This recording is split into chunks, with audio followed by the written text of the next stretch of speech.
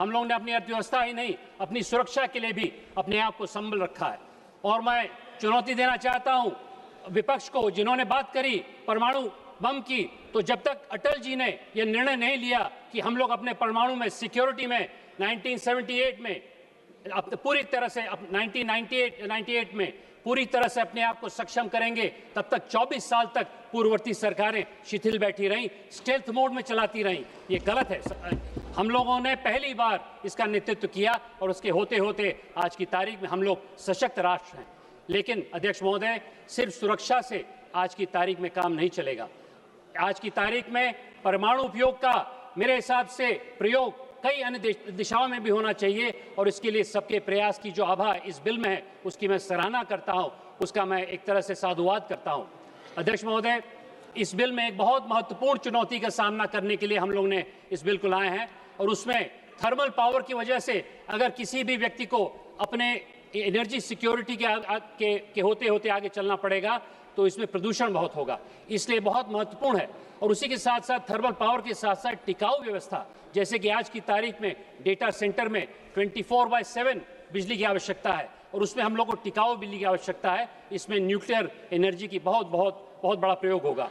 लेकिन उसी के साथ साथ मैं समझता हूं कि हम पहले ऐसे देश नहीं हैं, कई ऐसे देश हैं जिन्होंने टिकाऊ व्यवस्था में न्यूक्लियर एनर्जी का प्रयोग किया है। उदाहरण के तौर पर फ्रांस को देखिए, फ्रांस में लगभग 65% बिजली आज की तारीख में न्यूक्लियर की व्यवस्था से हो रही है और यूनाइटेड स्टेट्स अमेरिका में भी प्राइवेट सेक्टर उसकी 80% की बिजली ले रहा है। मतलब विश्व की बिजली का सबसे बड़ा खपत यूनाइटेड स्टेट्स अमेरिका में है, वहां पर लगभग 30% बिजली न्यूक्लियर की है, वहां पर 80% प्राइवेट सेक्टर दे रहा है। तो जो सेफ्टी की बात विपक्ष करता है उसमें सिद्ध हो गया कई सालों से कि प्राइवेट सेक्टर भी सेफ्टी के मामले में हो सकता है यदि उसको ठीक ठाक रूप से सुचारू किया जाए।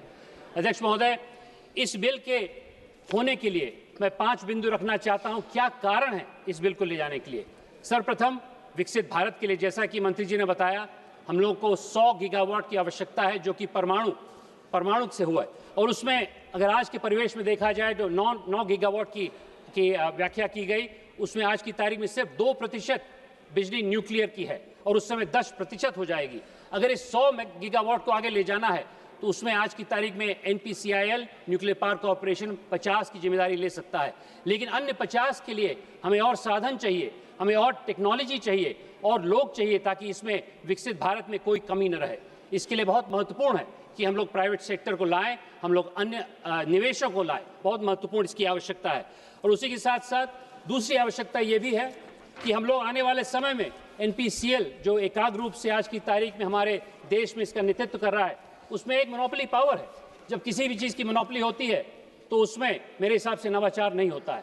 नवाचार के अभाव में अपना ये इंडस्ट्री आगे नहीं बढ़ पाएगा और इसके लिए अध्यक्ष महोदय बहुत आवश्यक है कि हम लोग अन्य लोगों को लाएं। और इसके होते होते इस बिल में बहुत महत्वपूर्ण प्रावधान है कि कैसे हम लोग प्रौद्योगिकी, पूंजी और प्रतिभा के आधार पर अन्य चीज़ लाएं। और उसके लिए 20,000 करोड़ का निवेश आदरणीय निर्मला सीतारमण जी ने पिछले बजट में SMR रिएक्टर के लिए दिया था, क्योंकि SMR के माध्यम से आज की तारीख में न्यूक्लियर पावर भी विकेंद्री हो रहा है। SMR मतलब स्मॉल मॉड्यूलर रिएक्टर के माध्यम से इस प्रकार की हवा चल रही है।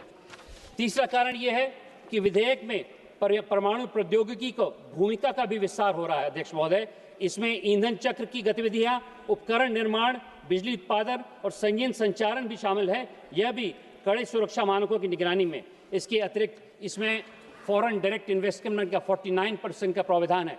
इसका मतलब ये है कि अगर हम लोग को धन की आवश्यकता होगी तो कोई कमी नहीं होगी उस विकसित भारत के रथ को आगे ले जाने के लिए।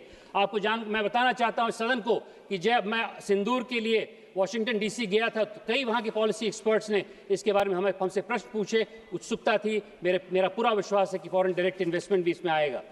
चौथा कारण यह है कि विधेयक परमाणु ऊर्जा नियामक board, atomic energy regulatory board, जिसकी चर्चा भी की गई, उसके माध्यम से नियामक ढांचे को सुदृढ़ करता है जो उद्योग के लिए सुरक्षा सहित सभी आवश्यक नियम सुनिश्चित करेगा।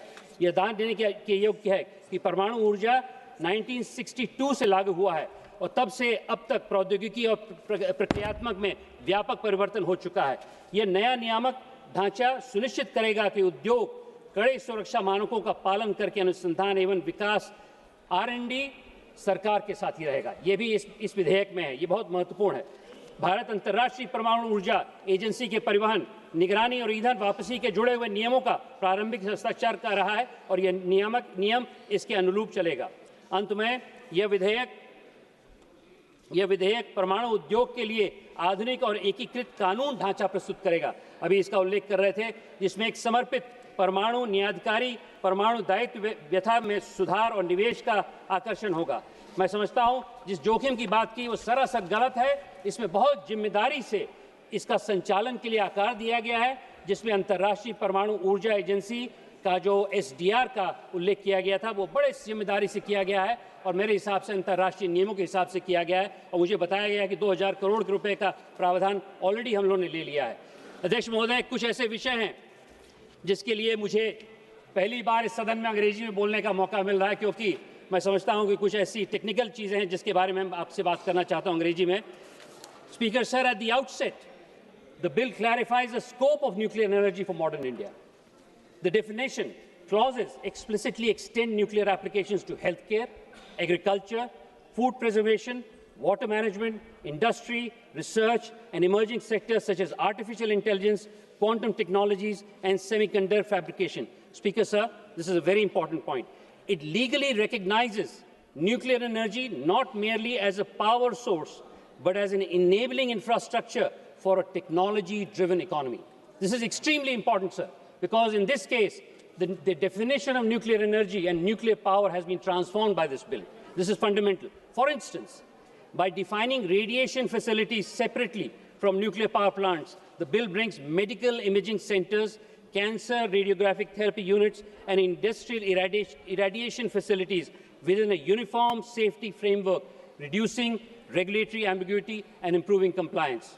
Adhyaksh Mahoday, one of the most consequential features of the bill is the introduction of a structured licensing and safety authorization regime under Chapter 2.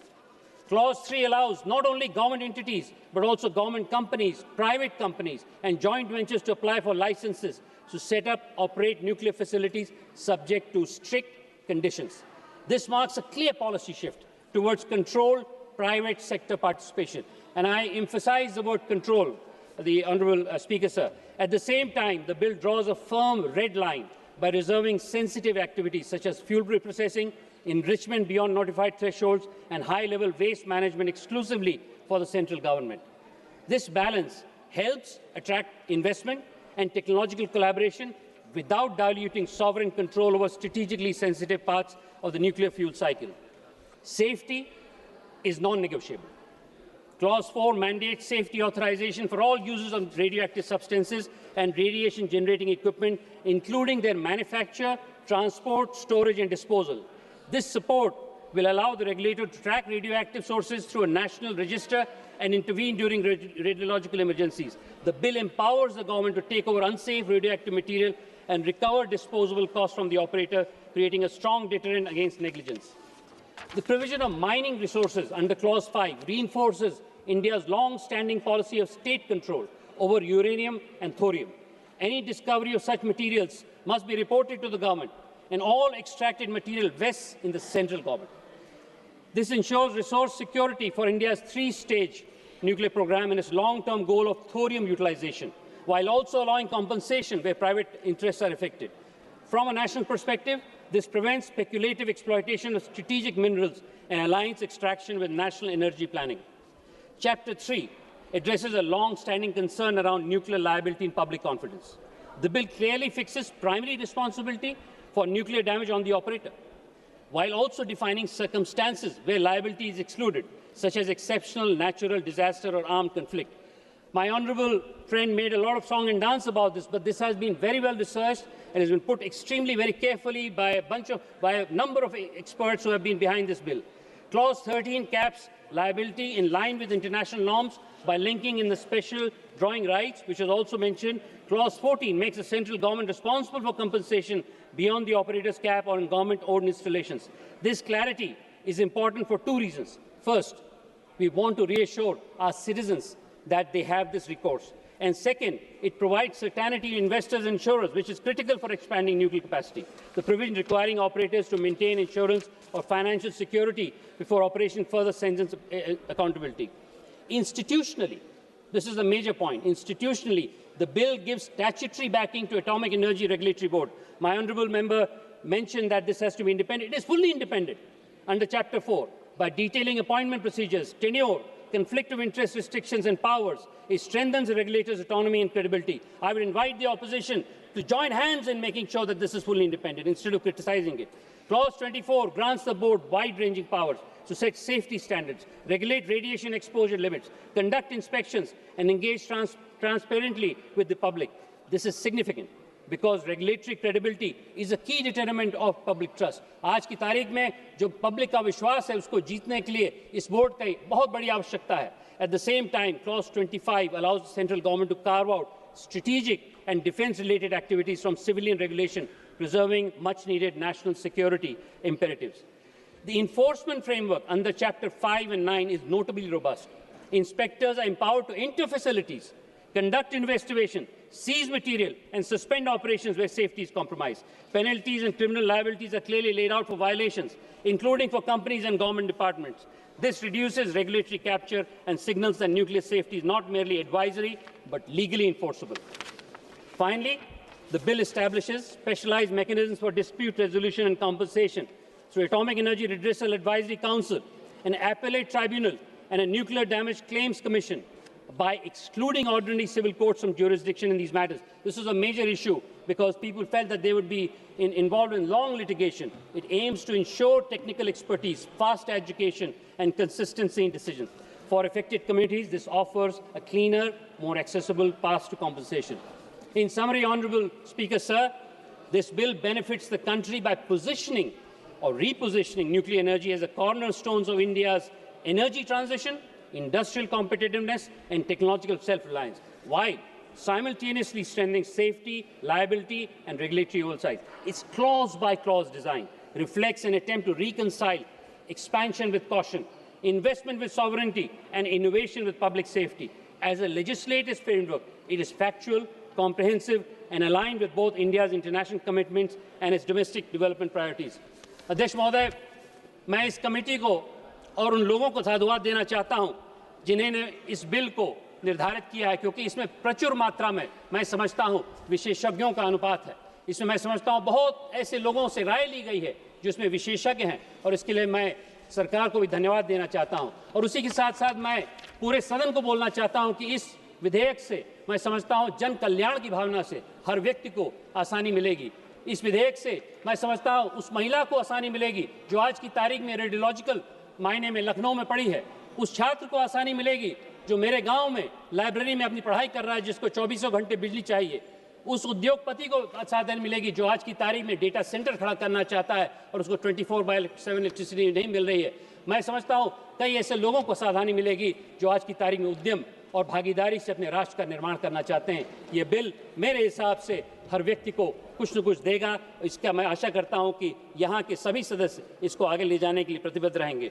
अंत में अध्यक्ष महोदय, हमारे ऋग्वेदों में यजुर्वेद एक ऐसा वेद है जो हमें सिखाता है कि किस प्रकार से किस यज्ञ को निर्धारित किया जाए, और मेरे हिसाब से हमारे विकसित भारत की यात्रा भी उसी प्रकार का एक कर्म यज्ञ है. और कर्म यज्ञ में वो शांति पथ का उद्बोधन बहुत महत्वपूर्ण होता है जो यजुर्वेद में है. और उसमें जो शांति पथ में कहा गया है उसको आपको मैं पढ़ के सुनाता हूं.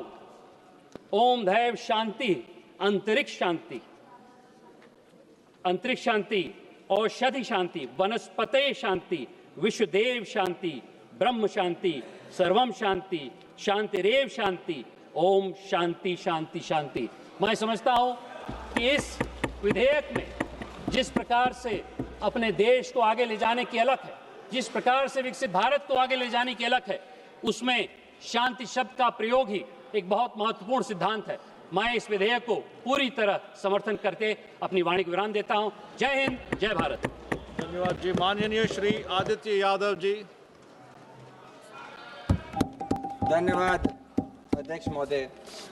मैं आज इस महत्वपूर्ण शांति बिल 2025 पे अपनी पार्टी और अपने नेता आदरणीय अखिलेश यादव जी की तरफ से पुरजोर विरोध करने के लिए आज खड़ा हुआ हूँ. माननीय अध्यक्ष महोदय, जहां आज ये शांति बिल 2025 आप सभी के सामने न्यूक्लियर सेक्टर में 1962 के बाद सबसे बड़ा रिफॉर्म कहा जा रहा है, लेकिन असलियत ये है कि आज लोगों के, जनता के साथ जिस तरीके के उनकी सुरक्षा के साथ कॉम्प्रोमाइज़ तथा जिस तरीके से विदेशी कंपनियों को एक रेड कारपेट देने का काम ये सरकार कर रही है, और इन सबसे बड़ी बात जिस तरीके से भारतीय जनता पार्टी सरकार खुद अपने किए हुए बातों को और अपनी की गई बातों जो इस सदन में की गई थी उनसे यू टर्न लेने का काम कर रही है, विधेयक आज उन सभी बातों को दर्शाता है।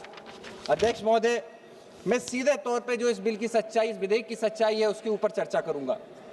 जहां 49% एफडीआई अलाउ किया जा रहा है, वहीं पे सीधे तौर पे अमेरिका की बड़ी कंपनियां जैसे Westinghouse, French company Areva, इन सभी कंपनियों को देश में लाने का प्रयास किया जा रहा है। मैं सरकार से पूछना चाहता हूं कि आज अगर हम लोग 49% से 100% तक का एफडीआई अलाउ कर रहे हैं, तो प्रधानमंत्री जी द्वारा जो मेक इन इंडिया की बात की जाती थी, उस बात का क्या हुआ?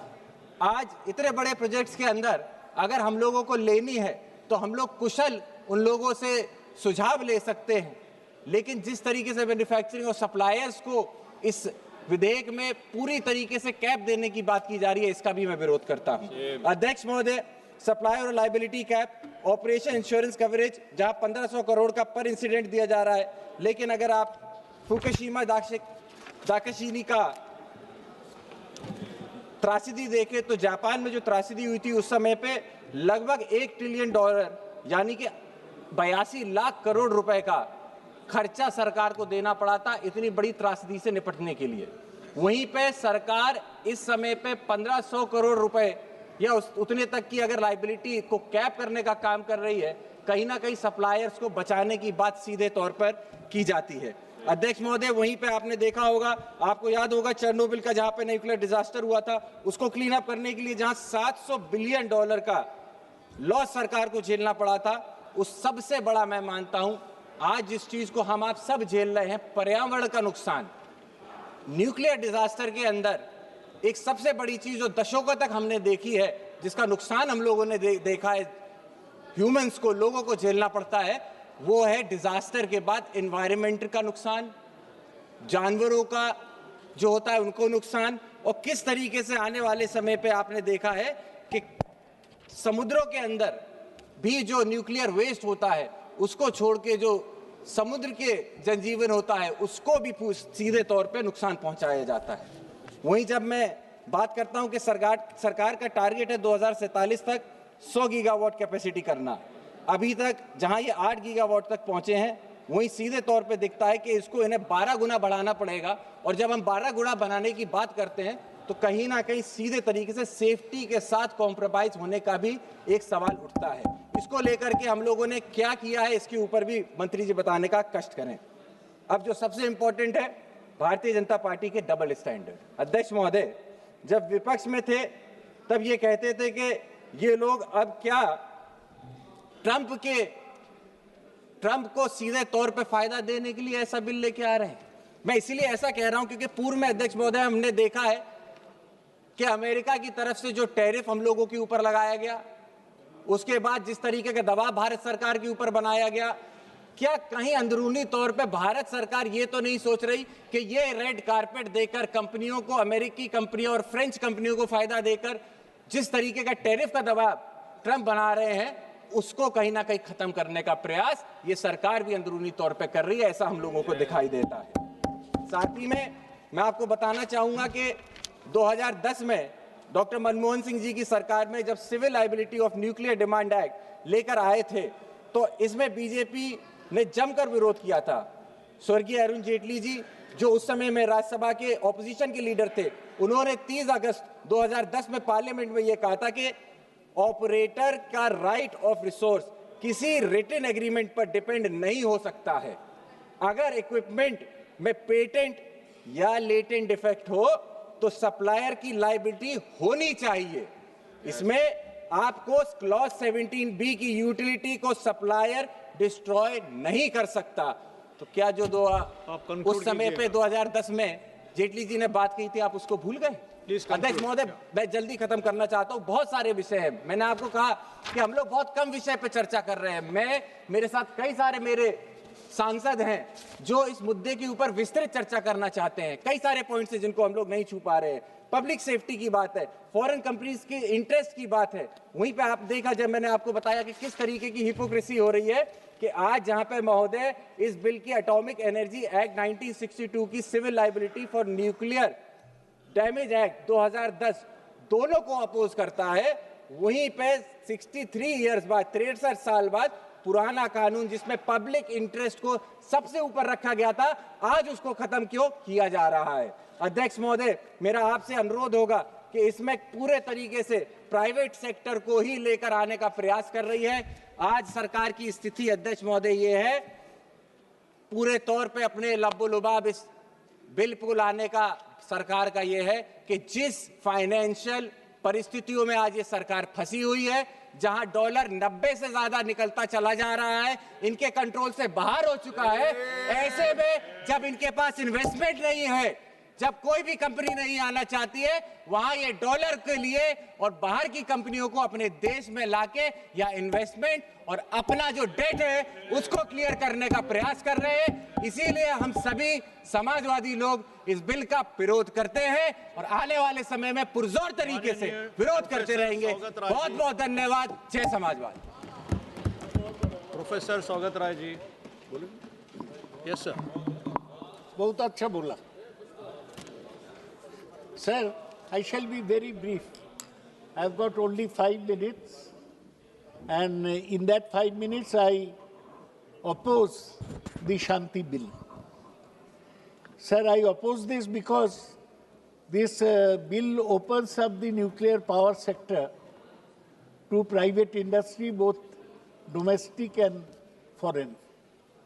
And also, their plan is to have Taj. 4 companies are vying for this: Tata, Adani, Ambani, and Jindal. They want to have a share in the nuclear pie. That's why it has been mentioned by Manish before. I oppose this bill. So the bill comes after the country had 75 years. Yes, sir. One second, sir. Houses which are being named by the honourable member, direct or indirect mention in the entire text of the bill.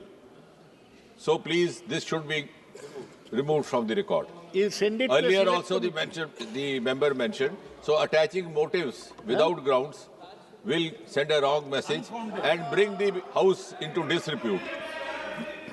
Sir, I have not named anybody. I have named some titles: Taj, Tata, Honourable member has just Ambani, now Adani, named and 3 houses Jindal. and everybody Anyway, has heard it. Sir, that is not all my point. Professor Saugat Other Rai ji, one second. members One second, will speak on Professor this. Saugat Rai ji. All one I second. want to say, why I am I heard Honorable Minister raising this point 2 times during this discussion. Kindly refrain from taking any names directly, because you don't have any basis to raise any names. So we will look into the record later, but please do not take any names.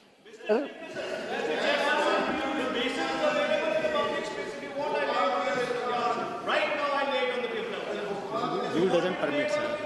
The rule, sir, the rule doesn't permit, you know that. Yes, please go ahead, sir. Sir, the government is planning to have 100 gigawatts by 2047 through the nuclear route. It plans to have 22,000 megawatt by 2032. It says that it will reduce dependence on fossil fuels. But we must also remember that nuclear energy is a risky proposition. You know about the Chernobyl incident in Belarus, 3 Mile Island in the United States, and Fukushima in Japan. You are saying that if accident takes place, maximum liability will be 300 million. I say that this should be increased to 500 million. Why? It should be such a small cap. Liability should be full. Sir, we have shortage both of nuclear raw materials. As you know, all these reactors are fission reactors, splitting the atom. We haven't developed the technology to have fusion reactors, where you combine two atoms into one. So, these fission reactors have this problem, chance of accident. One should be careful about that. Sir, they say that this is to achieve low carbonization, zero carbon emission by 2070. But if in the process this accident takes place, the whole purpose will be defeated. Sir, new boards have been taken up. Atomic Energy Regulatory Board, Atomic Energy Redressal Advisory Council, Nuclear Damage Claims Commission. It's all right to have such regulatory bodies. But basically, if you bring in the private sector and foreign investment, there will be a basic problem in the whole nuclear. We don't have enough nuclear raw material. We have some uranium mines in this country, but you know, sir, uranium has to be put into a centrifuge so that it becomes plutonium. And latest nuclear. Yes? Conclude kar do? No. Sir, former Chief Minister. No, sorry, you came up to plutonium, you want to go to thorium, please go ahead. Yeah. It has to be put in a centrifuge. We are short of nuclear fuel. Now you are allowing import of nuclear fuel, import of equipment, and you are also allowing private parties to build nuclear reactors. So the whole thing should be considered afresh. The minister should send this bill to without hurrying. He should not make haste or hurry. He should send it to a select committee. Let us consider all these aspects and then we can decide. That's why, sir, I oppose this bill and propose it be referred to a select committee. Thank you. Thank you, sir. Mananiya Shri Arun Nehru ji. Physics ka professor. Thank you, Speaker, sir. And thanks for the opportunity to present my views on the sustainable harnessing and advancement of nuclear energy for transforming India, which the short form is Shanti. And I think this is an oxymoron, sir. Nuclear energy has nothing to do with Shanti. You know, the powers that you deal with are extremely dangerous. So I think this is an oxymoron. Sir, the first thing that I want to start with is motivation, sir. Now, irrespective of being from wherever politics we are, the motivation is simple, is very different for private enterprise, and it's completely different for public enterprise, sir. Now, the private sector is answerable to the shareholders, sir. Every year, the private sector's pursuit is the pursuit of profit through economy and through business. It's always profit at the end of the day. So the bottom line matters for the private sector, irrespective of in any other business, sir. We have seen it in warfare scenarios. We have seen it in where humans have gone to inhuman ways to seek profit. So private enterprise in this particular scenario, it's still pursuit of profit, where public sector has a different motivation, sir. Public sector, it's state obligation. It's the obligation of the state. It's the prestige of the state to preserve and nurture and to showcase to the world that we're actually better off. And we have. In fact, in the last so many years, the atomic establishment in the country has been one of the finest in the country, and we have showcased ourselves to be a safe, responsible nuclear power. And now, one of the things is it's the commitment of the sovereign. So we take so much care, irrespective of the politics, to ensure that our image through the nuclear deterrence is actually shown to be a responsible power. Now, I will also want to tabulate the difference between a private enterprise and public enterprise across various industries, sir, and the outcomes that has happened because of a policy change allowing private enterprise to come in. I'm not against private enterprise, sir, but I want to point out to House in certain sensitive segments where the pursuit of profit has actually caused harm rather than, productivity in this country. You take energy, sir. Now, energy, there are a number of incidences where tragedies have happened. But let me stick to economics of the energy now. In the last 10 years, the cost of electricity that is being consumed by the consumers has actually increased by 25%, sir. When there's more private enterprise commissioning plants, which is a good thing, but the outcome of it is you have cost increase by 25%. On the public enterprise, we have superb enterprises like the NTPC, CIL, and GAIL, thanks to the stalwarts of liberalization who actually gave these products to us. Second, finance. In the industry of finance, private sector has come up with innovation in finance in a number of ways. There have been so many good things, but I also want to point out that corporate write-offs in the last 10 years is increased by so many times, sir. I'm not trying to say that it is wrong, it's right, but an outcome of a policy which is allowing private players to pursue profit is actually corporate write-offs, where on the other side, we have companies, we have institutions, I would say institutions, public institutions, not even companies, like SBI and LSE, pursuing the public thing. The last thing that I want to, two more things, sir, is food and agriculture. You see, one of the outcomes of the private enterprise coming in is the shortage of fertilizer. I mean, it is because of so many other reasons, but one of the reasons is because the private has a very large share of fertilizer production in this country, and that is one of the consequences of having a shortfall in the last season of shortage of fertilizer. On the other hand, we have TN's horticulture mission, which is actually have policies to enable the largest per capita production of vegetables in the country, sir. The last point we have, in this case itself, nuclear, you have Fukushima and you had Chernobyl happen, which again is Fukushima is again a private enterprise, sir. Japan, a country with much higher technical capabilities because of their history, has actually shut nuclear production for a long period of time. So I want the House to note that even with technical expertise, this has to handle with utmost caution. And now we have on the other side, public enterprise of Kalpakkam, sir. Kalpakkam Nuclear Energy, where fast breeder reactors technology have been pursued, and it's still safe, and no incidences have been reported in the Kalpakkam, sir. Now, a very important point is the risk profile, right? Whenever our country has, is open, it's liberal, it's trading in dollars, we're exporting, we're importing. One of the things is that this bill opens up litigation to international forums. Previously, it was supposed to be within the jurisdiction of this country, and our courts had jurisdiction over nuclear incidences. What I want to point out here is this, sir, that it will have an implication when our private enterprise or when a country borrows in dollars, because our risk profile is also tied up to any of the litigation that may come up in the future, and because litigation and insurance is about future products, it's about a future risk. So the risk profile of our country, because of it being open up to international forums, is going to increase the cost of borrowing in international markets, and hence our exports are going to be expensive. I want the House to note that also, sir. Now, the next point that I want to note out is liability. The liability regime in this particular bill is actually pro-operator. The government has reasons to make it pro-operator because they want to say that, we want better technologies to come, we want better operators to come, we want large players to come. Yes, we all agree.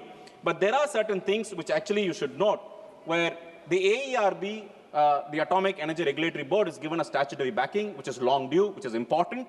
But there are certain provisions which a government can instruct ARB to. So the autonomous nature of ARB on a statutory role is actually short-circuited in this particular bill, sir. I would want the attention to happen. Now, there are strict time limits on claims. Anywhere in the country, sir, anywhere in the world also, whenever nuclear energy is present, there's always claims and counterclaims because of the nature of technology involved and its sensitivity. Now here, the government has come up with a particular section that says that any of the claims must be pursued through the claims commissioners. You can't approach the court system or the judiciary here. Again, what the government intends to do is basically say, look, we have given you a separate infrastructure so as to go to claims. But we know the history of claims, sir, and the jurisprudence in the country also. So there is enormous power, from the government to the operator to actually execute the project in spite of the claims. So there is a need for the government to clarify that they can actually be fair to the claimants if there is any. Now, that is under clause 70, sir, where there is no, clause 70 says there is no individual settlement. Individually, you can't go and say, look, I have a claim. It will all come from a consolidated fund. So they have to group all the victims or claimants together and have, the claims commissioner decides a certain amount, and it has to be divided by the largest denominator, which is the number of people there, sir. So an individual claim has no merit here. So what the bill does is actually remove the individual rights, which you and I know, sir, it is enshrined in the constitution of the country, and it's sacred to all of us now. Now, Clause 54 has fixed tariffs. The government wants to give clarity to the operator, I presume, because that is why they bought in Clause 37. But it has a fixed rate, sir. It's not market linked. And any fixed rate by a public institution like the government, sir, it is actually prone to misuse, because fixing of a rate, has completely, in the gray area. It is not market linked, it's not determinable, and there are so many factors which are in the gray area. So the government must come up with a clear plan actually fixing the price, sir. Now, the most important point, which my colleagues have already pointed out, is there is a staggered limit on the claims that can happen. The largest or the highest cap is 3,000 crores, sir. 3,000 crores. I will tell you why that 3,000 crores is minuscule compared to the project size, which I will explain in the next section, which is the economics. Now, members would note that anywhere in the world, nuclear fuel or the nuclear energy is only stopgap, sir. I mean, the Honorable Minister, when he started, he said that the wind energy and the solar energy had a lot of fluctuations because of the nature of the, the technology involved and the grid system. And he said nuclear energy will be a stopgap measure. So I would thank the minister actually reminding the House that nuclear energy is a stopgap. And I will explain the mechanics or the economics to understand why stopgap and the economy doesn't match. Now, the cost of nuclear versus different energies, sir. Any project has tangible cost and intangible cost. Tangible cost is something that you can measure. Intangible costs are those costs which is especially environmental factors, which comes through environmental clearance and the green tribunals that have been set up. Now, cost of production, capital expenditure. When you want to establish a nuclear power station or a nuclear project, cost per megawatt is 30 crores, sir. 30 crores per megawatt. Coal is approximately 12 crores, sir. You can still do it lower, but 12 crores is, taking the latest technology in place, making sure clean fuel is available. So it's clean energy is available. So it's 12 crores, sir. Solar is 4.5 crore per megawatt. So this is the current, even in Indian conditions, because, foreigners, it's still very expensive because of the statutory norms and safety norms. Now, if you take the levelized cost of electricity, putting all the numbers together, I'm not great at mathematics, sir, but if you ask me, give me one number, what is the cost of per unit of electricity? Now, the localized cost of electricity, LCOE is called, is rupees 5 per megawatt when it comes to a nuclear station above 100 megawatts, sir. You need that minimum scale because it doesn't come up with the investment if it's 1 megawatt or 2 megawatt. Now, for coal, it's 5.5 today in India's term. And for solar, it's 3 megawatt. Now, coming back to the stopgap, what the Honorable Minister had pointed out, sir.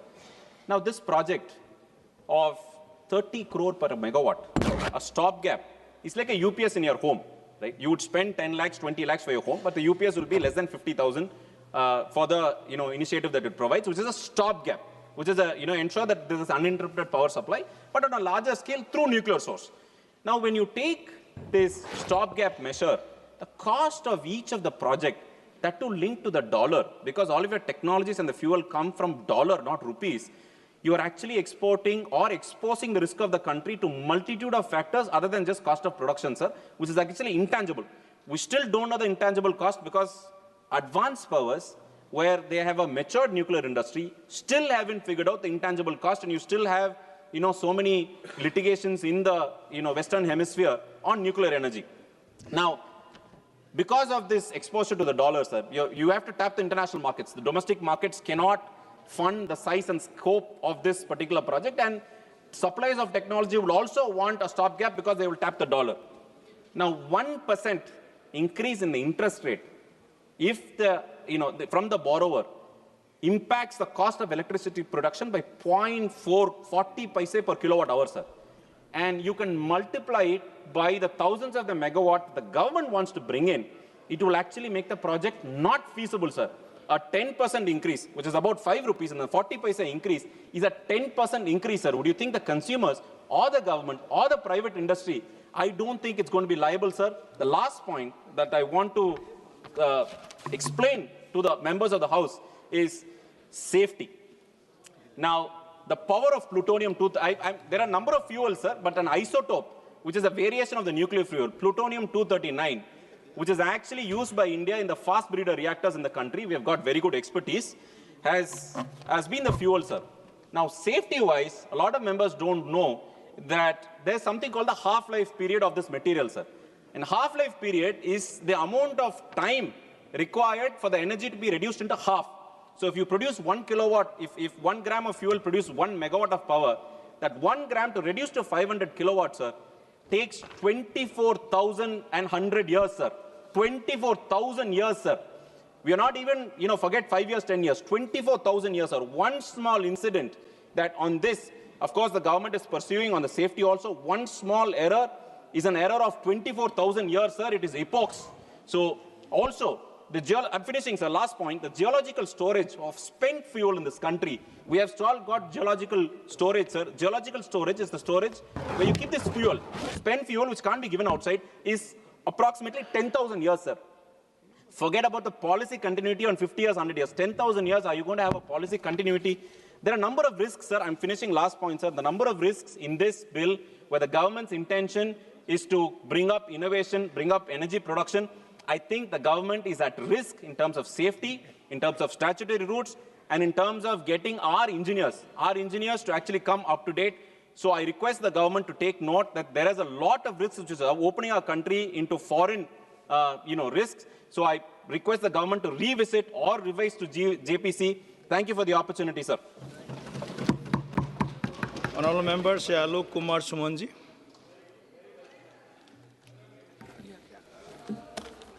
धन्यवाद सभापति महोदय, मैं आपका आभार व्यक्त करता हूं कि आपने लेजिस्लेटिव बिजनेस के इस महत्वपूर्ण विधेयक the sustainable harnessing and advancement of nuclear energy for transforming India bill 2025 पर बोलने का मौका दिया।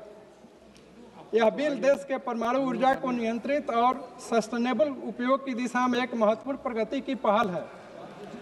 इस विधेयक का मुख्य उद्देश्य एटॉमिक एनर्जी एक्ट 1962 और civil liability of nuclear damage act 2010 को रिपील करना है। इससे देश की वर्तमान और भविष्य की ऊर्जा की आवश्यकताओं को सस्टेनेबल रूप से पूरा किया जा सकेगा। महोदय, वर्तमान विधेयक का अनुमोदन होने से परमाणु ईंधन में आत्मनिर्भरता और परमाणु ऊर्जा को संचालित करने में सहायता मिलेगी। हम यह कह सकते हैं कि सरकार स्वच्छ ऊर्जा सुरक्षा और भविष्य में आने वाली ऊर्जा आवश्यकताओं को पूरा कर सकेगी।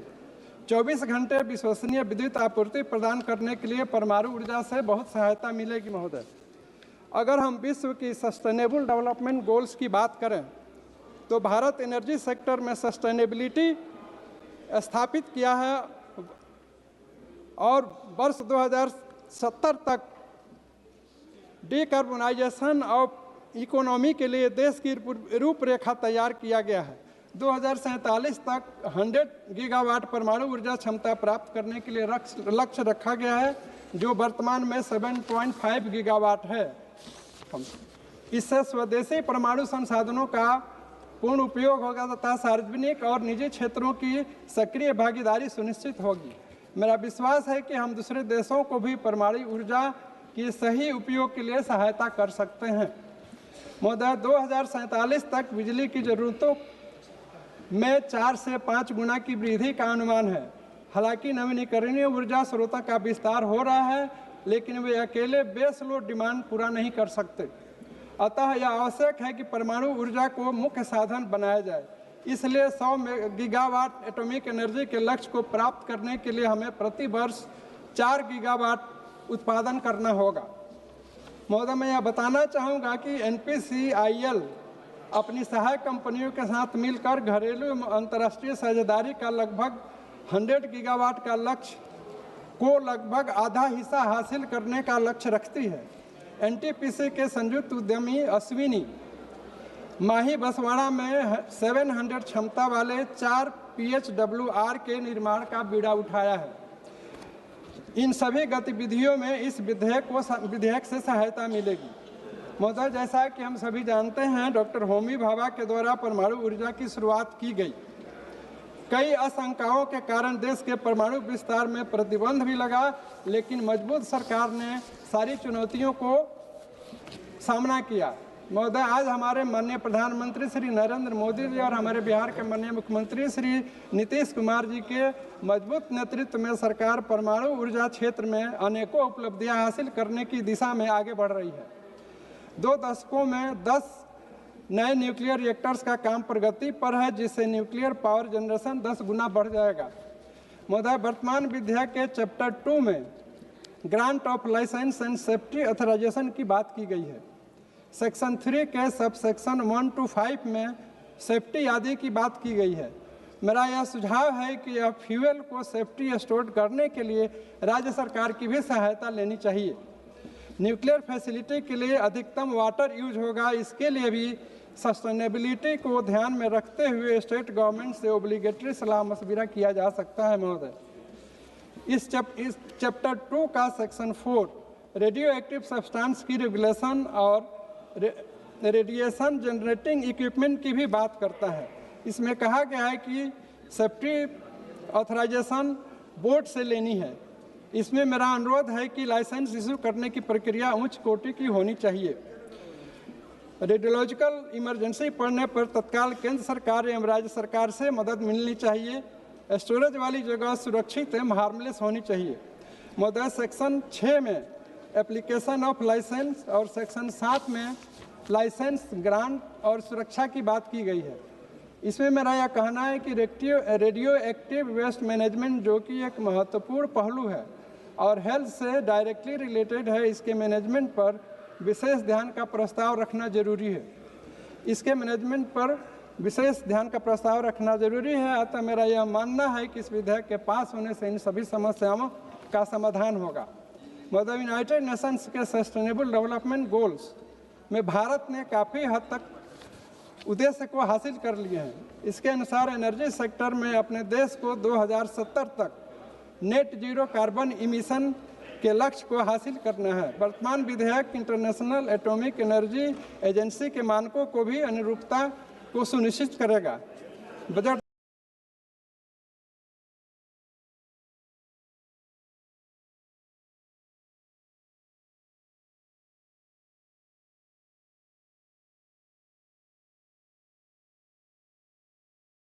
दो 2025-26 में भी परमाणु मिशन की शुरुआत की गई, जिसके लिए 20,000 करोड़ रुपए निर्धारित किए गए, ताकि वर्ष 2033 तक कम से कम 5 स्वदेशी स्मॉल मॉड्यूलर रिएक्टर विकसित की जा सके। महोदय, वर्तमान विधेयक का चैप्टर 1 में ड्यूटीज और लायबिलिटी की बात कही गई है। इस चैप्टर के सेक्शन 10 में सेफ्टी, सिक्योरिटी और सेफ गार्ड्स के लिए प्राइम रिस्पॉन्सिबिलिटी फैक्ट्री मालिक, एम्प्लॉयर और माइंस के मालिक आदि लोगों की होगी। इसमें मेरा यह कहना है कि जो भी रिपोर्ट्स या रिटर्न्स केंद्र सरकार की जानकारी के लिए भेजी जाए, उस पर एक्सपर्ट लोगों से ही विचार विमर्श किया जाना चाहिए। महोदय, सेक्शन 11 में ऑपरेटर ऑफ न्यूक्लियर इंस्टॉलेशन करने वाले की जिम्मेदारी होगी। यदि कोई भी न्यूक्लियर इंसिडेंट्स न्यूक्लियर डैमेज होती है, इसलिए हमें यह भी ध्यान रखना होगा कि न्यूक्लियर इंसिडेंट्स की किसी भी हालत में न्यूक्लियर डैमेज न हो। वर्तमान विधेयक के सेक्शन 13 में maximum amount of liabilities 300 million रखी गई है। महोदय, मेरा यह सुझाव होगा कि इसको बढ़ाकर 4 से 5 मिलियन किया जा सकता है, तो बुरे वक्त में यह सहायता काफ़ी उचित साबित होगा। महोदय, इन्हीं शब्दों के साथ मैं इस बिल का समर्थन करते हुए अपनी बात को समाप्त करता हूँ। धन्यवाद। माननीय सदस्य श्री कृष्णा प्रसाद तेनेती जी। Honorable Chairman, sir, thank you very much for giving me this opportunity on speaking such a wonderful and very, very important and watershed bill for this year 2025. Dear sir, I rise today on behalf of my party and our honorable leader, Honorable Chief Minister Sri Nara Chandrababu Naidu ji, to express the support for the sustainable harnessing and advancement of nuclear energy for transforming India, in short, Shanti Bill 2025. The very name, sir, of this bill reflects our nation's resolve to harness nuclear energy responsibly and strategically for national development and long-term sustainability in line with the aim of an Atmanirbhar Vikasit Bharat by 2047. Honorable Speaker, sir, Our country's journey in atomic energy is deeply rooted in scientific temperament and national foresight. Dr. Homi J. Bhabha, the architect of India's nuclear program, viewed atomic energy as a driver of development and self-reliance. His vision was complemented by the defense developments under Shri Babu Jagjivan Ramji, whose political resolve as defense minister showcased India's nuclear capabilities on the international stage with Smiling Buddha in 1974, thereby aligning scientific advancement with national security and sovereignty. Honorable Chairperson, sir, Dr. Homi J. Bhabha has envisioned Atmanirbhar Bharat on 3 stages. We started by talking about uranium, and from uranium, after 2 stages to thorium, because I want the House to understand, India has 25% of the global reserves of thorium in our country. Had it not been for the NDA government and the vision of our Honorable Prime Minister Sri Narendra Modi ji, we couldn't have come to the 3rd stage. We paused for several years, nearly 50 years in between.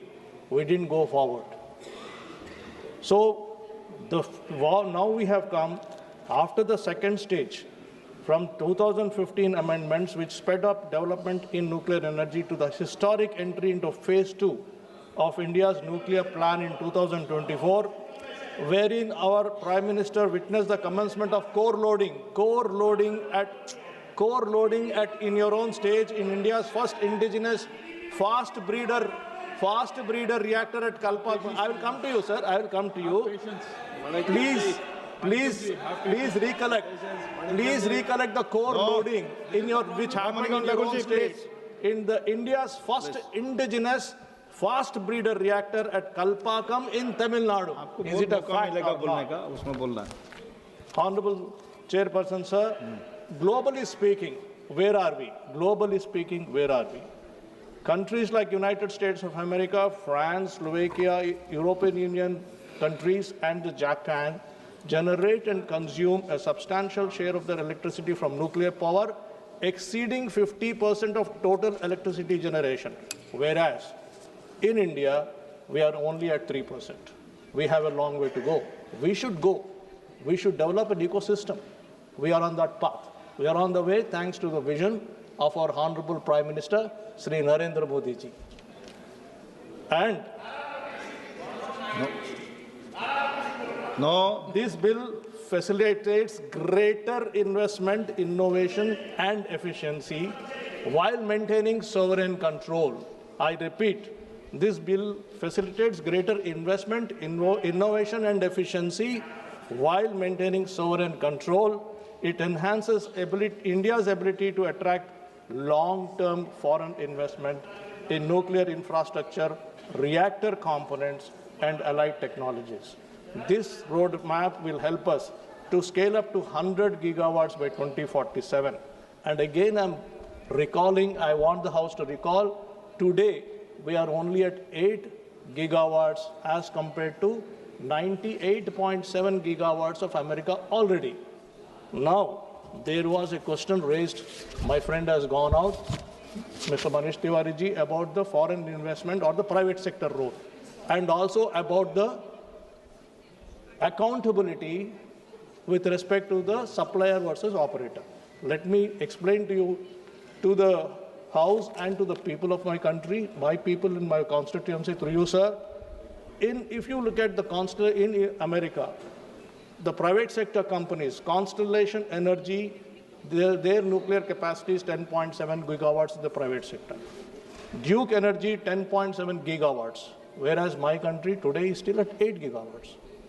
Vistra Corporation, 6.4 gigawatts in USA. Tennessee Valley Authority, 8.3 gigawatts. Extra Energy is 6.2 gigawatts. I can go on. I have a very long list of private sector, and this is the role that private sector companies, while following the security protocols in America, are producing each company is producing as much as my entire country is producing. Sir, should not my country grow? Should not my country produce more? And we are on that path. We should do that. And, sir, when we are marching ahead, there are several people who will comment, but we should not look at them. We should march ahead. Sir, Honorable Chairperson, sir, nuclear energy offers three decisive advantages to us. First, it provides reliable base load power for more than 60 years. Second, it contributes significantly to carbon reduction. Third, a robust nuclear ecosystem catalyzes high-end manufacturing, research, and skilled employment. I would like to emphasize on this word, skilled employment. I'll come to it again, sir. Honorable Chairperson, sir, I wholeheartedly welcome and support the emphasis this bill places on research, development, and innovation, especially in regards to using nuclear energy for research into next-generation technologies focused on healthcare and agriculture. Clause 9 of the bill promotes research, development, design, and innovation in matters related to nuclear energy and radiation for peaceful purposes, while Clause 38 allows for patents in for the same. This is in line with the government support for more than 15,000 crores for research, development, and innovation, further spurring the growth of scientific temper and research in our country.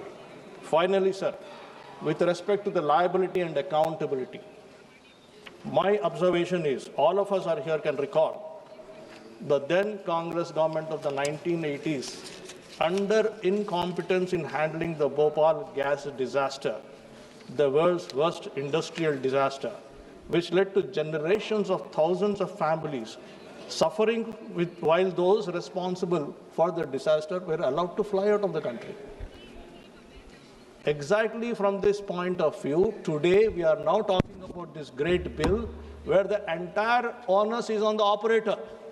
No operator can run away from this country, and that is, he has to literally take care of all this. So therefore, right from the day one, from the day of supplies itself, the operator will have to be very, very careful, not only from installation of the plant, but also to the operation and the process of the entire process of generating power. Finally, sir, my final suggestion is, I would like to make a request to you, sir, through the Honorable Minister and to the government.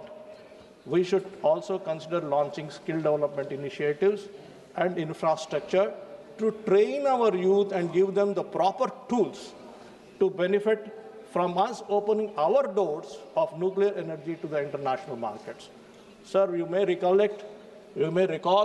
when the IT bubble came into our country in 1990s, because we have trained our youth much in advance. We're also now talking about cloud. Because we are training our youth much in advance, not only we are taking care of the requirements in our country, but we are also sending our youth all over the world, all over the globe, to take care of this industry, sir. So therefore, my request is, while BARC and NPCIL operate training schools, fellowships, and retraining schemes for engineers, scientists, and technicians, we must boost their efforts by upgrading and expanding the existing skill development programs of public infrastructure. Our youth should be trained to contribute globally in this industry also. In this spirit, sir, I would like to propose establishing a center of excellence in nuclear energy research and skilling in my home state, Andhra Pradesh, and new training programs and skill centers across our country, especially in my constituency, Bapatla, sir. Finally, in conclusion, sir, Dr. J. Babaji once famously said, I believe in excellence. It is not enough to be good. We must be the best. Our youth should be the best. Inspired by this spirit and encouraged by our NDA government's strong track record under the leadership of our Honorable Prime Minister Shri Narendra Modi ji over the last decade, I stand in support of this bill and our vision for Atmanirbhar Vikasit Bharat and Swarnandhra Pradesh. Thank you so much, sir. Thank you, Honorable Member. माननीय सदस्य श्रीमती सुप्रिया सुले जी। Thank you, sir, for giving me the opportunity to speak on the sustainable harnessing and advancement of nuclear energy of transforming India bill, sir. Sir, I would like to quote Dr. Homi Bhabha. No power is costlier than no power. So I appreciate the efforts of the Honorable Minister to bring in this bill today, because I think we all need to evolve with time, change with time, policies have to change with time. But I'm not sure whether the approach of this bill is what we expected from this government. Well, like my learned friend Manish Tiwari ji said, I would like today, when we are talking about nuclear energy, the forefathers who have really contributed in the last 7-8 decades of India's growth story, starting from Pandit Jawaharlal Nehru ji, who actually sowed the seed of this new India that we all live in today. Dr. Homi Bhabha, Vikram Sarabhai, Dr. Manmohan Singh ji, and I wish my learned friend Krishna Teni ji, in his speech, he talked about the thorium changes that he wants. Yes, this government has contributed, but there are thousands and thousands of scientists, and I would like to put it on record, it was Dr. Anil Kakodkar who actually thought of moving from uranium to thorium. He's one of the tallest leaders as a scientist in India who has first thought of this idea, and now the government is taking it forward. I appreciate the efforts, but I think we must put it on record that yes, the government does it, but the real man behind this entire technology change is Dr. Anil Kakodkar. Sir, and now something else that India should be very proud of, and I'd like to put it on record, that recently in October, Professor Sunil Gupta was elected the President of International Union of Pure and Applied Physics during the 33rd Assembly held in China for a 3-year term, where this was the only job in the last 70 years which Dr. Homi Bhabha got it, and this is the first time that we should all be proud that Professor Sunil Gupta, a proud Indian today, leads the global change in this nuclear power. So it's something very big for India, I think. In the Atomic Energy Act 1962 and the Civil Liability Nuclear Damage Act 2020, the amendment that has been proposed by this government.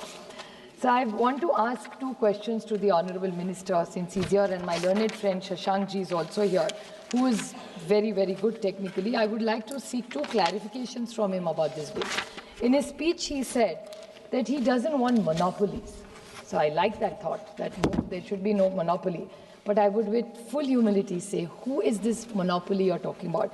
It's the nuclear power, the NPCLI, which is the Nuclear Power Corporation of India, who had a monopoly, which is one of our PSUs, which has always been in profit.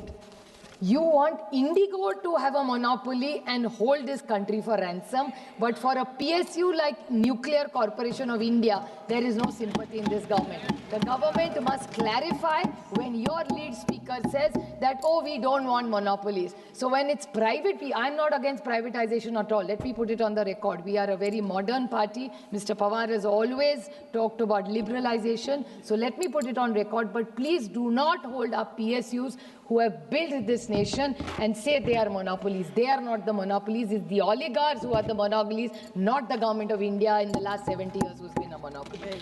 Another thing that he mentioned, which is very important, we need to put it on record, since you want private players to invest in this company, it's very important to clarify. He said R&D will remain with government. Will R&D only remain with government? That needs to be clarified, because it came from the Treasury bench that R&D will remain. So I seek a clarification from the Honourable Minister that it's very important that when a Treasury bench says that it will remain, it's very, very alarming to hear that.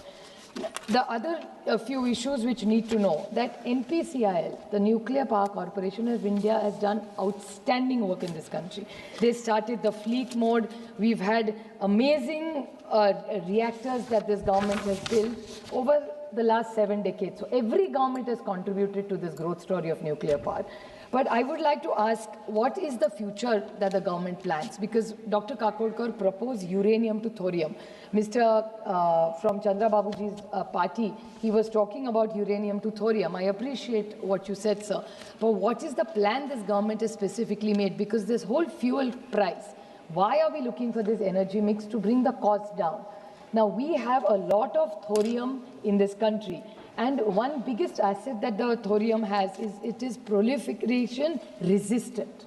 So if it is resistant, then are we going to promote it is a clarification, because all the people who you want to invest, we need to know, because he was talking about only American corporations when he was taking names. I mean, I'm a little worried after hearing that. I'm not against any country. Anybody who invests for the growth of India, we must, with changing times, the world has become flat, sir. So I would like to say that all those American corporations' names were quoted. So I'm little scared and worried that Professor Roy said maybe Indians are going to benefit, but after hearing an ally speech was only Americans benefited. I don't mind as long as Indians are benefited, but I hope India benefits. We don't mind foreign companies benefiting, but we must be very clear about that. So another case is, I would like to highlight, sir, 2-3 very small points. I would like to clarify, because Jaitapur is in my, you spoke about Tamil Nadu, the growth in, we should compliment the Tamil Nadu government for all the work they have done in nuclear with the government of India. But Jaitapur is a project which came in my state, sir. Jaitapur is a project which, Jaitapur nuclear power project, which still, you have also been in power, we've started it. But in the last 11 years, somehow this government has not been able to take it forward. So if you're looking at growth story, what about Jaitapur and how are you going to do it? So talking about OPIL, I would like to give one small point, since I will just make two very short, I won't repeat any other points. Sir, when you talked about the right to recourse, about suppliers' accountability, I would like to say the supplier liability. I'm not, the supplier is as guilty if there is a crisis. It cannot be a supplier immunity. And I would like to quote Sushma ji and Arun ji. With great respect, I would like to quote Arun ji's statement. Well, he had also said the same thing, so I want to remind this government about what Sushma ji and Arun ji said. It was in 2010. He was the LOP in Rajya Sabha, and Arun ji had said that in the Supplier Immunity Act, he fought to remove the word and to ensure suppliers cannot escape the law. Okay. My point is the supplier has to be liable, so it is supplier liability. There cannot be supplier immunity. So much material goes into this. So please don't do it for us, but at least do it for what this party stands for, because your tallest leaders have been Sushma ji and Arun ji, who have actually brought you to power. So please don't pack that. One last two small points are this capping of financial liability of operators. How can you put a cap of 3,000? It is 3,000 crores, sir. It's a request to you, because I don't want anything to happen, but if anything happens, how will you cap it at 3,000 crores? I think that's how will you calculate it at 3,000 crores? How have you come to this magic number is my question to the Honorable Minister. Talking about the autonomy of the regulator has to be very, very strong. You are bringing in safety measures. And please, I will talk about two very small points which nobody else has made, sir, just very small. Now, decommissioning liability. These are very two small points nobody else has said, sir. Decommissioning of liabilities. I hope every investor comes and does well in this country. But if we ever have to decommission a plant, sir, what is the safety that you have put into this bill? Because if a private player comes, when NPCIL does decommissioning, they do an extraordinarily good job. What is the guarantee that a private player will be as careful? Because the toxic cleanup is very, very critical. And sir, in RTI, last 30 seconds, sir, in RTI, concerns regarding transparency in the bill, clause 39, does not allow RTI questions in this bill partially. I understand. If it is of national security, please don't reply to us. But if there are private players, where is the question of national security? So this RTI point, sir, we have a right to information. You say that it's a transparent and open government. So what is there to hide in this government?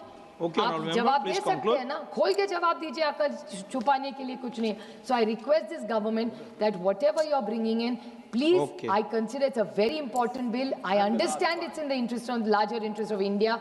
I recommend that please send it to the JPC. Let's deliberate more, think about it, and bring in a strong bill in a time-bound manner. Thank you. Thank you very much. Arvind Sawanji.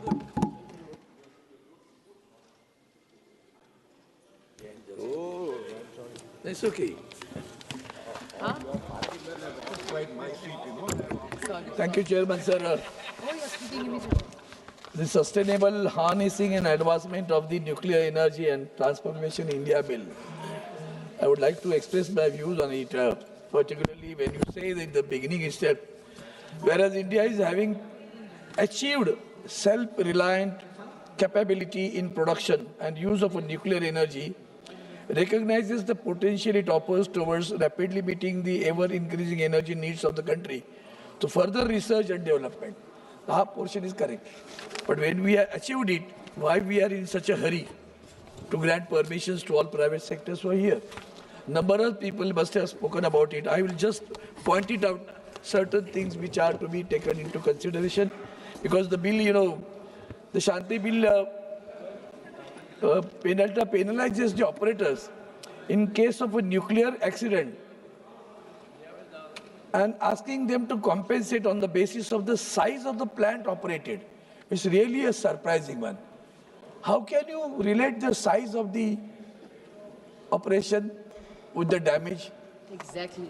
There is really, we have experienced what has happened in Bhopal, Union Carbide, how they escaped from all those things. They could not be penalized till date. And really here also some provisions are there, which I'm going to point it out to you, sir. Particularly, I'll go directly because I know the time, you won't permit me a lot of time, but then I'll go to that. What is required and what is missing in here? Dilution of a liability and accountability. Removal of a supplier liability means what exactly? Victims may not be fully compensated. Faulty suppliers may escape responsibility. Risk is shifted for corporation to citizens of the state. Safety risk with private operators. Nuclear power is not an ordinary commercial activity. Profit-driven operators may compromise on safety unless oversight is extremely strong. Low compensation ceiling. Then the regularity independence question. Is the nuclear regulator truly independent from operators and the government? Without autonomy, safety enforcement may weaken. Public consent and federal concern. Sir, we are facing in Maharashtra, Jaitapur, you know it. The concern of the public, the consent of the public is opposing it, and still we are forcing them. And that is what we need is that the fisherman community is really having, they are having a fear about it. What is about the tomorrow? What is about the fate of their life? If the water which enters into the sea has a very high temperature, and then naturally the temperature of the water is going to increase. And if the temperature of the water increases, it is going to reflect on the production of the fish over there, and it is going to reflect on the earnings of the fishermen over there on the coastal line. And that is what a very serious issue, and that is the reason they were opposing it consistently, and therefore public areas should be given a... Nuclear waste is another issue, serious issue. Sir, it has observed, nowadays we are talking about even electrical vehicles. Nobody thinks about the battery. The battery is not perishable, sir. Who's going to do that? That battery is going to create a problem.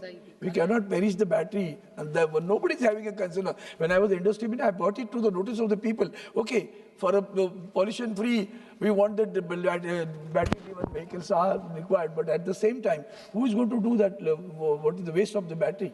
Nobody has thought it till day, sir. That is what is very concern over here. And therefore, how does the government ensure that the private operators have maintained the same safety culture as public sector units? The public sector, you see, we are doing a construction at Vadhavan port, and the Tarapur reactors are very close to the Vadhavan port. Have you ever thought of his safety? A drone can come from the Vadhavan Bandar and watch the Tarapur entire reactors over there. So the radiation issue is going to be very serious in that case if the damage takes place, and the compensation of the damage should not be related to this. And finally, sir, two major points which I have been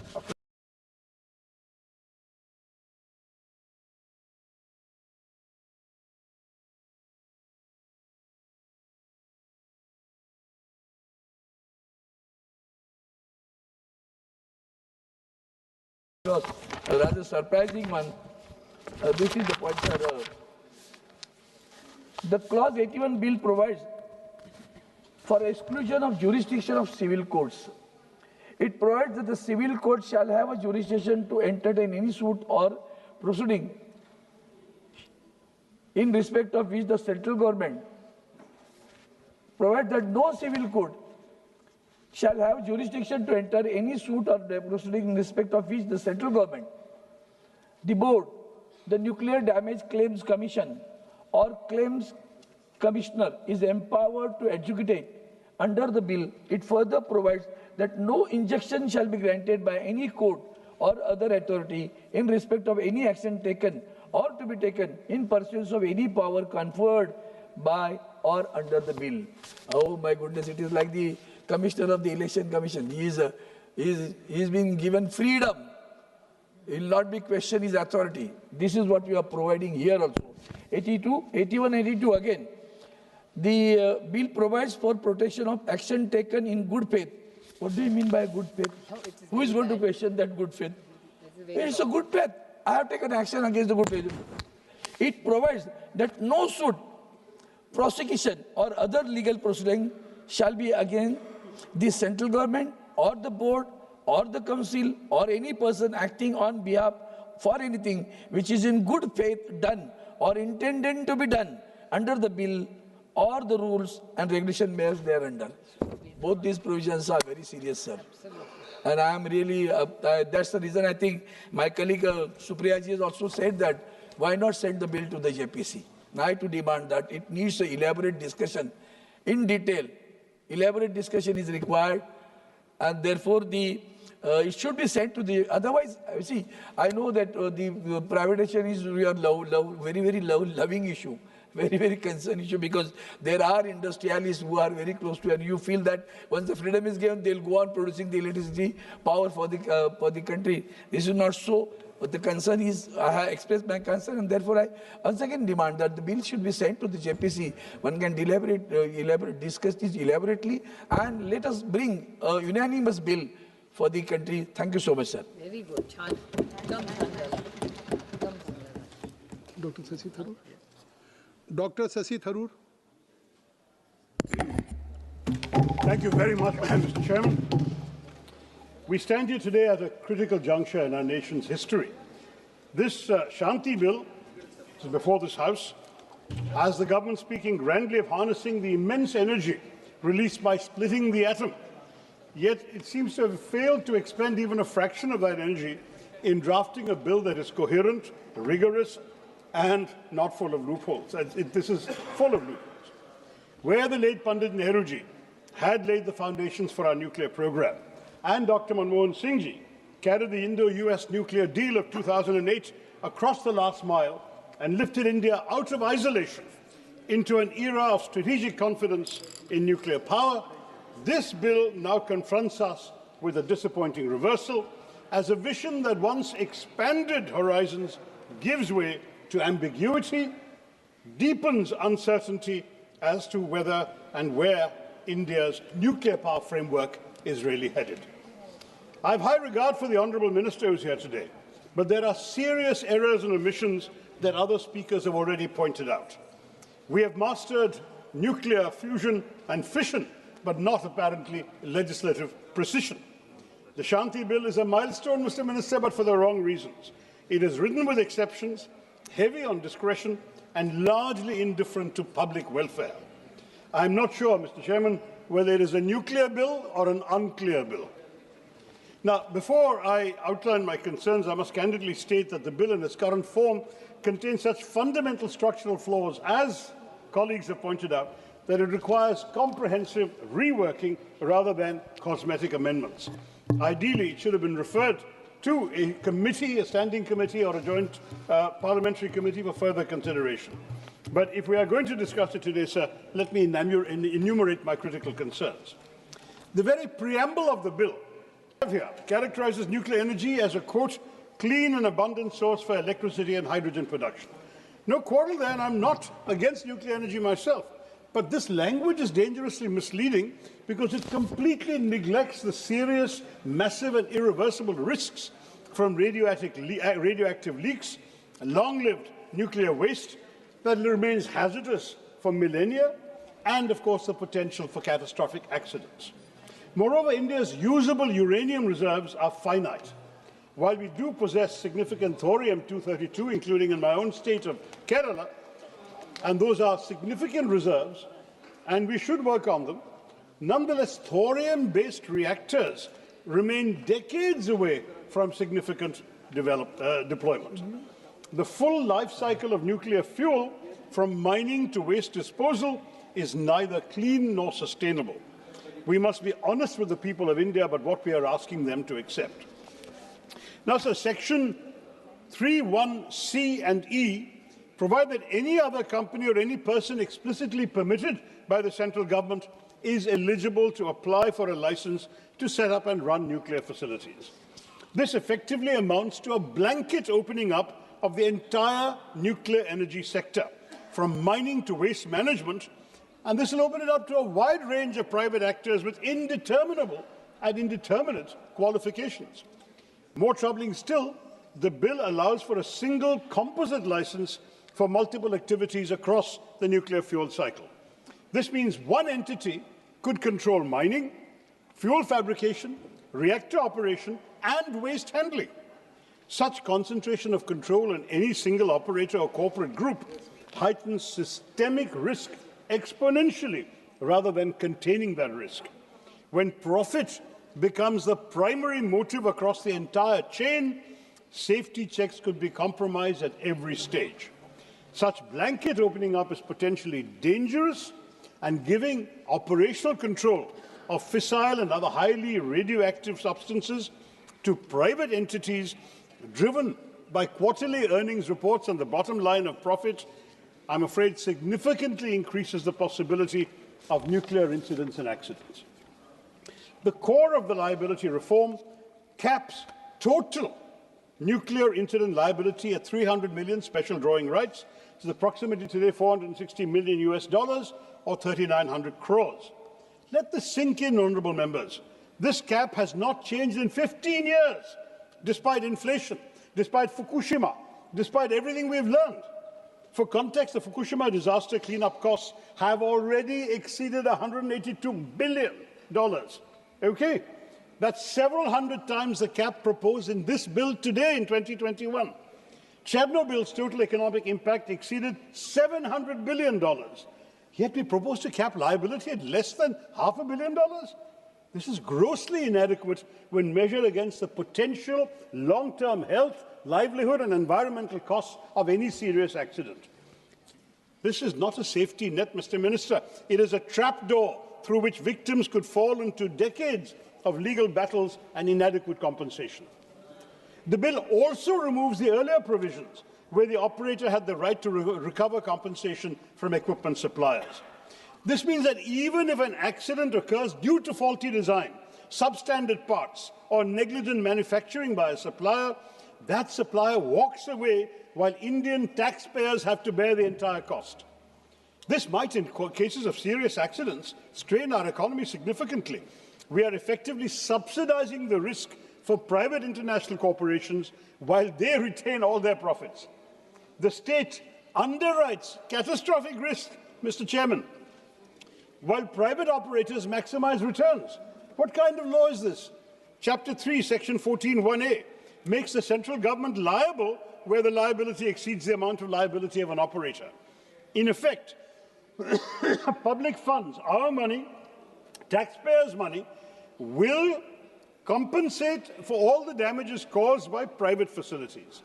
This provision does nothing but further dilute corporate accountability for systemic failures. And Section 42 overrides the Occupational Safety, Health and Working Conditions Code for nuclear facilities. So nuclear workers are removed from our country's general labour safety framework. Is this fair, Mr. Minister? The bill imposes a 3-year period for filing compensation applications, with extension of the right to claim set for 10 years for property damage, 20 years for personal injury. Now, given the long latency periods of radiation-related diseases, cancers can appear 20, 30 years after exposure, and intergenerational genetic impacts, these limitation periods are, frankly, shamefully restrictive. They will exclude many genuine victims who develop serious health impacts only after years of exposure. Children exposed to radiation who develop leukemia at the age of 25 will find they have no legal recourse. This is not justice, Mr. Chairman. This is a statute of limitations designed to limit liability, not to compensate victims. इस bill के हर वादे के पीछे एक कीमत छुपी है, mister minister, और अक्सर ये कीमत वही चुकाता है जिसका फैसलों में कोई हिस्सा नहीं होता। पर उन वादों की कीमत तुम क्या जानो सरकार, यही मेरी चिंता है। Here perhaps is the most egregious provision of all. Negligence by an operator or person is recognized as a cognizable offence, but only a person duly authorized by the central government or the Atomic Energy Regulatory Board can file a complaint. Let me stress this, sir. This means that if a nuclear facility operator is criminally negligent, affected communities cannot file a complaint. Civil society organizations cannot file a complaint. Even state governments cannot directly initiate criminal proceedings against the operator. This effectively excludes those most affected from seeking justice and concentrates gatekeeping power with the very institutions that have failed in prior oversight. By limiting judicial recourse and routing both civil and criminal actions. No, sir, I'm barely halfway through. You have taken 10 minutes. No, sir, I have been given enough time. You give me 5 minutes more. And criminal actions through central authorities, the bill restricts victims' access to ordinary courts and their fundamental right to seek effective remedies. For an ultra-hazardous activity that can devastate entire regions, such procedural barriers perpetuate a culture of impunity. Then Chapter 4, sir, on the Atomic Energy Regulatory Board, essentially retains a regulator controlled by the central government, the same government aggressively promoting nuclear expansion and its agencies, rather than creating a truly independent, multi-stakeholder authority that will be insulated from political and corporate influence. Sir, I can go ideally into clause-by-clause detail, but since you've already told me my time is running out, let me just sum up very simply. The entire regulatory arrangement is an inside job with little or no room for Indian civil society or even meaningful parliamentary oversight. Instead of clearing the fog around nuclear regulation, this arrangement thickens the fog. So Chapter 6, Section 44, grants perhaps the most dangerous power in the entire bill, as it highlights the excessive executive discretion and exemptions of this bill. It allows the central government to exempt any plant from the requirements of license or liability if, quote, the risk involved is insignificant, unquote. The term insignificant risk is not defined anywhere. It's left entirely to the executive. This provision essentially negates the entire framework of the bill, sir. It creates a backdoor through which any facility can escape oversight if the government deems it convenient. Your point is sir, give me 3 minutes. This kind of broad subjective exemption power undermines the very safeguards the legislation claims to establish. It will provide laxity in due diligence in a hugely critical sector. And private players will lobby for exemptions to engage in profiteering at the expense of public safety. We cannot justify this under any democratic framework.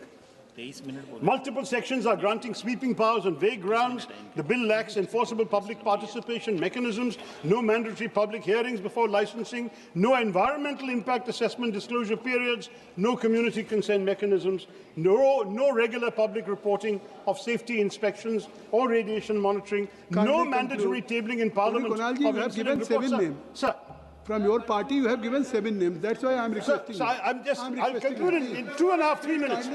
Sir, मैं जो detail बोल रहा हूँ sir सब कुछ जानना चाहिए ये तो रिकॉर्ड में आना चाहिए sir But 7 and finally sir, no mandatory tabling in Parliament of incident reports, internal or independent inquiry findings and periodic safety reviews. In other words, you're excluding the very people whose lives and livelihoods are at stake.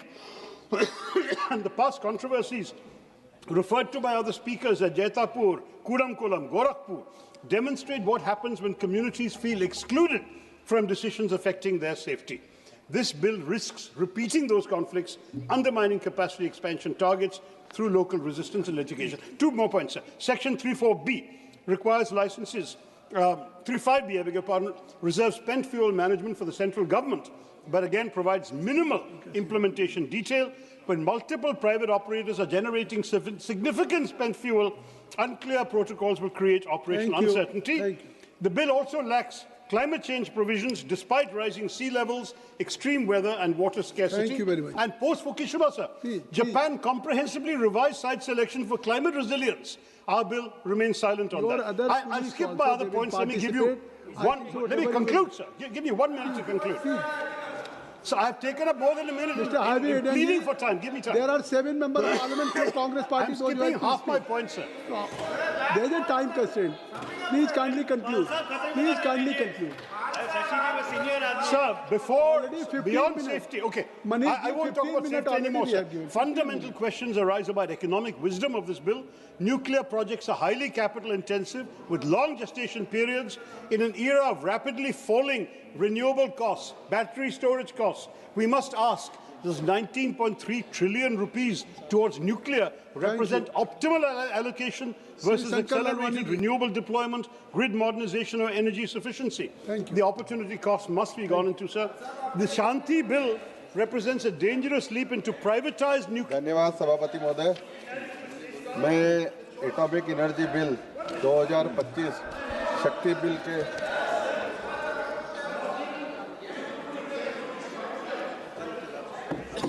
We cannot allow the pursuit of capital to override the non-negotiable requirements of public safety, environmental protection and victim justice. The name Shanti means peace, sustainability.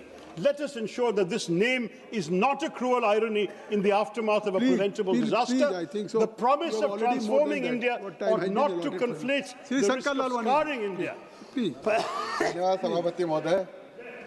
Atomic energy bill 2025 शक्ति bill का मैं स्वागत करता हूं, वंदन करता हूं, अभिनंदन करता हूं। ये ऐतिहासिक बिल है। माननीय मंत्री जी ने अपनी शुरुआत में ही कहा था, आने वाली पीढ़ी याद रखेगी मोदी जी को कि ये बिल वो लाए थे। 2047 के विकसित भारत का जो अभियान है, यह मील का पत्थर साबित होगा। मोदी जी के नेतृत्व में पिछले 11 वर्षों में परमाणु ऊर्जा में 70% की वृद्धि हुई है। न्यूक्लियर एनर्जी का उपयोग हमने जैसा पहले भी कहा है कि शांतिपूर्ण तरीके से प्रयोजन के लिए करते हैं तथा विकास के लिए करते हैं। अभी इस क्षेत्र में सिर्फ सरकारी पीयूसी हैं वही काम कर रही है। देश में तेजी से जिस प्रकार से विकास हो रहा है, उस मान से ऊर्जा की खपत को ध्यान में रखते हुए इसे प्राइवेट प्लेयर के लिए भी खोला जा रहा है। इस बिल में भारत की न्यूक्लियर एनर्जी को आत्मनिर्भर बनाने का बिल है और 2070 में जो नेट जीरो कार्बन उत्सर्जन की घोषणा हुई है, उस घोषणा में ये मील का पत्थर साबित होगा। माननीय सभापति महोदय, हम सभी जानते हैं कि वर्तमान में इससे 8.8 गीगावाट न्यूक्लियर एनर्जी का उत्पादन होना है और आने वाले 5 वर्ष में ये बढ़कर 23 गीगावाट होने जा रहा है। पर आने वाले विकसित भारत जो 2047 का विकसित भारत संकल्प है मोदी जी का, उसमें आवश्यकता है 100 गीगावाट एनर्जी की और इस लक्ष्य को पूरा करने के लिए मील का पत्थर रहेगा। अभी बिजली का उत्पादन प्रमुखता से कोयले से होता है और हमें मालूम है इसकी सीमाएं हैं कोयले की, और कोयले से कार्बन उत्सर्जन भी ज़्यादा होता है। रिन्यूएबल एनर्जी के लिए न्यूक्लियर एनर्जी सस्ती, स्वच्छ तथा कम एरिया में ज़्यादा उत्पादन करने, लो कास्ट प्रोडक्शन वाली ये एनर्जी है। तो न्यूक्लियर एनर्जी का उपयोग आज हर क्षेत्र में हम देख रहे हैं हो रहा है, चाहे कृषि हो, स्वास्थ्य हो, R&D हो, इंडस्ट्री हो, हर क्षेत्र में इसका उपयोग हो रहा है। जिस तेजी से मोदी जी के नेतृत्व में इंडस्ट्रियलाइजेशन हो रहा है, डाटा सेंटर बढ़ रहे हैं, AI में काम हो रहा है, EV वाहनों में लगातार बढ़ोतरी हो रही है, ग्रीन हाइड्रोजन में काम हो रहा है, डिजिटल इंडिया में काम हो रहा है, इन सब में आने वाले 2040 में बिजली की खपत लगभग डबल से ज़्यादा होने वाली है। आने वाले 2030 में डाटा सेंटर के लिए भी 10 गीगावाट की बिजली की आवश्यकता होगी। इन सबको ध्यान में रखते हुए बिल बहुत ही महत्वपूर्ण है। इस बिल में डाटा सेंटर के लिए कंपनी को छोटे छोटे न्यूक्लियर पावर सेंटर अपने यहाँ बनाने की सुविधा रहेगी। स्मॉल मॉड्यूलर रिएक्टर से दुनिया में भारत डाटा और डिजिटल का हब स्थापित होने जा रहा है।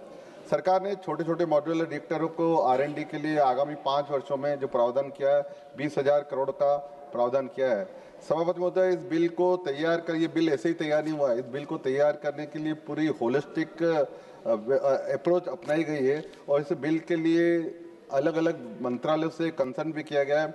इस बिल के लिए नीति आयोग, विधि न्याय मंत्रालय, विदेश मंत्रालय और इसके साथ साथ परमाणु ऊर्जा आयोग, विद्युत मंत्रालय तथा अन्य मंत्रालयों से सहमति के बाद ये बिल लाया गया है। इस बिल की लाइसेंस की प्रक्रिया भी पूरी स्पष्ट दी हुई है बिल में।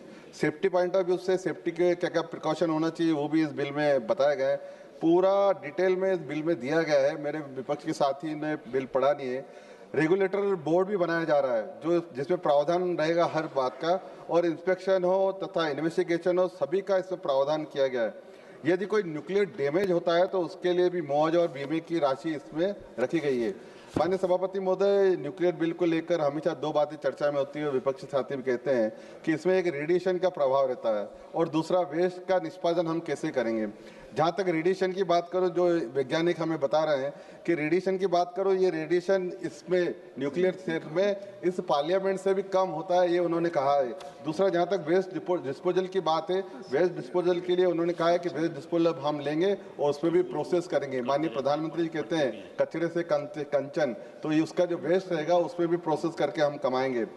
इस बिल के अंतर्गत परमाणु ऊर्जा नियामक परिषद का भी गठन किया जाएगा। इस परिषद के अधिकार व करते हुए इसमें पद दिए हुए हैं।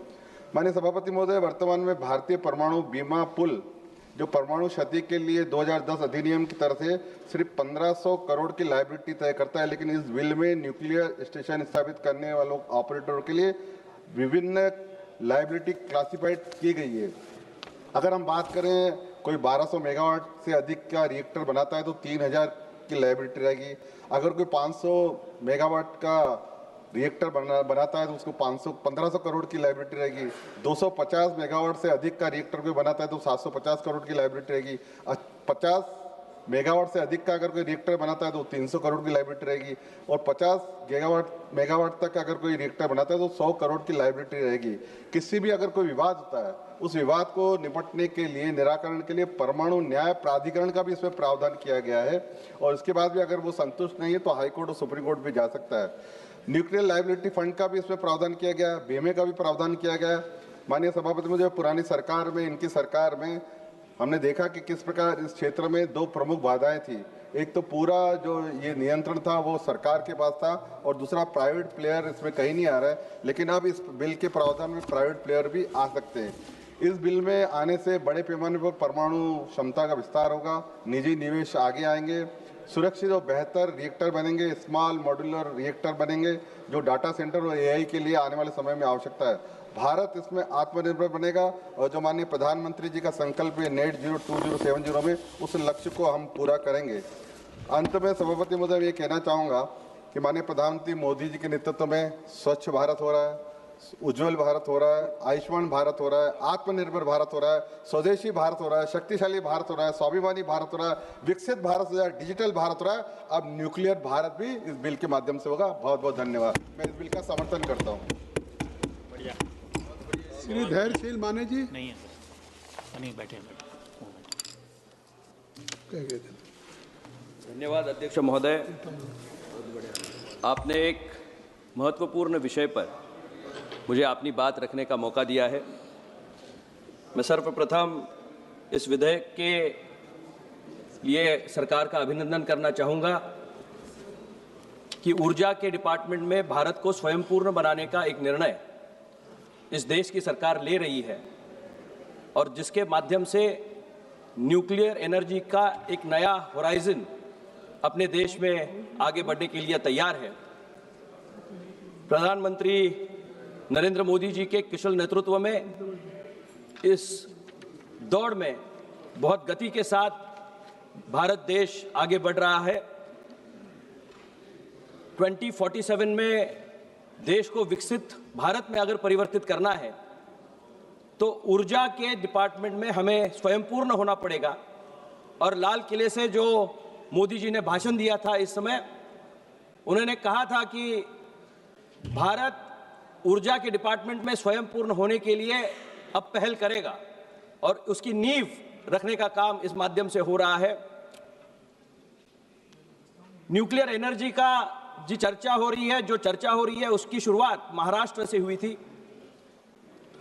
डॉक्टर होमी बाबा ने पहली बार ट्रॉम्बे में, पालघर जिले में न्यूक्लियर सेंटर ये शुरू किया। न्यूक्लियर रिएक्टर की शुरुआत हुई, और अप्सरा नामक पहला न्यूक्लियर रिएक्टर जो देश में शुरुआत हुआ वो महाराष्ट्र से हुआ। महाराष्ट्र ने हमेशा ही वैज्ञानिक दृष्टिकोण और उसको नेतृत्व देने का काम किया है, इसलिए अब जब शांति बिल लाया गया है, इसका नाम भी बहुत रोचक है आदरणीय अध्यक्ष महोदय। अगर आपका सामर्थ्य है तो ही पड़ोसी आपके साथ शांति रखेंगे। आप एक न्यूक्लियर पावर नाम के माध्यम से आप दुनिया के पटल पे जब जाते हो तो 7th बिगेस्ट न्यूक्लियर रिएक्टर हमारा देश का है। इसके वजह से आस पड़ोस के देशों की तरफ आप देखो तो उनकी अवस्था क्या है, लेकिन तिरछी नजर से देखने वालों को भी न्यूक्लियर पावर से डरना पड़ता है। और इसका शुरुआत अगर किसी ने की होगी तो श्रद्धेय अटल बिहारी वाजपेयी जी ने की, और उनके माध्यम से इस देश को एक नए आयाम पर ले जाने का काम तब टाइम में हुआ। तब भी ये कहा जाता था कि न्यूक्लियर पावर की जरूरत भारत को क्या है, लेकिन अटल जी ने अटल निश्चय से ये साबित कर दिया कि आने वाला भविष्य एनर्जी का होने वाला है, और एनर्जी को अगर हम न्यूक्लियर पावर से ले पाए तो निश्चित रूप से जो पारंपरिक ऊर्जा होती थी उससे बचत करते हुए उन्होंने एक नया आयाम रखा। तब भी विपक्ष के लोग कहा करते थे कि भारत न्यूक्लियर की जरूरत नहीं है, लेकिन मैं ये कहना चाहूंगा कि आज भारत एक नए ना विपक्ष के लोग तभी नहीं, आज मैं आपसे आप उनकी बात करें, कृपया बैठे बैठे आप किसी कोई बोलिए। और ये कांग्रेस का तब का कहना था कि न्यूक्लियर पावर की जरूरत नहीं है, लेकिन अटल जी के विश्वास ने लोगों को के सामने एक उदाहरण रखा, और अमेरिका जैसी देश भी तब इसका विरोध कर रहे थे, लेकिन भारत ने अपना लोहा मनाया, और निश्चित रूप से अटल जी की वजह से आज देश एक नए आयाम पे ऊंचाई पे जा रहा है।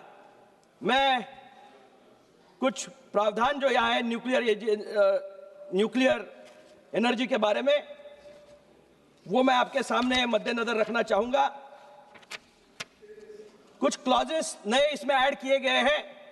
कड़ा लाइसेंस तंत्र इसमें इस्तेमाल किया गया है, जिसके माध्यम से क्लॉज 3 और 4 के माध्यम से विपक्ष डर फैला रहा है कि प्राइवेट लोग आएंगे तो सुरक्षा खतरे में पड़ जाएगी, लेकिन क्लॉज 3 ये स्पष्ट करता है बिना सरकार के लाइसेंस और सेफ्टी ऑथराइजेशन के कोई भी इसमें काम नहीं कर पाएगा। इसका क्लॉज 3 में प्रावधान किया गया है। इसका फोकस SMRs पर भी है। स्मॉल मॉड्यूलर रिएक्टर्स देश में बनने चाहिए, इसके लिए इसकी योजना बनाई जा रही है। ये मोबाइल फोन की तरह छोटे छोटे पोर्टेबल होंगे, जिनके वजह से युवाओं को न्यूक्लियर वैज्ञानिक बनने में एक नया मौका बन जाएगा। क्लॉज 4 की तरह की वजह से रेडियो एक्टिव पदार्थों की सुरक्षा, security of radio active material के लिए सरकार ने विशेष शक्तियों अपने पास रखी है। संवेदनशील गतिविधियों, सेंसिटिव एक्टिविटीज केवल केंद्र सरकार के नियंत्रण में होगी, यानी इनोवेशन प्राइवेट हो सकता है, लेकिन कंट्रोल यह सरकार का ही रहेगा। निश्चित रूप से सरकार सुरक्षा कवच के रूप से इसमें देख रही है। क्लॉज 14 लायबिलिटी जो है, यह प्रावधान जनता के विश्वास के लिए सबसे जरूरी है। क्लॉज 14 में सरकार जिम्मेदारी ले रही है, परमाणु दुर्घटना अगर कोई हो तो उसकी सारी जिम्मेदारी केंद्र सरकार की होगी। यह निश्चय के साथ सरकार इसके लिए आगे बढ़ रही है। इसके लिए न्यूक्लियर लायबिलिटी फंड भी अलग से बनाया जा रहा है। लोगों को सस्ती बिजली चाहिए सर, और अगर थर्मल एनर्जी हो या अदर रिसोर्सेस है, उससे सस्ती बिजली अगर हमें देनी है तो हमें न्यूक्लियर एनर्जी को यूटिलाइज करना, उसका प्रावधान करना बहुत जरूरी हो गया है। सस्ती बिजली की गारंटी देने के लिए आम आदमी का सवाल यही रहता है। क्लॉज 37 में सरकार ये अधिकार अपने पास रखती है कि परमाणु बिजली के टैरिफ का जो नियंत्रण है वो सरकार ही निश्चित करेगी। इसमें ईंधन की लागत हो, कचरे का प्रबंध, वेस्ट मैनेजमेंट हो का खर्चा हो, जोड़कर इसकी जो लागत है उसके बाद ईज ऑफ लिविंग के लिए इसका एक हिस्सा निश्चित रूप से सरकार करने का प्रावधान कर रही है। विवाद निवारण और नियामक क्लॉज 54, 57 और स्टैट्यूटरी स्टेटस AERB को तथा एक हमारा रेगुलेटरी AERB केवल एक बोर्ड था, अब इसे कानून के तहत वैज्ञानिक दर्जा स्टैट्यूटरी स्टेटस देने का प्रावधान है, मिल रहा है। वह अब सख्ती से काम कर पाएगा। निश्चित रूप से ये सारे प्रावधान जो बनाए हैं, ये सरकार ने अच्छी योजना के तहत ये बनाया हुआ है। इलेक्ट्रिसिटी जनरेशन होना चाहिए, लेकिन इकोलॉजिकल डेवलपमेंट होने की बहुत ज़्यादा ज़रूरत है, सस्टेनेबल डेवलपमेंट होने की ज़रूरत है, और जो अदर जो रिसोर्सेज है जिसमें से इलेक्ट्रिसिटी बनती थी, उसका नेगेटिव एनवायरनमेंट पे जो इम्पैक्ट आता था, उसको एनालाइज करते हुए न्यूक्लियर एनर्जी को बढ़ावा देने का काम सरकार कर रही है। और 2247 तक 100 न्यूटन मीटर्स का उनका संकल्प है कि ये बढ़कर वहां तक यहाँ जाना चाहिए। मैं सरकार से ये कुछ मांगे इसके माध्यम से यहाँ रखना चाहूंगा, और मेरे आखिरी शब्दों में मैं ये मांगे करना चाहूंगा। मैं जिस क्षेत्र से आता हूँ वो इच्चल करंजी, वो टेक्सटाइल का हब है। वहां पे सस्ती बिजली मिलने के लिए मेरे क्षेत्र में इच्चल करंजी, जिसको मैनचेस्टर कहा जाता है, मेरी मांग है कि इस ऊर्जा से बनने वाली बिजली का विशेष कोटा टेक्सटाइल सेक्टर के लिए अलॉट किया जाए, जिसके माध्यम से कपड़े का उत्पाद बनने में इसका फायदा हो। कैंसर रिसर्च सेंटर सर, इसके माध्यम से उसको भी एम्पावर करने के लिए nuclear medicine and cancer research centre Kolhapur में स्थापित किया जाए, कि जिसके माध्यम से मुंबई में जो काम होता है वो अगर कोल्हापुर में हो पाए तो उसका फायदा ग्रामीण इलाके के लोगों को होगा। मैं टेक्सटाइल के साथ ही निश्चित रूप से शांति बिल का मैं स्वागत करते हुए ये आखिरी पंक्तियां कहना चाहूंगा। ये नया भारत है, नई ऊर्जा से जगमगाएगा, विकास की यात्रा को कोई रोक नहीं पाएगा। यह शांति का बिल दस्तावेज है उस सुनहरे कल का जो 2047 में हमारे देश को विकसित भारत बनाएगा। बहुत बहुत धन्यवाद। Thank you very much. Shrimati Pratima Mandal ji. Pratima Mandal ji. Thank you, Honorable. You want to speak just now, or either you want to speak later on? Are you ready? Yes, I am ready. You can start. Thank you, sir. On behalf of All India Trinamool Congress, I rise to speak on the sustainable harnessing and advancement of nuclear energy for transforming India Bill 2000. Sir, mic is not. There is no mic, sir. You start your speech, on. I think so you will get automatic. Sir, on behalf of All India Trinamool Congress, I rise to speak on the sustainable harnessing and advancement of nuclear energy for energy for transforming India Bill 2025. That means Shanti Bill 2025. Sir, before delving into today's topic, I would like to share something, sir. Sir, Enrico Fermi is widely credited with inventing nuclear power for practical use, creating the world's first artificial nuclear reactor in 1942. So nuclear energy is a form of energy released from the nucleus, the core of atoms made up of protons and neutrons. This is done by splitting atoms named fission, and which is used in power plants. The primary atoms used in nuclear fission are heavy unstable elements like uranium, plutonium, and thorium as a potential fuel which are bombarded by neutrons to split their nuclei, releasing massive energy in a chain reaction for power or weapons. So these elements are all radioactive elements. So everyone can imagine how sensitive this area is, sir.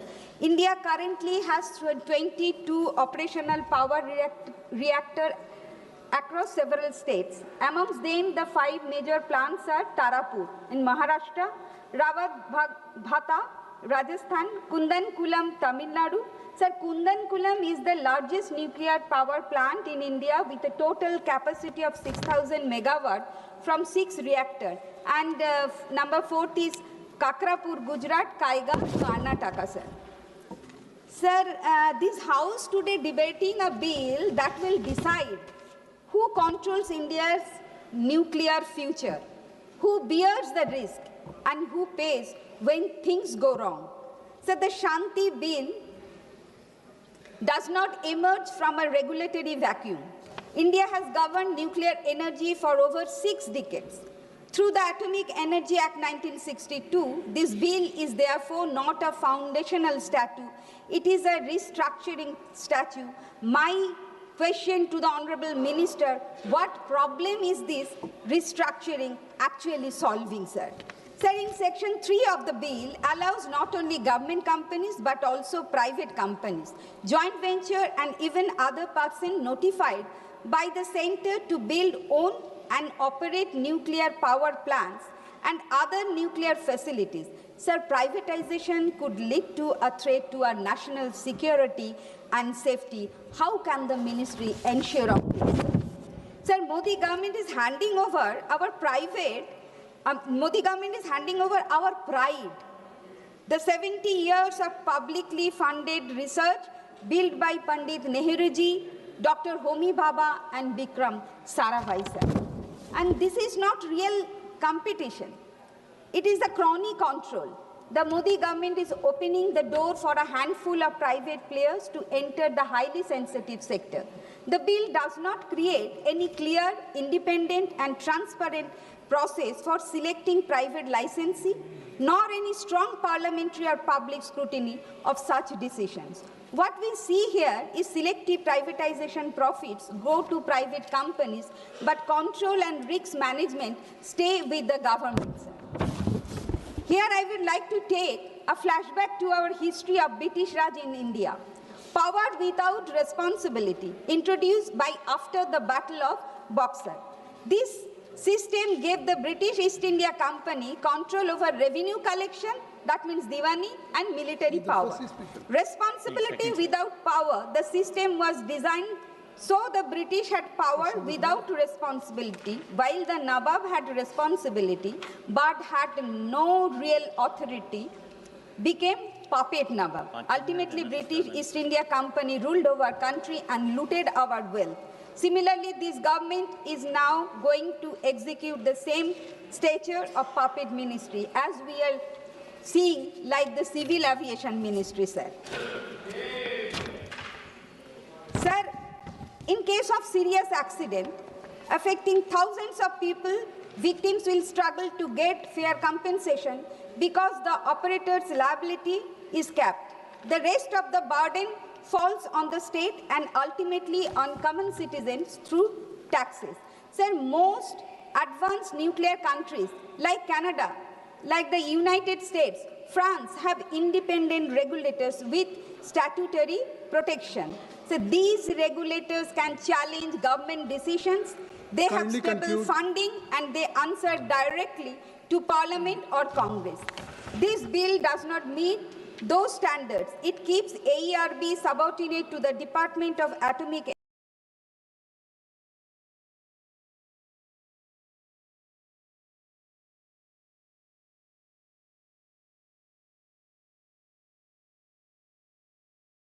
Energy, which is a conflict of interest that no advanced country accepts, sir. Kindly conclude.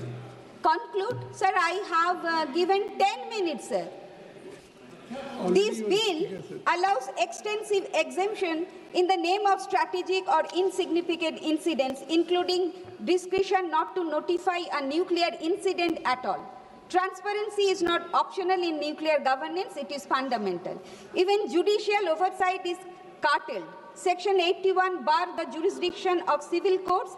Appeals are channeled through specialized bodies whose members and procedure are again controlled by the executive. Access to justice become conditional, delayed and distant. So chapter 6 completes the picture of excessive centralization. There is a time constraint. Section 32 to 37. Your party time is allotted for 12 minutes. Already one speaker has taken 6 minutes. Thank you so much, sir. You have taken 7 minutes. So please kindly conclude. No, sir, I have the time. 10 to 12 minutes, sir. Section, and you are, sir, always you were saying so. My time is going now. Don't disturb me, sir. It is a very tough topic. So, Section 32 to 37 allow the government to frame national policies, acquire plants and minerals, requisition substances, novate private contracts, and even fix nuclear electricity tariff, notwithstanding the Electricity Act 2003. Sir, federalism, sectoral regulators, and market mechanisms are brushed aside with a single notwithstanding clause. Sir, states where uranium mining, nuclear plants and radioactive facilities are located will bear the environmental and social burden, yet this bill given no meaningful role in licensing decisions, safety oversight, emerging planning or compensation. So states should have a say in deciding whether nuclear facilities are built on their soil. They should receive their compensation if their land is acquired or if there is contamination. So the bill places a duty on operator to ensure occupational safety and health, but it does not strengthen the position to worker to demand safe condition or to report violations without fear or retaliation. Workers in nuclear facilities face unique hazard and radiation exposure, chemical burns and psychological stress, and they deserve strong protection, sir. In the bill, there is no mention about high cost of containment and the disposal of hazardous radioactive waste, sir. The House is being asked to sign a blank check to trust a government that has centralized power, weakened institutions, and repeatedly ignored expert advice with a nuclear law that expands its direction while limiting its liability. The bill shifts risk onto ordinary citizens, shields private and foreign suppliers. Everybody is talking about the we should take a lessons about the grave incidents, that explosion in Chernobyl, Ukraine, and the Fukushima Daiichi, Japan. But we must not forget about the incidents which happened in the Bhopal. Honorable Sir, Honorable Speaker. Honorable Speaker. Last line. Sir, during the introduction of 3 bills, including this Shanti bill, when some members of opposition raising their voice, Honorable Parliamentary Affairs Minister suddenly stood up and said, we will pass all the bills. Sir, this kind of arrogance we have. Honorable Speaker, sir, if this bill is called Shanti bill, then poison can be called Prasadam. That's what the equivalent is. Sir, in this bill, I have a better name for this bill, sir. This bill is actually limited private liability, unlimited public suffering bill, sir. We can call it loose bill. Sir, it doesn't matter how we expand our nuclear energy matters, sir. 10 minutes. But how much we expand it. Sir, energy policy is not merely a question of megawatts or gigawatts, as you know, sir.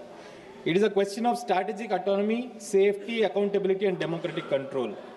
Sir, nuclear energy, unlike any other sector, sits at the intersection of democratic civilian development and national security, sir. Decisions taken in this domain cannot be reversed easily, and hence, precisely the reason why this bill demands highest level of parliamentary scrutiny, sir. Sir, as you know very well, there are provisions in this bill which my other friends have also raised, especially the provision of limiting the liability of the private players. Sir, the moral question is, if profit is private, why pain is always public? Sir, here public pays, taxpayer pays, everybody pays, and the liability is capped for the private player. Sir, this liability capping is almost very similar to, sir, if you have a bridge and the bridge fails, then the contractor pays only half the amount or a certain cap, after which then it is taxpayers' money which has to compensate for all that. So, sir, there are major other issues that we have also raised, sir. It's the first time in Indian history this bill allows private companies to own and operate power plants.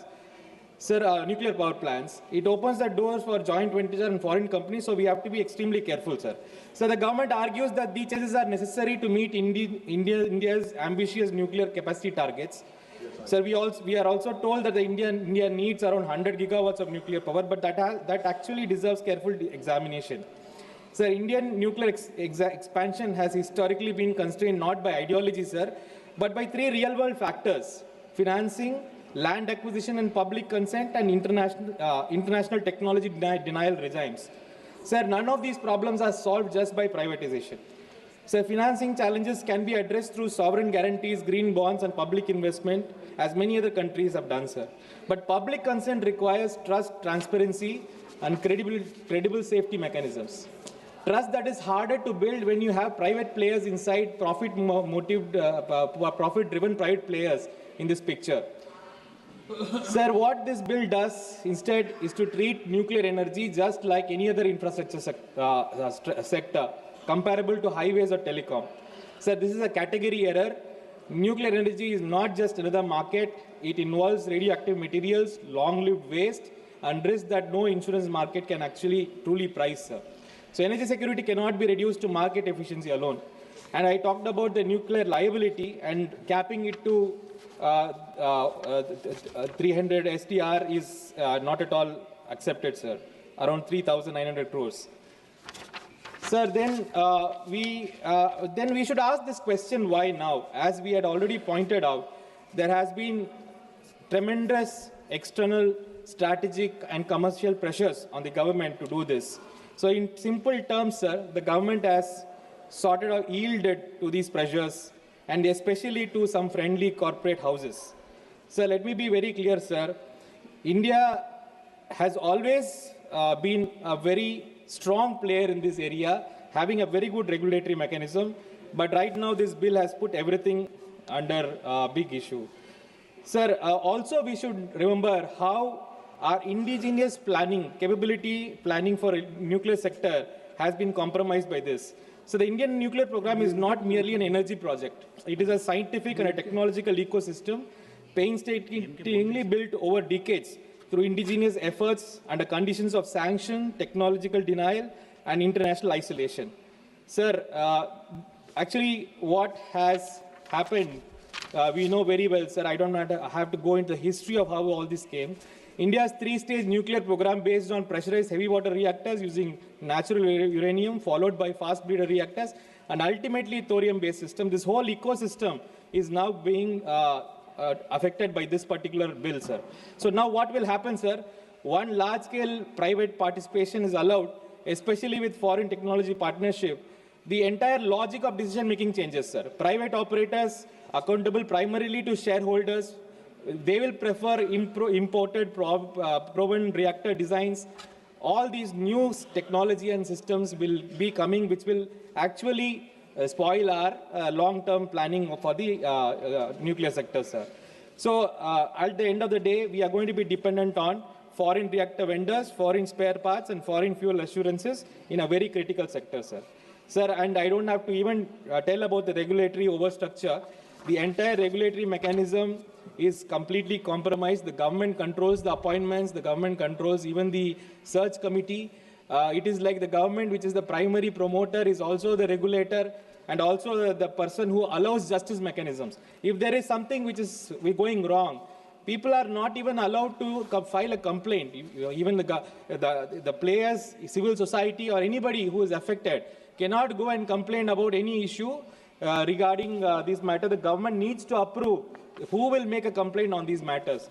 I don't really understand what is this logic of putting a restriction on the justice mechanisms as such, sir. In fact, I really don't understand and also my friend Arun Nehru had talked about the effect this bill will have on the pricing of the electricity which comes out of these reactors. So, in fact, I have also seen the government has made a provision in this bill to actually regulate that price of this thing. So, the Honorable Minister will also have to explain why this provision was brought inside this bill of regulating the pricing, where the normal regulators are kept aside and it is in a bill. Sir, I just want to conclude by saying, sir, this bill is basically, sir, what we are actually asking is, we are not against energy security, sir. We are not against all this. But the point is, this bill requires scrutiny. This bill requires clause-by-clause reading. So we request the Honorable Government to rewrite the bill with full liability, with proper independent regulation, with open courts and honest disclosure. Sir, no development is worth health issues in this country for its citizens. So my request is, please put the bill to stronger scrutiny for a committee, or please rewrite the bill again. Thank you. Thank you. Sri Biren Singh ji. धन्यवाद sir. That's why I'm sitting here to just heard you. मैं सतत दोहन तथा उन्नयन नाभिकीय ऊर्जा द्वारा भारत परिवर्तन विधेयक 2025 के विरोध में अपना वक्तव्य देने के लिए खड़ा हूं। माननीय अध्यक्ष जी, यह सरकार निजीकरण के नाम पर देश की हर चीज बेचने पर तुली हुई है। हवाई अड्डे बिक गए, बंदरगाह बिक गए, सार्वजनिक उपक्रम बिक गए। अब इस विधेयक के जरिए परमाणु ऊर्जा जैसे अत्यंत संवेदनशील रणनीतिक क्षेत्र को भी अपने चहेते लोगों के हवाले करना चाहती है। यह नीति नीलामी, जहां राष्ट्रीय सुरक्षा, जनजीवन और भविष्य की पीढ़ियों की कीमत पर कुछ चुनिंदा कंपनियों को मुनाफा पहुंचाने के लिए जो है सरकार खुले तौर पर जनता की संपत्ति को निजी तिजोरियों में डाल रही है और इस सदन से केवल मोहर लगवाना चाहती है। तो सवाल यह नहीं कि सरकार यह क्यों ऐसा कर रही है, सवाल यह है कि अब देश की सुरक्षा भी जो है कि प्राइवेट लोगों के लाभ के लिए गिरवी रख दी जाएगी।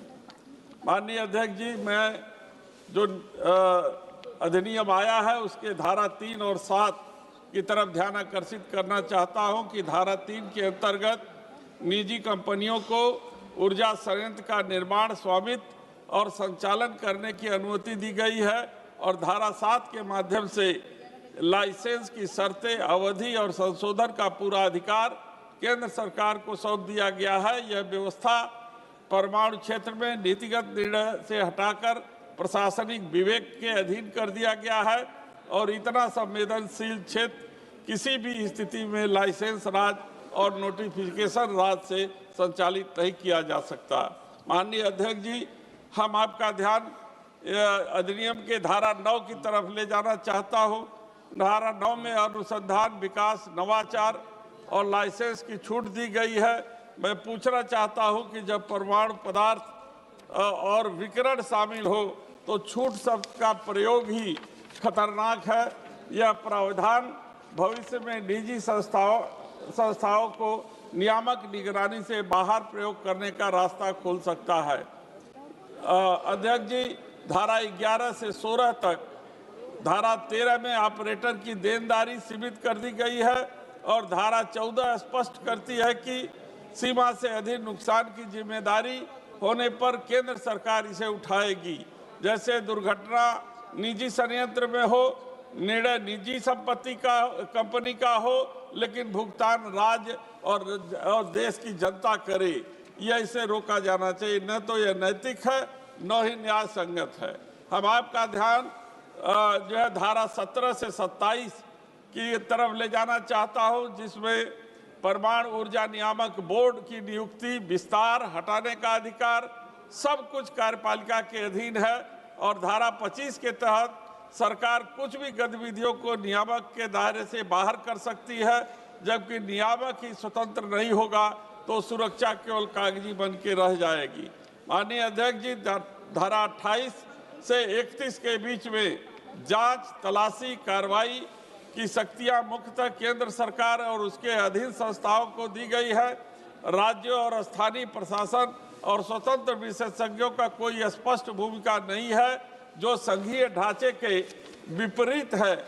माननीय अध्यक्ष जी, अध्याय 5 के धारा 32 से 46 के बीच में जो नीति निर्धारण, अधिग्रहण, अनुबंध के अन्वेषण, छूट और आपात शक्तियां, ये सब कुछ सौंप देती है और वह भी पर्याप्त संसदीय नियंत्रण के बिना परमाणु शक्ति पर ऐसा केंद्रीकरण लोकतंत्र के लिए जोखिम है।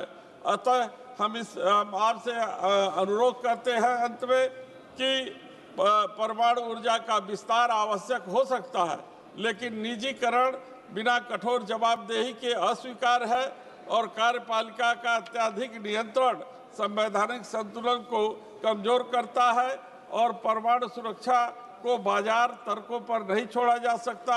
मैं सरकार से आग्रह करता हूं कि इस विधेयक को संयुक्त संसदीय समिति को भेजा जाए और बिना व्यापक चर्चा के इसे पारित न किया जाए। आपको बहुत बहुत धन्यवाद sir. Shri R Sachidanandam ji, R Sachidanandam. I rise to speak on the Shanti Bill 2025. The very name Shanti, meaning peace, immediately reminds us the irony embedded in this legislation. Much like Operation Smiling Buddha, this bill carries a name that suggests peace, while in reality it represents the absence of it. In fact, the name appears to symbolize not peace for the people, but the government's deep and continuing love for privatization. Honorable Speaker, sir, after repealing the Atomic Energy Act 1948, the Atomic Energy Act 1962 was enacted.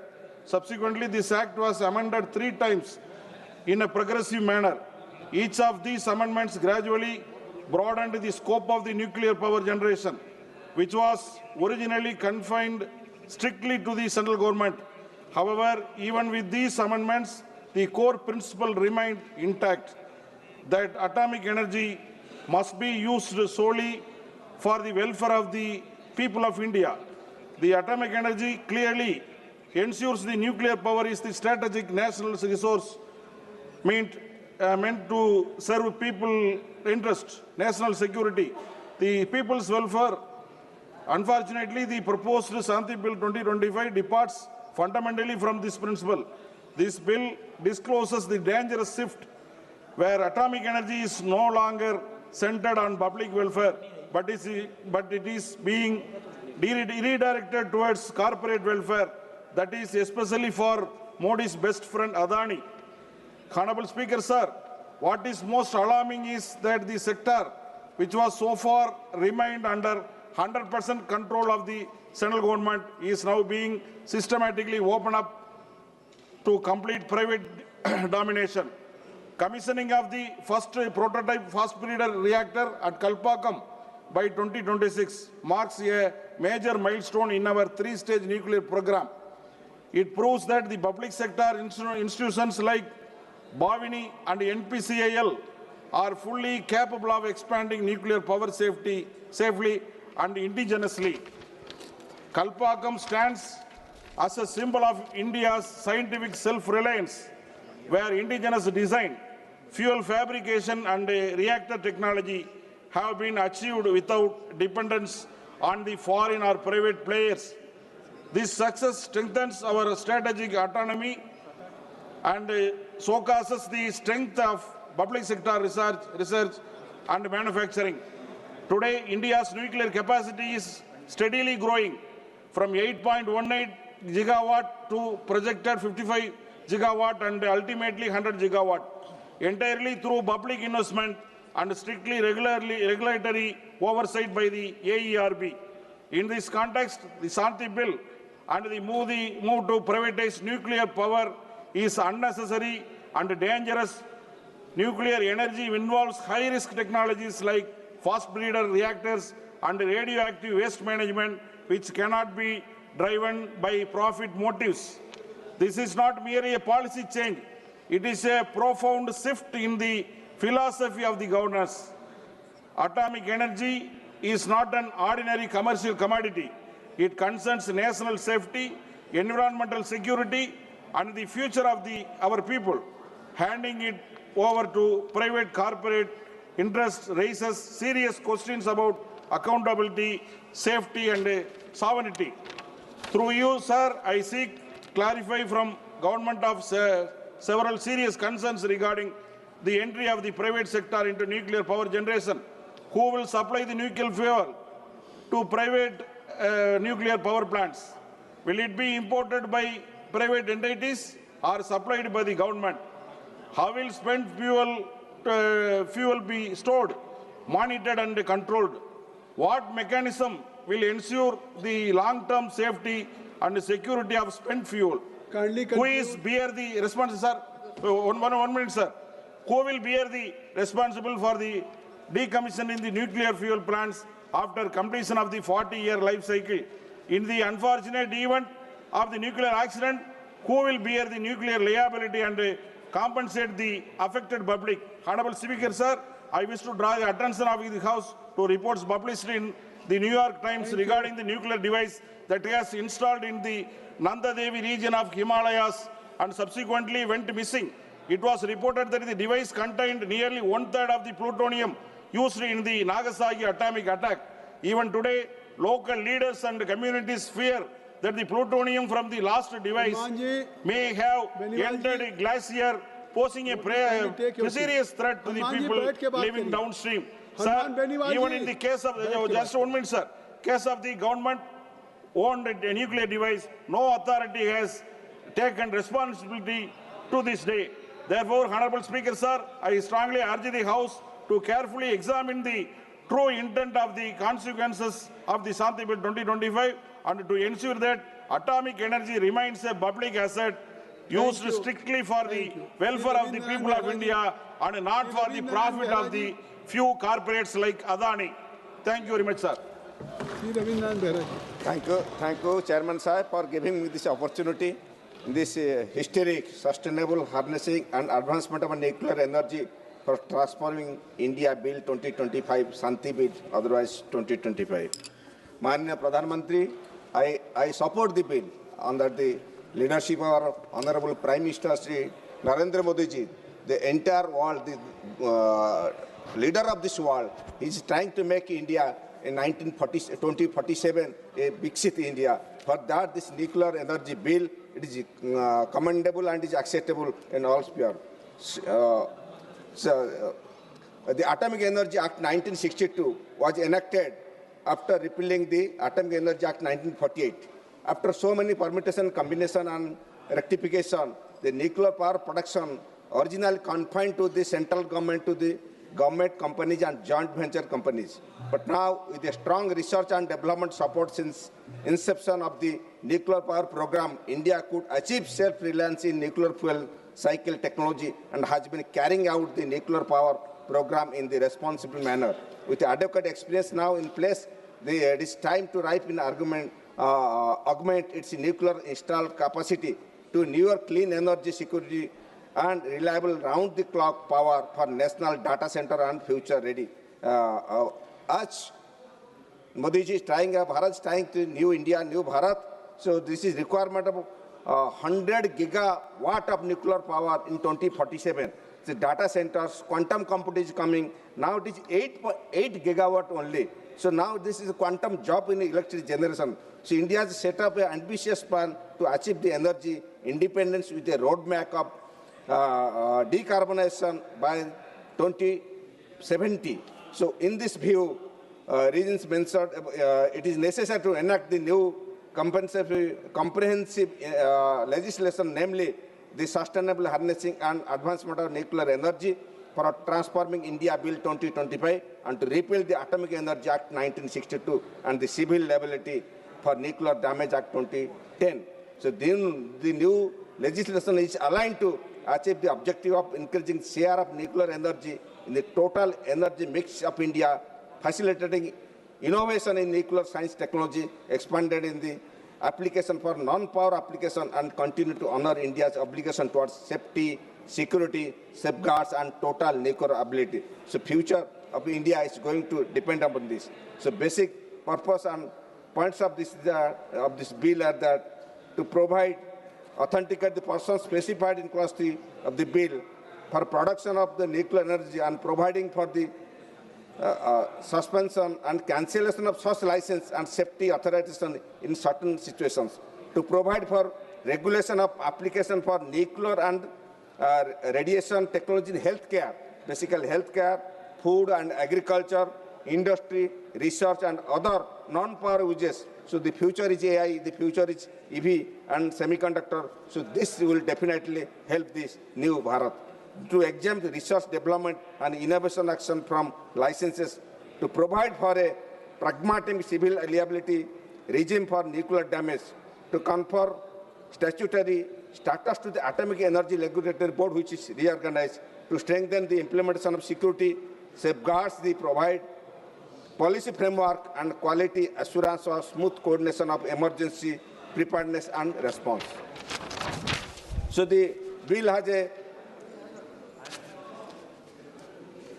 permits the Department of Government of India and company, joint venture, etc., to set up facilitation to undertake the activities specially in clause only under a license, a safety authentication.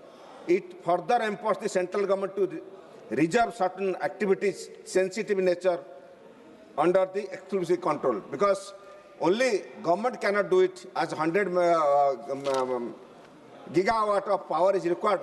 In government sector, you can go up to 50, as scientists have told. The next 50, it can by private sector handshaking. So the bill enables the Board of Regulating Manufacture, Use, Export, Import, Transport, Transfer, etc. of any radioactive substances and radiation generation equipment.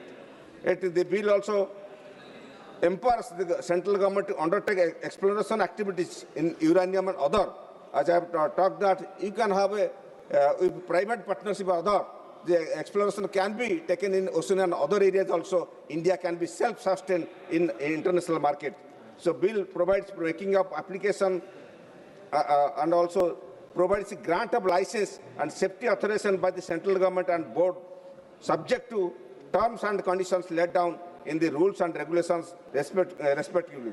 It further empowers the central government and board to refuse the grant of license. So it has a control over anyone taking the license. It can refuse, it can deny or also cancel it.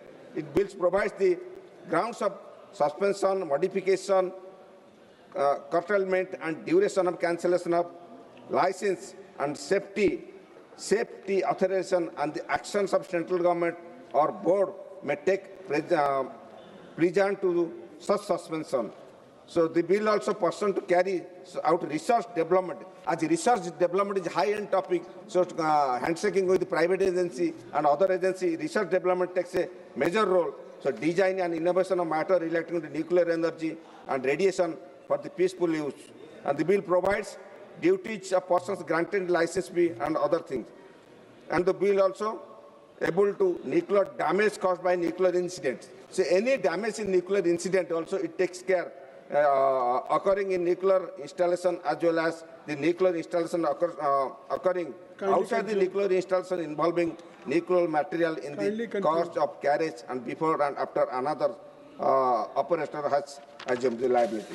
So bill has various other activities also. The bill provides the circumstances under the operator shall not be able for nuclear damage, including where the nuclear damage is caused by nuclear incident. If there is a natural disaster on any war, between him and chair, you should not cross. Okay. Any nuclear disaster or civil war, so it will not take care. Thank you, Veraji. Only one minute. The bill imposes obligation on the operator to take out before beginning the operation of nuclear installation insurance policy and any such thing. So central government has control over this, any private agency, and I hope this bill will definitely create a new revolution in atomic energy sector. And for that, I demand also in my area, my Jashpur constituency, it is a steel capital of India. It is a mines and other lots of energy is required. If a nuclear energy station can be put in my constituency, I will welcome it. Thank you. Jai Jagannath. Sri Y.S. Avinash Reddy ji. Very good. So thank you for this opportunity, sir. So before talking about the sustainable harnessing and advancement of nuclear energy bill, I would like to go one step back, sir. Sir, uranium is the primary fuel for nuclear energy, sir. My parliamentary constituency, Kadapa, has one of the highest uranium reserves in the country. Sir, Uranium Corporation of India Limited, UCIL, is running mining and processing plant at Tummalapalli village in my constituency from the last 18 years. Keeping in view of the national interest, our people from 6 villages have given their valuable lands to UCIL in spite of the knowledge of severe radiation risks because of uranium. Sir, yet the UCIL does not have any respect towards people, sir. They does not have any compassion towards their grievances. I have represented Honorable Minister also several times, sir, regarding hazardous chemical wastes at Tailing Pond, the need to shift Kotala village by providing R&R package. Yet no action is taken so far, sir. Sir, land acquisition issues and land loser quota jobs are still pending, sir. I request the government to create confidence and be liberal in addressing the grievances of our people, as they have sacrificed lands for a national cause and consented for uranium mining in spite of so many health risks, sir. Sir, coming to the merits of the proposed bill, sir, this bill provides long overdue regulatory clarity and institutional strengthening. Sir, by granting statutory backing and enhanced powers to AERB, the bill addresses a long-standing concern regarding the adequacy and independence of nuclear safety regulation in India. A clear licensing and safety authorization framework coupled with defined inspection and enforcement powers ensures that the expansion of nuclear energy is accompanied by robust safety and accountability mechanisms, sir. Sir, this bill promotes research, innovation and non-power applications of nuclear technology. Sir, coming to the risks, this bill has environmental and long-term risks for future generations, sir. Sir, while the bill talks about safety and waste management, it does not clearly mention how radioactive waste will be safely stored and monitored over long term. Nuclear waste remains dangerous for decades, even centuries, but the law does not clearly fix responsibility for environmental cleanup once plant stops functioning. Sir, there are no clear legal duties on who will pay for and manage long-term waste storage and land restoration. Because of this, there is real concern that the cost and risk of nuclear waste management may be pushed on to the future governments and future generations. Such long-lasting environmental risk require clearer legal safeguard and stronger accountability, sir. Sir, in this bill, there is a gap in emergency preparedness at the local level, sir. Sir, the bill gives strong emergency powers to the central government, but it says very little about preparing people on the ground to handle a nuclear emergency, sir. Sir, district administrations, local hospitals, disaster response teams, and nearby communities are the first to face the impact of any accident. However, the bill does not clearly talk about training, medical preparedness, emergency drills, or public awareness programs in areas around nuclear plants. Sir, without strong local capacity and planning, central control alone may not be enough during a crisis, sir. This gap raises concern about whether our emergency response system is truly ready to protect lives of the citizens, sir. Okay. Sir, with these comments and with these suggestions, I support this bill, sir. Thank you. Thank you. Thank you. माननीय सदस्य श्री सुधाकर सिंह जी.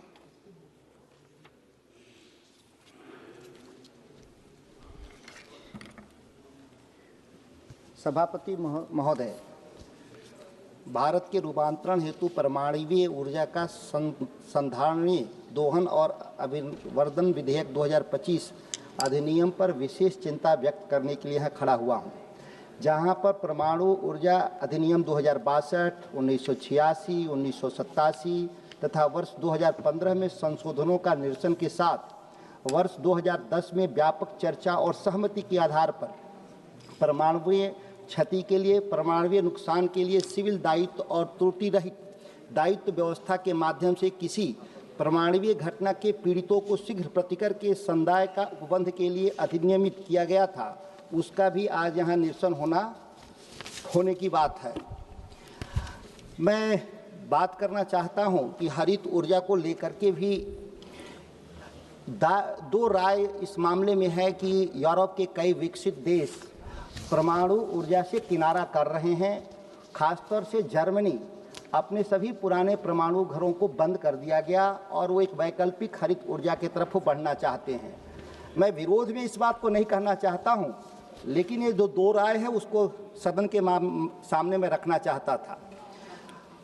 तो तीसरी बात एक बहुत महत्वपूर्ण बात है कि इस देश में जो संशोधन है, मैं कोई निजी क्षेत्र का विरोधी नहीं हूं, लेकिन क्रिटिकल एरिया में परमाणु बिजली घर के क्षेत्र में निजी क्षेत्र खोलने का क्या औचित्य है?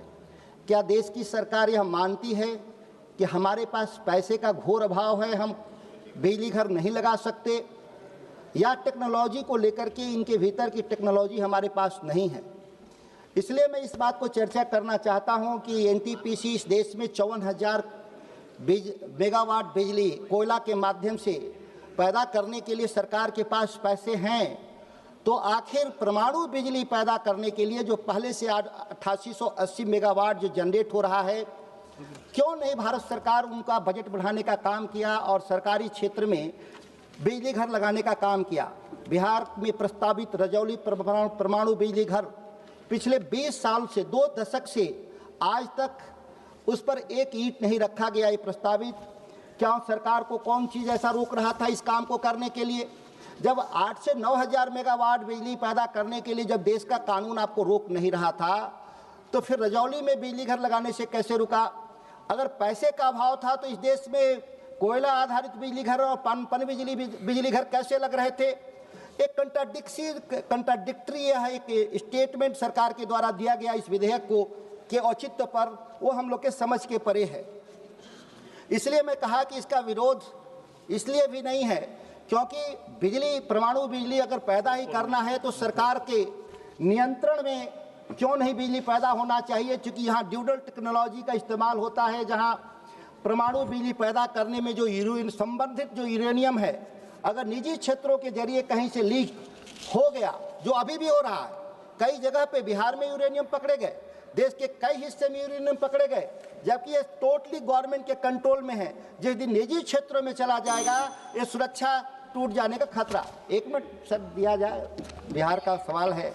मैं एक और बात कहना चाहता हूँ कि इस हरित ऊर्जा से देश के किसानों की भी चर्चा है, इसलिए मैंने बोला हरित ऊर्जा से जो पैदा होगा तो हरित ऊर्जा में हमको अभी केवल और केवल दिया जा रहा है सौर ऊर्जा, जो 8 घंटे हमको बिजली किसानों को मिलती है। बिजली विभाग ने अलग से फीडर बना दिया गांव के किसानों को कि 8 घंटा से ज़्यादा बिजली नहीं देंगे। क्या सरकार इसमें यह बात रिजर्व करेगी कि परमाणु बिजली से पैदा होने वाला 24 घंटा बिजली किसानों के लिए भी 24 घंटा उपलब्ध हो रहेगा? इसके लिए भी इसमें प्रावधान अगर करेगी तो बहुत अच्छा होता।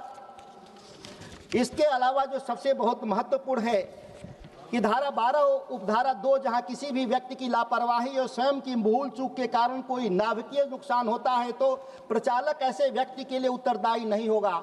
ये बहुत ही चिंतनीय विषय है कि कोई दुर्घटना हो जाएगा वो मानवीय चूक से, तो उसके आधार पर कंपनसेशन नहीं मिलेगा। ये बहुत अच्छी बात तो नहीं कह सकते। समाप्त कीजिए प्लीज।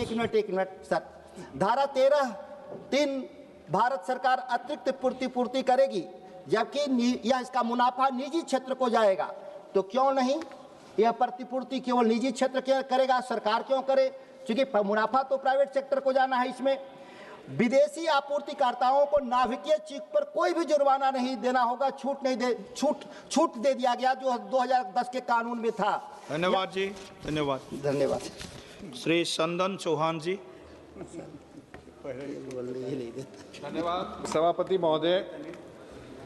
आज सबसे पहले परमाणु ऊर्जा क्षेत्र में अपना जीवन लगाने वाले होमी बाबा जी को याद करते हुए the sustainable harnessing and advancement of nuclear energy for transforming Indian bill 2025 शांति के बारे में आपने बोलने का समय दिया। मैं इसके लिए आपका धन्यवाद, आभार व्यक्त करता हूं। मान्यवर, 2014 में भारत की परमाणु ऊर्जा क्षेत्र में 4.4 गीगावाट जो है कैपेसिटी थी। आज हम 8.8 में हैं 2025 के अंदर, और 2047 का विकसित भारत का संकल्प आदरणीय प्रधानमंत्री जी का जो है उसे पूरा करने के लिए 100 गीगावाट की आवश्यकता है परमाणु ऊर्जा की।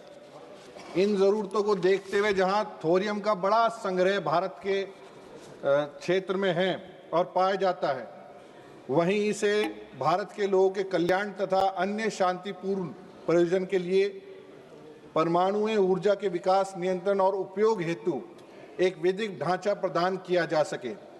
इस बिल के आने के पश्चात परमाणु ऊर्जा अधिनियम 1962, 1986, 87 और 2015 में जो संशोधन किए गए, कहीं ना कहीं उनको ध्यान में रखते हुए मजबूती प्रदान करने का काम होगा। वर्ष 2010 में CLNDA जो civil liability for nuclear damage act है, उसके अंदर जो बदलाव किए गए, कहीं ना कहीं उन सभी चीज़ों को ध्यान में रखते हुए परमाणु घटना के पीड़ितों को शीघ्र प्रतिकर एवं उपलब्ध कराया जाए, ये अधिनियम में किया गया है। मान्यवर, वर्तमान विश्व परिस्थितियों को देखते हुए और भारत जैसी बड़ी आबादी जिसकी ज़रूरतों को पूरा करने के लिए लोकहित के अंदर ये बिल अति आवश्यक है। भारत पूरी जिम्मेदारी के साथ न्यूक्लियर एनर्जी का संग्रह, परमाणु ऊर्जा कार्यक्रम का संचालन, हमारे पास परमाणु अनुभव उपलब्ध है। यह समय भविष्य को तैयार करने के लिए और नए प्रयोगों हेतु विश्वसनीय 24 घंटे विद्युत आपूर्ति क्षेत्र में परमाणु क्षमता को स्थापित करने और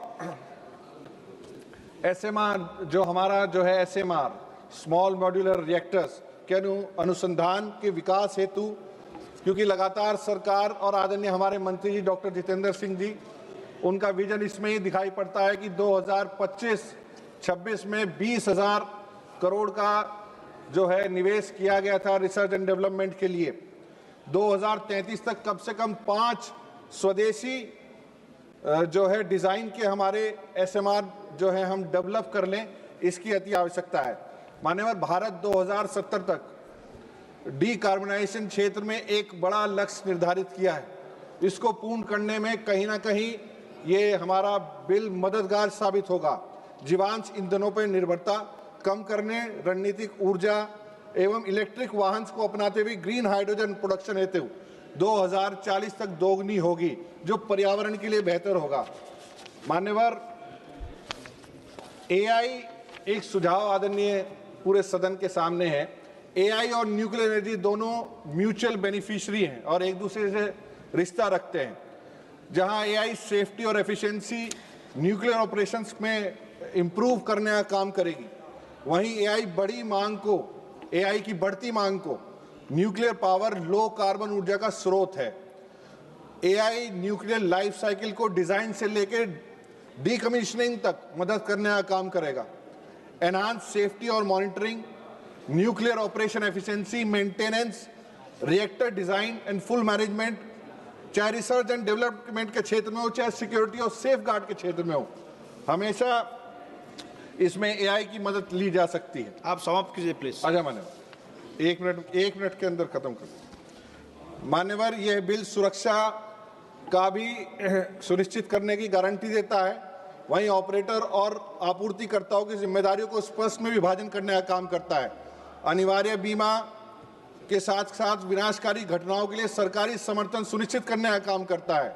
कन्वेक्शन और सप्लीमेंट्री कंपनसेशन के साथ साथ डाटा सेंटर्स के लिए हमारा बड़ा संरक्षण हो, उसके लिए भी यह अति आवश्यक है और न्यूक्लियर वेस्ट मैनेजमेंट के लिए बहुत आवश्यक है। बहुत बहुत धन्यवाद। मान्यवर, 20 सेकंड में खत्म कर रहा हूं।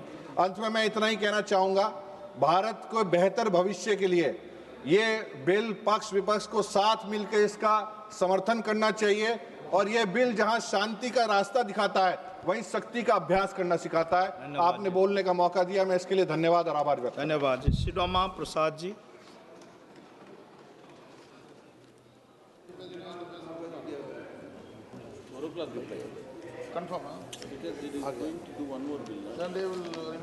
माननीय सभापति महोदय, भारत के रूपांतरण के लिए नाभिकीय ऊर्जा का संधारणीय दोहन और अभिवर्धन विधेयक 2025 जन विरोधी है, पर्यावरण विरोधी है, सुरक्षा विरोधी है। विदेशी देशी कॉरपोरेट घरानों को निजी फायदा पहुंचाने के मकसद से लाए गए इस विधेयक का मैं विरोध करता हूं। इतने महत्वपूर्ण और गंभीर विधेयक पर चर्चा हो रही है महोदय, माननीय प्रधानमंत्री जी को ऐसे अवसर पर जरूर सदन के अंदर रहना चाहिए था। सभापति महोदय, हम आपके माध्यम से सरकार से पूछना चाहते हैं कि क्या सरकार देश के सार्वजनिक क्षेत्र के उपक्रमों का संचालन, सुरक्षा देने और विकसित करने में सक्षम नहीं है, जो एक एक करके देसी विदेशी कॉरपोरेट घरानों के हवाले इन्हें करते जा रहे हैं। क्या हमारे देश की ऊर्जा जरूरतों को पूरा करने के लिए हमारे देश में आविष्कार करने वाले सक्षम वैज्ञानिक, इंजीनियर और धन की कमी है? क्या देसी विदेशी कंपनियों से राय करके उनके निजी फायदे के लिए ये विधेयक लाए जाते हैं? क्योंकि किसानों के तथाकथित फायदे के लिए बनाए गए 3 कृषि कानूनों के समय भी यह दिखाई पड़ा कि सदन में विधेयक आने और कृषि कानून बनने के पहले ही अडानी अंबानी के बड़े बड़े गोदाम अनाज रखने के लिए देश के विभिन्न हिस्सों में बन गए थे।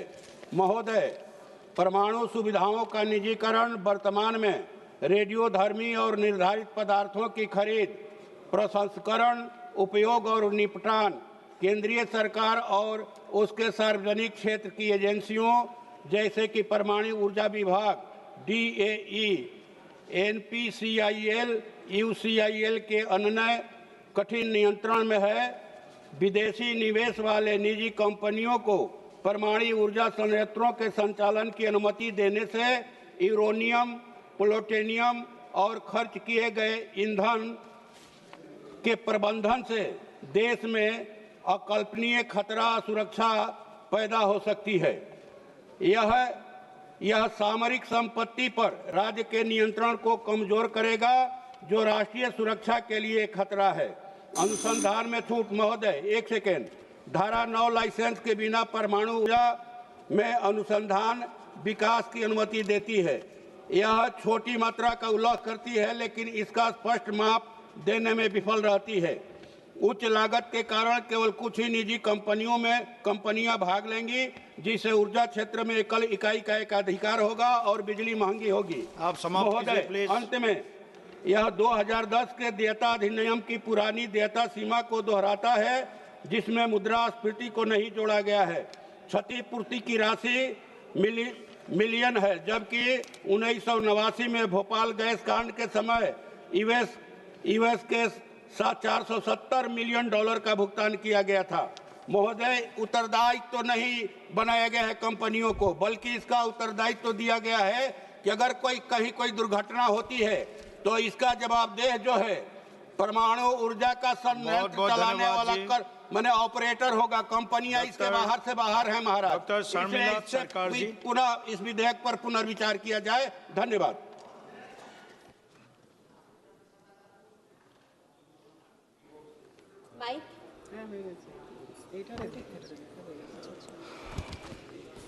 Thank you, sir, for the opportunity to speak on an important bill, that is Shanti Bill 2025. On behalf of my party, All India Trinamool Congress, I stand to oppose the bill because of excessive privatization of a key sector.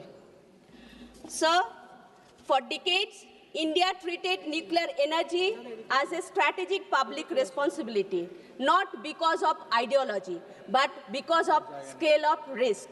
Nuclear power is not an ordinary sector.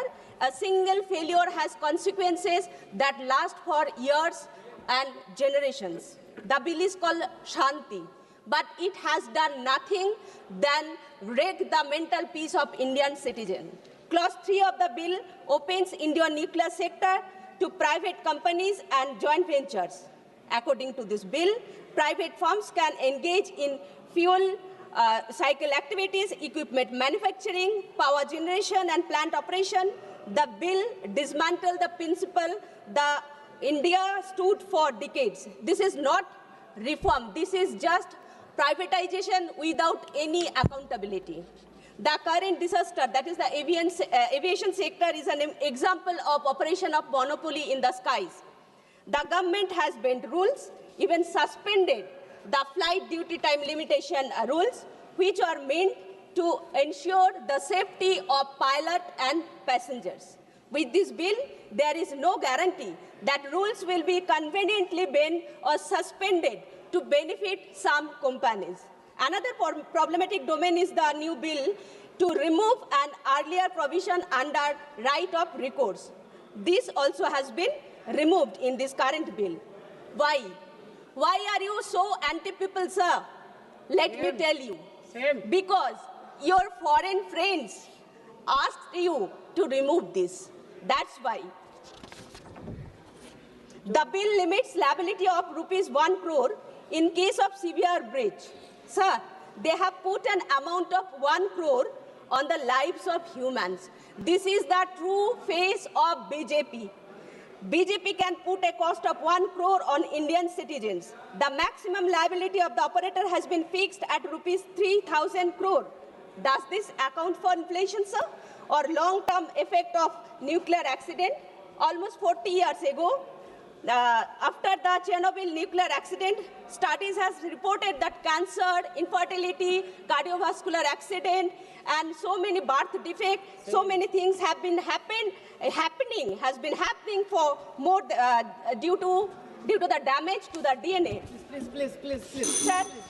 Sir, just a minute. Sir, I want to remind this House that in 2010, under the UPA government, brought an amendment to the Civil Liability for Nuclear Damage Bill. The BJP called the government a sellout. What is doing now? BJP is being a sellout, sitting on Bengal's right. You are sitting on Bengal's 2 crore dues.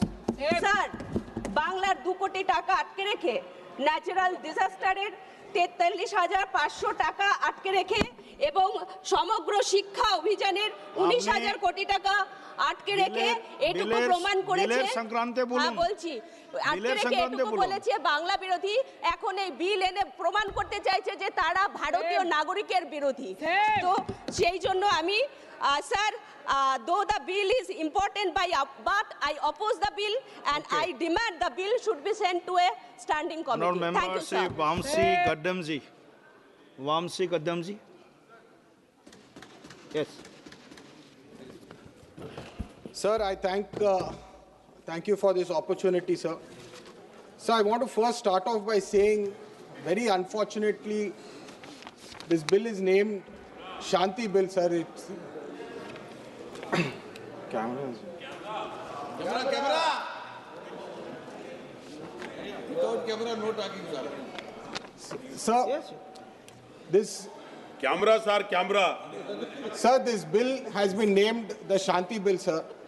मेरे हिसाब से ये bill तो एक अशांति bill होना चाहिए, sir, because the points that are raised in this bill are very dangerous to the safety of our country, sir. So I want to raise a very important point. This government is showing no accountability, no responsibility, no answers to any issue that is happening around the country, and they are ultimately facing no consequences. Why I'm raising this, sir? You talk about the recent attacks on our country, be it the Delhi terror attacks. Nobody talks about this subject. We all saw Rahul Gandhi ji raise that after Operation Sindoor, what is the government going to do when there is a next attack that is going to happen on our country? Unfortunately, nobody talks about this. When we try to raise it, there's no time allocated to that. When we talk about unemployment issues, the government doesn't take any responsibilities. They promised 2 crore jobs per year since the last 11 years. Nobody talks about that. You talk about Indigo crisis, there is no accountability on that. The government is encouraging private players. When Indigo makes 7,000 crores profit and Air India makes 10,000 crores losses the same years, the government doesn't talk. The rupee devaluates, the government doesn't talk. So why I'm raising all these important issues is, when this government introduces a bill like the atomic bill, removing the liability from the suppliers, who is going to be liable when an accident or an incident happens in the nuclear space, sir? So we have to understand the biggest disastrous change is the change to the civil liability law. If you're so confident that there are not going to be any accidents, There are not going to be any nuclear incidents. I've heard some of the members say that we are very safe, there's no incident going to happen. Then why is this liability law being removed, is my question to the Honorable Minister through you, sir. Sir, when we talk about France, Russia, China, South Korea, all of them are state-owned and government-owned, sir. Who will be responsible is the biggest question that comes when we talk about this bill. The government is passing this bill to put national security, national defense in the hands of private players, sir. I want to ask, what is it that the people have given mandate for?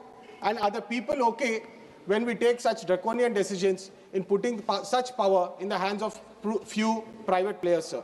So we all know, Honorable Member Manish Tiwari ji has rightly raised, when Adani has shown interest to enter the nuclear space, within a month, this bill is put up, sir. Is it a pure coincidence, or are we repeatedly doing the same mistakes that were done in the last 10 years?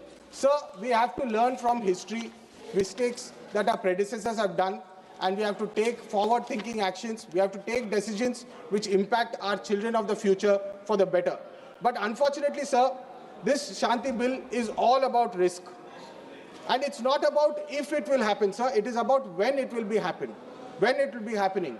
And when such an untoward incident happens, if everything is safe, if everything is diluted, the liabilities are diluted, the nuclear danger, the nuclear incident does not care about intention, sir. It does not care if it is a private player that is owning the nuclear plant or it's a government player that is owning the nuclear plant. Radiation does not behave like a gas tragedy or a water tragedy, sir.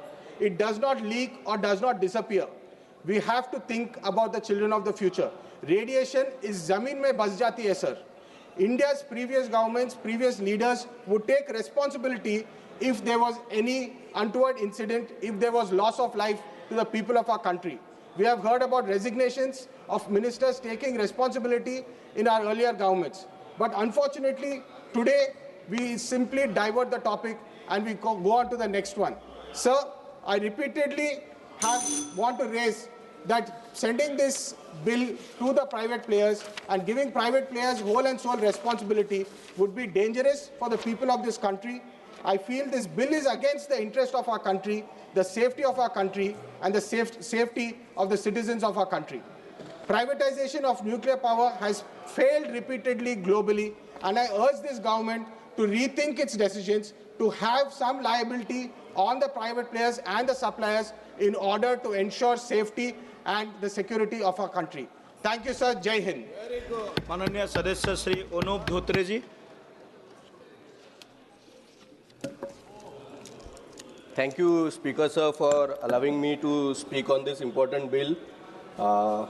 The Sustainable Harnessing and Advancement of Nuclear Energy for Transforming India Bill 2025, known as the Shakti Bill. Honorable Speaker Sir, it is our Prime Minister's target to achieve 100 gigawatt of nuclear power capacity by the year 2047.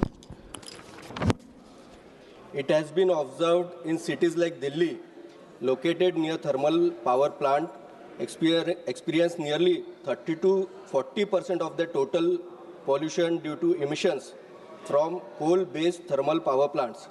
Additionally, coal transportation to thermal power station is predominantly carried out through Indian Railways, accounting nearly 49% of the total freight movement. This heavy reliance on coal freight occupies a substantial portion of Indian railway capacity, leading to constraints on passenger train services and the movement of other essential goods. Sir, nuclear power today is no longer merely a source of electricity. It is a strategic national asset. During 2024-25, India generated 56.68 billion units of nuclear electricity, thereby preventing an emission of 56.68 million tons of carbon dioxide in a single year, which was one of the lowest life cycle greenhouse gas emissions. Nuclear energy strongly supports India's commitment in achieving net zero emissions by 2070. Nuclear reactor produce hydrogen by using methods such as electrolysis and advanced thermochemical cycles or hybrid methods.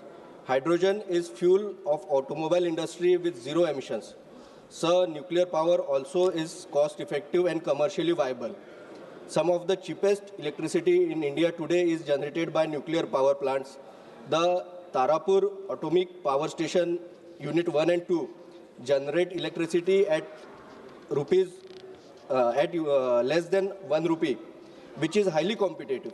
Moreover, our nuclear power operator, NPCIL, is AAA rated company, consistently earns commercial profit, clearly dispelling the notion that nuclear power in India is not an economically viable option.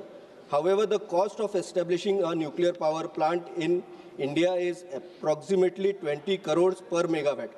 Therefore, private sector participation is very essential. Sir, the bill replaces outdated legislation with a single, comprehensive and future-ready framework. It strengthens significantly our regulatory oversight, rationalizes civil liability provisions, enable responsible participation with fully safeguarding national interests. It establishes a strengthened Atomic Energy Regulatory Board which clearly defines power for licensing, safety authorization, inspection, enforcement, emergency response and public outreach, thereby ensuring transparency and enhancing public confidence.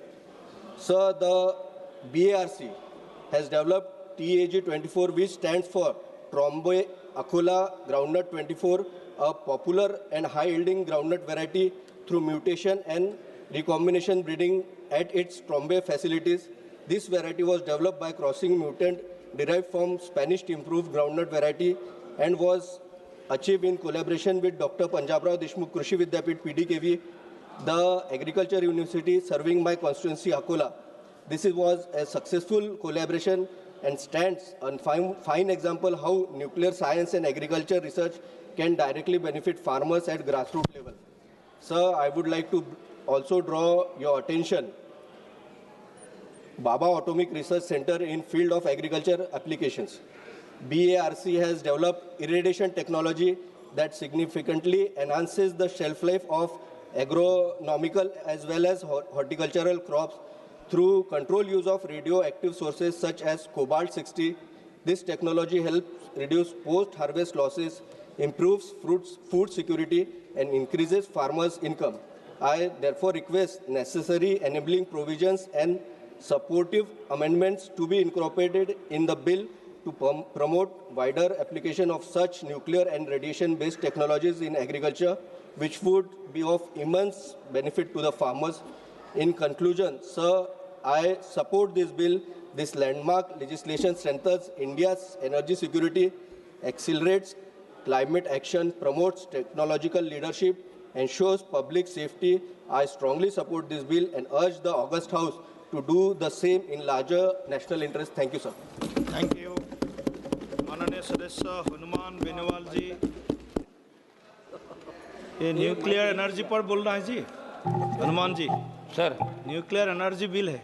हाँ, उसी पर बोल रहा हूँ sir. आप देखिए, मैं बहुत ढंग से बात करता हूँ मेरे से। सभापति जी बहुत विद्वान आदमी हैं, आप बोल रहे हैं कि नहीं बोलेंगे न्यूक्लियर पे। सभापति महोदय, सपोर्ट करने हैं। सभापति महोदय, सबसे पहले तो आपने मुझे भारत के रूपांतरण के लिए नाभिकीय ऊर्जा का संधारणीय दोहन और अभिवर्धन विधेयक 2025 चर्चा में भाग लेने का अवसर दिया, इसके लिए धन्यवाद। सभापति महोदय, विधेयक का उद्देश्य परमाणु शक्ति के लिए की व्यवहारिक नागरिक दायित्व व्यवस्था बनाना, परमाणु ऊर्जा नियामक बोर्ड को वैधानिक दर्जा प्राप्त करना है। मैं आपके माध्यम से कहना चाहता हूँ कि परमाणु ऊर्जा क्षेत्र में क्रम रूप से आप निजी क्षेत्र को प्रवेश दे रहे हैं। सभापति महोदय, सरकार ने जो विधेयक लोकसभा में पेश किया है, उसकी जनता, देश की जनता को गहरी शंका और सख्त आपत्ति है, क्योंकि सरकार की मंशा के दूसरे पहलू को देखेंगे तो ये सामने आएगा कि विधेयक केवल एक तकनीकी संशोधन नहीं, बल्कि ये हमारे संवैधानिक सिद्धांतों, जनता की सुरक्षा तो सरकारी जवाबदारी सिद्धांतों में जड़ से बदलाव का प्रयास है। इस विधेयक के माध्यम से सरकार परंपरागत रूप से सार्वजनिक क्षेत्र के अधीन रहे नाभिकीय ऊर्जा पर निजी कंपनियों को खोलना चाह रही। परिवर्तन सिर्फ बाजार खोलने का पसंद नहीं, इसमें जोखिम की प्रवृत्ति, लाइबिलिटी, निगरानी संरचना पूरी तरह बदल जाएगी।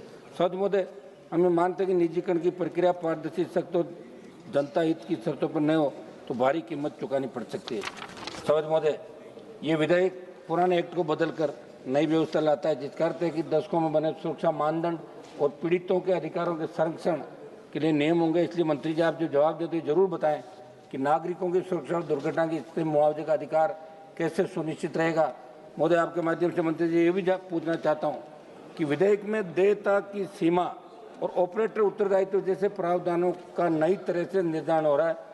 कुछ कई मीडिया रिपोर्ट्स के अनुसार ये विधेयक इसलिए भी चिंता का विषय है क्योंकि नाभिकीय दुर्घटनाएं स्थानीय नहीं बल्कि क्षेत्रीय और पीढ़ियों पर असर डालती है। ऐसे बहुत सीमांत जोखिमों के लिए सीमित लाइबिलिटी पीड़ितों के पुनर्वास, पर्यावरण सर्वनाश के समय अपर्याप्त साबित हो सकती है। नागासाकी और हिरोशिमा का उदाहरण इस बात को दर्शाता है कि इतिहास से हमें कुछ सीखने की आवश्यकता हमेशा ध्यान रखना चाहिए। इतिहास अपने आप को दोहराता है। सभापति महोदय, निजीकरण ये विधेयक नाभिकीय ऊर्जा जैसे अति संवेदनशील क्षेत्र को निजी कंपनियों के लिए खोलता है। मंत्री जी से पूछना चाहता हूँ कि क्या सरकार ये गारंटी दे सकती है कि मुनाफे की दौड़ में सुरक्षा से समझौता नहीं होगा, क्योंकि इतिहास बताता है कि जब भी उच्च जोखिम वाले क्षेत्रों में निजीकरण हुआ नुकसान आम जनता ने ही उठाया। दूसरा सवाल, दुर्घटना हुई तो जिम्मेदार कौन। मैं मंत्री जी पूछना चाहता हूँ इस बिल में लाइबिलिटी को सीमित और स्पष्ट किया जा रहा है और लाइबिलिटी सीमित होगी तो पीड़ितों को मुआवजा कौन देगा, क्योंकि परमाणु दुर्घटना का असर केवल एक जिले एक साल तक नहीं रहता, उसका असर पीढ़ियों तक जमीन पानी और स्वास्थ्य पर पड़ता है। सभापति महोदय, मेरा आग्रह है कि जनता को इसमें अंधेरे में क्यों रखा गया। क्या कोई व्यापक लोक परामर्श हुआ, क्या कोई खुली जन सुनवाई हुई, क्या सरकार का ऐसा रवैया नीतिगत व जबरदस्ती नहीं। महोदय मंत्री जी जब आप ये बताएं कि रेडियो धर्मी कचरे का स्थायी और सुरक्षित निपटान कहाँ और कैसे होगा, क्योंकि अगर आज इसका उत्तर नहीं है तो हम भविष्य की पीढ़ियों के लिए जरूर ये जेल छोड़ के जा रहे हैं। आपके माध्यम से सरकार को ये भी कहना चाहता हूँ कि विकास का मतलब ये नहीं कि सुरक्षा को कुर्बान कर दिया, जनता के अधिकारों को सीमित कर दिया जाए। मंत्री जी, लाइबिलिटी कानून को पीड़ित केंद्रित बनाया जाए, परमाणु ऊर्जा को पूरी तरह सार्वजनिक जवाबदेही के दायरे के अंदर रखा जाए। सभापति जी, ये अटल जी ने ये पोखरण के अंदर परमाणु जो परीक्षण किया था और निश्चित रूप से उस समय बहुत बड़ा दबाव था। उससे पहले कांग्रेस सरकार के अंदर 1974 में परमाणु परीक्षण हुआ और हिंदुस्तान ने बाहरी जितनी भी बड़ी ताकतें थी उनको दरकिनार करते उनके दबाव को परमाणु परीक्षण करके ये वर्ल्ड में संदेश दिया कि हिंदुस्तान परमाणु क्षेत्र में बड़ी ताकत बन के उभर गया। लेकिन आज अपन जो करने जा रहे हैं ये कोई खिलौनों की दुकान नहीं खोल रहे हैं, अपन खिलौना बना लिया कर लिया। ये हमारे पास अगर मेक इन इंडिया की अपन बात करें, जब परमाणु क्षेत्र में अपन प्राइवेट को घुसा देंगे सबको, तो अपन खुद क्या करेंगे ये वर्ल्ड जानना चाहता है। ये मैसेज गलत वर्ल्ड के अंदर आपका जा रहा है। ये हमारी मांग है कि इसको एक बार आप पूरा सोच विचार करके और उसके बाद इसको पारित कराएं। बहुत बहुत धन्यवाद। महत्वपूर्ण मुद्दे हैं। माननीय सदस्य Shri MP Abdul Samad समादानी। Sir, thank you, sir. Sir, while taking part in this very important discussion on the Shanti Bill, I am reminded of a statement made by the famous American theoretical physicist Julius Robert Oppenheimer. Sir, when Oppenheimer witnessed the birth of atomic age, he is often called as the father of atomic bomb. When he witnessed the birth of atomic age, he recalled Bhagavad Gita and he quoted these verses of Bhagavad Gita.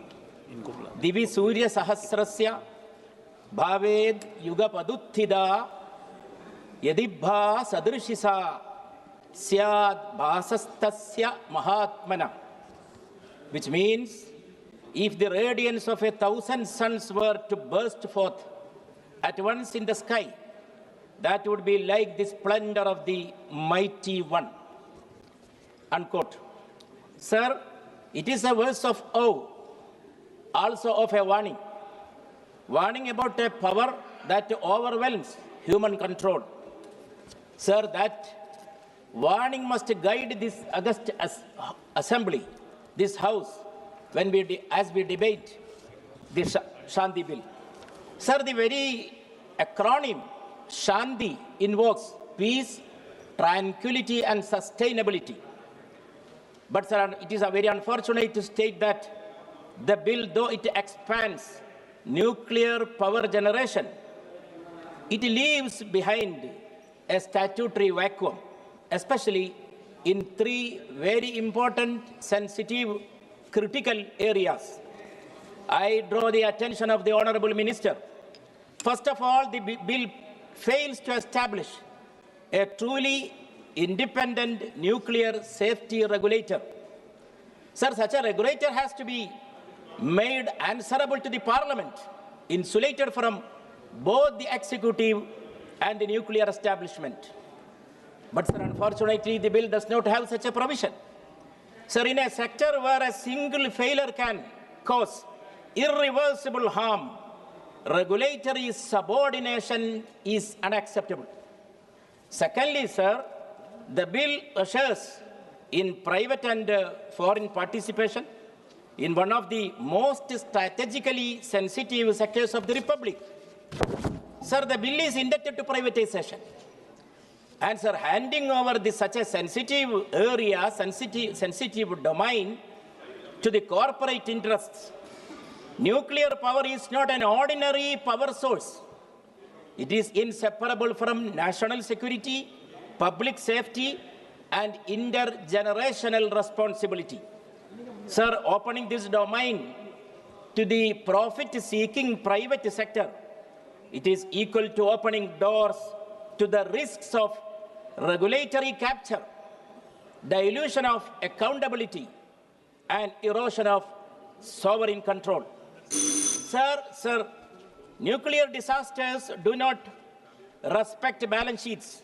Chernobyl speaks a lot. Sir, the entire regions were rendered inhabitable, generations scarred, and costs were borne out not by the corporates, but by the people and the state. Sir, private and foreign investors may exit. Affected citizens cannot. Thirdly, sir, my criticism, my opposition, my accusation to this bill is that the bill is conspicuously silent on long-term radioactive waste management and emergency preparedness. Okay, sir, we have, sir, 7 minutes, our party. No. 2 minutes, sir, I will conclude. Sir, with more important federalism, whenever the government is coming with a new legislation, always, sir, nowadays, recently, the casualty is the most important federalist character of the Constitution. Here also, sir, there is no mention of any sort of meaningful consultation with the states that bear the brunt of nuclear risk. Sir, federalism cannot be reduced to a procedural formality when the consequences are existential. Sir, India needs clean and reliable energy, no doubt. But, sir, nuclear energy without ironclad law, democratic consent, and sovereign accountability is not Shanti. It is equal to finding and making loopholes that may lead to Ashanti. It is a gamble with the lives of the people. Sir, in the bill, in the title, it is said that it is for transforming India. I would like to get an answer from the Honorable Minister, transforming which kind of India? Whose India? And also the bill is, sir, in the introduction, it is stated for the welfare of the people. Welfare of which section of the people? I can't understand. So, sir, for these reasons, I strongly oppose this bill. Thank you, sir. Thank you so much. Shri Pappu Jadhav ji. सभापति महोदय, बहुत बहुत धन्यवाद। मेरा सीधा सरकार से है। सरकार संसाधनों के मालिक नहीं है, वो ट्रस्टी होते हैं। इस बात का ख्याल रखिए। और लोकतंत्र में सरकार ट्रस्टी होता है, दलाल नहीं हो सकता। मैं बराबर कहता हूँ और हमेशा ये शब्द हमारा रहता है कि सरकार जो इंटरप्रेन्योरशिप को बढ़ावा दे रही है या टेंडरप्रेन्योरशिप को बढ़ावा दे रही है। ये अमेरिका और यूरोप आप कहीं जाइए तो सरकार किस चीज़ को बढ़ावा देती है, इसको पहले आपको समझना चाहिए। योग्यता नहीं, पहुंच देखती है यहाँ की सरकार। अनुभव नहीं, सत्ता से नज़दीकी देखी जाती है कि कौन सबसे ज़्यादा नज़दीक है। मैं इसीलिए यह बात कह रहा हूँ कि बार बार ये सवाल उठता है कि संसाधनों का असली मालिक भारत का हर नागरिक है, कोई कॉरपोरेट नहीं हो सकता। वही कंपनी, वही समूह, वही चेहरे। इन संसाधनों पर नियंत्रण तो यह केवल आर्थिक नहीं बल्कि नैतिक प्रश्न भी सवाल है। मैं सरकार से मेरे सीधे सवाल है, क्या सभी टेंडर में समान प्रतिस्पर्धा हुई है? क्या एमएसएमई, स्टार्टअप और क्षेत्रीय कंपनी को मौका मिला है? क्या हर सेक्टर में वही कंपनियां सबसे योग्य थी? इस टेंडर फ्रेंडशिप की सबसे बड़े लाभार्थी वही दो कॉरपोरेट समूह क्यों दिखते हैं? प्रतिस्पर्धा नहीं, पूर्व निर्धारित विजेता तय क्यों हो जाता है सरकार के द्वारा? और अनुभव नहीं, सत्ता से जो नजदीकी वही क्यों बन जाता है? अगर हर नीति का लाभ कुछ इने गिने लोगों तक सीमित रह जाए तो देश में पूंजीवाद नहीं, कॉरपोरेट साम्राज्यवाद को पैदा करेगा। मैं हमेशा से एक बात पर्यवेक्षक हूं, क्या बिना भरोसेमंद बिजली के डेटा सेंटर संभव है? एक बात हमेशा ख्याल रखिएगा कि जनाब, अमेरिका की कुछ चीजें मैं आपको बताना चाहूंगा। एसएमआर बनाम अन विकास, संक्षिप्त तुलना, कोयला, उच्च प्रदूषण, कार्बन दायित्व, लॉजिस्टिक निर्भरता, सौर ऊर्जा, स्वच्छ लेकिन अनियमितता, भूमि गहन, एसएमआर, 24/7 बेस लोड, कर्म भूमि, कम कार्बन, औद्योगिक और डिजिटल विकास के लिए उपयुक्त। भारत के पास विश्व का लगभग 25% थ्योरियम भंडार है। भारत की 3 चरणीय परमाणु नीति, यूरेनियम आधारित रिएक्टर, प्लूटोनियम आधारित रिएक्टर, थ्योरियम आधारित रिएक्टर, एसएमआर में ईंधन रिफ्यूलिंग अंतराल 5 to 10 वर्ष into 7। वैश्विक संदर्भ, अमेरिका, यूके, कनाडा, फ्रांस ने एसएमआर को राष्ट्रीय ऊर्जा रणनीति में शामिल किया। यूरोपीय संघ ने परमाणु ऊर्जा को ग्रीन टैक्सोनॉमी मान्यता दी। अमेरिका में एसएमआर को डेटा सेंटर और एआई इंफ्रास्ट्रक्चर से जोड़ने की नीति बनाई। मैं चाहता हूं कि बिहार एवं पूर्णिया के लिए सीमित भूमि उच्च संभावित मांग 4-6 एसएमआर यूनिट फुल 1.5 GW, औद्योगिक क्लस्टर को अस्थिर बिजली, डेटा सेंटर हब की स्थापना, स्थानीय रोजगार और निवेश। इसमें एसएमआर को राष्ट्रीय ऊर्जा नीति में बेस लोड पावर के रूप में मान्यता आप में नहीं है। बिहार को एसएमआर पायलट राज्य के रूप में प्राथमिकता और पूर्णिया को एसएमआर आधारित औद्योगिक एवं डेटा सेंटर हब के रूप में विकसित करना। बार बार मैं इस बात पर बल देता हूं, मैं विरोधी नहीं हूं, कोई भी विपक्ष आपके विरोधी नहीं। डेटा तकनीकी और दूरदृष्टि से बनती है। एसएमआर कोई विकल्प नहीं है, औद्योगिक और डिजिटल भारत की अनिवार्यता है। इसीलिए इसमें मैं आपसे रिक्वेस्ट करना चाह रहा था और इसी बात पर कि अनियमितता ऊर्जा स्रोत से उच्च स्तरीय डिजिटल इंफ्रास्ट्रक्चर संभव नहीं है, जैसे स्मॉल मॉड्यूलर रिएक्टर एसएमआर क्षमता 50-300 MT प्रति यूनिट 7, न्यूक्लियर पावर के कैपेसिटी फैक्टर 90% से अधिक 8। इसके लिए एसएमआर हेतु भूमि आवश्यकता सोलर की तुलना में लगभग 1.10 या उससे कम 9, परिचालन जीवन 60-80 वर्ष 8, कार्बन उत्सर्जन परमाणु ऊर्जा 12G CO2 NKWH, कोयला लगभग 820G CO2 KWH 01। ये मैं लास्ट कर रहा हूँ अध्यक्ष महोदय, मैं हमेशा से कहता हूँ कि पूर्णिया को एक औद्योगिक हब बनाया जाए, डेटा सेंटर, परमाणु ईंधन को लेकर भ्रम न फैलाया जाए। मैं लास्ट कर रहा हूँ। मेरा आपको है कि ऊर्जा सुरक्षा डर से नहीं दृष्टि से चलता है। आप डर से मत चलाइए। मैं लास्ट कर रहा हूँ, 1 मिनट। उमास भाई पटेल, लास्ट 1 मिनट। चिंता जो है दुर्घटना सर, स्थानीय जनता की समिति, निजी क्षेत्र की भूमिका। थैंक यू सर, एक माइक और माननीय अध्यक्ष महोदय, मैं शांति विधेयक पर अपने विचार रखने के लिए खड़ा हुआ हूँ। ये विधेयक भारत के परमाणु ऊर्जा क्षेत्र का निजी क्षेत्र के लिए खोलने का प्रस्ताव करता है, जो सरकारी एकाधिकार को समाप्त कर प्राइवेट कंपनियों की भागीदारी की अनुमति देगा। भारत के परमाणु कार्यक्रम के संस्थापक डॉक्टर होमी भाभा जी ने एक बार कहा था कि अविकसित देशों के पूर्ण औद्योगिकीकरण हमारी सभ्यता की निरंतरता और उसके आगे के विकास के लिए परमाणु ऊर्जा केवल एक सहायक साधन ही नहीं बल्कि एक अनिवार्यता है।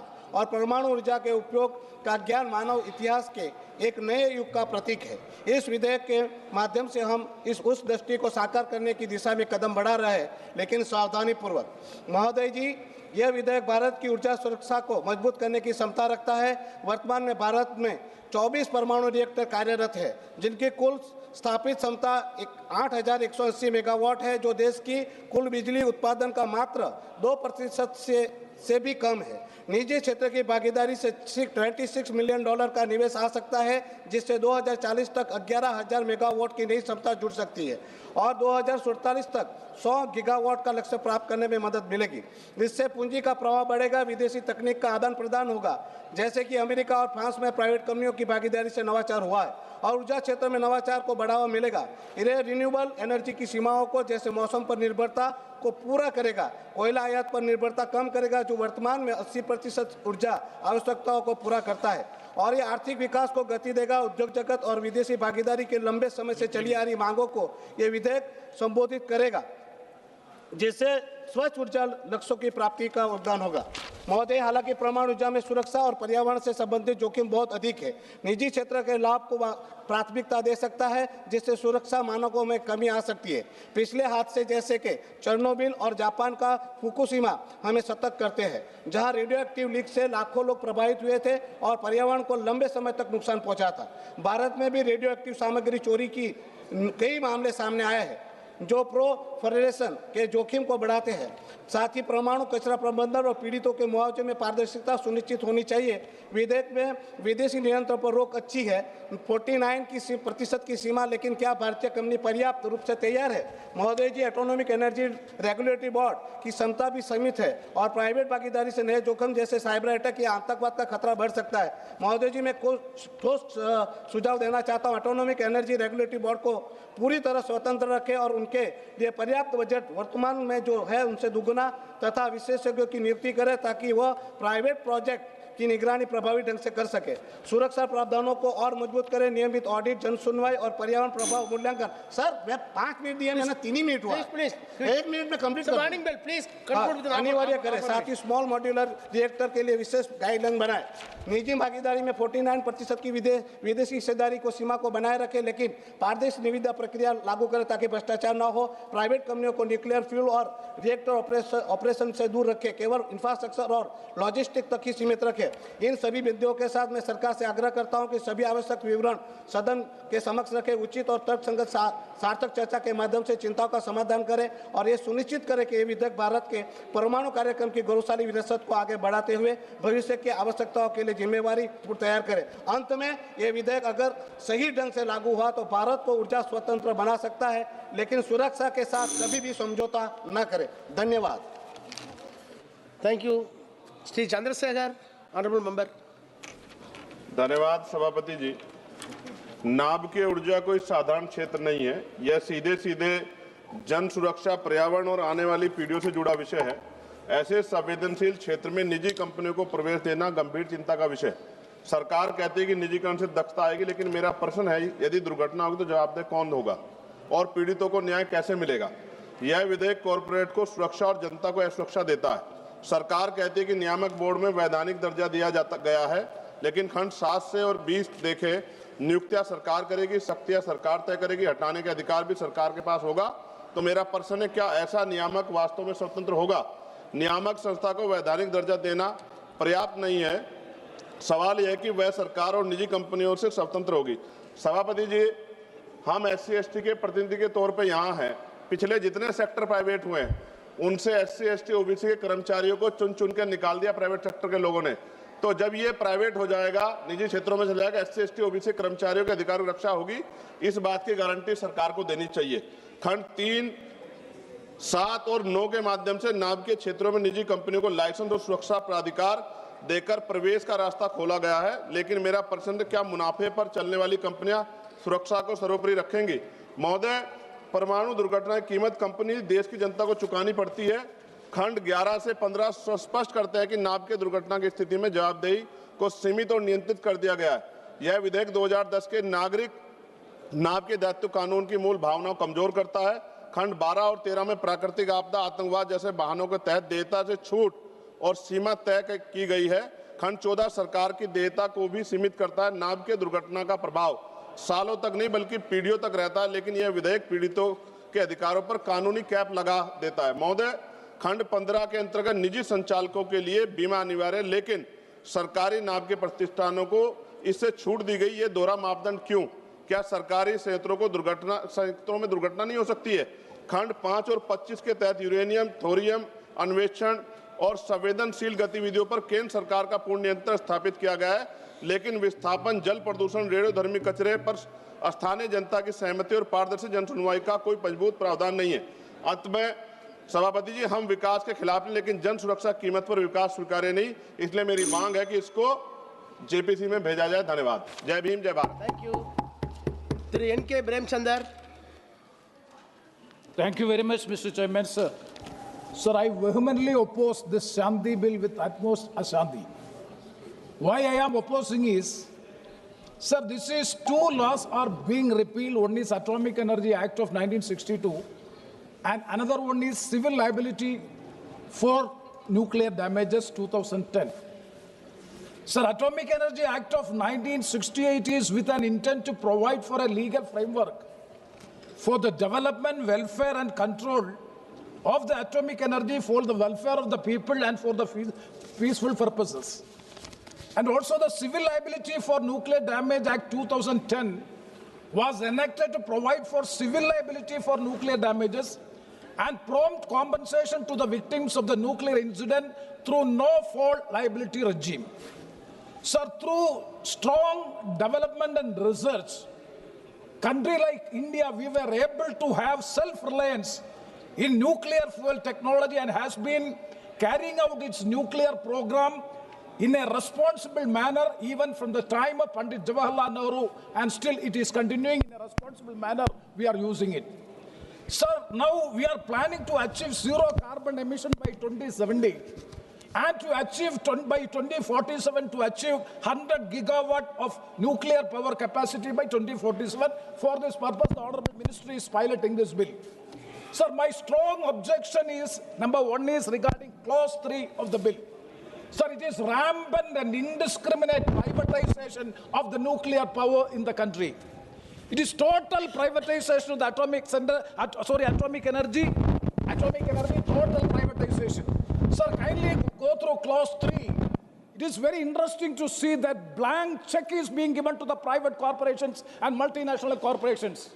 That license can be provided to any government company, any other company, a joint venture company, or any other person.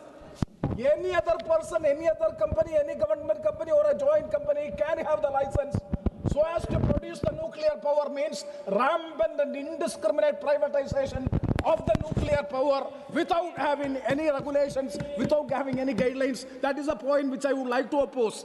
Sir, and also I would like to come, that is even 49% of the FDI in certain nuclear activities with an intent to bring both technology and capital in India. So hence, and also regarding another point, I would like to see clarification from the Honorable Minister in my constituency, that is regarding the beach and minerals. My constituency is Kollam constituency, having monazite, ilmenite, salinite, rutile and so many other rare earth elements. And what would be the fate of the rare earth elements and mining and mineral separation of the beach and minerals after passing of this legislation? Whether mining and mineral separation of these beach and minerals will also be given to the private companies, because there was an assurance in the House that it will not be privatized, that the Mines and Minerals Development Regulation Act, when it is passed by this House, the Honorable Minister, the Mines Ministry is here, he has assured the House in no way it will not be privatized. So I would like to ask the Honorable Minister, for when moving this bill, what would be the fate of, one more point, what would be the fate of these atomic minerals which are on the beach sand which is being seen? And the last point which I would like to highlight is, I fully support and endorse the views expressed by the eloquent speech and exemplary speech made by Sri Manish Tiwari in this House today in the morning. I fully endorse the views. I would like to reiterate clause 17 of the bill. Sir, with 1 minute I will conclude. Clause 17, sir, what is nuclear? See, the supplier's liability. During the time of the UPA government led by Dr. Manmohan Singh, It was clearly, explicitly made a provision in the bill. That is 17 of the clause, section 17 of the civil liability for nuclear damages. It is very clearly stated in section 17B. The nuclear incidents has resulted as a consequence of an act of supplier or his employee, which includes supply of equipment or material. I'm finishing. With material with the patent or latent defects in subclass, then he is entitled to to recourse what he has paid for by the operator. If that be the case, I would like to know from the Honorable Minister why that provision, that is the supplier's liability, is missing in the present bill. That is to be answered by the Minister with these words. Once again, I take this opportunity to oppose the bill. With these words, I conclude. Thank you very much. Honorable Member, Ms. R. Sudha. Thank you, sir. Sir, I rise to oppose this Shanti Bill 2025. Sir, Prime Minister Nehruji passed an Atomic Energy Act in 1962 to provide a strong framework for the development and control the atomic energy for India's national interests. Thanks to the efforts of the Prime Minister Jawaharlal Nehru and Homi Bhabha and Prime Minister Indira Gandhi, under whose tenure India's first nuclear plant came in 1969, and Dr. Manmohan Singh, India boasts of 24 atomic power plants. Even most of the 10 atomic power plants under the construction right now are a continuation of the Congress started during our tenure, sir. Sir, the Congress party policy towards nuclear energy is built on a foundation that nuclear energy is too dangerous for the profit motive. Yeah, critical for Indians' nation and energy security, sir. This government, Shanti Bill, inverts the logic, and BJP government is doing what is best sell and what Indian National Congress built. Sir, through this Shanti Bill, the BJP government is playing with Indians' national and energy security. Let us explain, sir. You are allowing 49% of FDI in atomic energy production. This primarily benefits US companies, sir.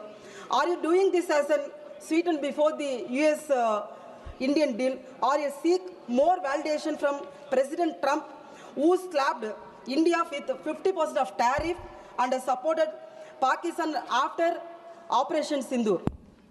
In case of nuclear accidents, God forbid, sir, you will calculate the valuation of compensation for potential victims for the year of 2010.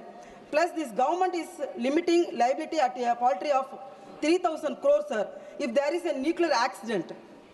Compare this with rupees 16 lakh crore cost of real-world disasters like Fukushima in Japan. Sir, under the Class 12, this government has given a total waiver of compensation. Total waiver of compensation is nuclear material stolen for terrorism. Why this Modi government is showing very soft corner towards the terrorism, sir? After this Sindoor happened, we are not learned any lesson. This government is not answerable for this country. They almost bunged this parliament to discuss about the Operation Sindoor, sir. When our Rahul Gandhi and our Priyanka Gandhi and our parliament members requested to discuss about the Sindoor, this treasury bench denied that, sir. The Shanti Bill is also a war of federalism.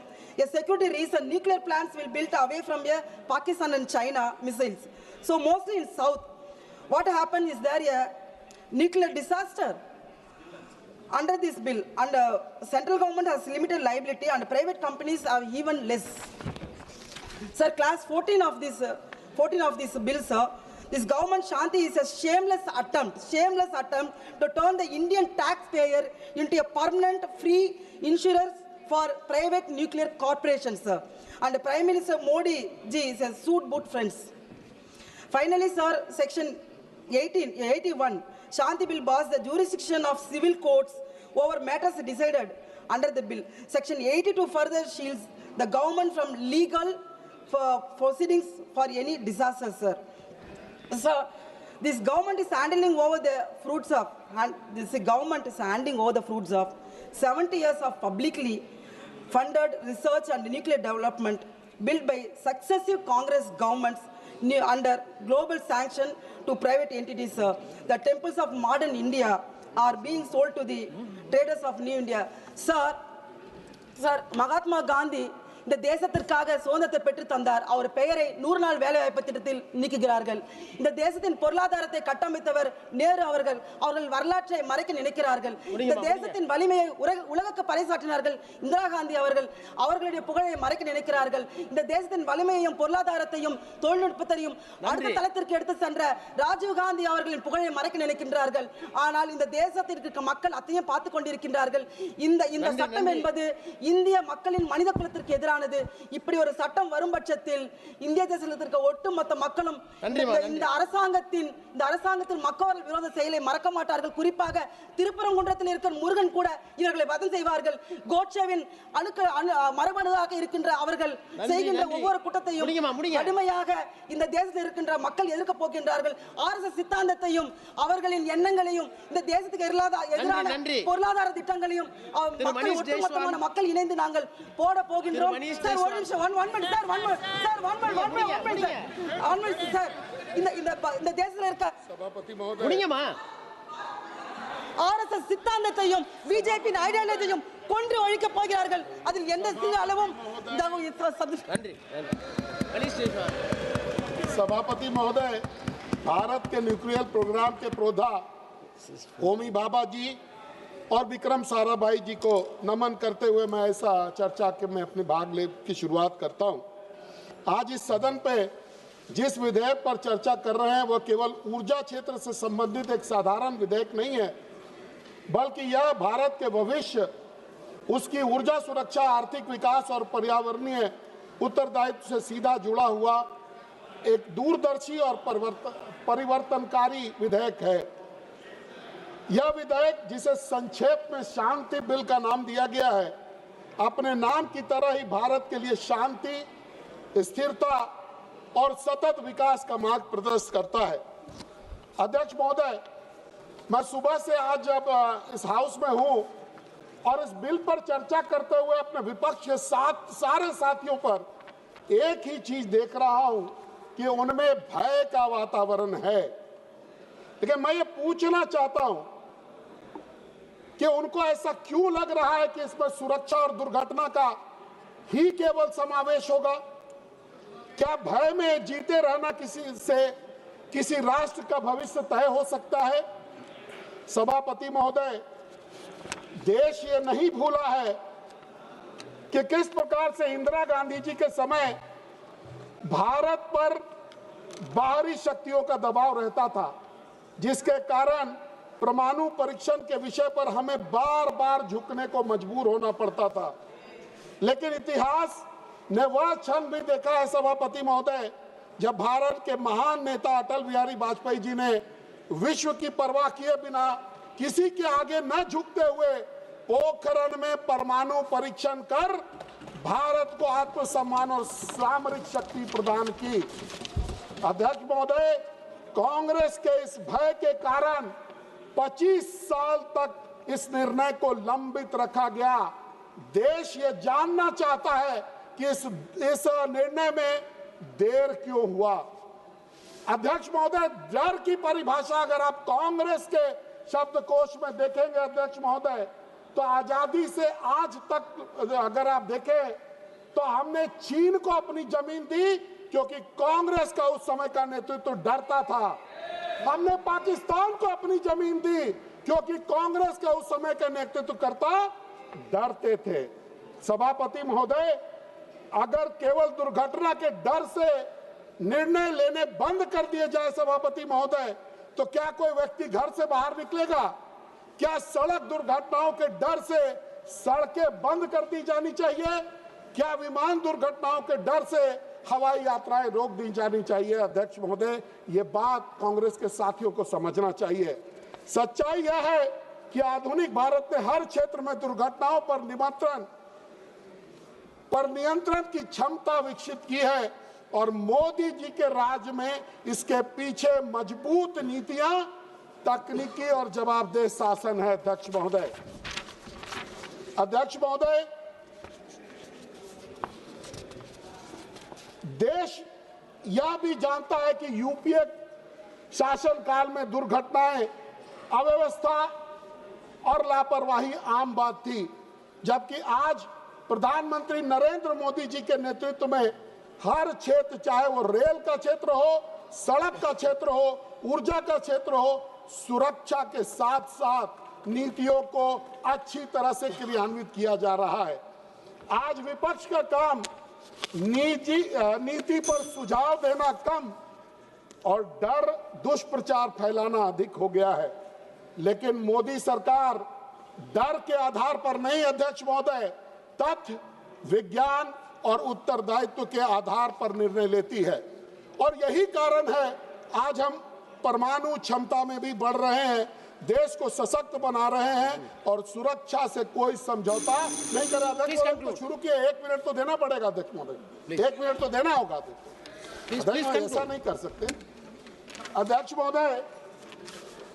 इस परमाणु ऊर्जा से जो आज जिस बिजली को हम लोग रिप्लेस करेंगे, थर्मल पावर को, आप हमारे क्षेत्र में हजारीबाग के, झारखंड के हजारीबाग, रामगढ़, चतरा इन जिलों को देखेंगे तो कोयले के परिवहन और छाई के परिवहन से, मैं करता हूँ अध्यक्ष महोदय, छाई के परिवहन से हम वहाँ के लोगों का जीना मुश्किल हो गया अध्यक्ष महोदय। आज इस ऊर्जा से जो है हम लोगों का जीवन अध्यक्ष महोदय में सुधार आएगा। अंत में अध्यक्ष महोदय मैं ये कहना चाहता हूँ, यह विधेयक भविष्य की जरूरत है, वर्तमान की चुनौती का समाधान है, भारत की आकांक्षाओं का प्रतीक है। मैं इस विधेयक का पुरजोर समर्थन करता हूं। धन्यवाद। Thank you. नमस्कार। Pushpendra Saroj.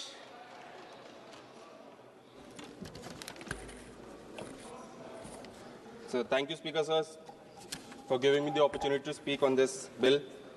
Sir, firstly, on behalf of my party and my leader, Shri Akhilesh Yadav ji, I would like to oppose this bill. And my first objection is regarding the name of the bill, Shanti. So the most powerful energy in the world, the most unstable energy in the world, and the name of the bill, Shanti. Thank you. So, sir, firstly, I would like to quote what my senior N.K. Premchandra ji also said yesterday, that there's a specific provision in the legislative process, Kaul and Shatkar, in very specific ways, said that the title of the bill should convey the message regarding the intent and the content of the bill, which has to be explicitly given to the public or given to the people at large. So the title should be clear enough while it is being drafted, sir. But it is quite unfortunate that this bill, by its very title, by its very virtue, does not intend that. Sir, मैं सबसे पहले सदन का ध्यान भारत के एक भयावह त्रासदी के ओर आकर्षित करना चाहता हूँ। Bhopal gas tragedy. सर, 1984 एक ही रात में 3,000 से अधिक निर्दोष लोगों की मृत्यु हो जाती है, 15,000 से अधिक लोगों को जान उसके कई वर्ष के बाद जो उससे उनको डिजीज हुई उसमें गंवानी पड़ती है, और अभी तक 5 लाख से अधिक लोग बीमारियां और दूषित जल के प्रभाव से झेल रहे हैं। सर, ये क्यों हुआ? क्योंकि जो कंपनीज थी उन्होंने अंतर्राष्ट्रीय सुरक्षा मानकों और जवाबदेही को नजरअंदाज किया गया। इस त्रासदी ने हमें एक राष्ट्र सबक सिखाया।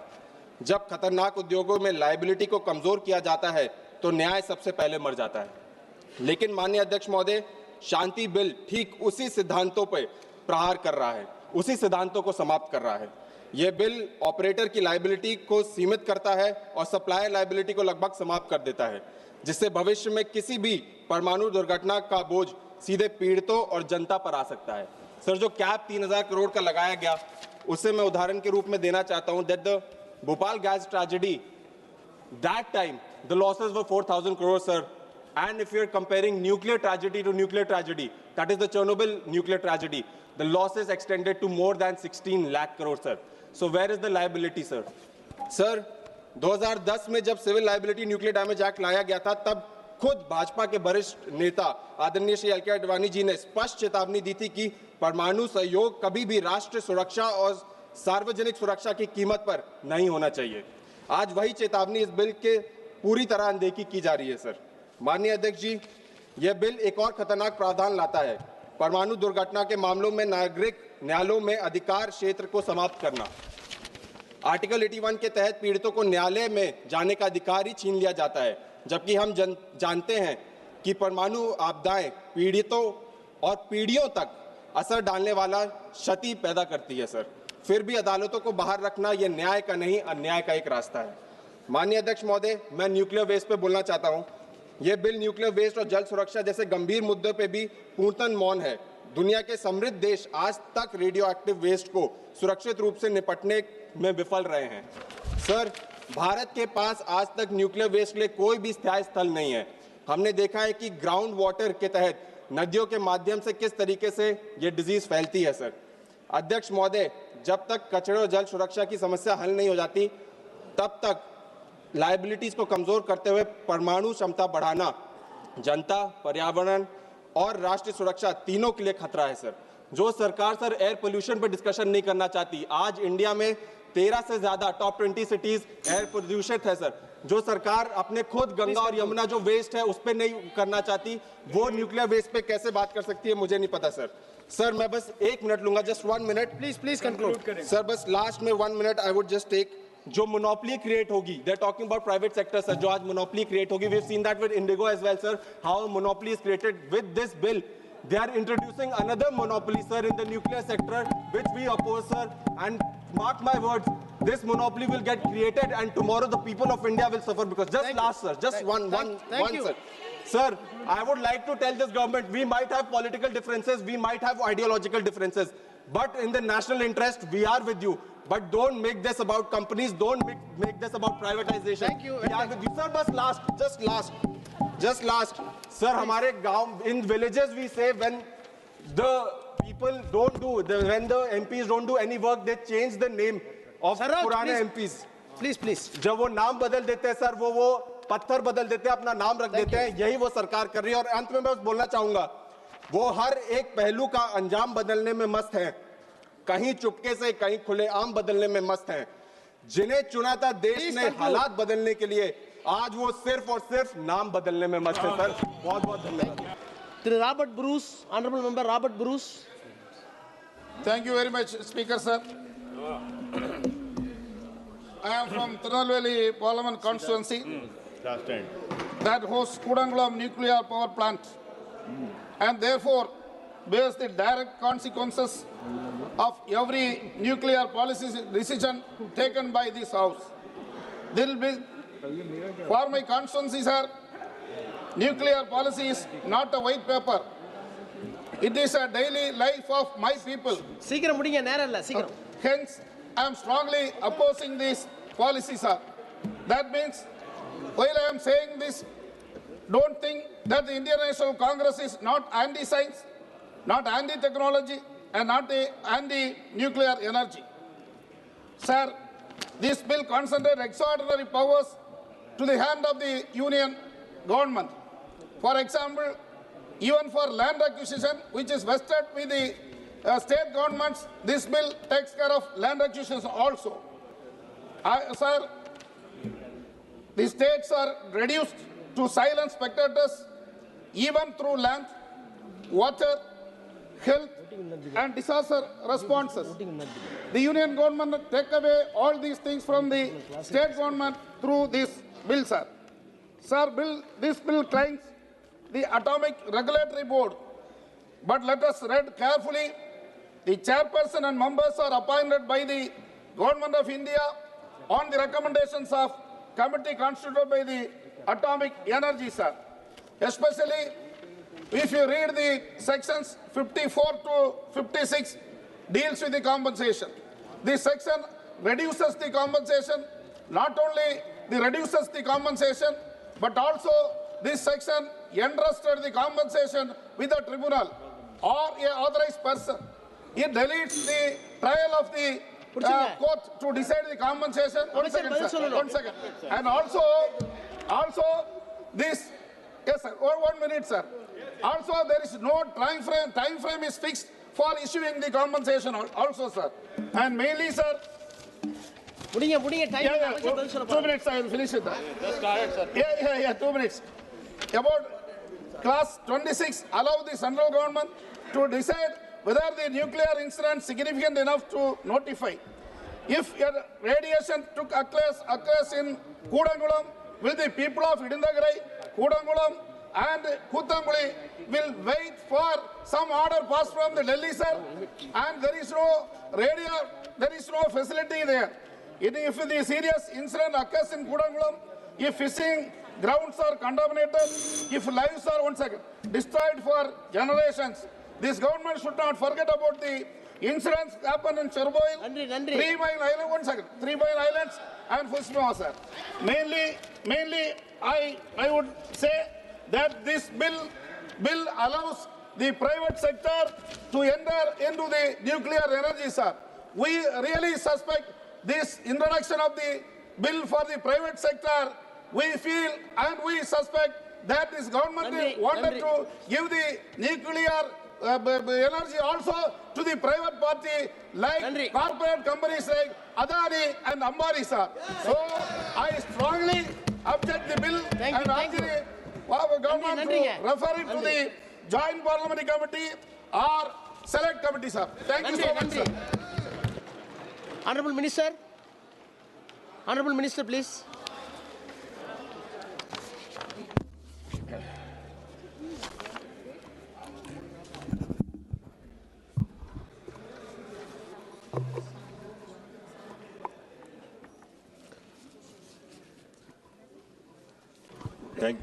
Thank you, Speaker, sir. At the outset, I have to thank the honorable members. इस बिल का टाइटल था शांति, and I have to compliment you all for living up to this title in the letter and spirit of the title. बड़ा शांति पूर्वक ये सारी चर्चा संपन्न हुई है, इसके लिए धन्यवाद भी और बधाई भी। इससे पहले कि मैं कुछ आगे कहूं, माननीय जिन सदस्यों ने इसमें भाग लिया उनका नाम लेते हुए उनका धन्यवाद करना है। मनीष तिवारी जी, हमारे मित्र, शशि शशांक जी, सौगत राय दादा, अरुण नेहरू जी, कृष्णा प्रसाद जी, सुप्रिया सुले जी, अरविंद सावंत जी, शशि थरूर जी, शंकर लालवानी जी, दरियाशील राव जी, प्रतिमा मोंटाल जी, शशिकांत सेंथिल जी, वीरेंद्र सिंह जी, सचिदानंदम जी, रविंद्र नारायण जी, वाईएस अविनाश रेड्डी जी, सुधाकर सिंह जी, चंदन चौहान साहब, सुदामा प्रसाद, शर्मिला सरकार जी, वांसी कृष्णा कदम, अनूप संजय दोत्रा, हनुमान बेनीवाल जी, सामदानी साहब, पप्पू यादव जी, प्रेमचंद्रन जी, बाबू भाई पटेल, चंद्रशेखर जी, सुधा जी, मनीष जायसवाल जी, पुष्पेंद्र जी, सब ने अपने अपने ढंग से अपनी बात रखने का प्रयास किया है। रॉबर्ट क्रूज, सॉरी, मैंने ये सब बिंदु लिखित में अपने पास रखे हैं, लेकिन चूंकि अध्यक्ष महोदय का ये कहना था कि ये तमाम बिंदुओं पर विस्तार में तफसील में बात उत्तर में आए, इसलिए उस बात का लाभ लेते हुए और साथ ही साथ कुछ एक बातों का उत्तर देने का प्रयास करूंगा चंद एक मिनटों में। लेकिन शायद बिंदु ना रखने के वजह से ये भी हुआ कि बहुत सारे मित्रों की ओर से कुछ ऐसी observations I which were contrary to the facts in the bill itself. Some observations which are also self-contradictory. Some observations which were possibly appearing to have been misinterpreted. I don't know whether by design or default or out of ignorance. और कुछ एक, चूंकि अगर मुझे आरंभिक समय में ज़्यादा वक्त मिलता तो मैं वजाहत करता कि मुख्य तौर पर दो प्रावधान थे न्यूक्लियर एनर्जी को लेकर के। जैसे मनीष जी ने भी कहा, एटॉमिक एनर्जी एक्ट 1962 और CLND 2010। बीच में एटॉमिक एनर्जी रेगुलेटरी बोर्ड का गठन किया गया एक एग्जीक्यूटिव सब ऑर्डर के तहत, जिसको अब स्टैट्यूटरी बॉडी का दर्जा दिया जा रहा है। अब इस नए प्रावधान को लाते हुए, नई व्यवस्थाओं को स्थापित करने के बजाय या उनमें परिवर्तन करने के बजाय ये मुनासिब समझा गया कि एक कॉम्प्रिहेंसिव नया बिल लाया जाए जिसमें इन सभी प्रावधानों की भी जगह रहे और जो समय के अनुसार जो ज़रूरतें हैं उसके मुताबिक उनको एड्रेस भी किया जाए। इसलिए बहुत कुछ ऐसा है अध्यक्ष जी इस बिल में जो पहले से ही मौजूद था। अब in the haste sometimes to oppose the treasury benches हम कभी कभी भूल जाते हैं कि कुछ एक ऐसे प्रावधान है जिनका हमने विरोध किया जो हमारे ही लाए हुए। अब बार बार ये कहा गया कि आप सरकारी रिएक्टर्स को इंश्योरेंस के कवर में क्यों नहीं लाते। ये सच है, सभी मान्य सदस्यों ने नेहरू जी को श्रेय दिया, हम भी देते हैं, लेकिन ये भी सच है कि जो पहला रिएक्टर स्थापित हुआ था इस देश में उसका नाम था अप्सरा रिएक्टर। वो भाभा एटॉमिक रिसर्च सेंटर में कायम हुआ था, साल 1956 का था। देश के प्रधानमंत्री कौन थे आप सब जानते हैं, और उसको इंश्योरेंस कवर में ना रखने का निर्णय लिया गया था। 1956 में प्रधानमंत्री कौन थे, और उसके पीछे शायद ये भाव था कि ये रिसर्च रिएक्टर है, इसको it is not a commercial purpose और फॉर पब्लिक यूज। उसके बाद ये कहा गया कि एटॉमिक एनर्जी रेगुलेटरी बोर्ड में उस तरह की ऑथराइजेशन नहीं है जैसे होनी चाहिए। मनीष जी ने भी कहा, दूसरे मान्य सदस्यों ने भी कहा। हकीकत यह है कि एटॉमिक एनर्जी रेगुलेटरी बोर्ड स्थापित किया सन 1983-84 में। तो प्रधानमंत्री कौन थे? श्रीमती इंदिरा गांधी जी। हमने तो इसको स्टैट्यूटरी बनाया है, बल्कि इसको और मजबूत रुतबा देने का प्रयास किया है। तो यानी इंश्योरेंस की बात भी पंडित जी की समझ से आई, आप ही ने इनकी तारीफ की। Atomic energy regulatory board Mrs Gandhi के समय में बना, हमने उसको बल्कि और जो आप कह रहे हैं उसी बात पर अमल करते हुए we have try to give it more of authorization and independence. फिर ये कहा गया कि CLND में जो परिवर्तन आ रहे हैं इसमें कैपिंग क्यों है। अब फिर हम भूल गए कि सन 2010 में जो CLND बिल आया था कैपिंग उसमें थी, और प्रधानमंत्री कौन थे? डॉक्टर मनमोहन सिंह। हमने तो उसको रैशनलाइज किया है, we have done different grading, अब वो भी आएगा। और फिर ये कहा गया कि what has the size of the reactor got to do. नुकसान ज्यादा है तो भला 3000 की कैपिंग कैसी है? 3000 की कैपिंग, क्योंकि हो सकता है कि वक्त ना मिला हो माननीय सदस्यों को, हालांकि 2 दिन थे। Capping is for the operator. अगर 1000 करोड़ का भी नुकसान हुआ है तो उसकी भरपाई पूरी की पूरी मिल जाएगी, because the next stage will be nuclear liability fund जो सरकार की तरफ से होगा। वो इस बिल में मौजूद है जो पहले ना था। फिर उसके बाद since we are also signatories to the CSC which is the Convention of Supplementary Compensation, further compensation would be available through that source. अब ये कहा गया, क्योंकि उसके बाद मैं फिर ठोस बिल पर भी आता हूं, कि जब आपने लायबिलिटीज में संशोधन किया है सेक्शन 17 CLND,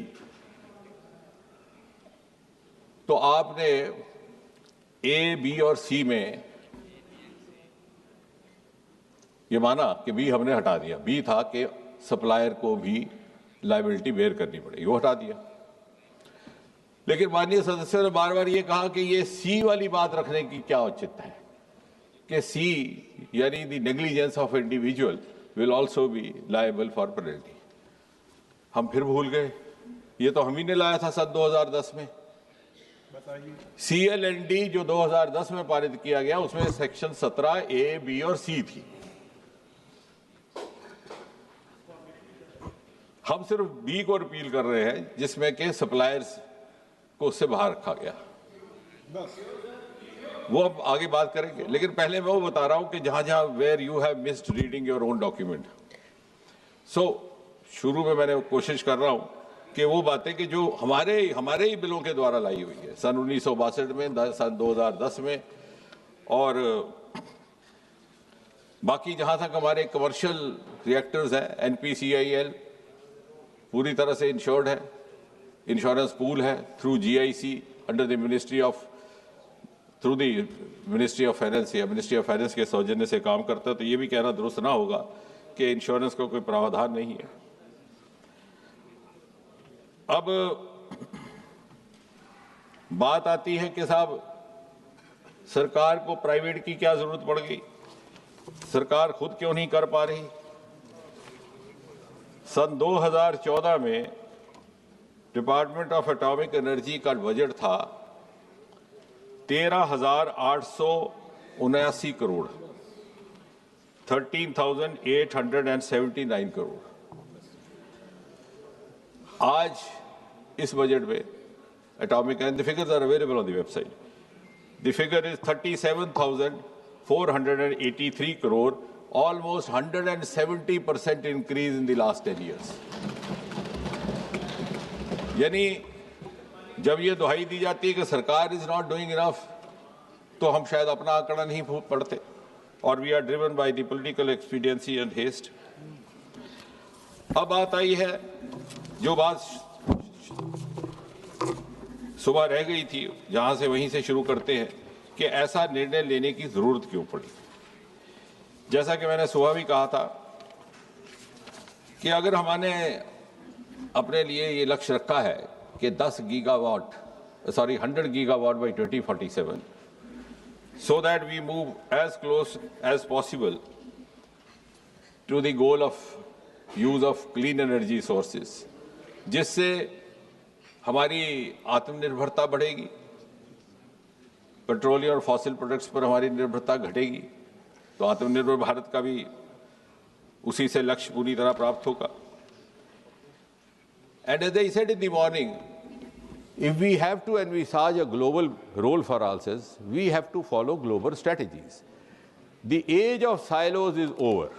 अगर हम समझें कि हम अलग नीतियां बना करके और फिर भौगोलिक स्तर पर स्पर्धा करेंगे, तो बहुत बड़ी गलतफहमी होगी। वो शायद होती रही।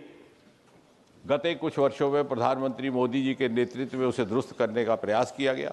The space sector was opened up and media fancifully said the space has been unlocked by Modi, and the results are miraculous. 5 years back we were a dismal economy in space. I'm just giving one sentence of the space example. Today we are $8 billion. In next 7-8 years we hope to go up 5 times to $40-45 billion. The concept of a startup in space sector was unheard of. Today we have close to 300 to 400 space startups, some of them of global potential, some of them millionaire entrepreneurs, and we hope to again go in a very faster pace than ever before. और इसलिए जैसे सुबह भी कहा गया कि जब artificial intelligence का युग आएगा और बात कही गई हेल्थ की, इस बिल में ये भी कहा गया है कि our nuclear energy escalation, upscaling is being done also to address the health sector, the agriculture sector and the nuclear sector. फिर शायद सुप्रिया जी का कहना था कि रिसर्च को क्यों छोड़ा। ऐसा नहीं है सुप्रिया जी, इस बिल में प्रावधान है, I'll just give you the section also, where we have opened up the research to the private sector, which is of course in acknowledgement of the fact that we have several private sector institutes which are doing excellent research in several science domains. So why not get their benefit even in the atomic energy sector? अब अगर हमें उस लक्ष्य की तरफ बढ़ना है, क्योंकि इस समय हमारे पास 8.9 गीगावाट कैपेसिटी है, वो भी 2014 के मुकाबले में दुगने से अधिक हुई। उस समय हम 4.7 गीगावाट थे और हमारे पास 25 रिएक्टर है, जिसमें से एक अभी पूरी तरह फंक्शनल नहीं है। ऑन दी अदर हैंड, एक सदस्य ने ठीक फरमाया कि USA is 97 gigawatt with 94 reactors, China is 55 gigawatt with 57 reactors. और हमारी contribution to the overall requirement is just 3%. And of course, our renewable energy will also go up, but it may not be able to serve all the purposes, particularly in an era where we are going to go in a big way for the artificial intelligence, data processes and other things. And therefore, पहले तो ये समझना ज़रूरी था कि हमें what were the constraints in spite of all this. It is this government actually which in 2015 took the decision of opening the atomic energy sector to joint ventures, albeit joint ventures with public sector units, not with private. उससे पहले तो ये भी नहीं था. एक गोपनीयता के पर्दे में इस तरह से बंद रखा गया था कि हमने अपने साधनों को सीमित कर दिया. We became prisoners of our limited resources. लेकिन अब जब लगा कि as I said we have to follow the global strategies, तो हमारी कंस्ट्रेंट्स थी कि हमारी इंस्टॉल्ड कैपेसिटी बढ़ाई जाए, हमारे रिसोर्सेज में बढ़ावा हो, हमारे गेस्टेशनल पीरियड्स रैशनलाइज हों, हमारे कुछ embargoes which could be done away, because this is the government which has been very forthcoming in also doing away with some of the rules which had lost their relevance with the passage of time. And therefore, as a part of this entire thinking, the entire idea was to bring about an enabling law for an enabling ecosystem without, and underline, without, of course, compromising the security concerns of the nation. और इसलिए इन दोनों बिलों को और regulatory board के प्रावधान को ध्यान में रखते हुए एक साल तक बड़ी गंभीर मंथन भी हुआ, चिंतन भी हुआ. There were series of meetings at different levels, interministerial level, intersecretary level, with the scientific experts, with the industrial leaders, industry leaders, with stakeholders. We try to understand their concerns, their requirements. And the idea was simply to move on, not to score political points. And I never meant to so. But चूँकि बार बार कहा गया कि नेहरू जी ने किया और आपने क्या किया, तो मैंने वो बताया कि जो नेहरू जी के किए हुए की ही नुक्ताचीनी की गई. So without denying what he has done, we are only, बिल्कुल फाउंडेशन भी उन्होंने रखी, पहला रिएक्टर भी उन्होंने लगाया, उसको इंश्योरेंस में नहीं रखने का काम भी उन्होंने किया. हाँ, हम थे नहीं उस वक्त, जब हम आए तो हमने सजेशन दिया. लेकिन पहले चूंकि इसलिए because I want to come back to the non political line, इसलिए मैंने कहा पहले पॉलिटिकल स्कोरिंग वाला काम समाप्त हो जाए.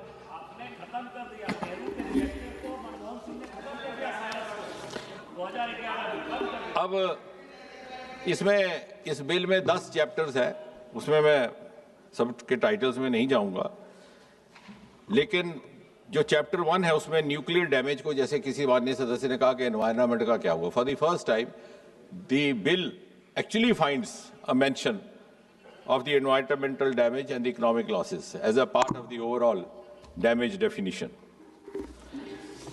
And the regulatory scope has also been defined, covering medicine, agriculture, industry, ionizing radiations, because we have come a long way as far as the nuclear medicine is concerned. Supriya ji will bear me out. The Tata Memorial Center in Mumbai is one of the best in the world today. And I am proud to share with this House that very recently, in the last few years, 4 or 5 years, we are among the first to have come out with a nuclear medicine remedy for acute lymphoblastic leukemia for children, which is a kind of a blood cancer for children, and also a nuclear medicine-driven remedy for, or possible remedy for prostatic cancers, which is on the increase with the aging and the long span of India's population that we are seeing these days. आप बात नहीं समझे, मैं nuclear medicine की बात कर रहा हूँ. अब ये पॉलिटिकल बात पे आप आ गए, अब उसको भी आप स्केल करने की जरूरत है. या I am coming to that. Tata की भी एक्सपेंशन इसी सरकार ने की. If you want to be political, today we have 11 Tata memorial hospitals in the country, out of which 9 are functional. अब आपको 9 फंक्शनल है. बेटे जवाब दोगे और ये बोलेंगे और ये बोलेंगे, आप किसी का जवाब. और न्यूक्लियर ग्रिड हमने स्थापित की है, सॉरी कैंसर ग्रिड स्थापित की है, जिसमें 300 से अधिक अस्पतालों में किसी न किसी तरह से टाटा मेमोरियल सेंटर की कोई ना कोई कैंसर केयर सुविधा प्रोवाइड की है, वो भी इसी सरकार ने की है। लेकिन जैसा आपने ठीक कहा कि उसको भी आप स्केल करना जरूरी है, जैसे दादा कह रहा है, तो कहां से करेंगे?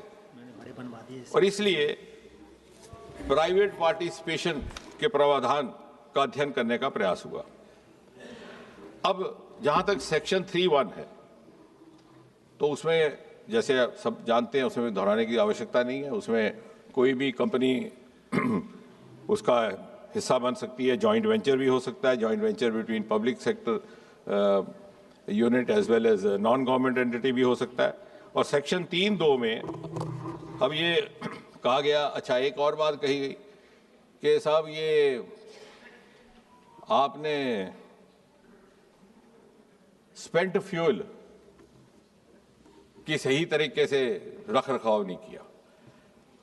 अब शायद हमारे दिमाग से निकल गया है कि स्पेंट फ्यूल का एक प्रावधान कायम है, there is a SOP for some time it is kept within the reactor, then afterwards about close to the reactor, which is called away from reactor, it is put about 10 meter deep for 30-40 years, and during the construction of the plant also, जब नया plant होता है, जो safety की बात की गई, हर 3 महीने के बाद उसकी इंस्पेक्शन होती है ड्यूरिंग कंस्ट्रक्शन। जब कंस्ट्रक्शन हो जाती है तो हर 6 महीने बाद उसकी इंस्पेक्शन होती है, even when it becomes functional. फिर हर 5 साल के बाद लाइसेंस रिन्यू होता है, और उसके अलावा जो इंटरनेशनल एटॉमिक एनर्जी एजेंसी है उसकी भी सुपरविजन रहती है। अब ये SOP कौन बना गया? आपको जानकर अच्छा लगेगा, पंडित जवाहरलाल नेहरू 1962 के एक्ट में। अब आप कह रहे हैं इसमें गलती निकाल रहे हैं। ये वही SOP है जो 1962 की चल रही है, इस बिल में नई नहीं लाई गई। In your haste possibly to oppose the bill आपने इसको किया। The same safety measures are in place which were there in the Atomic Energy Act of 1962 under the then Prime Minister। अब कुछ सेफगार्ड्स रखे गए हैं, ये भी कहा गया कि सिक्योरिटी कंसर्न्स नहीं है। ऑपरेशन के लिए इजाजत होगी प्राइवेट पार्टिसिपेशन की भी, फैब्रिकेशन ऑफ न्यूक्लियर फ्यूल की भी होगी, ट्रांसपोर्टेशन के लिए, इंपोर्ट एक्सपोर्ट के लिए। लेकिन जिन बातों के लिए सेक्शन आपका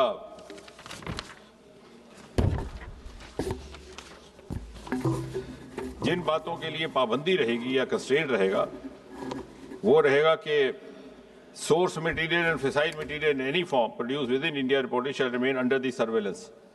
वो पहले भी था। ये atomic energy act 1962 Nehru ji छोड़ गए, हमने उसको कायम रखा है। आप कह रहे हैं वो security measure is not sufficient, वो सरकार के ही कंट्रोल में है।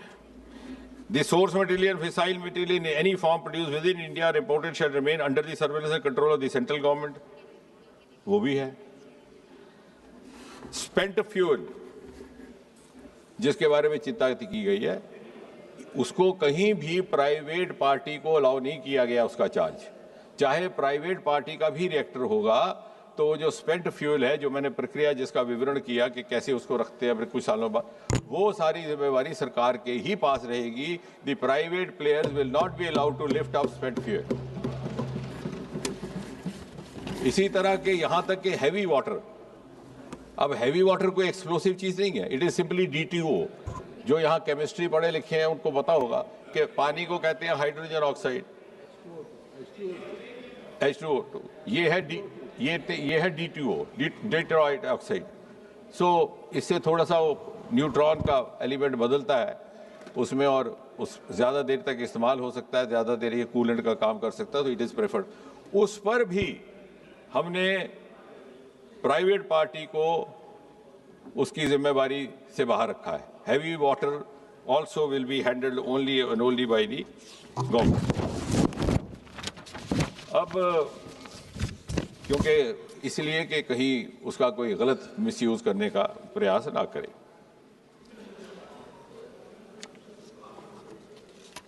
सेक्शन 9 है of the bill allows for a person to carry out research, development, design and innovation. It is there. And Section 7 of Chapter 2, grant of license for central government, rejection for security safety reasons, same security reasons which were there in the 1962 bill brought by the then government. You're not changing it. So I don't know why it is being objected to, because it has been lost sight that it is their bill. We have just added on or made some suitable provisions which are relevant to the contemporary times. Yes, financial, technical management and other organization committees also will be there. Then the Chapter 2, Sector 4 also refers to, Chapter 2, Section 4 refers to the medicine, industry, agriculture uses. So we have rather put it on record that this, I think India has created a model of the use of atomic energy for the purpose of creating ease of living in different sectors, for infrastructure use, in food industry, in health. That's why in the morning we said, now the moment has arrived to vindicate what Homi Bhabha declared to the world, our nuclear program dedicated to peaceful purposes.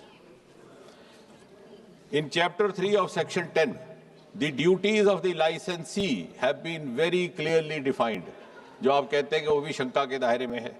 Number 1, he will operate strictly as per the guidelines laid down in the 1962 bill of the then government. वो तो आपको मंजूर होना चाहिए अगर रह गया था. Must comply with the regulatory documents, maintain accounts, inspection reports, etc. ये पहले भी लागू होते थे, लेकिन सरकारी दायरे में रिएक्टर स्थापित किया जाता. फर्क सिर्फ इतना है, अब प्राइवेट दायरे में हो रहा है. रेगुलेशंस वही हैं, सिक्योरिटी कंसर्न्स वही हैं जो 1962 में नेहरू जी छोड़ गए थे. Number 3, must maintain financial security for decommissioning, waste disposal, compensation of non-nuclear. अब आया liability of nuclear damage. Liability of nuclear damage in installation or transport. वो तो अब नेहरू जी बता सकते हैं.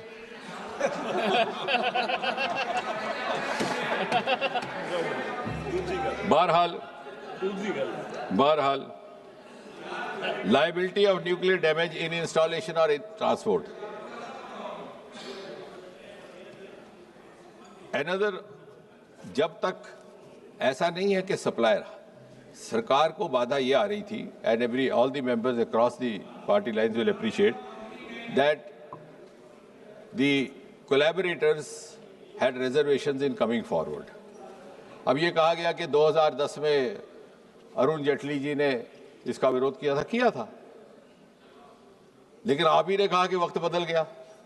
जब मैं बात करता हूं आपकी बात को नकारता हूं, कहते हैं वक्त बदल गया. जब मैं कहता हूं तो वक्त नहीं बदला. तो वक्त तो सबके साथ बदल रहा है. 2010 और 25 के बीच में the technology has changed. No, please, I am speaking strictly on scientific rationale. You can contradict me. The technology has changed. We are into big way to small modular reactors, which was unheard of in 2010. And this budget in its nuclear energy mission has laid down 2-3 important points. 1, allowing private sector. 2, 100 gigawatt. 3rd, small modular reactors, which will be beneficial for our dense areas, which will be beneficial for upscaling our energy source of clean energy, and which are usually considered to be below the strength of 200 to 300 megawatt. And we have already laid down for ourselves the target of producing at least 5 small modular reactors by the year 2033. The safeguards have changed. The risk of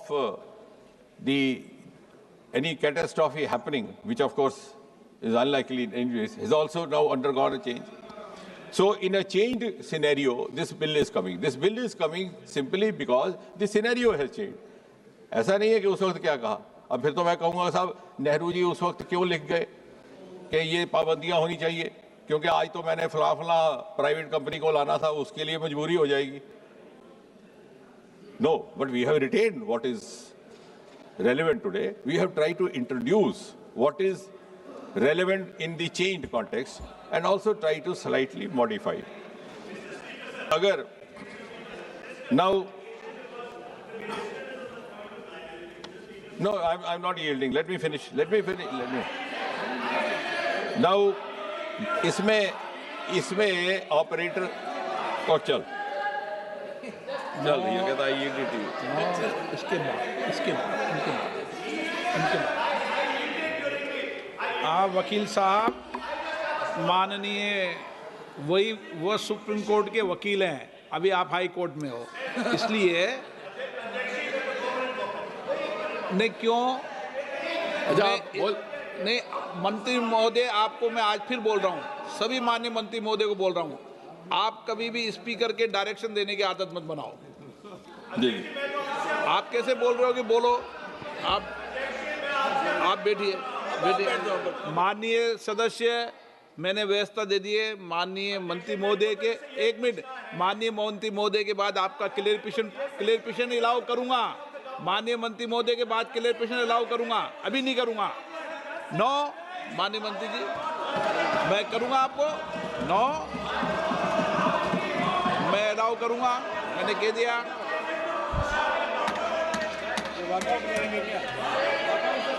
ये point of order लेके नहीं आए उपनेता, बीच में कभी भी debate के बीच में किसी को नो नहीं होगा। पहले माननीय मंत्री जी का जवाब होगा, उसके बाद क्लियरफिकेशन अलाउ करूंगा।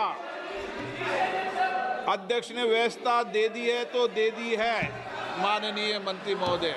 जहां तक सप्लायर का ताल्लुक है,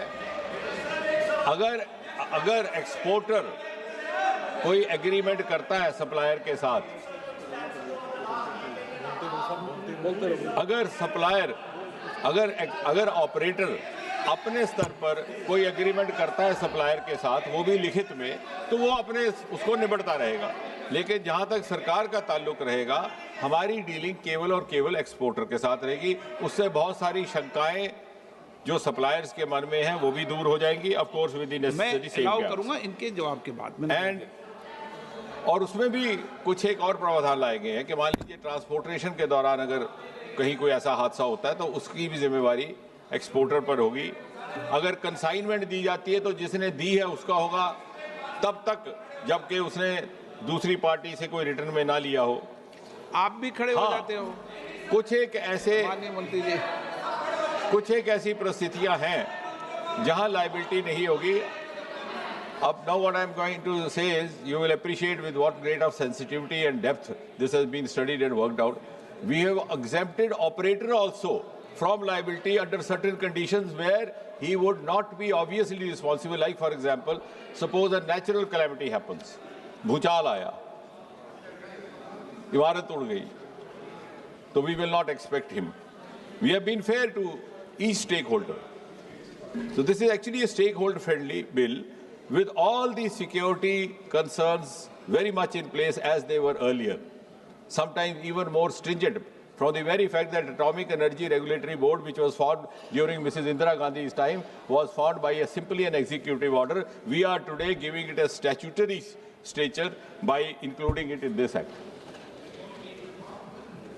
दूसरा, अगर कहीं इंस्टॉलेशन या उसकी प्रॉपर्टी की साइट पर कोई नुकसान होता है तो उसकी भी जिम्मेवारी उस पर नहीं होगी।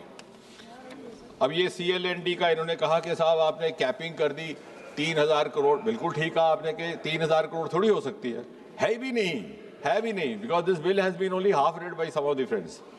3000 करोड़ नहीं है, वी हैव रैशनलाइज्ड इट। पहले क्या था सर, फ्लैट रेट था 15,000, अब हमने रैशनलाइज किया कि स्मॉल मॉड्यूलर रिएक्टर्स आए हैं, we don't want to discourage them. For example, अगर कोई 150 मेगावाट का लगाता है तो उसकी लायबिलिटी रहेगी 300 करोड़, अगर कोई 750 लगाता है तो 150। So we are giving different levels so that we also don't discourage the small investor. अब कोई छोटा रिएक्टर लगाना चाहता है उसके ऊपर देना, लेकिन अगर डैमेज, अगर ये आप बात ध्यान से सुने, अगर डैमेज 3000 से ज्यादा होता है, 3000 करोड़ से ज्यादा होता है, तो जिसका डैमेज हुआ है उसकी भरपाई पूरी होगी। Yes, only the exporter will be liable to pay that much, because that may be beyond his, the operator will be liable to pay that much because that may be beyond his capacity. Then the government is putting in place what is going to be called as a nuclear liability fund, which would be, pooled through tariffs, etc. And of course, when the rules are framed, we will also work out that in detail. The government will compensate for that. And once that also crosses certain margin, which is drawn by special drawing rights, as was mentioned by Munishji. So after we cross that limit, then we become part of the benefit of the CSC, the compensation for supply for compensation, convention for supply.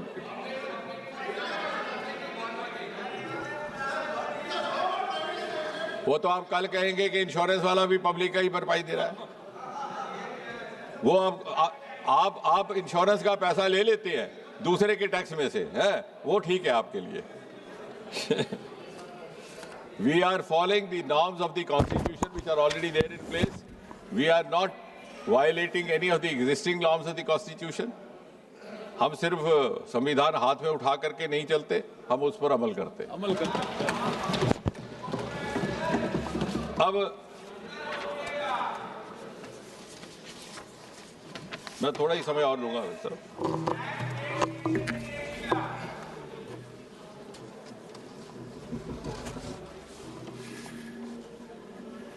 अब आप कह रहे हैं कि supplier को क्यों हटाया गया? Very serious thought has been given and उसमें इसलिए कि अभी advance safety measures have been put in place for the new reactors. अब जब नए नए स्मॉल मॉड्यूलर रिएक्टर बनेंगे, डेंस पॉपुलेशन में लगेंगे, घनी बस्ती में लगेंगे, फैक्ट्री एरिया में लगेंगे। They were already having all those safeguards in place. Then there is a provision in the act for quality assurance, provision in the act for the inspection of the site, and provision in the act for the safety requirements to be followed by the regulator. अब इसके अलावा जो act में नहीं था, जो आपको जान करके खुशी भी होगी कि we have improved upon certain provisions of the 1962 Act of the Nehru government. हमने एटॉमिक एनर्जी रिड्रेसल काउंसिल भी गठित किया है। एटॉमिक एनर्जी रिड्रेसल काउंसिल जो 1962 के एक्ट में जो नहीं था, उसमें भी क्या इंप्रूवमेंट की गई। Atomic energy redressal council will be for redressal of some of the disputes without having to go to the court and go through all that hardship. And अभी किसी ने आपत्ति की कि साहब ये क्लेम कमीशन कहाँ से आ गया, क्लेम कमीशन कहाँ से आ गया, ये कौन होता है claim? Some of the members were raising question. ये पीछे से आया है, कांग्रेस की सरकार से आया है, और उसके बाद CLND में वहां भी क्लेम कमिश्नर था, और ये था कि क्लेम कमीशन जो है उसके मेंबर्स रहेंगे चेयरपर्सन, जब लेकिन वो तब है जब कोई हादसा हो। आमतौर से इसकी संभावना बहुत कम है और शायद हो भी ना। पहले आपने जो एटॉमिक एनर्जी का एक्ट लाया सन 1962 में नेहरू सरकार ने, उसमें सेक्शन 70 और 71 अब इसमें ऐड किए गए। Earlier all the offences were treated as criminal offences, यानी किसी से कोई टाइपिंग एरर भी हो जाए तो उसको जेल खाने डाल दो। अब वक्त बदल चुका है, ट्रांसपेरेंसी है, ऑनलाइन है। So we have also created a provision for monetary penalties and try to decriminalise. बाकी वैसा ही है जैसे पहले था। उसमें आपने लिखा था कि up to 5 years of imprisonment for unclean operation.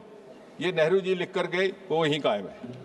फिर लिखा था 10 years of imprisonment for unauthorise use of nuclear reactor, वो भी वही है। यानी आप उस चीज को विरोध कर रहे हैं जो आप ही ने लिखा है। हमने तो उसमें बेहतरी लाई है, and we have given it a global format and the entire world is watching it. इसलिए मेरा विनम्र अनुरोध है कि तो सन 2047 तक, when we envisage that at least 70-80% of our energy source would be from the non-fossil sources, from the renewable energy sources, from the nuclear energy sources. And nuclear energy, as I said, will be the more reliable source of energy at that time for the increasing requirements. And the small modular reactors which we have already undertaken. This government has already earmarked 20,000 crore exclusively for the small modular reactors. And we are also taking this is a part of a whole ecosystem that is being built up in science and technology, including the 1 lakh crore of research and development innovation fund, which has been made available to catalyze the private sector. पहली बार शायद कभी सरकार की ओर से private sector को, because we also realize that private sector also will have to gear up itself for these new openings, new avenues. और इसलिए मेरा आपसे अनुरोध है कि हम भारत की जो तीव्र गति से यात्रा में एक रफ्तार आई है और इसकी प्रतिष्ठा में भी इजाफा हुआ है. India is no longer a follower today. She beckons others to follow her. And she beckons others to follow her. I think it should give as much delight and pride to this side as much to that side. And from that point of view, from that noble thought, this bill is being brought in this House. Thank you.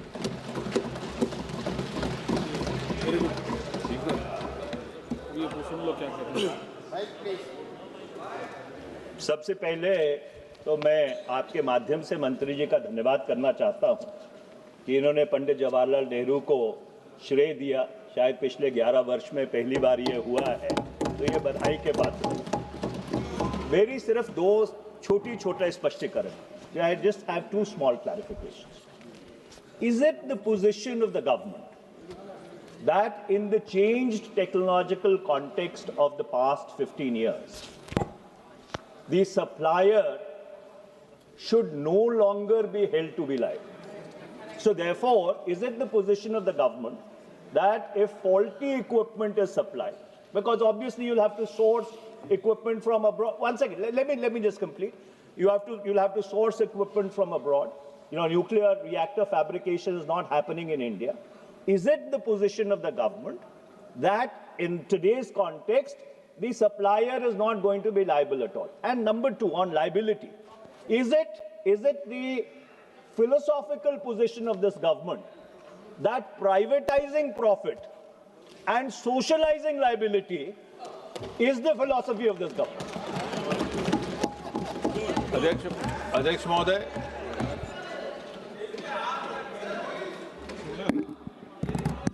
अध्यक्ष जी, 2008 में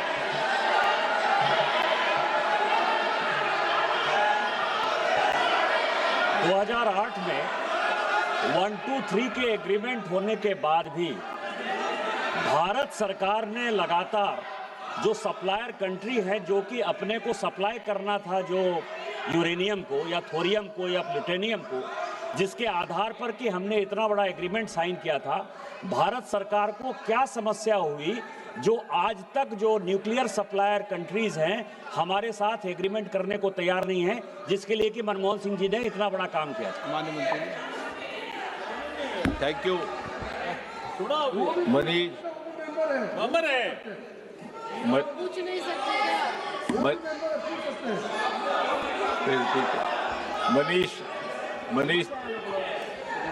मनीष तिवारी जी ने कहा कि चूंकि मैं yield किया था इसलिए आप भी यील्ड करें, तो अध्यक्ष महोदय ने उसकी व्यवस्था दी है. आपका धन्यवाद. I did not give credit to Nehru ji, I gave discredit to you for having contradicted Nehru ji. I was saying you were contradicting a rule which I have incorporated in the bill from the 1962 bill of the Nehru government. So I was not giving credit to Nehru, I was giving discredit to you for having forgotten Nehru. So having clarified myself politically for the benefit of both of us, इसलिए वो आपके लिए भी वो ठीक रहेगा.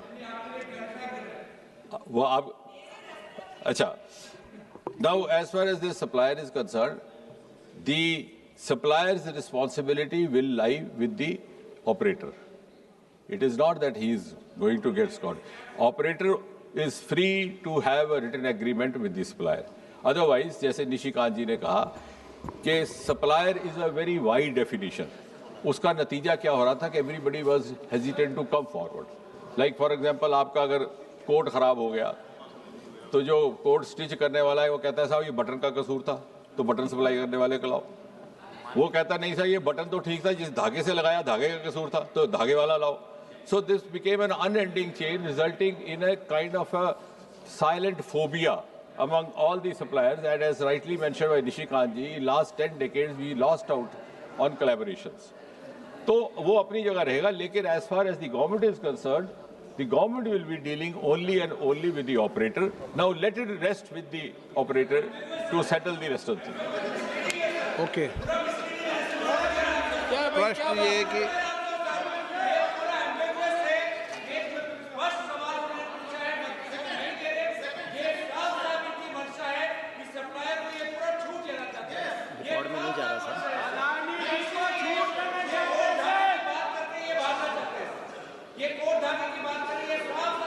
मैंने आपको अलाउ नहीं किया।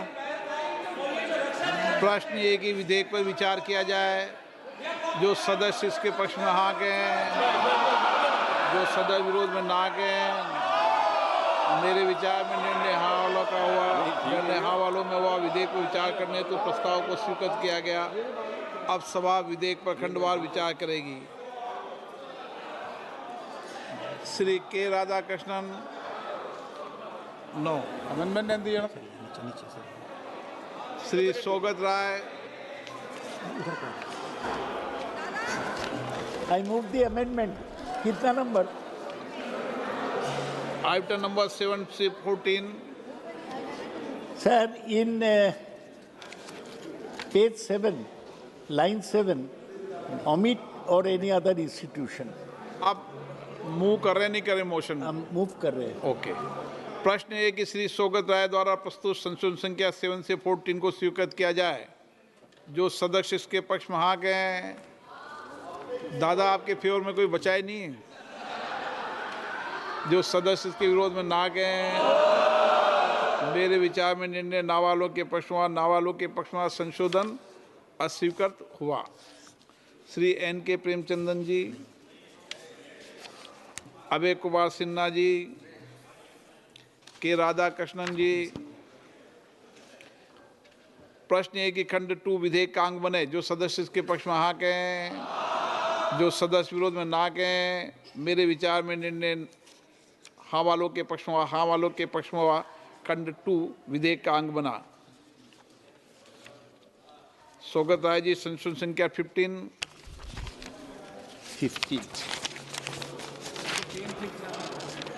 Sir, in page 7, omit line 11. Line 11 restored to any other company. प्रश्न ये है कि श्री सोगत राय द्वारा प्रस्तुत संशोधन संख्या 15 को स्वीकृत किया जाए। जो सदस्य पक्ष में हाँ कहें, जो सदस्य विरोध में ना कहें। मेरे विचार में निर्णय ना वालों के पक्ष में, ना वालों के पक्ष में संशोधन स्वीकृत हुआ।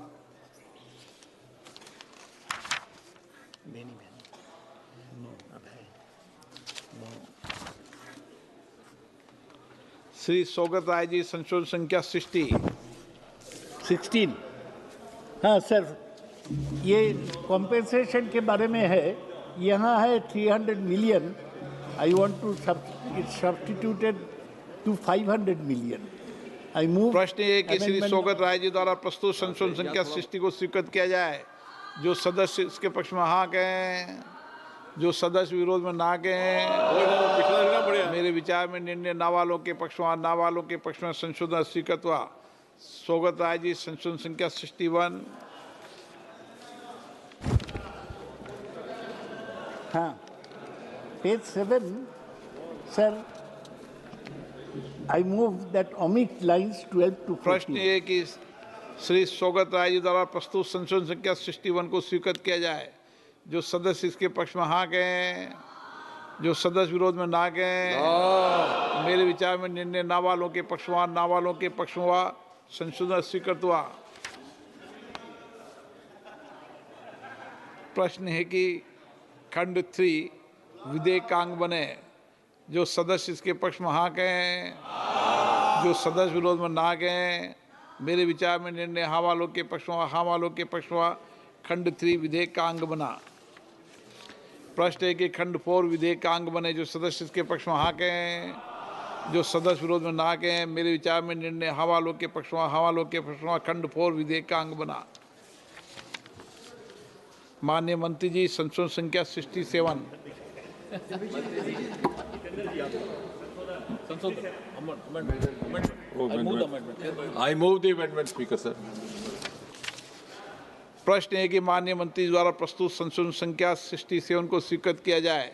जो सदस्य इसके पक्ष में हाँ कहें, जो सदस्य विरोध में ना कहें। मेरे विचार में निर्णय हाँ वालों के पक्ष में, हाँ वालों के पक्ष में संशोधन स्वीकृत हुआ। प्रश्न है कि खंड 5 यथा संशोधित विधेयक का अंग बने। जो सदस्य इसके पक्ष में हाँ कहें, जो सदस्य विरोध में ना कहें। मेरे विचार में निर्णय हाँ वालों के पक्ष में, हाँ वालों के पक्ष में खंड 5 यथा संशोधित विधेयक का अंग बना। श्री सौगत राय जी, संशोधन संख्या 63। Sir, I beg to move amendment number 63, page 10. प्रश्न है कि श्री सौगत राय जी द्वारा प्रस्तुत संशोधन संख्या 63 को स्वीकृत किया जाए। जो सदस्य इसके पक्ष में हाँ कहें, जो सदस्य विरोध में ना कहें। मेरे विचार में निर्णय ना वालों के पक्ष में, ना वालों के पक्ष में संशोधन स्वीकृत हुआ। प्रश्न है कि खंड 6 विधेयक का अंग बने। जो सदस्य इसके पक्ष में हाँ कहें, जो सदस्य विरोध में ना कहें। मेरे विचार में निर्णय हाँ वालों के पक्ष में, हाँ वालों के पक्ष में खंड 6 विधेयक का अंग बना। प्रश्न है कि खंड 7 विधेयक का अंग बने। जो सदस्य इसके पक्ष में हाँ कहें, जो सदस्य विरोध में ना कहें। मेरे विचार में निर्णय हाँ वालों के पक्ष में, हाँ वालों के पक्ष में खंड 7 विधेयक का अंग बना।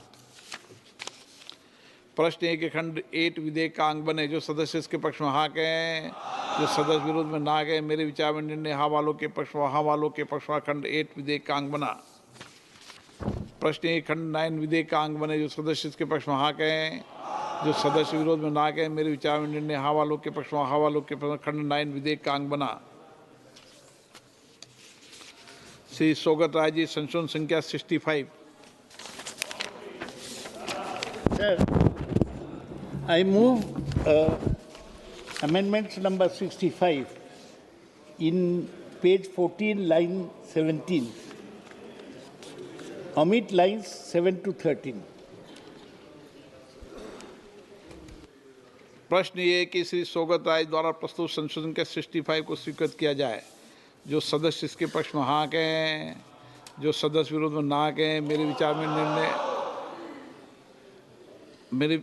में निर्णय ना वालों के पक्ष में, ना वालों के पक्ष में संशोधन स्वीकृत हुआ। प्रश्न है कि खंड 10 और 11 विधेयक का अंग बने। जो सदस्य इसके पक्ष में हाँ कहें, जो सदस्य विरोध में ना कहें। मेरे विचार में निर्णय हाँ वालों के पक्ष में, हाँ वालों के पक्ष में खंड 10 और 11 विधेयक का अंग बना। डॉक्टर के कावया। माननीय मंत्री जी, संशोधन संख्या 68, 69 और 70। Speaker, sir, I move the amendment. माननीय मंत्री जी द्वारा प्रस्तुत संशोधन संख्या 68, 69, 70 को स्वीकृत किया जाए। जो सदस्य इसके पक्ष में हाँ कहें, जो सदस्य विरोध में ना कहें। मेरे विचार में निर्णय हाँ वालों के पक्ष में, हाँ वालों के पक्ष में संशोधन स्वीकृत हुआ। प्रश्न ये खंड 12 यथा संशोधित विधेयक का अंग बने। जो सदस्य इसके पक्ष में हाँ कहें, जो सदस्य विरोध में ना कहें। मेरे विचार में निर्णय हाँ वालों के पक्ष में, हाँ वालों के पक्ष में खंड 12 यथा संशोधित विधेयक का अंग बना। श्री सौगत राय जी, संशोधन संख्या 16।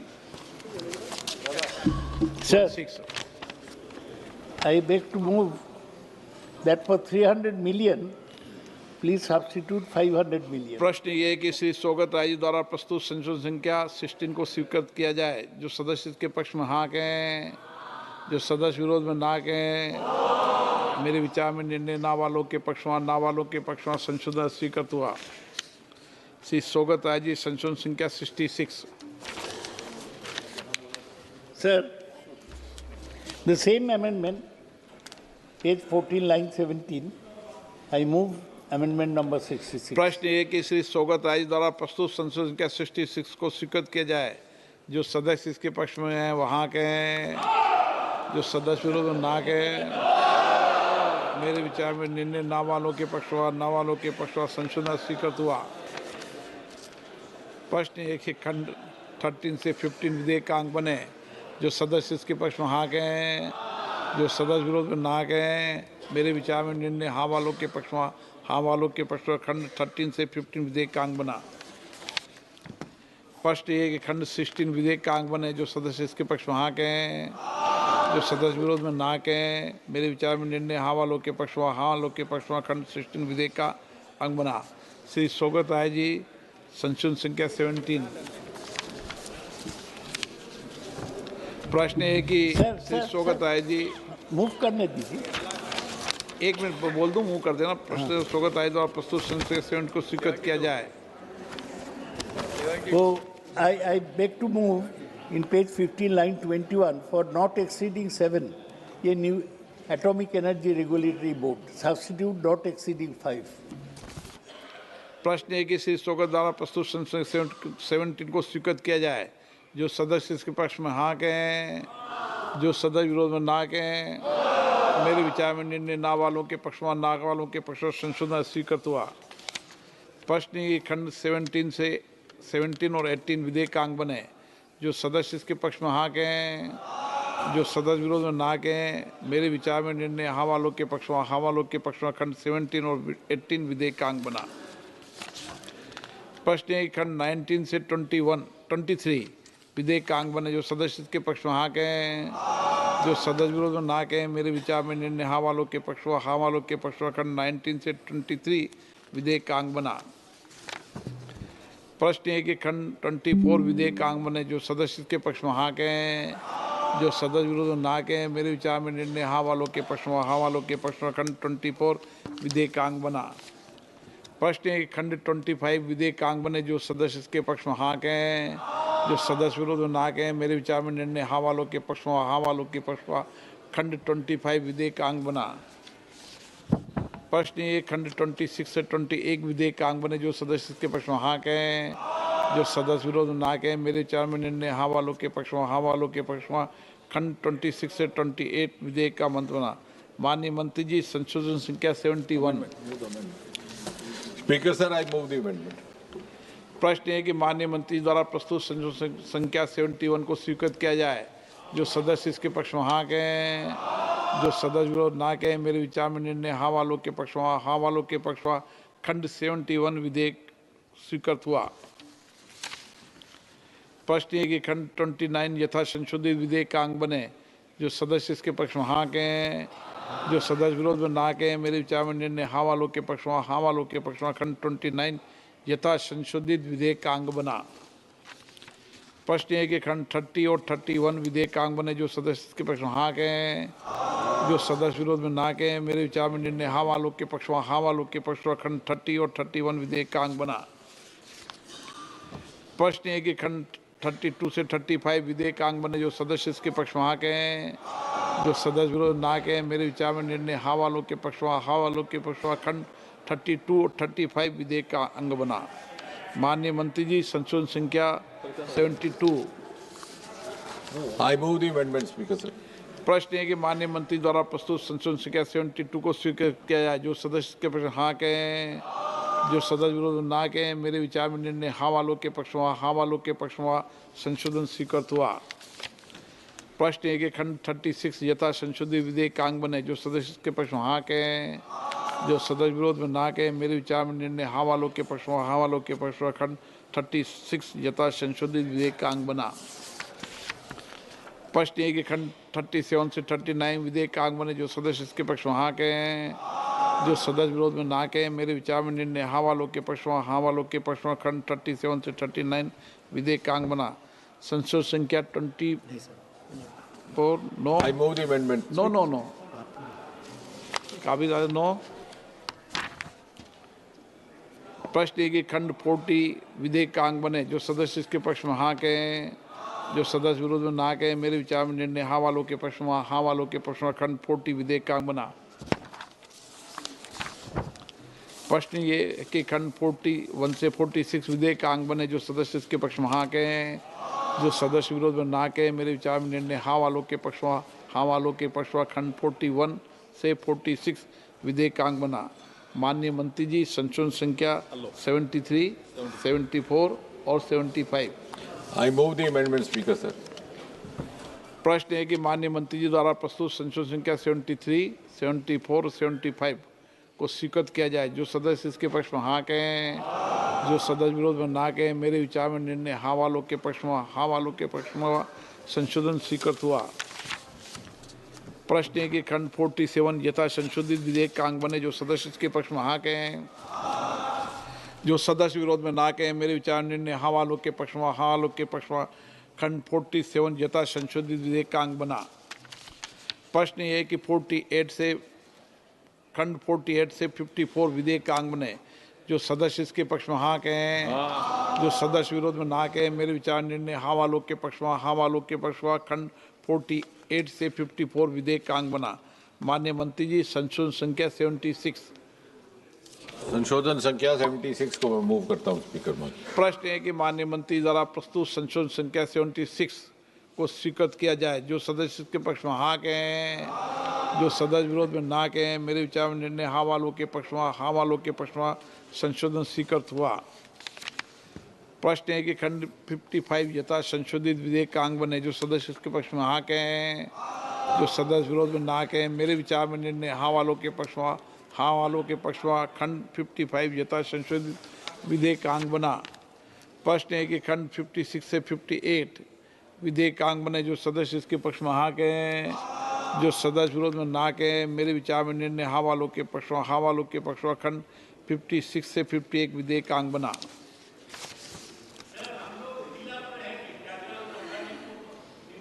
प्रश्न है कि खंड 59 से 65 विधेयक का अंग बने। जो सदस्य इसके पक्ष में हाँ कहें, जो सदस्य विरोध में ना कहें। मेरे विचार में निर्णय हाँ वालों के पक्ष में, हाँ वालों के पक्ष में खंड 59 से 65 विधेयक का अंग बना। प्रश्न है कि खंड 66 विधेयक का अंग बने। जो सदस्य इसके पक्ष में हाँ कहें, जो सदस्य विरोध में ना कहें। मेरे विचार में निर्णय हाँ वालों के पक्ष में, हाँ वालों के पक्ष खंड 66 विधेयक का अंग बना। माननीय मंत्री जी, संशोधन संख्या 77। संशोधन संख्या 77 को मैं मूव करता हूं स्पीकर महोदय। प्रश्न है माननीय मंत्री द्वारा प्रस्तुत संशोधन संख्या 77 को स्वीकृत किया जाए। जो सदस्य इसके पक्ष में हाँ कहें, जो सदस्य विरोध में ना कहें। मेरे विचार में निर्णय हाँ वालों के पक्ष में, हाँ वालों के पक्ष में संशोधन स्वीकृत हुआ। प्रश्न है कि खंड 67 यथा संशोधित विधेयक का अंग बने। जो सदस्य इसके पक्ष में हाँ कहें, जो सदस्य विरोध में ना कहें। मेरे विचार में निर्णय हाँ वालों के पक्ष में, हाँ वालों के पक्ष में खंड 67 यथा संशोधित विधेयक का अंग बना। प्रश्न है कि खंड 68 से 70 विधेयक का अंग बने। जो सदस्य इसके पक्ष में हाँ कहें, जो सदस्य विरोध में ना कहें। मेरे विचार में निर्णय हाँ वालों के पक्ष में, हाँ वालों के पक्ष में खंड 68 से 70 विधेयक का अंग बना। माननीय मंत्री जी, संशोधन संख्या 78 और 79। Sir, I move the amendments. प्रश्न है कि माननीय मंत्री द्वारा प्रस्तुत संशोधन संख्या 78 और 79 को स्वीकृत किया जाए। जो सदस्य इसके पक्ष में हाँ कहें, जो सदस्य विरोध में ना कहें। मेरे विचार में निर्णय हाँ वालों के पक्ष में, हाँ वालों के पक्ष में संशोधन स्वीकृत हुआ। प्रश्न है कि खंड 71 यथा संशोधित विधेयक का अंग बने। जो सदस्य इसके पक्ष में हाँ कहें, जो सदस्य विरोध में ना कहें। मेरे विचार में निर्णय हाँ वालों के पक्ष में, हाँ वालों के पक्ष में खंड 71 यथा संशोधित विधेयक का अंग बना। प्रश्न है कि खंड 72 विधेयक का अंग बने। जो सदस्य इसके पक्ष में हाँ कहें, जो सदस्य विरोध में ना कहें। मेरे विचार में निर्णय हाँ वालों के पक्ष में, हाँ वालों के पक्ष में खंड 72 विधेयक का अंग बना। प्रश्न है कि खंड 73 से 82 विधेयक का अंग बने। जो सदस्य इसके पक्ष में हाँ कहें, जो सदस्य विरोध में ना कहें। मेरे विचार में निर्णय हाँ वालों के पक्ष में, हाँ वालों के पक्ष में खंड 73 से 82 विधेयक का अंग बना। प्रश्न है कि खंड 83 से 90 विधेयक का अंग बने। जो सदस्य इसके पक्ष में हाँ कहें, जो सदस्य विरोध में ना कहें। मेरे विचार में निर्णय हाँ वालों के पक्ष में, हाँ वालों के पक्ष में खंड 83 से 90 विधेयक का अंग बना। माननीय मंत्री जी, संशोधन संख्या 80 और 81। संशोधन 80 और 81 को मैं मूव करता हूं अध्यक्ष महोदय। माननीय प्रश्न ये है कि मंत्री द्वारा प्रस्तुत संशोधन संख्या 80 और 81 को स्वीकृत किया जाए। जो सदस्य इसके पक्ष में हाँ कहें, जो सदस्य विरोध में ना कहें। मेरे विचार में निर्णय हाँ वालों के पक्ष में, हाँ वालों के पक्ष में संशोधन स्वीकृत हुआ। प्रश्न ये खंड 91 यथा संशोधित विधेयक का अंग बने। जो सदस्य इसके पक्ष में हाँ कहें, जो सदस्य विरोध में ना कहें। मेरे विचार में निर्णय हाँ वालों के पक्ष में, हाँ वालों के पक्ष में खंड 91 यथा संशोधित विधेयक का अंग बना। प्रश्न ये कि अनुसूची 1 से 30 विधेयक का अंग बने। जो सदस्य इसके पक्ष में हाँ कहें, जो सदस्य विरोध में ना कहें। मेरे विचार में निर्णय हाँ वालों के पक्ष में, हाँ वालों के पक्ष में। अनुसूची 1 से 30 विधेयक का अंग बनी। खंड 1 अधिनियम सूत्र उद्देशिका और विधेयक का पूरा नाम। प्रश्न ये है कि खंड 1 अधिनियम सूत्र और उद्देशिका और विधेयक का पूरा नाम विधेयक का अंग बने। जो सदस्य इसके पक्ष में हाँ कहें, जो सदस्य विरोध में ना कहें। मेरे विचार में निर्णय हाँ वालों के पक्ष में, हाँ वालों के पक्ष में। खंड 1 अधिनियम सूत्र उद्देशिका और विधेयक का पूरा नाम विधेयक का अंग बना। मंत्री जी प्रस्ताव पेश करें कि विधेयक को यथा संशोधित पारित किया जाए। Speaker sir, I move that the bill में बी पास्ड। प्रश्न ये है कि विधेयक को यथा संशोधित पारित किया जाए। जो सदस्य इसके पक्ष में हाँ कहें, जो सदस्य विरोध में ना कहें। मेरे विचार में निर्णय हाँ वालों के पक्ष में, हाँ वालों के पक्ष में। प्रस्ताव स्वीकृत हुआ और विधेयक यथा संशोधित पारित हुआ। आज आप सब दादा के नेतृत्व में हो, पीछे वाले आप पीछे वाले दादा के नेतृत्व में। आज दादा से सीखो। इस उम्र में भी बहुत गंभीर तबीयत खराब होने के बाद भी सदन में आते हैं, पूरे टाइम बैठते हैं।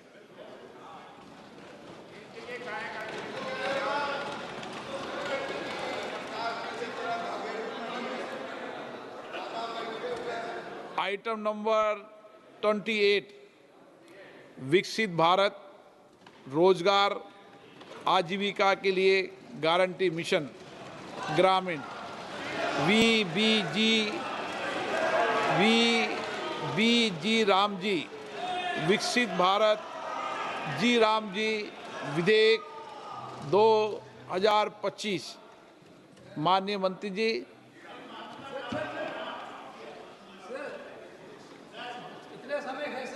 कितने घंटे बोलना चाहते हो? कितने घंटे बोलना चाहते हो? क्या है? अब मैं दे रहा हूँ ना प्लान, आप तो गवर्नमेंट को छोड़ो। मैं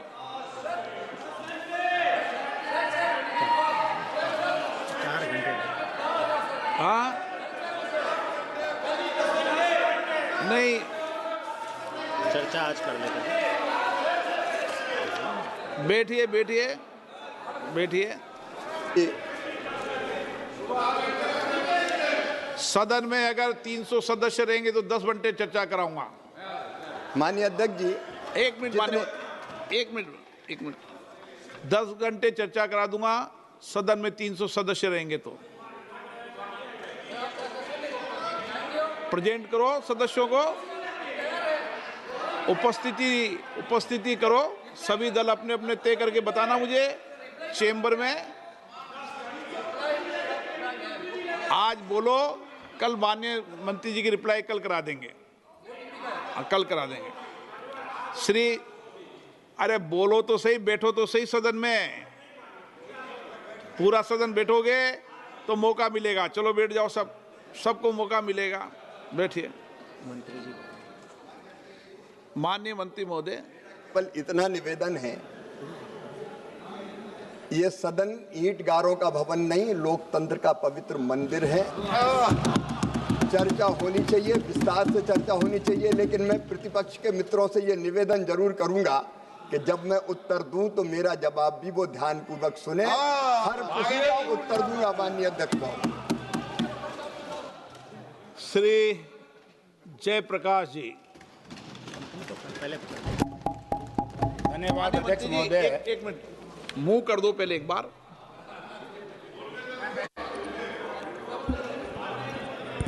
थोड़ा बहुत बता दे 1-2 मिनट में आपको। माननीय अध्यक्ष महोदय, मैं तो विस्तार से चर्चा करूंगा। ये बिल विकसित भारत के लिए विकसित गांव के निर्माण का बिल है, जिसमें 100 दिन जो रोजगार की गारंटी थी वो बढ़ा के 125 दिन कर दी गई है। हम रोजगार भी देंगे और 100 से बढ़ा के 125 दिन।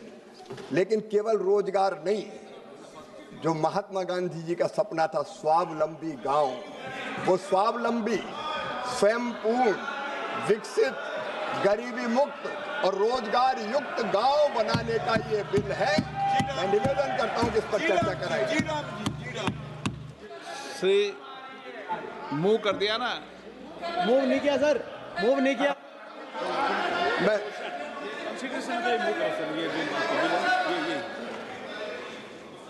माननीय अध्यक्ष महोदय, मैं प्रस्ताव करता हूं कि विधेयक पारित किया। चर्चा की विधेयक पर चर्चा की। श्री जयप्रकाश जी। धन्यवाद अध्यक्ष महोदय। वरिष्ठ नेता है, गरिमा के अनुसार बोलना। सर आप रहिए सर, आपका सानिध्य चाहिए।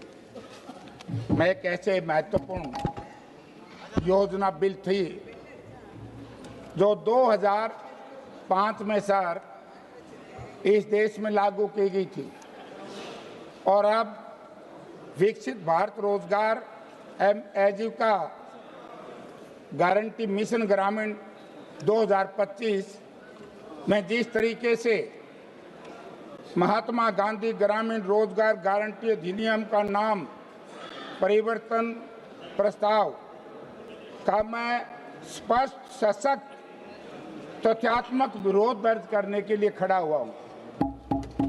अध्यक्ष सभापति महोदय, क्योंकि ये सारा जो बिल है, मंत्री जी कह रहे थे कि मेरी बात को सुन के जाना।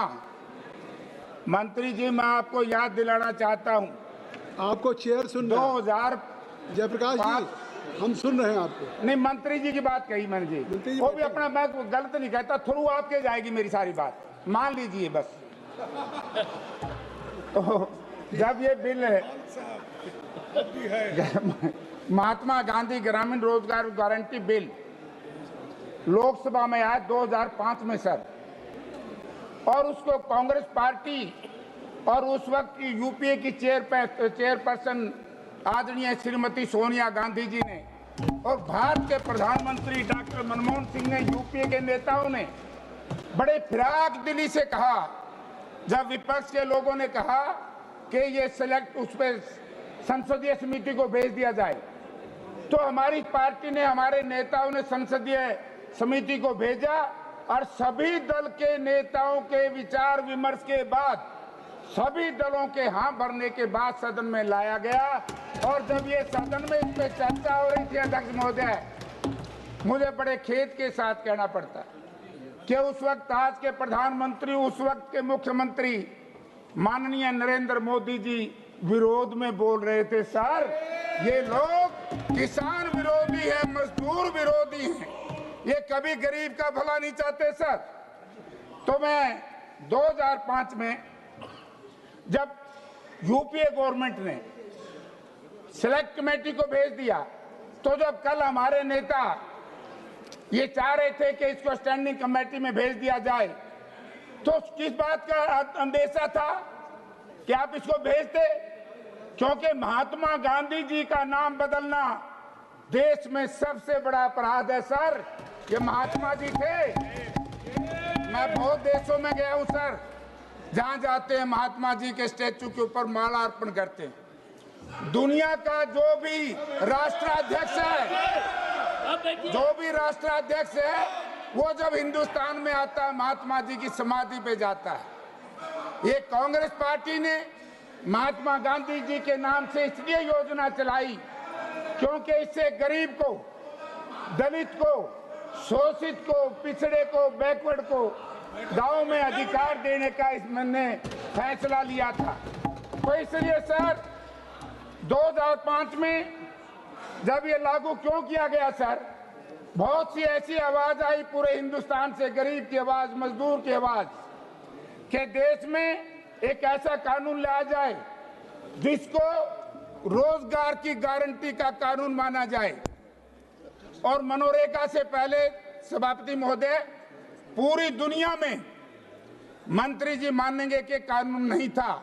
आज भी जिन देशों में कानून है ये, उनमें पूर्ण रूप से लागू नहीं है, जैसे भारतवर्ष में लागू किया था यूपीए गवर्नमेंट ने। लेकिन मनसा खराब है सर सरकार की।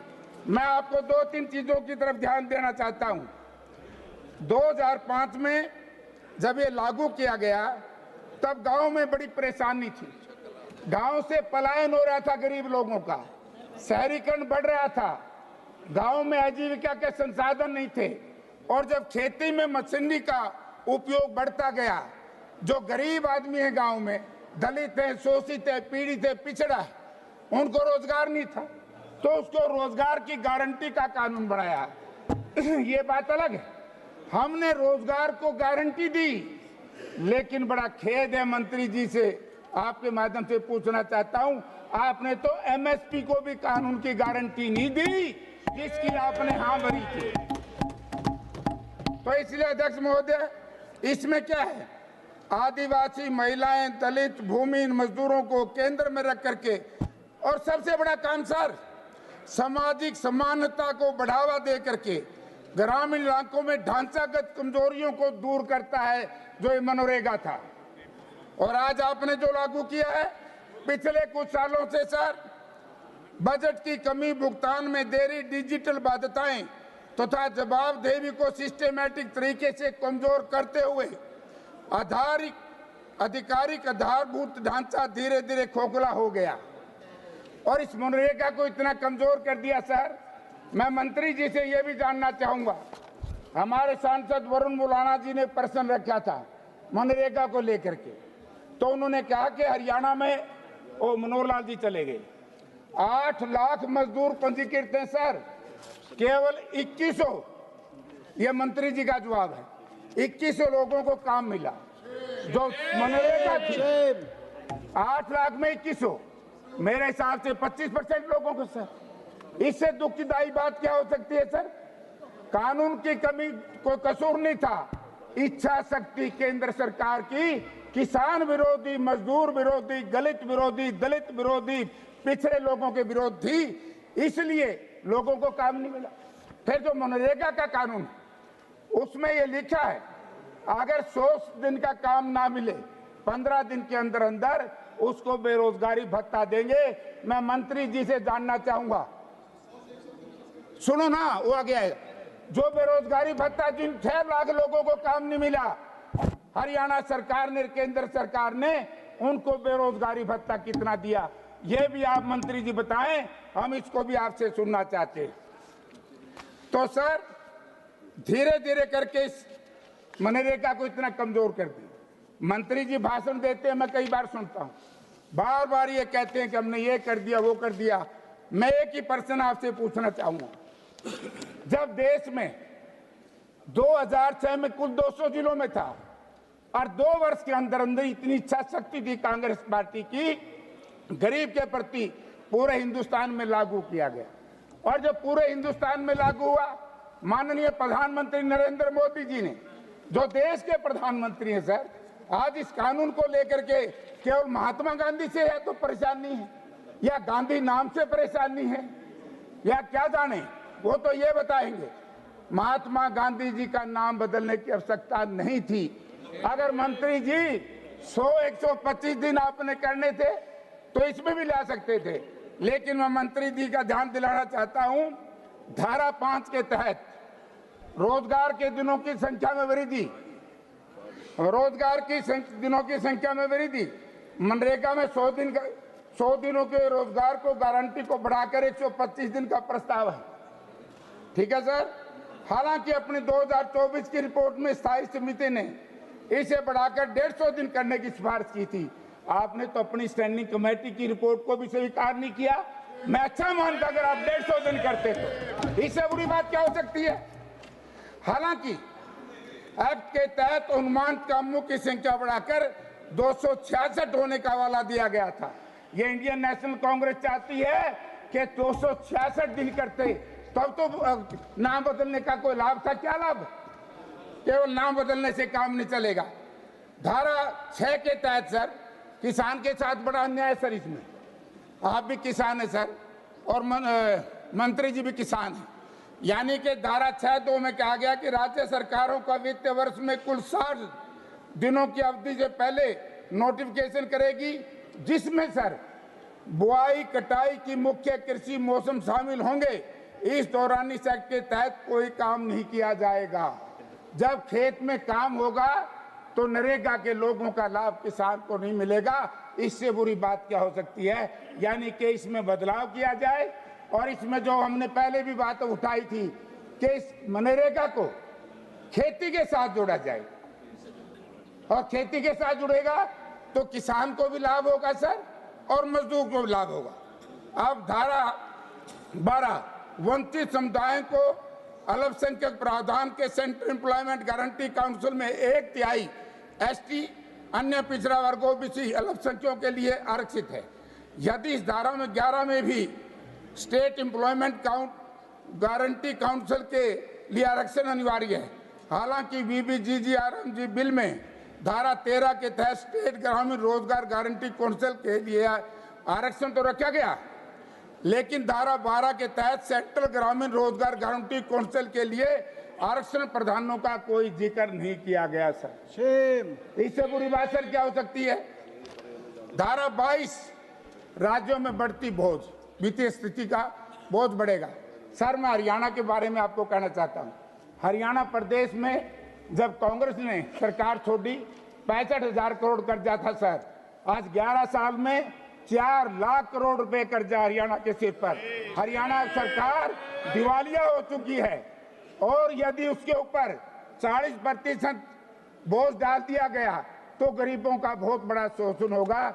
मैं मुख्यमंत्री जी से कहना चाहूंगा आपके माध्यम से कि इसको भी वापस लिया जाए और जो कांग्रेस के टाइम में था राज्यों पर 10% बोझ डाला जाए। मेटेरियल साथ में आ जाएगा। धारा 1 मिनट सर, अभी थोड़ा सा अभी शुरू करे है सर, किसान की बात करता हूं। धारा 20 सोशल ऑडिट समुदाय की निगरानी को कमजोर करना। सर जो धारा इनकी 20 है उसके तहत बिल में कहा गया कि सभी मजदूरों को सोशल ऑडिट ग्राम सभा द्वारा किया जाएगा। हालांकि सोशल ऑडिट करने का तरीका, प्रक्रिया और तौर तरीके बिल में तय नहीं है किए गए सर कि उसका ऑडिट कैसे करना है। सारे बिल को एक थोथा रखा गया, एक डरावना रखा गया, एक बहकाया गया। तो इसलिए मैं इस बिल की इसलिए निंदा करता हूं क्योंकि आज हालत क्या है सर देश की। देश में मनरेगा के समय मजदूरी मिलती थी, मजदूरी नहीं मिलती तो 15 दिन के अंदर अंदर उस परिवार को बेरोजगारी भत्ता मिलता था। मंत्री जी ये भी बताएं कि जिन परिवारों को वो नहीं मिला तो भत्ता कितना मिला। हमारे जो मेट है सर, 1 मिनट सर, 18 स्पीकर हैं आपके। 1 मिनट सर, मैं तो सर मनरेगा मेटों की आज तक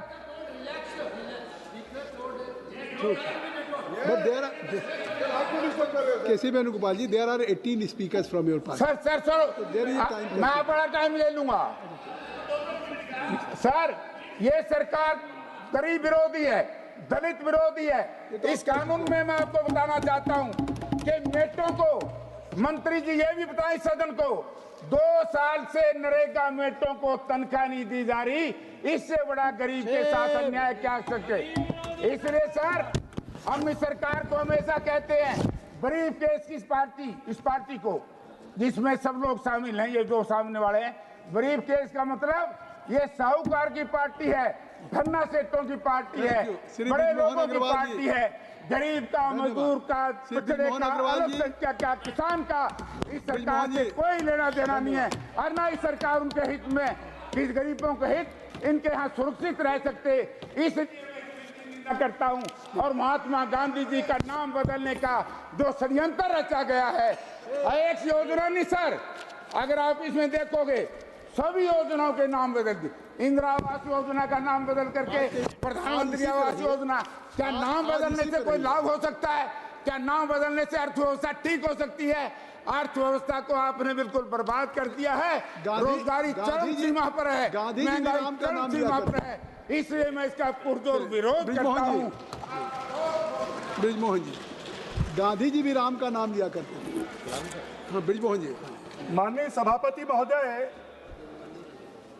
मैं इस देश के इतिहास में पहली बार एक ऐसा बिल लाया गया है जो ग्रामीण अर्थव्यवस्था को ताकत देगा, जो ग्रामीण अर्थव्यवस्था को मजबूत बनाएगा, भारत के गांवों को स्वावलंबी बनाएगा, भारत के गांवों को बेरोजगारी से मुक्त करेगा, भारत के गांवों को साधन से युक्त करेगा, भारत के गांवों को सिंचाई से युक्त करेगा, भारत के गांवों को संसाधन से युक्त करेगा, भारत के गांवों में सड़क, पानी, बिजली ये मिलेगी भारत के गांव में जल संसाधन मजबूत होंगे। बाढ़, सूखा और भूकंप आने पर भारत के जो गांव हैं, अगर कोई ऐसी महामारी आएगी तो उसका सामना करने की शक्ति प्राप्त होगी। ऐसा एक विधेयक इस सदन में 2005 के मनरेगा विधेयक को विलुप्त करके और नया विधेयक लाया जा रहा है। मैं इसके लिए देश के प्रधानमंत्री जी को और ग्रामीण विकास मंत्री शिवराज सिंह चौहान जी को बहुत बहुत बधाई देता हूं, बहुत बहुत शुभकामनाएं देता हूं। माननीय सभापति महोदय, अभी माननीय जयप्रकाश जी बोल रहे थे,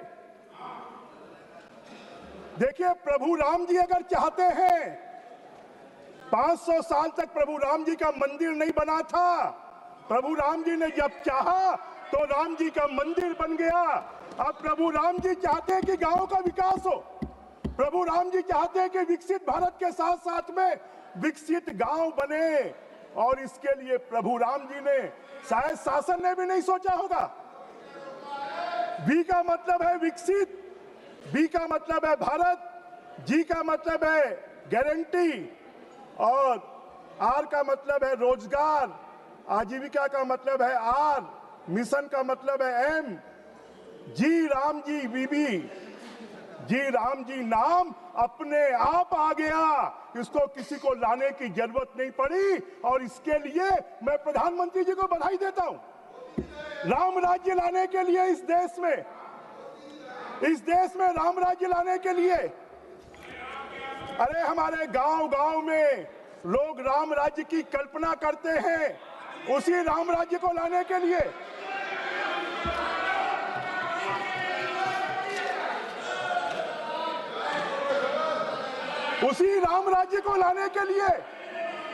और यह विधेयक लाया गया गांधी जी के सपनों को पूरा करने के लिए।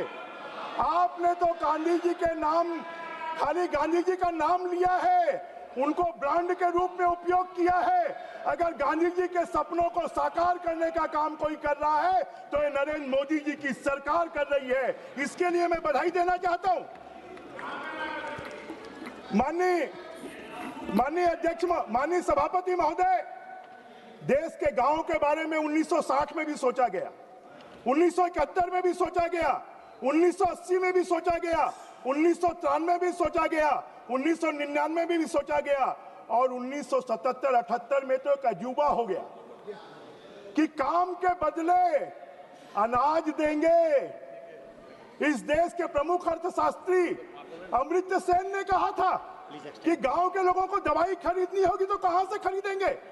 सभापति जी, मैं आपके माध्यम से आग्रह करना चाहता हूं। एक second. My request to the members of the House is that we will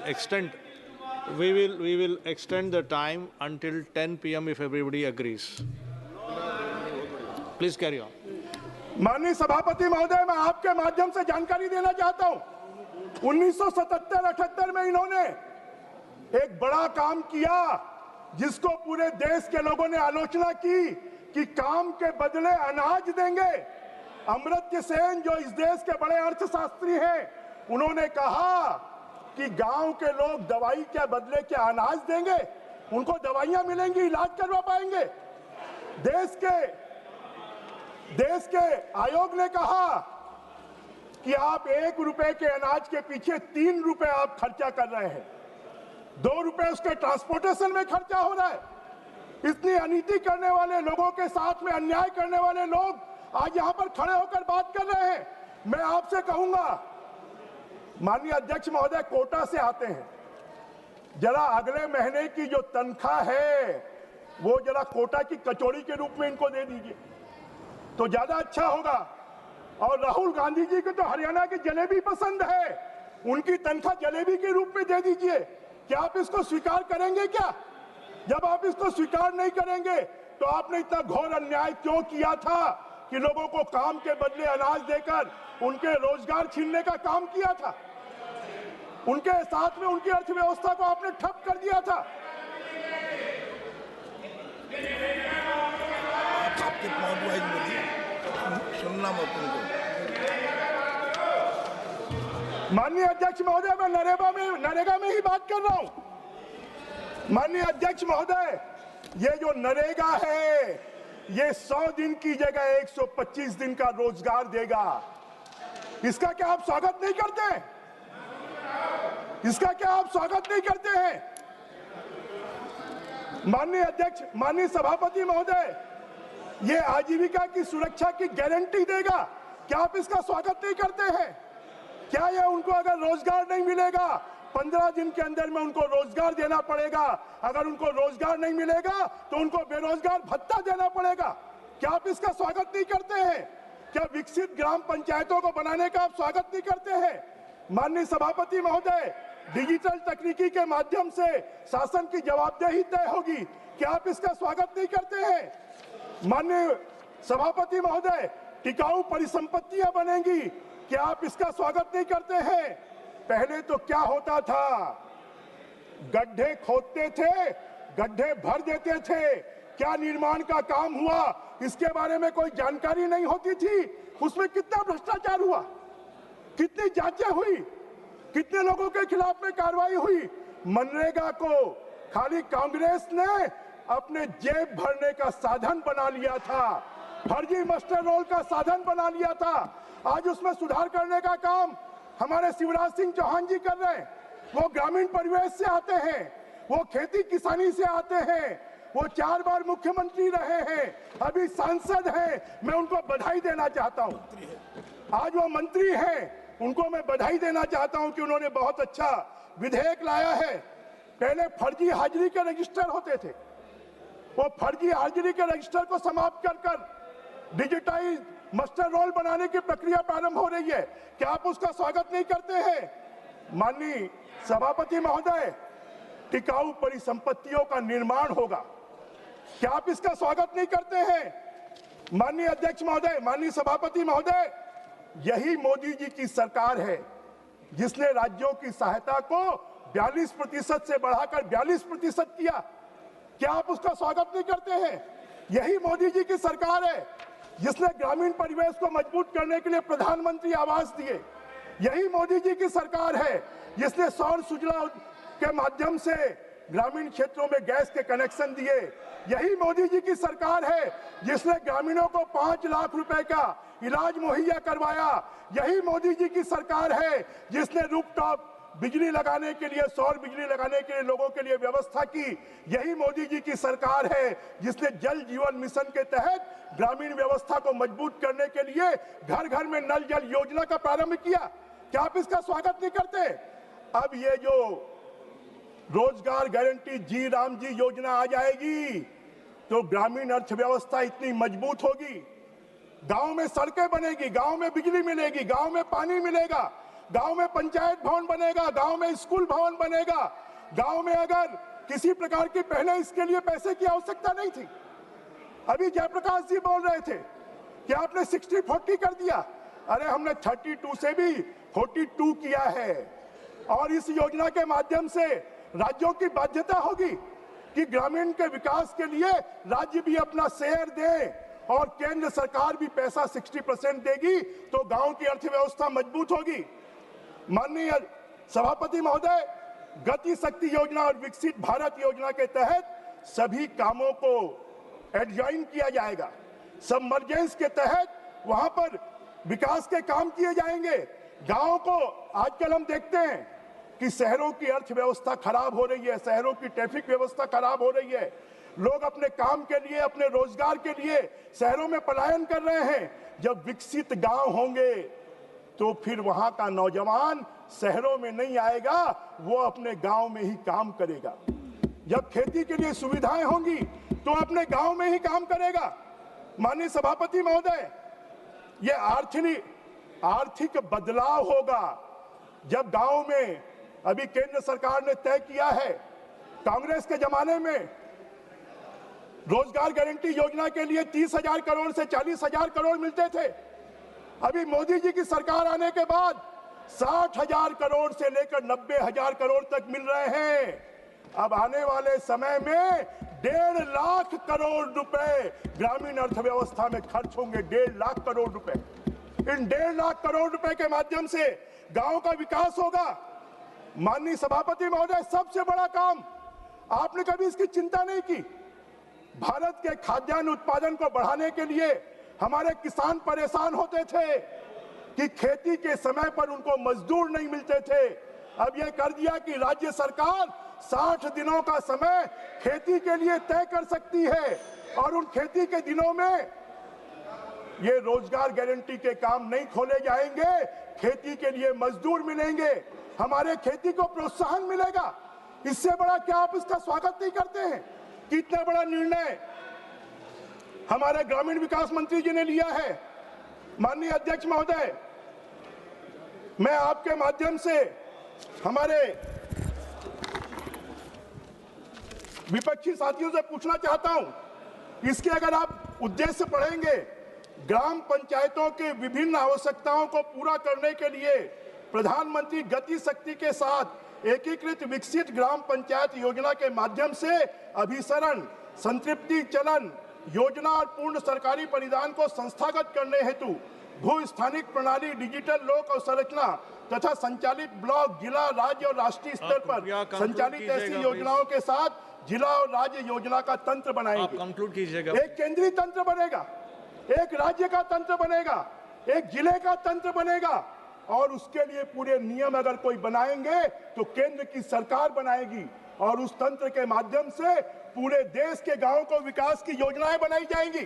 धन्यवाद जी। माननीय सभापति जी, बस 3-4 मिनट लूंगा आपका।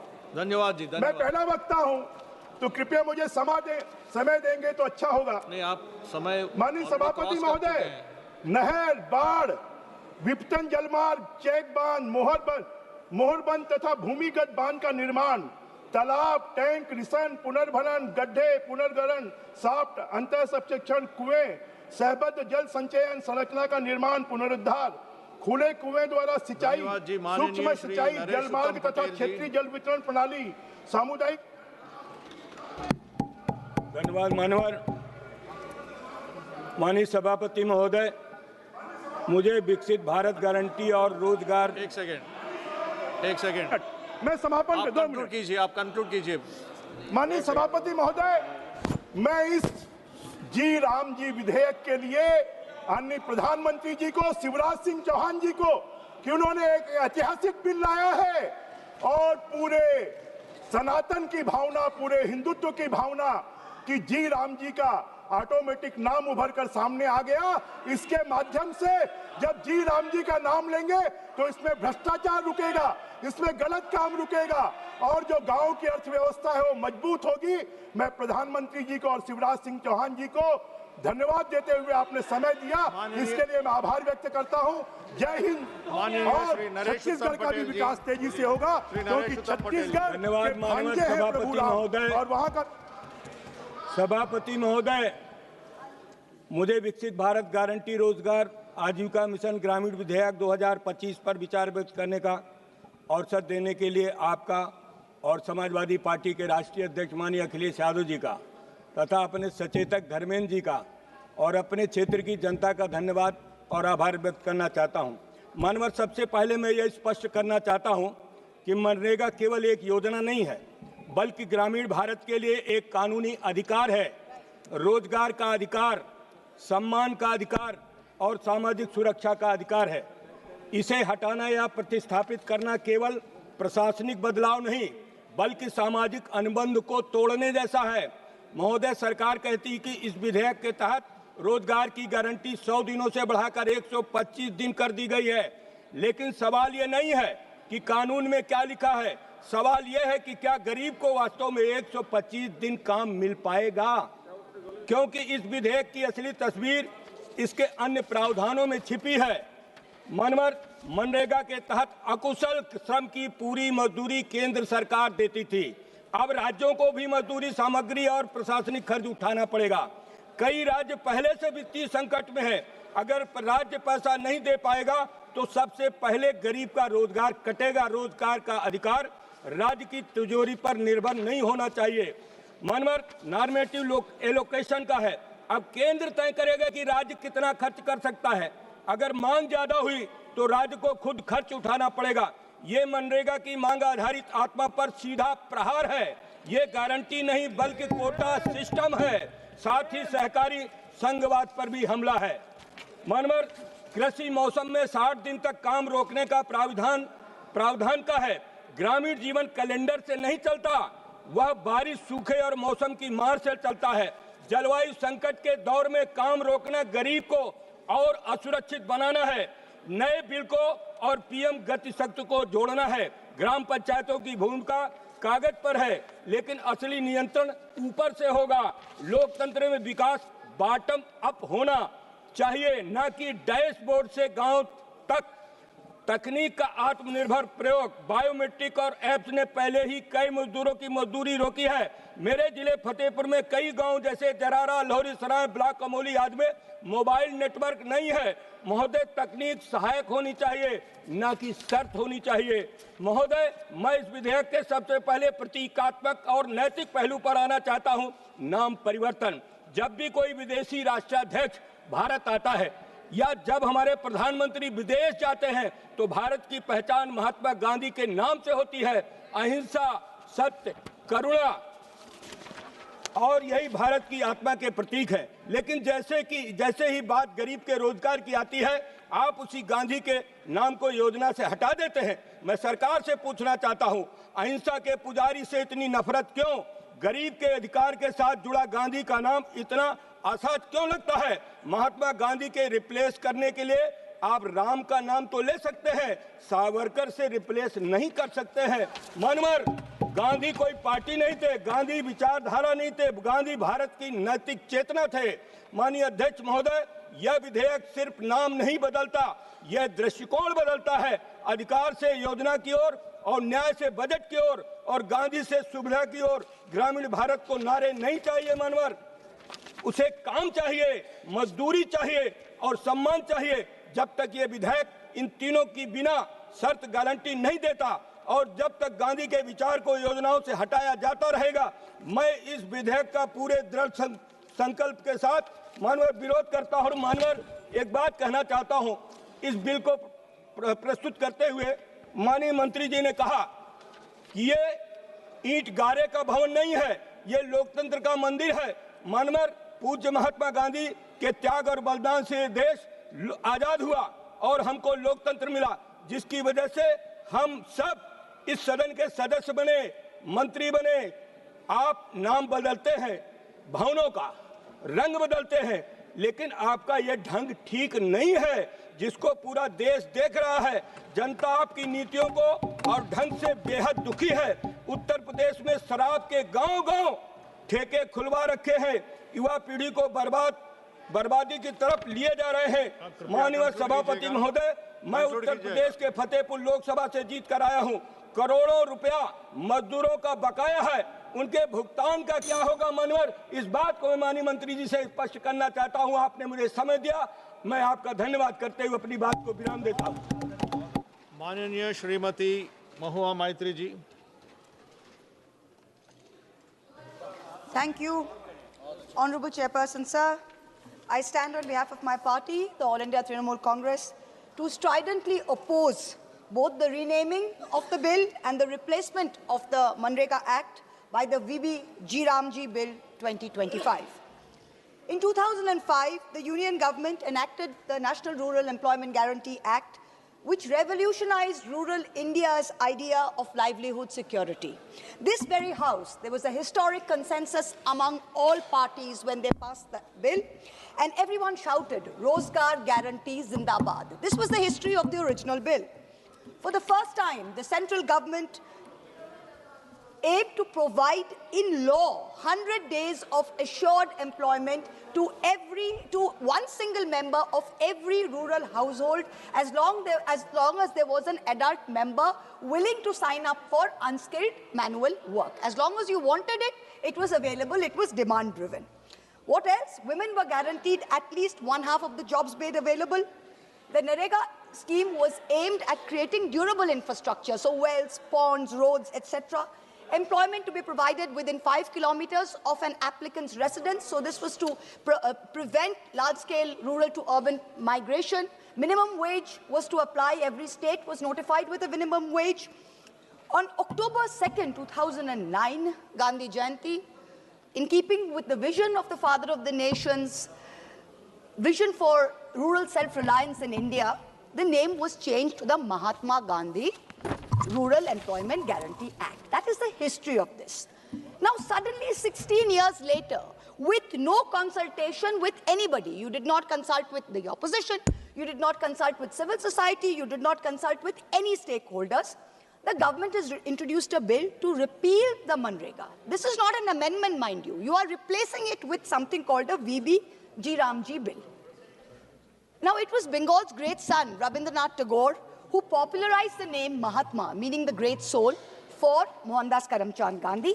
Some historians said that other people before Gurudev had called him the Mahatma. But it's ironic that the Prime Minister's home state, the Gujarat High Court, Justice Pardiwala, when he was there, he declared in February 2016, once and for all, that it was Rabindranath Tagore who gave the title of Mahatma to Mohandas Karamchand Gandhi, and that all school textbooks should give the credit of naming of the Mahatma to Tagore. And what have this government done today? You've changed the name. You are dishonoring both the Mahatma and Gurudev. Is it any wonder that Bengal and Bengalis call you Bangla Birodhi? Do you think, does this government think it's been very smart by putting the name Ram, by putting the acronym RAM in the name of the bill? What did Gandhiji say? I'm quoting Gandhiji. By Ram Rajya, I do not mean Hindu Raj. I mean divine Raj, the kingdom of God. Ram Rajya ensures equal rights of prince and pauper. It is a sovereignty of the people based on moral authority. By changing the name and repealing the act, you have destroyed Gandhiji's idea of Ram Rajya, both in letter and in spirit. Now, before the suspension of the fund releases in March 2022, West Bengal was among the top performers of Manrega nationwide. Approximately 2.6 crore job card holders across 1.4 crore rural households were in Bengal. Since March 2022, the union government has not released one single paisa to West Bengal. As of today, the centre has outstanding Manrega dues of 52,000 crores. 52,000, 7,000 crores in unpaid wages and 45,000 crores in unpaid material and wage pending liabilities till date. We as members of the Trinamool Congress representing the people of Bengal, we have taken to the streets for our rightful dues. We've sat on dharna. Our Honorable Chief Minister has written innumerable times. We have complied with over 150 action taken reports. When we went to meet with the Honorable Minister, we as MPs were dragged by the Delhi police, dragged like animals. We were thrown into prison vans and we were taken to a godforsaken thana on the outskirts of Delhi. This is what we got. Even though the objects and reasons of the bill, I've got the bill, I'm looking at page 1. Now, if you look at the objects and reasons of the bill, it says to provide an enhanced statutory wage employment guarantee of 125 days in every financial year to every rural household. But actually, there is no one single element, not one, of the legal right to work retained in the bill, which was there in the original bill. That was a legal right. Nothing. Now, Manrega, the original Manrega, provided some fundamental guarantees. The first, it was central government funded. The wage bill was met 100% by the central government. The second, it was a demand-driven employment program, as my honorable colleague Naresh Ji from the SAPA said. He said when people wanted to work, it was demand-driven. It was bottom-up. And the third guarantee was that 100 days of work across rural India, no matter where you were. There was no notified area, no this, no that.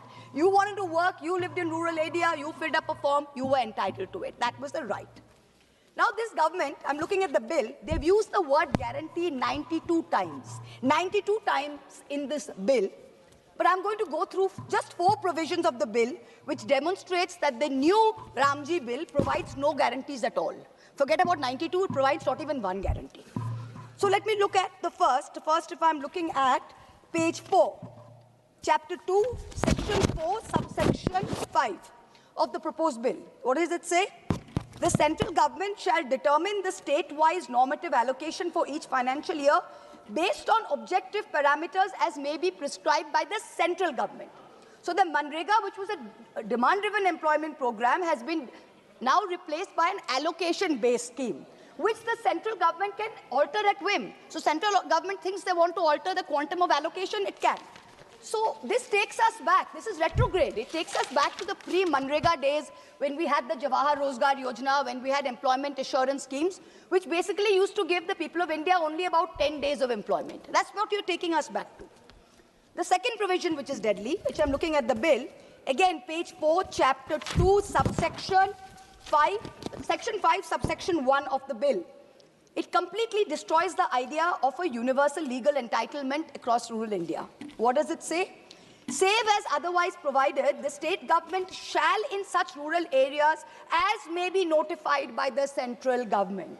So the center is saying that the scheme will run only in those areas which has been notified by the central government. So the state government has to provide for the 125 days of work, but the center is going to prescribe the norms. Brilliant. Wow, this is great. Now, this 125 days that they're saying, this is all eyewash. In the last 5 years, what has been the reality? Due to squeezed allocations, Manrega has not been able to meet demand for work. It has not been able to. Average in India has been between 50 and 55 days work on average. In Bengal, in the last 5 years, no matter what the demand was, you could not give even 1 day of work because you stopped the program. The third provision, the same chapter, chapter 2, page 4, section 4, subsection 6. What does this state? Any expenditure incurred by a state in excess of its normative allocation shall be borne by the state government. So suppose any state government has more demand, its people want more work, and it gives it more work, the state government is on the hook for the bill. The central government is not going to go beyond the allocation. Exactly what my colleague pointed out. The fourth, the most deadly, this is the death knell for the Manrega scheme. This is why Manrega is not going to go forward because of this provision. Let's look at page 11, chapter 5, section 22, subsection 2. For the purposes of this act, the fund sharing pattern between the central government and the state government shall be 60-40. In the northeastern states, states and union territories, 90-10. Now, under section 22 of the old Manrega, 100% of the wages was central government, and in terms of materials and admin, 75 was central government, 25 was state government. Now, let me give a very small example so you understand what this means. Let me illustrate the funding comparison. Now, let's just state for any state, the total Manrega expenditure per annum is 10,000 crores. Out of that, say wages is 7,000 crores and materials is 3,000 crores. State government in the old situation, central government is picking up 100% of the 7,000 crores, and of the materials 3,000 crores, central government is picking up 75%, that's 2,250 crores. State government is picking up 750 crores. So what is the situation? Central government's total bill is 9,250 crores. State government pays 750 crores. It's the old Manrega. The new VRAMG, what is it looking at? Same expenditure of 10,000 crores. Sir, I've got 12 minutes, sir. I'm the first speaker, 12 minutes. Please don't ring the bell, sir. Okay, now under the new situation, what is happening? It's same expenditure of 10,000 crores. In the same expenditure, it is 60-40 of the total. Center spending 6,000, state has to spend 4,000. Old situation, state for the same expenditure was only liable for 750 crores. Now the state is liable for 4,000 crores. So the state share has gone up by 3,250 crores, which is 430% more. Now for the same level, the state has to give additional 3,250 crores. Now, for the states, what does this mean? This is a loss of wage protection because you're on the hook for the wage bill. There's a budget cap risk where if there's expenditure beyond the allocation, the states have to borne it. But the unemployment allowance, that if you don't give work, the unemployment allowance in the old section was under the... Please let me finish, sir. Sir, please let me finish. Sir, I'm the fourth speaker, 10 hours, sir. Sir, 10 hours, I have to finish. This is not fair, sir. 10 hours, there are 3 speakers. I've got 12 minutes, sir. Please don't do this. Please, sir, please let me finish, sir. I've got 2 minutes more. Please let me finish. The unemployment allowance will continue. Now, in this, there's a structural shift where you're moving to a fiscally devolved model. Let me finish, sir. Last one paragraph. No, 1 second. Please the Calcutta High Court. Please listen to me. Please listen to me. Yes, sir. I'm given an indication that you have 10 minutes. You have already crossed 11 minutes. Sir, I'm giving you the time, sir. Please listen to me. Yes, sir. I'm giving you another 40 seconds. No, sir, you please give me, because you have increased the time to 10 hours, sir. That 10 minutes was under the 4-hour scenario, sir. See, yes. let me As finish, requested okay. by you, I am giving you 12 minutes. Let me Please finish, sir. conclude. I am giving you, sir. Manrega was a people's law. The popular slogan was "Har haath ko kaam do, kaam ka pura daam do." What's happening today? The Calcutta High Court has directed the union government to resume Manrega in West Bengal as of 1st August. Not only did you not do it, you went to Supreme Court. Supreme Court dismissed your petition, said Calcutta High Court's order stands. Even till today, the legal position is clear. You have not increased it. When I will request the Honourable Minister who is present here, when you reply, sir, please give us a very clear indication to the state of West Bengal, to all of us sitting here. How do you propose to clear the rightful dues of 7,000 crores of unpaid wages and 45,000 crores of our projected liabilities? This is our legal entitlement. We are not begging for it. You are in contempt of both the courts of law and the courts of the people. Na kisi ka saath, na kisi ka vikas, na Rahim ka, na Ram ka. This is the truth of this bill. Jai Hind. Thank you, sir. Thank you. Madam, Mananiya Srimati K. Kanimoji, Madam. Madam, Kanimoji, Madam. Thank you, sir. Wait, that mic. Thank you, sir. The Supreme Court of India in 1985 said, "The right to life includes the right to live with human dignity and all that goes along with it." Amartya Sen, during a discussion on Narega, said the social security arrangements like employment guarantees are crucial in protecting people from extreme deprivation. The Viksit Bharat Gramji bill, which is being brought today, takes away human dignity, and also it fails to protect the legal right of our people to work. What a shame. The Mahatma Gandhi National Rural Employment Guarantee Act now has been changed to the Viksit Bharat Guarantee for Rozgar and Ajivika Mission. Sir, just reading this vexes me. This is not a Viksit bill, Viksit Bharat. It is a vexed Bharat. Because in every bill, you try to impose Hindi and Sanskrit on people of South India, and just try, why don't you name one bill in any South Indian language? You keep saying that you care about the Indian languages. Can you tell us about one bill which you named in Tamil, Telugu, Malayalam, Kannada, Marathi, Odisha? Nothing. It is either Hindi or Sanskrit. இது வளர்ச்சி பாரதம் இல்லை, விபரீத பாரதம், வஞ்சிக்கப்படும் பாரதம். தொழிலாளர் விரோத அரசு விவசாய தொழிலாளர்களுக்கு எதிராக கொண்டு வரப்பட்டிருக்கக்கூடிய இந்த மசோதாவை நான் திராவிட முன்னேற்ற கழகத்தின் சார்பிலே முற்றிலுமாக மறுதலிக்கிறேன், எதிர்க்கிறேன். மகாத்மா காந்தி ஊரக வேலை வாய்ப்பு உறுதி திட்டம், அந்த திட்டத்தின் பேரிலேயே வேலை வாய்ப்பு உறுதி என்பது தெளிவாக சொல்லப்பட்டிருக்கிறது. ஆனா நீங்க கொண்டு வந்திருக்கக்கூடிய இந்த மசோதா, it is not demand driven, it is allocation based. முதல்ல இருந்த மசோதா வேலை கேட்பவர்களுக்கு வேலை தரக்கூடிய ஒன்றாக ஒரு திட்டமாக அது இருந்தது. இப்பொழுது இந்த மசோதா அதிகாரத்தை கொண்டு போய் ஒன்றிய அரசாங்கத்தின் கையிலே குவிக்கக்கூடிய ஒரு மசோதாவாக மாற்றப்பட்டிருக்கிறது. You should understand, federalism is sharing power, not hoarding power. அதிகார குவிப்பு இல்லை என்பதை நீங்கள் புரிந்து கொள்ள வேண்டும். 100 நாள் வேலை திட்டம் என்பது கிராமப்புறங்களிலே அதை அப்படித்தான் அழைக்கிறார்கள்.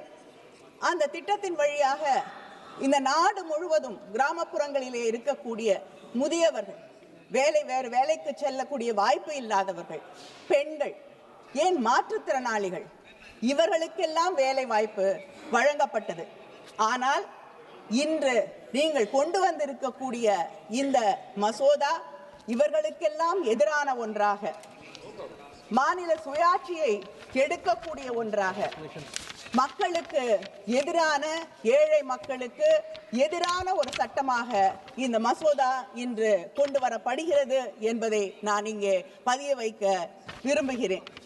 The central government section 4(5) இந்த பில்ல central government shall determine the state-wise normative allocation for each financial year based on objective parameters as may be prescribed by the central government. ஒன்றிய அரசாங்கம் யாருக்கு, எந்த மாநிலத்திற்கு எவ்வளவு வேலை வாய்ப்புகளை வழங்கலாம் என்று நீங்கள் தீர்மானிப்பீர்கள். எந்த பகுதியிலே இருக்கக்கூடிய மக்களுக்கு எவ்வளவு வேலை வழங்கப்படும் என்பதை நீங்கள் தீர்மானிப்பீர்கள். உங்களுக்கு வஉசி என்றாலே யார் என்று தெரியாது. இந்த நாட்டின் விடுதலைக்காக போராடிய செக்கிழுத்த செம்மல் யார் என்று உங்களுக்கு தெரியாது. உங்களுக்கு தமிழ்நாட்டு ஞாபகம் எப்ப வரும்? தேர்தல் வந்தால் வருவீர்கள். தேர்தல் நேரத்திலே வந்து நான் தமிழனாக பிறக்கவில்லையே என்று வருத்தப்படுகிறேன் என்று சொல்லுவீர்கள். ஆனால் அதே நேரத்திலே பீகார்ல தேர்தல் நடக்கும்போது பீகாருக்கு சென்று தமிழர்கள் பீகாரிகளுக்கு எதிரானவர்கள். ஒடிசாவில் தேர்தல் நடந்தால் தமிழர்கள் இங்கே வந்து அதிகாரத்தை பறிக்க நினைக்கிறார்கள் என்று தமிழர்களுக்கு எதிராக பேசக்கூடியவர்கள். அங்கே இப்படி எங்களுடைய மக்களை பற்றி, மாநிலங்களில் இருக்கக்கூடிய மக்களை பற்றி எந்த கவலையும் அக்கறையும் இல்லாத நீங்கள் எப்படி தமிழ்நாட்டிலே இருக்கக்கூடிய நாகப்பட்டினத்திலே அருகிலே இருக்கக்கூடிய ஒரு கிராமத்திலே, தஞ்சையிலே ஒரு கிராமத்திலே, திருநெல்வேலியிலே, நாங்குநேரியிலே, தூத்துக்குடியிலே இருக்கக்கூடிய கிராமங்களிலே இருக்கக்கூடிய மக்களுடைய தேவைகளை புரிந்து கொண்டு ஒதுக்கீடுகளை செய்வீர்கள் என்பதை எனக்கு சொல்லுங்கள். அரசு, மாநில அரசு அங்கே இருக்கக்கூடிய தேவைகளுக்கு ஏற்ப இத்தனை ஆண்டுகளாக வேலை வாய்ப்புகளை வழங்கி கொண்டிருந்தது. இன்று அந்த உரிமையையும் எங்களிடம் இருந்து பறித்து கொள்ளக்கூடிய ஒரு மசோதா, நீங்க கொண்டு வர அத்தனை மசோதாக்களிலும் மாநில உரிமைகள், மாநில சுயாட்சி என்பது அழிக்கப்படுகிறது, ஒழிக்கப்படுகிறது என்பதை நான் இங்கே பதிவு செய்கிறேன். அது மட்டும் இல்லாமல் இன்னொன்று, இங்கே இத்தனை ஆண்டுகளாக இப்ப பேசிய மௌவா அவர்கள் குறிப்பிட்டது போல இத்தனை ஆண்டுகளாக அங்கே சம்பளம் என்று நிர்ணயிக்கப்பட்டிருப்பது முழுமையாக ஒன்றிய அரசாங்கத்தால் ஏற்றுக்கொள்ளப்பட்டது. நாங்கள் கொண்டு வந்த யூபிஏ அரசாங்கம் கொண்டு வந்த திட்டத்தின் வழியாக அதுதான் செயல்படுத்தப்பட்டு வந்து கொண்டிருந்தது. ஆனால் இப்பொழுது இந்த மசோதா 60-40 என்ற அந்த விகிதத்தை மாற்றி அமைத்திருக்கிறது. இவ்வளவு நாள் கொடுக்க வேண்டிய சம்பளத்தை எந்த காலகட்டத்திலும் பிஜேபி அரசு இல்லாத, ஆட்சியில் இல்லாத மாநிலங்களில் சரியான நேரத்திற்கு வழங்காத நீங்கள் அந்த சம்பளத்தை இப்பொழுது நீங்கள் அந்த சம்பளத்தை சரியாக வழங்குவீர்கள் என்ற எந்த நம்பிக்கையில் நாங்கள் இருக்க முடியும்? அது மட்டும் இல்லாமல் 75 பொருட்களுக்கு மட்டும் என்று இருந்தது இன்று மாற்றப்பட்டு 75% நீங்கள் வழங்குவீர்கள். மாநில அரசு 25% பொருட்களுக்கான செலவை வழங்கும் என்ற இந்த நிலையை மாற்றி இன்று முற்றிலுமாக அதை 60-40 என்று மாற்றுவதற்கான காரணம் என்ன? அது மட்டும் இல்லை, வேலை வாய்ப்புகளை ஒரு மாநில அரசாங்கம் அதிகரித்து தந்தால் அந்த செலவை நாங்களே ஏற்றுக்கொள்ள வேண்டும் என்ற ஒரு மசோதாவை கொண்டு வந்திருப்பது எப்படி நியாயமாகும் என்று கேட்கிறேன். ஏனென்றால் தொடர்ந்து மாநிலங்களுக்கு வழங்கப்படும் நிதியை நீங்கள் குறைத்து கொண்டே வந்து கொண்டிருக்கிறீர்கள். What has to be devolved to the states has been reduced. 89% இன்று 79% அது குறைக்கப்பட்டிருக்கிறது. செஸ்ஸிலிருந்து வரக்கூடிய நிதியை ஒவ்வொரு ஆண்டும் அதிகமாக எடுத்துக்கொண்டிருக்கக்கூடியவர்கள் நீங்கள். மாநிலங்களுக்கு வரவேண்டிய வருமானம் குறைக்கப்படக்கூடிய அதே நேரத்திலே செலவுகளை இங்கே இருக்கக்கூடிய அரசு அதிகரித்து கொண்டே போகக்கூடிய ஒரு சூழலை நாம் பார்த்து கொண்டிருக்கிறோம். 60-40 சொல்கிறீர்கள். நான் கேட்கிறேன், பிரதான் மந்திரி ஆவாஸ் யோஜனா பிரதமரின் வீடு கட்டக்கூடிய திட்டம். பேரு பிரதமருடைய பேர்ல இருக்கு. ஆனா உண்மையிலேயே 61% பணத்தை நிதியை வீடு கட்டுவதற்கு வழங்குவது மாநில அரசு. நீங்க கொடுக்கிறது 39% மட்டும்தான். பிரதான் மந்திரி மத்ஸ்ய சம்பதா யோஜனா ஒன்றிய அரசாங்கம் வழங்குவது 27%. தமிழ்நாடு அரசாங்கம் வழங்குவது 73%. முதியோர் உதவித்தொகை 1000 ரூபாய்க்கு மேலாக வழங்குவது எங்களுடைய அரசு. நீங்க கொடுக்கிறது 200 ரூபாய். ஜல்ஜீவன் மிஷன் 50% 50% என்று சொன்னீர்கள். ஆனால் உண்மையிலேயே தமிழகம் 55% அந்த திட்டத்தை நிறைவேற்றுவதற்காக வழங்கிக் கொண்டிருக்கிறது. இப்படி ஒவ்வொரு திட்டத்திலும் எங்களை மாநிலங்களை வஞ்சித்துக் கொண்டிருக்கக்கூடிய ஆட்சி இந்த மசோதாவின் வழியாகவும் மறுபடியும் மக்களையும் மாநிலங்களையும் வஞ்சிக்க தொடங்கி இருக்கிறீர்கள். இதையும் ஒரு வாய்ப்பாக நீங்கள் பயன்படுத்தி கொண்டிருக்கிறீர்கள் என்பதை நினைக்கும் போது வருத்தமாக இருக்கிறது, வெட்கமாக இருக்கிறது. 60 நாள் when peak agricultural activity இருக்கக்கூடிய அந்த நேரத்திலே வேலை கிடையாது என்று சொல்கிறீர்கள். விவசாயம் என்ன என்பதன் அடிப்படையை நாம் புரிந்து கொள்ள வேண்டும். விதைக்கக்கூடிய நேரம், நாற்று நடக்கூடிய நேரம், இந்த நேரத்தை தவிர அந்த 60 நாட்களிலே 1-2 நாட்களை தவிர விவசாய தொழிலாளிகளுக்கு வேறு எந்த நாட்களிலும் வேலை கிடையாது. 60 நாள் வேலை இல்லை என்றால் அந்த தொழிலாளிகளுடைய நிலை என்ன என்று சற்று நேரமாவது சிந்தித்து பார்த்திருக்கிறீர்களா? உங்கள் மனசாட்சியை தொட்டு கேட்கிறேன். 2 நாள் வேலை செய்யக்கூடிய அந்த சூழலிலே 60 நாட்கள் வேலை இல்லை என்றால் அவர்களுடைய நிலை என்ன ஆகும் என்று சிந்தித்து பாருங்கள். அது மட்டும் இல்லை, இது கூலிக்கான ஒன்று இல்லை. அதை தாண்டி the negotiating power which a worker has is completely destroyed. அதை சற்றாவது சிந்தித்து பார்த்திருக்கிறீர்களா என்று கேட்கிறேன். அதை தாண்டி எங்களுடைய யூபிஏ அரசாங்கம் இந்த திட்டத்தை கொண்டு வந்த போது ஒரு அக்ஷய பாத்திரத்தை அங்கே இருக்கக்கூடிய விவசாய தொழிலாளர்களின் கைகளிலே வழங்கியது. நீங்கள் அதை பிடுங்கிக் கொண்டு ஒரு பிச்சை பாத்திரத்தை வழங்கிக் கொண்டிருக்கக்கூடியது வெட்கப்படக்கூடியது, வேதனைப்படக்கூடியது என்று நான் தெரிவித்துக் கொள்கிறேன். 125 அமைச்சர் கூட சொன்னார் 125 நாட்கள் வேலை தருகிறேன் என்று. 125 நாட்கள் வேலை என்று சொல்லியிருக்கிறீர்கள். உங்களுடைய நீங்க ஆட்சிக்கு வந்த பிறகு ஏதாவது ஒரு ஆண்டாவது 100 நாட்கள் வேலை எந்த மாநிலத்திலாவது வழங்கி இருக்கிறார்களா? இல்லை. 40, 46 இதை தாண்டுவது கிடையாது. அப்படிப்பட்ட சூழ்நிலையிலே எங்கள் ஊர் பக்கம் ஒரு சொல்வடை சொல்வார்கள், கூரை ஏறி கோழி பிடிக்க முடியாது, வானம் ஏறி வைகுண்டம் போவது எப்படி என்று. இதுதான் இங்கே இருக்கக்கூடிய நிலை. இதையெல்லாம் தாண்டி வெட்கப்படக்கூடிய ஒன்று, மகாத்மா காந்தி அவர்களுடைய பெயரை எடுத்திருக்கிறீர்கள். தந்தை பெரியார் அவர்கள், மகாத்மா அவர்கள் இறந்த போது இந்த தேசத்திற்கு மகாத்மா. धन्यवाद सभापति महोदय।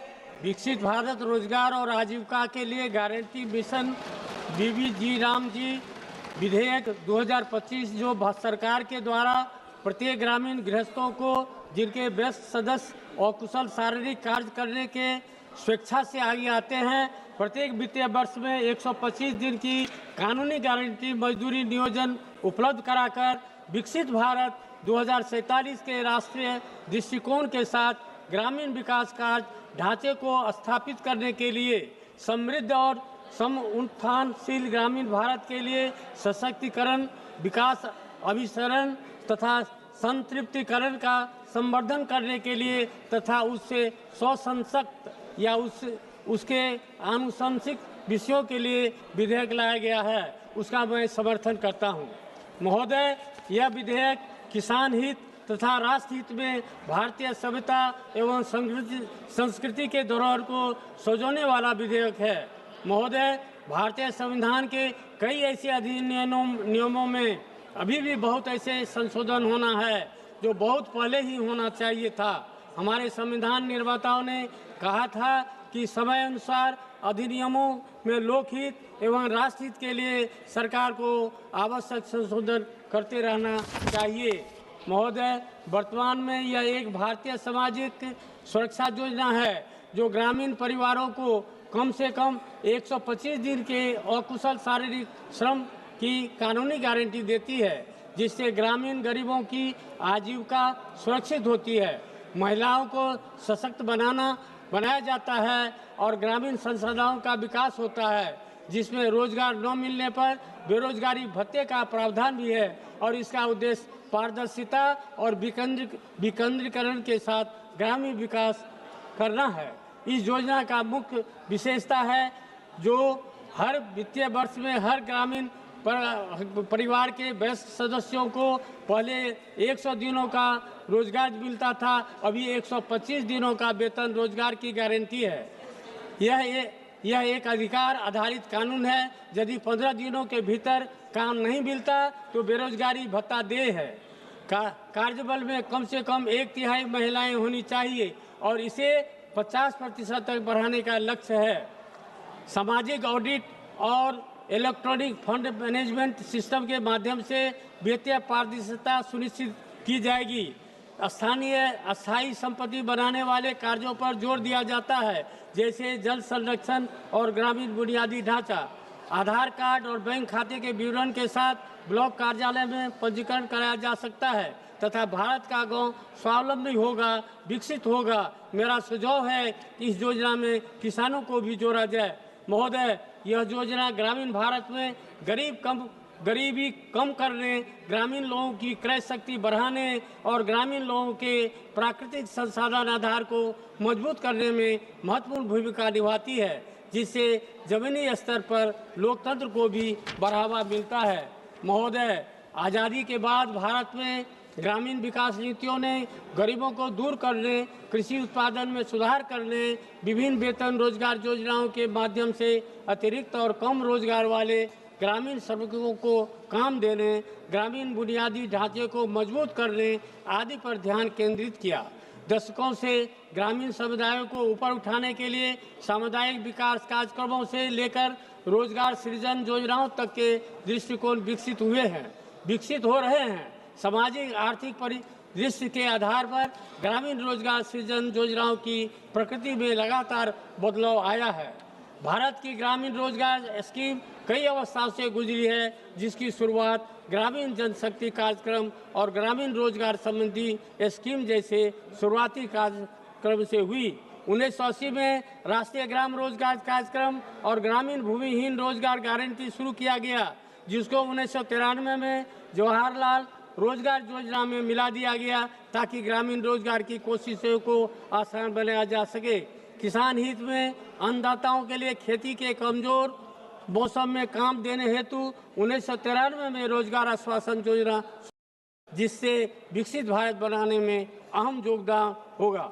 महोदय, योजना के लिए राज्य सरकार के द्वारा कार्यान्वयन कार्य अधिनियम के प्रारंभ की तारीख से 6 महीने के भीतर अधिसूचना द्वारा इस अधिनियम के उपबंधों तथा उसमें दी गई विशेषताओं से संगत स्कीम बनाएगी।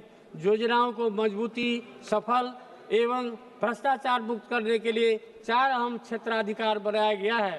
पहला अधिकार जल संबंधी संकल्पों के माध्यम से जल सुरक्षा, दूसरा कोर ग्रामीण अवसंरचना, तीसरा आजीविका संबंधी अवसंरचना और चौथा कोर मौसम घटनाओं के न्यूनीकरण के संकल्प को क्षेत्राधिकार दिया गया है।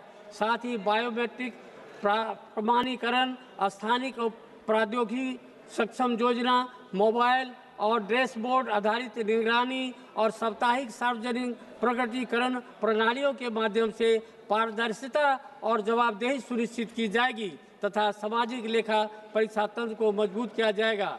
मूल रूप से यह विधेयक विकसित भारत 2047 से लक्ष्य को प्राप्त करने की दृष्टिकोण से लाया गया है। महोदय, महात्मा गांधी जी के राम राज्य का सपना इस बिल से साकार होगा। राष्ट्रपिता महात्मा गांधी के जीवन का आखिरी शब्द हे राम से प्रेरित होकर महात्मा गांधी के सपने को साकार बनाने तथा उनको श्रद्धांजलि देने के रूप में इस विधेयक के साथ चर्चा में भाग लेने के लिए अवसर प्रदान किया, उसके लिए आपको धन्यवाद एवं आभार व्यक्त करता हूं।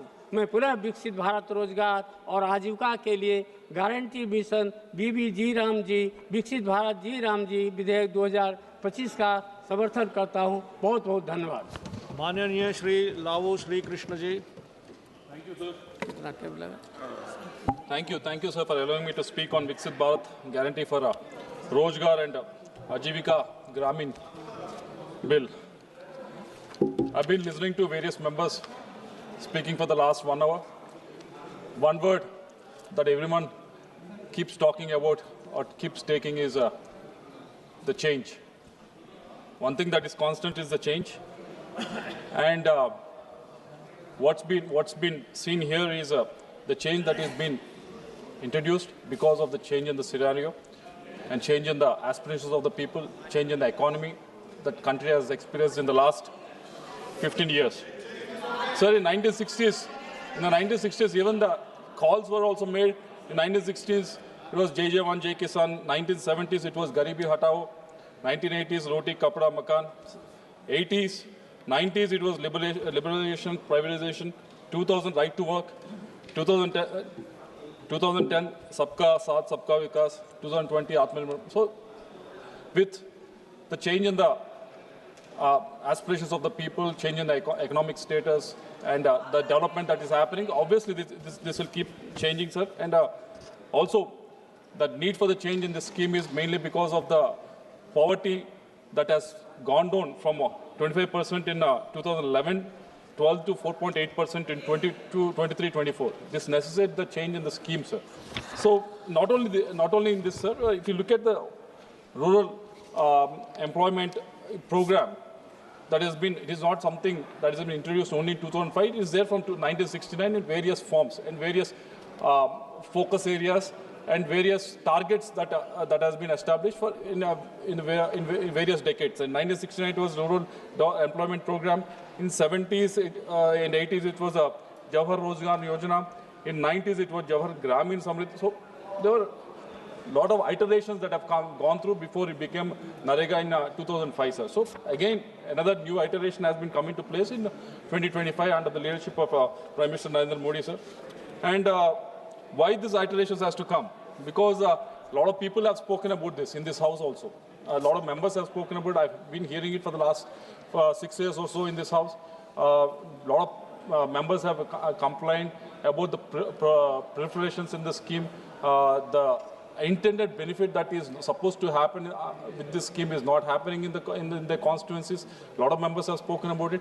Even Kanimoni ji, who has spoken just now, she has headed a committee in 2024, sir, rural employment through Manrega.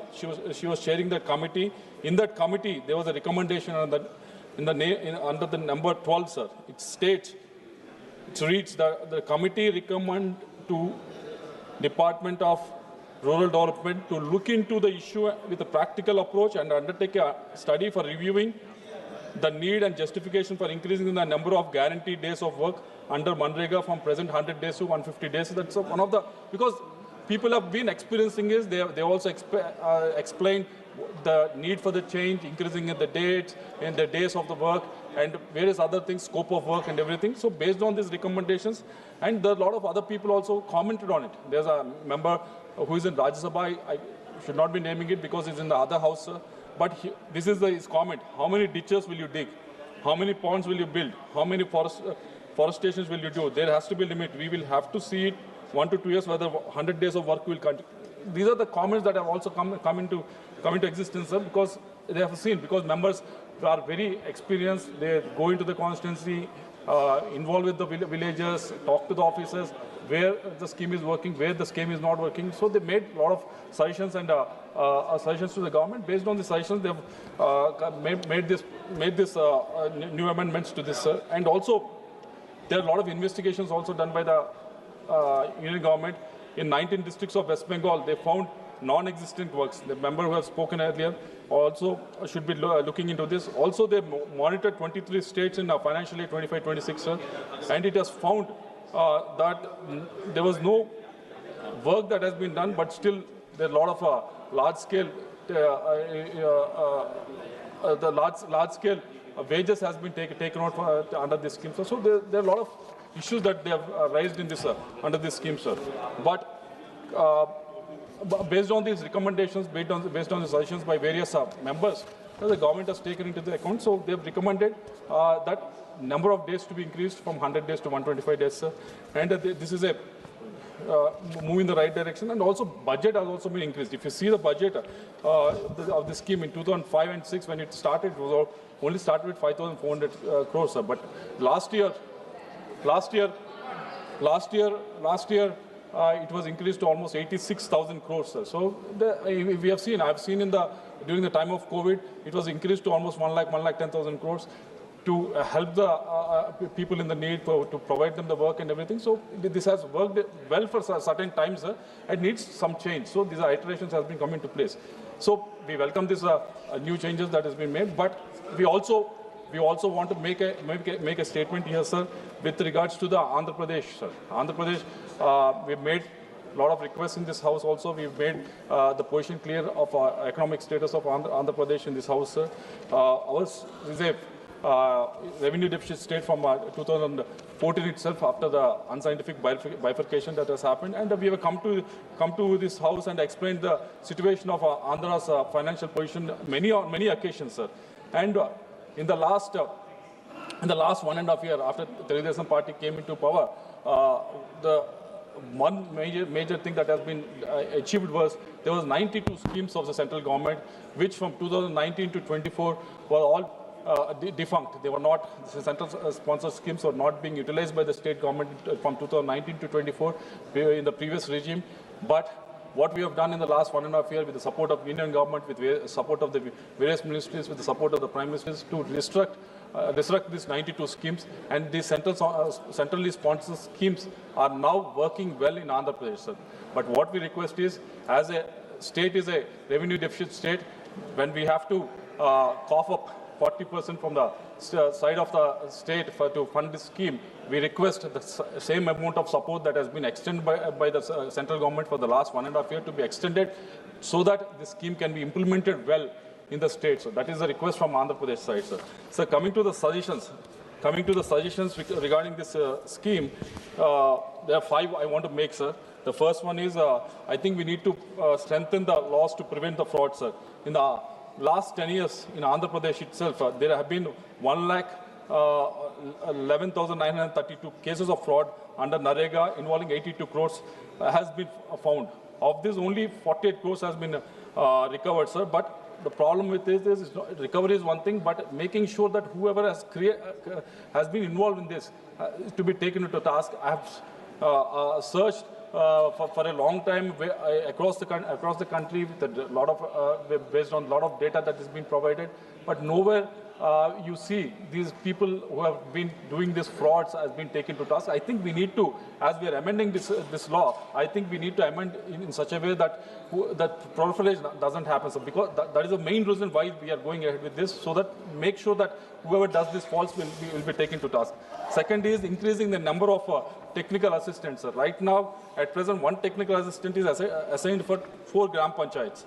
Imagine one technical assistant, he has to measure 16 working sites in these 4 gram panchayats in 3 days. Imagine him traveling to 16 sites. It is nearly impossible for him to do it. And what will happen is they try to fraudulently map the working sites and not enter the right works. So I request the ministry to increase the number of technical assistants instead of 4, give one per 2 gram panchayats. Third request is, third suggestion is the wage indexation, sir. Right now, the wage indexation is linked to the CPI of the rural, CPI of the agriculture, sir. The request is to link it to the CPI of the rural, sir, so that actual ones can be actual wages can be realized in the due course, sir. So that is a third request from our side, sir. And fourth one is as you made it clear, the ministry has made it clear in the new new bill that going forward we will be investing more on creating the durable assets rather than this normal works that is not to be seen. So it is a welcome sign, sir. But we have seen in the survey that has been done from the financial 2014, it was 9.6% of the works has been utilized by the individuals. But by 2024, it has been increased from 9.6% to 73.3%. The request is to make sure this whatever fund that is being used going forward is used for creating the assets for the community rather than individual. So it will be, the asset can be used properly by the community, sir. That is the fourth one. And the fifth one is the social auditing. Although social audits are mandated under the NREGA Act, the establishment of independent social audit units is not statutorily mandated. So we request you to make sure every state is mandatorily doing the social audits and making sure these bodies are also constituted, because most of the states are not even constituting bodies, so that these audits are not happening completely, sir. So these 5 suggestions, we request the ministry to take these suggestions into consideration, and with this we support the bill, and thank you very much, sir. Thank you. Mananiya Shri Raja Bhawabaje.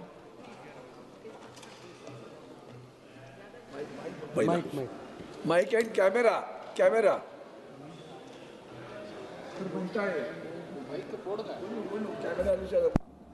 So let the camera start.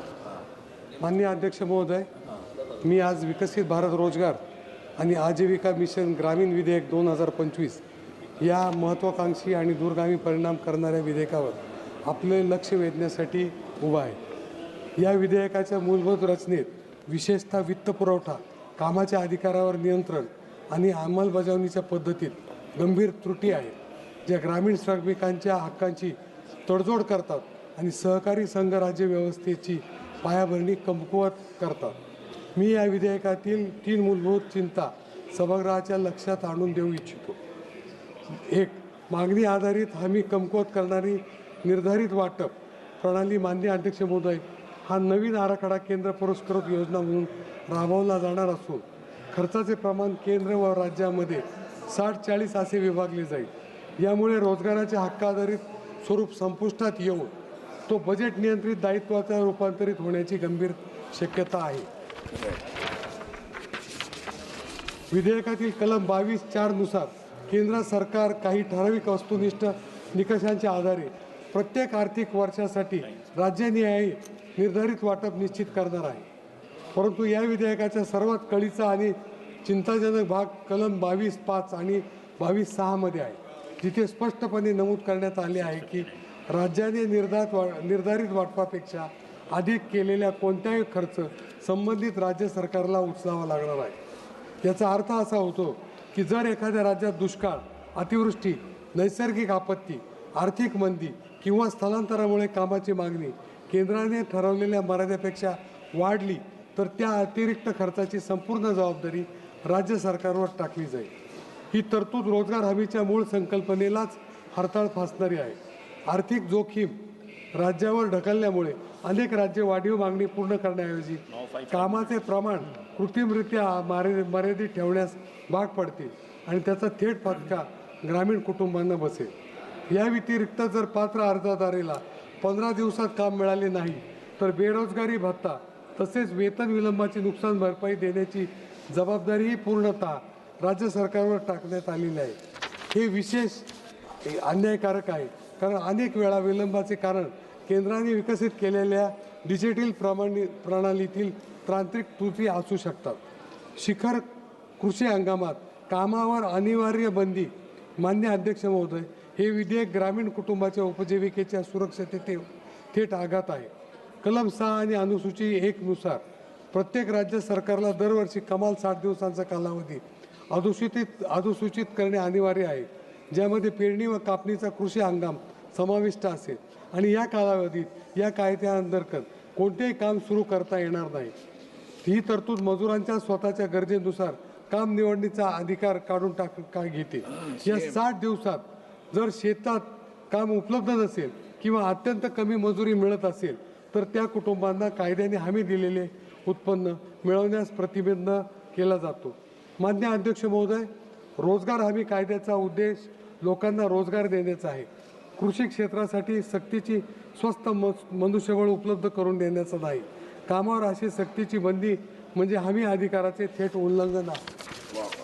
मान्य अध्यक्ष महोदय, 125 दिवसांचा रोजगार हमीचा दावा आणि विकसित भारत राष्ट्रीय ग्रामीण पायाभूत सुविधा स्टॅक यासारख्या संकल्पना असूनही आर्थिक मर्यादा आणि कामाच्या हक्कावर लादलेले निर्बंध या विधेयकाचा मूळ उद्देशच कमकुवत करतात. म्हणून मी केंद्र सरकारला पुढील सुधारणा करण्याची ठाम विनंती करतो. निर्धारित वाटप प्रणाली त्वरित रद्द करावी आणि मागणी आधारित वैधानिक हमीनुसार होणाऱ्या सर्व अतिरिक्त खर्चाची जबाबदारी केंद्र सरकारने घ्यावी. कृषी हंगामातील 60 दिवसांच्या सक्तीचे कामबंदी मागे घ्यावे, जेणेकरून ग्रामीण कुटुंबांना त्यांच्या गरजेनुसार रोजगार हमीचा लाभ घेता येईल. जर आपल्याला खऱ्या अर्थाने विकसित भारत घडवायचा असेल तर तो दुर्बळ श्रमिकांच्या मूलभूत हक्कावर अटी लादणारा नव्हे तर त्यांना सक्षम करणारा असला पाहिजे. मान्य अध्यक्ष महोदय, मनरेगा हे नाव बदलून राम नाव घेतलं म्हणून जे श्रमिकांवर जो आधार होणार पाहिजे तो आधार होत नाही. तरी माझं म्हणणं असं आहे की आपण केंद्र सरकारने याचा विचार करावा. धन्यवाद अध्यक्ष महोदय. बहुत धन्यवाद. थैंक यू जी. माननीय श्री नीलेश लंके जी.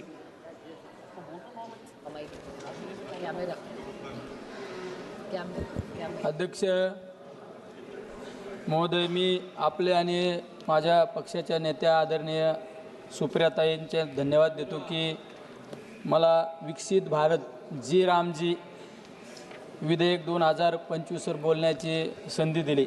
अध्यक्ष महोदय, मी आज या सभागृहात विकसित भारत जी रामजी हे विधेयक 2025 वर माझ्या राष्ट्रवादी काँग्रेस पार्टी आदरणीय शरदचंद्रजी पवार पक्षाच्या वतीने विचार मांडण्यासाठी उभा आहे.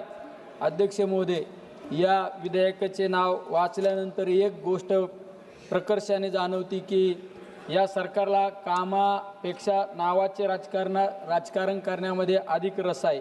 अध्यक्ष महोदय, UP सरकारच्या काळात जेव्हा ही योजना सुरू झाली तेव्हा तिला महात्मा गांधी राष्ट्रीय ग्रामीण रोजगार हमी योजना असे नाव देण्यात आले होते. महात्मा गांधींचे नाव या योजनेला देण्यामागे एक विचार होता, खेड्याकडे चला आणि ग्रामीण भागाचा विकास.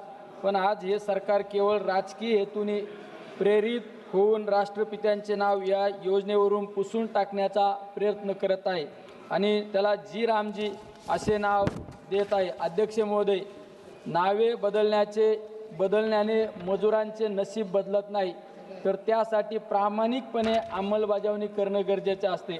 अध्यक्ष महोदय, या विधेयकात 125 दिवसांची फसवी घोषणा केली गेली आहे.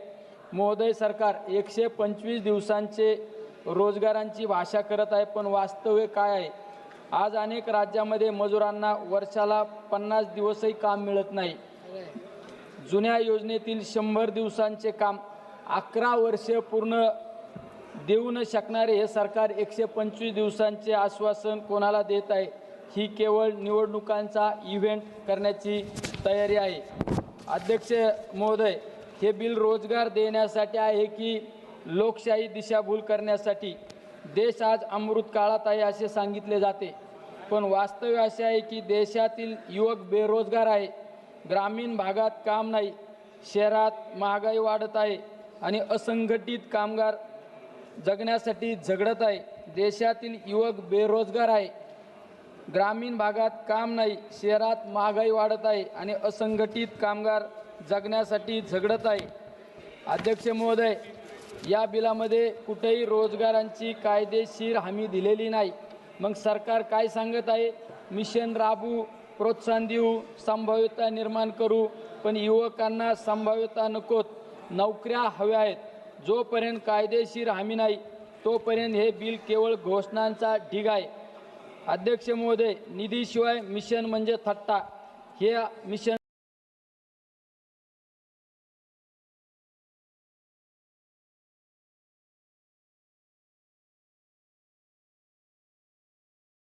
साठी स्वतंत्र स्पष्टता आणि निधी कुठे आहे?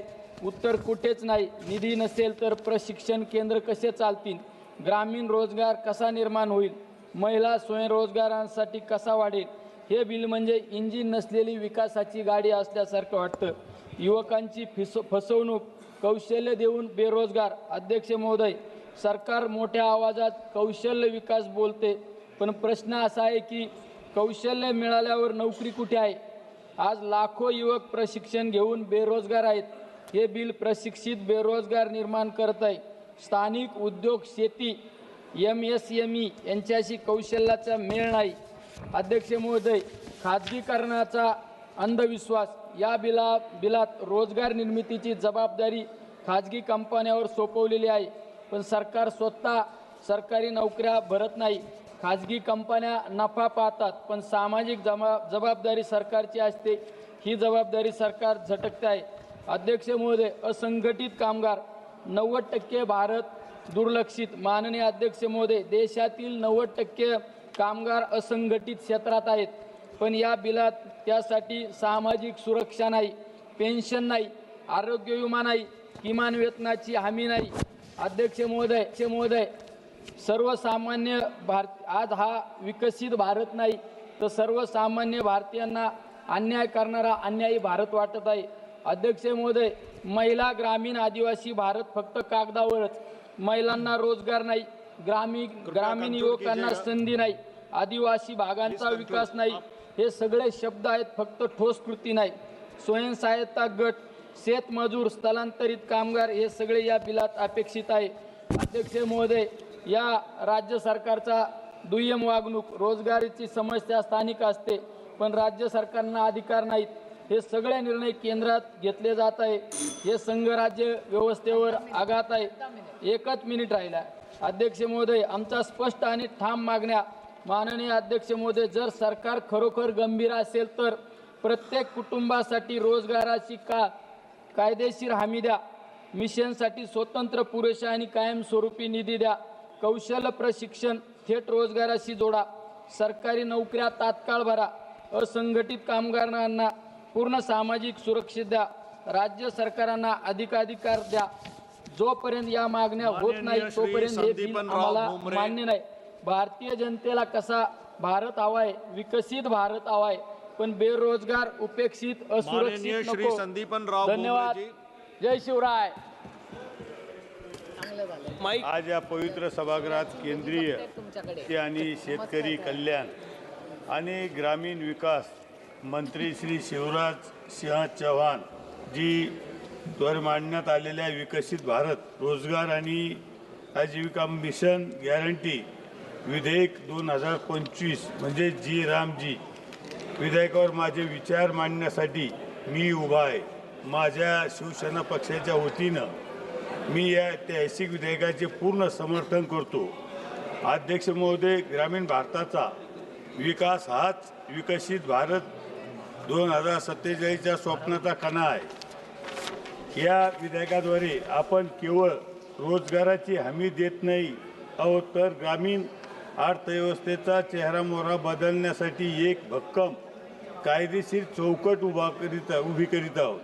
अध्यक्ष महोदय, या निमित्ताने मला रोजगार हमी योजनेची आठवण करून द्यायची आहे. त्या काळात योजना नक्कीच होती, पण तिला मर्यादा होत्या.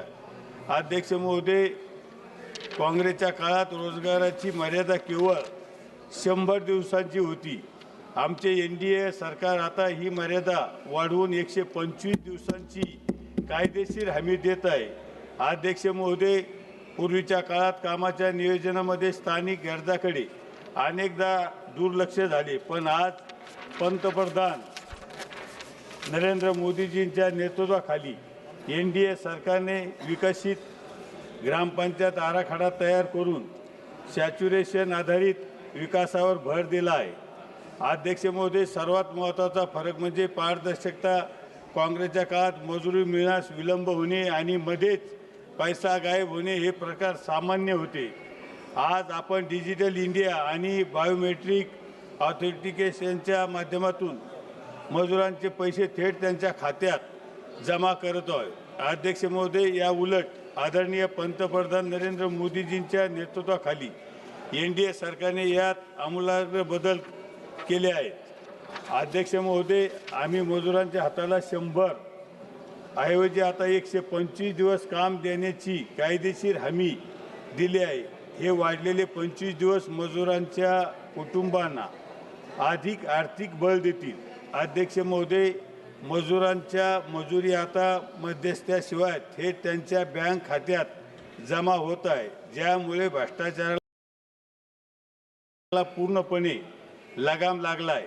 अध्यक्ष महोदय, NDAच्या इतर योजनांचा लाभ सुद्धा आज देशातील प्रत्येक मजुराला फक्त रोजगारच मिळत नाही, तर प्रधानमंत्री आवास योजनेतून हक्काचे घर, स्वच्छ भारतमधून शौचालय, आयुष्यमान भारतमधून आरोग्य विमा आणि उज्ज्वला योजनेतून गॅस जोडणी मिळत आहे। NDA सरकारच्या या सर्व योजनेच्या केंद्रस्थानी देशाचा मजूर आहे। अध्यक्ष महोदय, मी जेव्हा महाराष्ट्र सरकारमध्ये रोजगार हमी योजना आणि फलोत्पादन मंत्री म्हणून काम करत होतो, तेव्हा मी फलोत्पादन आणि मनरेगाची सांगड घालून शेतकऱ्यांच्या बांधावर फळबाग लागवड मोठ्या प्रमाणावर केली होती। आज हे नवीन विधेयक देखील अशाच प्रकारे कन्व्हर्जन म्हणजेच विविध विभागांच्या एकत्रीकरणावर भर देत आहे, ज्याचा फायदा प्रत्यक्ष शेतकऱ्यांना आणि मजुरांना होईल। अध्यक्ष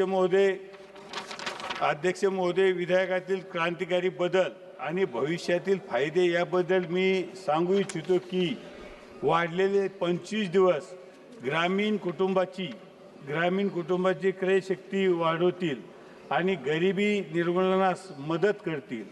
अध्यक्ष महोदय, पेरणी आणि कापणीच्या काळात 60 दिवस ही कामे बंद ठेवण्याची सोय राज्यांनी दिली आहे।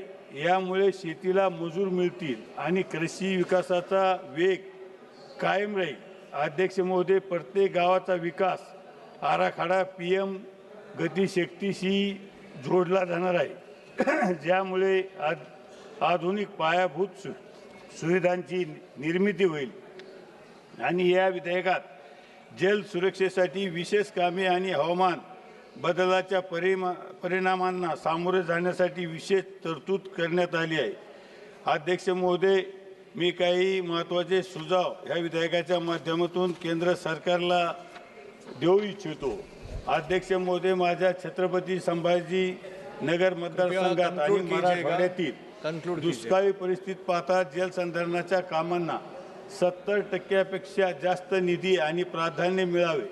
अध्यक्ष महोदय, केवळ अकुशल कामे न देता ग्रामीण तरुणांना कौशल्य प्रशिक्षण देऊन त्यांना स्किल्ड श्रेणीत आणण्यासाठी अधिक तरतूद असावी आणि अध्यक्ष महोदय, महिला, दिव्यांग आणि वृद्ध व्यक्तीसाठी त्यांच्या शारीरिक क्षमतेनुसार कामाचे स्वरूप आणि मजुराचे दर असावेत, जेणेकरून त्यांचा सहभाग वाढेल।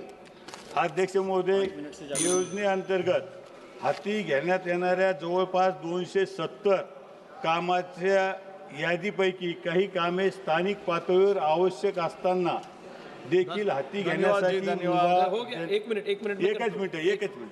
देण्यात आलेली नाही। यासाठी सविस्तर प्रस्ताव तयार करून केंद्र शासनाने सादर केल्यानंतर त्यावर यथावकाश निर्णय घेण्यात येतो। त्यामुळे राज्यामध्ये महत्त्वाची वाटणारी कामे देखील घेण्यासाठी या योजनेमुळे मर्यादा येत आहेत, जसे की वन्य जनावरांपासून शेतकऱ्यांच्या शेतीस होणारे नुकसान टाळण्यासाठी काटेरी कुंपण, तारेचं कुंपण आवश्यक असताना देखील हे काम हाती घेण्यासाठी मनाई करण्यात आली आहे।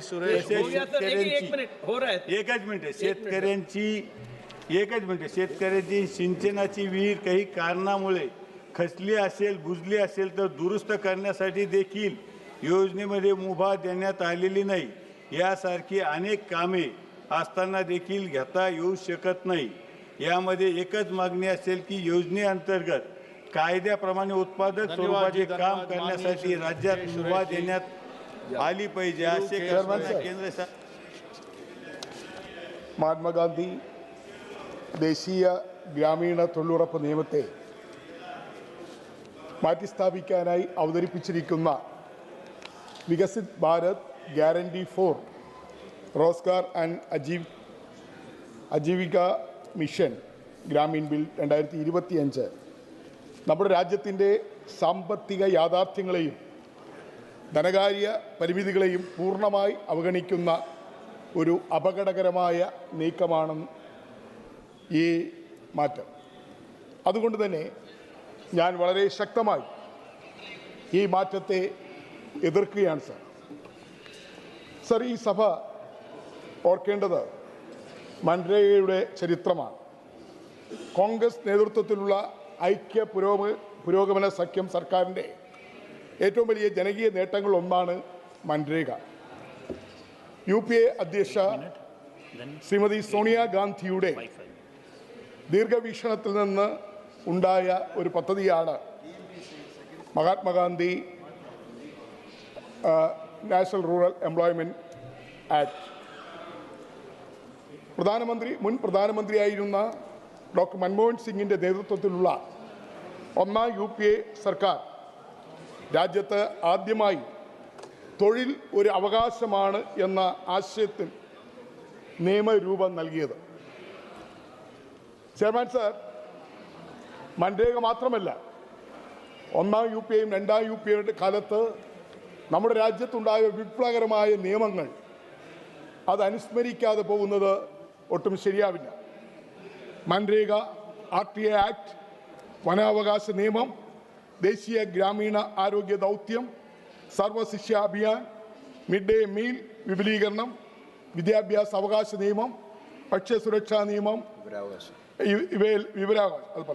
വിവരാവകാശം, ഇതെല്ലാം UPA 1-ൻ്റെയും UPA 2-ൻ്റെയും കാലത്ത് വന്ന ജനകീയ നിയമങ്ങളാണ്. മനുഷ്യകേന്ദ്രീകൃതമായ വികസന മാതൃകയുടെ അടയാളങ്ങളാണ് ഈ നിയമങ്ങളെല്ലാം തന്നെ. ദാരിദ്ര്യം കുറയ്ക്കുകയും അസമത്വം നേരിടുന്ന പൗരൻ്റെ അവകാശങ്ങളെ കേന്ദ്രമാക്കുകയും ചെയ്ത ഒരു ഭരണ സമീപനത്തിൻ്റെ പ്രതീകമായിരുന്നു മൻരേഗ. ചെയർമാൻ സാർ, ഞാൻ പ്രതിദാനം ചെയ്യുന്ന സംസ്ഥാന കേരളത്തിൽ മൻരേഗ ഒരു സാധാരണ സർക്കാർ പദ്ധതിയല്ല. ഗ്രാമീണ സമ്പദ് വ്യവസ്ഥയുടെ ധനകാര്യ ജീവരേഖയാണ് മൻരേഗ. കേരള സംസ്ഥാനത്ത് 40 ലക്ഷത്തിലെയും കുടുംബങ്ങൾ രജിസ്റ്റർ ചെയ്തിട്ടുണ്ട്. പ്രതിവർഷം 10 മുതൽ 12 ലക്ഷം കുടുംബങ്ങൾ സജീവമായി തൊഴിൽ നേടുന്നുവെന്നും ഔദ്യോഗിക കണക്കുകൾ സൂചിപ്പിക്കുകയാണ്. 2024-25 സാമ്പത്തിക വർഷത്തിൽ മാത്രം കേരളത്തിൽ 5.5 കോടിയിലധികം തൊഴിൽ ദിനങ്ങൾ മൻരേഗ വഴി സൃഷ്ടിക്കപ്പെട്ടു. ഇതിൻ്റെ വേതന ചെലവ് ഏകദേശം 1600 മുതൽ 1800 കോടി രൂപ വരെയാണ്. ഈ പണം നേരിട്ട് ഗ്രാമീണ വിപണികളിലേക്കാണ് പോകുന്നത്. ചെറിയ കടകൾ, കച്ചവടങ്ങൾ, കൃഷി ഇൻപുട്ട് വിപണികൾ, സേവന മേഖലകൾ, ഇവയെല്ലാം മൻരേഗ വേതനത്തിൻ്റെ മൾട്ടിപ്ലയർ ഇഫക്റ്റ് കേരളത്തിൻ്റെ ഗ്രാമീണ സമ്പദ് വ്യവസ്ഥയെ നിലനിർത്തുന്നതിൽ നിർണായകമായ പങ്കുവഹിക്കുന്നു. ചെയർമാൻ സാർ, മൻരേഗയുടെ ആത്മാവ് വ്യക്തമാണ്. അവിദഗ്ധ തൊഴിലാളികളുടെ വേതന ചെലവ് 100% കേന്ദ്ര സർക്കാർ വഹിക്കുകയായിരുന്നു. എന്നാൽ NDA നേതൃത്വത്തിലുള്ള ഗവൺമെൻറ് ഈ ബില്ലിലൂടെ 100% എന്നത് 60-40 90-10 വെട്ടിക്കുറച്ചിരിക്കുകയാണ്. ഈ ധനവിനിമയ മാതൃക സംസ്ഥാനങ്ങളുടെ മേൽ അടിച്ചേൽപ്പിക്കുകയാണ് ചെയ്തിരിക്കുന്നത്. കേരളം പോലെ സാമ്പത്തികമായി വലിയ പ്രതിസന്ധി നേരിടുന്ന സംസ്ഥാനങ്ങൾക്ക് ഇത് ഗുരുതരമായ ധനകാര്യ ആഘാതമാണ്. ഇതിനകം തന്നെ കേന്ദ്ര സർക്കാർ ഫണ്ട് വഹിക്കുന്ന സാഹചര്യത്തിൽ കേരളത്തിലും മറ്റ് സംസ്ഥാനങ്ങളിലും കോടിക്കണക്കിന് രൂപയുടെ വേതന കുടിശ്ശിക നിലനിൽക്കുകയാണ്. പുതിയ സംവിധാനത്തിൽ വാർഷികമായി 600-700 കോടി വരെ അധികഭാരം കേരളത്തിന് മാത്രം ഏറ്റെടുക്കേണ്ടി വരുന്ന ഒരു സാഹചര്യം ഇതിലൂടെ ഉണ്ടാകുകയാണ്. ഇതിൻ്റെ ഫലം എന്താണ്? ജോലി ദിവസങ്ങൾ കുറയും, വേതനം വൈകും, പാവപ്പെട്ട തൊഴിലാളികൾക്ക് തൊഴിൽ നിഷേധിക്കപ്പെടും. ഇതാണ് ഈ നിയമം മൂലം ഉണ്ടാകുന്ന പ്രത്യാഘാതം. സാർ, 125 ദിവസം തൊഴിൽ ഉറപ്പാക്കുമെന്ന അവകാശവാദം ധനകാര്യമായി അസാധ്യമായ ഒരു പേപ്പർ വാഗ്ദാനം മാത്രമാണ്. കാരണം ഇത് ഇനി ആവശ്യാനുസൃതമല്ല, ബഡ്ജറ്റ് നിയന്ത്രിതമാണ്. ആവശ്യകത കൂടുതലുള്ള കേരളം പോലുള്ള സംസ്ഥാനങ്ങൾ ഇതിലൂടെ ശിക്ഷിക്കപ്പെടുകയാണ് ചെയ്യുന്നത് എന്നുള്ളതാണ് വസ്തുത. മിസ്റ്റർ ചെയർമാൻ സർ, കൃഷിക്കാലത്ത് 60 ദിവസം തൊഴിൽ നിർത്തിവയ്ക്കുക എന്നുള്ളെന്നുള്ള വ്യവസ്ഥ ഈ ബില്ലിലുണ്ട്. കേരളത്തിന്റെ സാമൂഹ്യ ഘടനയ്ക്ക് എതിരായ ഒരു ആക്രമണമാണിത്. കേരളത്തിലെ മൻരേഗ തൊഴിലാളികൾ ഏകദേശം 90% സ്ത്രീകളാണ്. ഇവരിൽ ഭൂരിഭാഗവും കുടുംബത്തിന്റെ ഏക സ്ഥിര വരുമാന സ്രോതസ്സാണ് മൻരേഗ. 60 ദിവസത്തെ തൊഴിൽ നഷ്ടം അർത്ഥമാക്കുന്നത് ഒരു കുടുംബത്തിന് 15,000 മുതൽ 18,000 വരെ നേരിട്ടുള്ള വരുമാന നഷ്ടമാണ്. ഇത് കടബാധ്യതയും ദാരിദ്ര്യവും വർദ്ധിപ്പിക്കും. വേതനം ആഴ്ചതോറും നൽകുമെന്ന് സർക്കാർ പറയുന്നു. എന്നാൽ കേന്ദ്ര സർക്കാർ സമയബന്ധിതമായി ഫണ്ട് അനുവദിക്കാതെ ഇത് നടപ്പാക്കാൻ കഴിയില്ല. കേരളത്തിൽ തന്നെ പലപ്പോഴും 100 കോടിയോളം വേതന കുടിശ്ശിക ഉണ്ടായിട്ടുണ്ട്. നിയമപ്രകാരം നൽകേണ്ട വേതനം പോലും വൈകിയാണ് കേന്ദ്ര ഗവൺമെന്റ് നൽകിക്കൊണ്ടിരിക്കുന്നത്. ഇത് ഭരണഘടനാപരമായ അവകാശങ്ങളുടെ നഗ്നമായ ലംഘനമാണ്.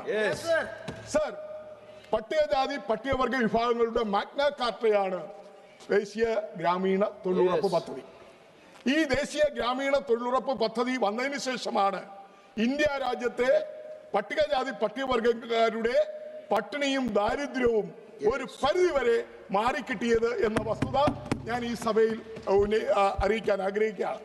ഇന്ന് പട്ടികജാതി പട്ടികവർഗ വിഭാഗങ്ങൾ ആഹാരം കഴിച്ച് പട്ടിണിയില്ലാതെ അവർ ജീവിക്കുന്നുവെങ്കിൽ അതിന് അവർക്ക് പ്രേരകമായിരിക്കുന്നത് മൻരേഗയാണ് എന്ന് ഞാൻ പറയാൻ ആഗ്രഹിക്കുകയാണ്. ശ്രീമതി സോണിയാഗാന്ധിയെയും മൻമോഹൻ സിംഗ് ഗവൺമെന്റിനെയും ഞാൻ ഈ അവസരത്തിൽ നന്ദിയോടെ ഒരിക്കൽ കൂടി ഓർക്കുകയാണ്. എന്തുകൊണ്ടെന്നാൽ ലക്ഷോപലക്ഷമല്ല കോടിക്കണക്കിന് വരുന്ന പട്ടികജാതി പട്ടികവർഗ വിഭാഗങ്ങൾക്ക് ആഹാരം കഴിച്ച് ജീവിക്കാനുള്ള ഒരു മാർഗം ഈ മൻരേഗയിലൂടെ കോൺഗ്രസ് ഗവൺമെന്റ് ഉണ്ടാക്കി എന്നുള്ളതാണ്. സർ, മഹാത്മാഗാന്ധിയുടെ പേര് ഈ നിയമത്തിൽ നീക്കം ചെയ്യുന്നത് ഒരു ഭരണഘടനാപരമായ മാറ്റമല്ല, ഒരു ആശയപരമായ ആക്രമണമാണ്. തൊഴിൽ ദാനമല്ല, അവകാശമാണ് എന്ന ഗാന്ധിയൻ തത്വത്തെയാണ് NDA ഗവൺമെന്റ് ഇല്ലാതാക്കാൻ ശ്രമിക്കുന്നത്. സർ, ഇത് മൻരേഗയെ പൂർണ്ണമായും സ്ക്രാപ്പ് ചെയ്യാനുള്ള ആദ്യപടിയാണ്. സർ, ഈ സഭയിൽ മൻരേഗ തൊഴിലാളികൾ നേരിടുന്ന പ്രശ്നങ്ങൾ ഞാൻ അങ്ങയുടെ സഭയുടെ ശ്രദ്ധയിൽ കൊണ്ടുവരാൻ ആഗ്രഹിക്കുകയാണ്. Kindly conclude, sir. Conclude. My concluding part, sir. My concluding part. Sir, MNREGA പ്രാബല്യത്തിൽ വന്നിട്ട് വർഷങ്ങൾ കഴിഞ്ഞു. പക്ഷേ ഗവൺമെന്റ് ഇതുവരെയും മൻരേഗ തൊഴിലാളികളെ സംരക്ഷിക്കുന്നതിന് വേണ്ടിയുള്ള ഒരു നടപടികൾ സ്വീകരിച്ചിട്ടില്ല. ESI പ്രാബല്യത്തിൽ വരുത്തിയിട്ടുള്ള മൻരേഗ തൊഴിലാളികളെ ESIയുടെ പരിധിയിൽ കൊണ്ടുവരണമെന്നുള്ള ആവശ്യം എത്രയോ കാലമായി ഉന്നയിക്കുന്നു. അവർക്ക് ചികിത്സ ലഭിക്കണമെങ്കിൽ എംപ്ലോയീസ് ഇൻഷുറൻസ് കോർപ്പറേഷന് കീഴിൽ കൊണ്ടുവരണം എന്നുള്ള ആവശ്യം ന്യായമായി ഉന്നയിക്കുന്നതാണ്. സർ, കേന്ദ്ര സർക്കാർ ഇതുവരെയും പരിഗണിച്ചിട്ടില്ല. അതോടൊപ്പം തന്നെ പ്രോവിഡന്റ് പെൻഷൻ പദ്ധതിയിൽ മൻരേഗ തൊഴിലാളികളെ കൊണ്ടുവരണമെന്ന ആവശ്യം ഇതുവരെയും കേന്ദ്ര ഗവൺമെന്റ് അംഗീകരിച്ചിട്ടില്ല. അതോടൊപ്പം തന്നെ വർഷങ്ങളോളം അവർ ജോലി ചെയ്തിട്ടും അവർക്കൊരു പെൻഷൻ കൊടുക്കുന്ന സമ്പ്രദായം, ഈ തൊഴിലാളികൾക്ക് കൊടുക്കുന്ന സമ്പ്രദായം കേന്ദ്ര ഗവൺമെന്റ് കൊണ്ടുവന്നിട്ടില്ല. യൂണിഫോം ഇല്ല, അടിസ്ഥാന സുരക്ഷാ ഉപകരണങ്ങളില്ല. ഇവർ ഈ മൻരേഗ തൊഴിലാളികൾ അപകടങ്ങളിൽപ്പെട്ടാൽ പരിക്കേൽക്കുകയോ ചെയ്താൽ ഈ തൊഴിലാളികൾക്ക് ഒരു കോമ്പൻസേഷനും ഒരു നഷ്ടപരിഹാരവും ലഭിക്കുന്നില്ല എന്നുള്ളതാണ്. വേതനം പലപ്പോഴും നിയമപരമായ മിനിമം വേതനത്തിൽ താഴെയാണ്. അതുകൊണ്ട് ജോലി സമയം ഇപ്പോൾ 10 മണി മുതൽ 5 മണി വരെയാണ്. എന്നാൽ തൊഴിലാളികൾ ആവശ്യപ്പെടുന്നത് 9 മണി മുതൽ 4 മണി വരെയാക്കി സമയം പുനഃക്രമീകരിക്കണമെന്നാണ് ഈ തൊഴിലുറപ്പ് തൊഴിലാളികൾ ആവശ്യപ്പെട്ടുകൊണ്ടിരിക്കുന്നത്. അത് ഇതുവരെയും കേന്ദ്രം അംഗീകരിച്ചിട്ടില്ല. അതുകൊണ്ട് ചെയർമാൻ സാർ, അവസാനം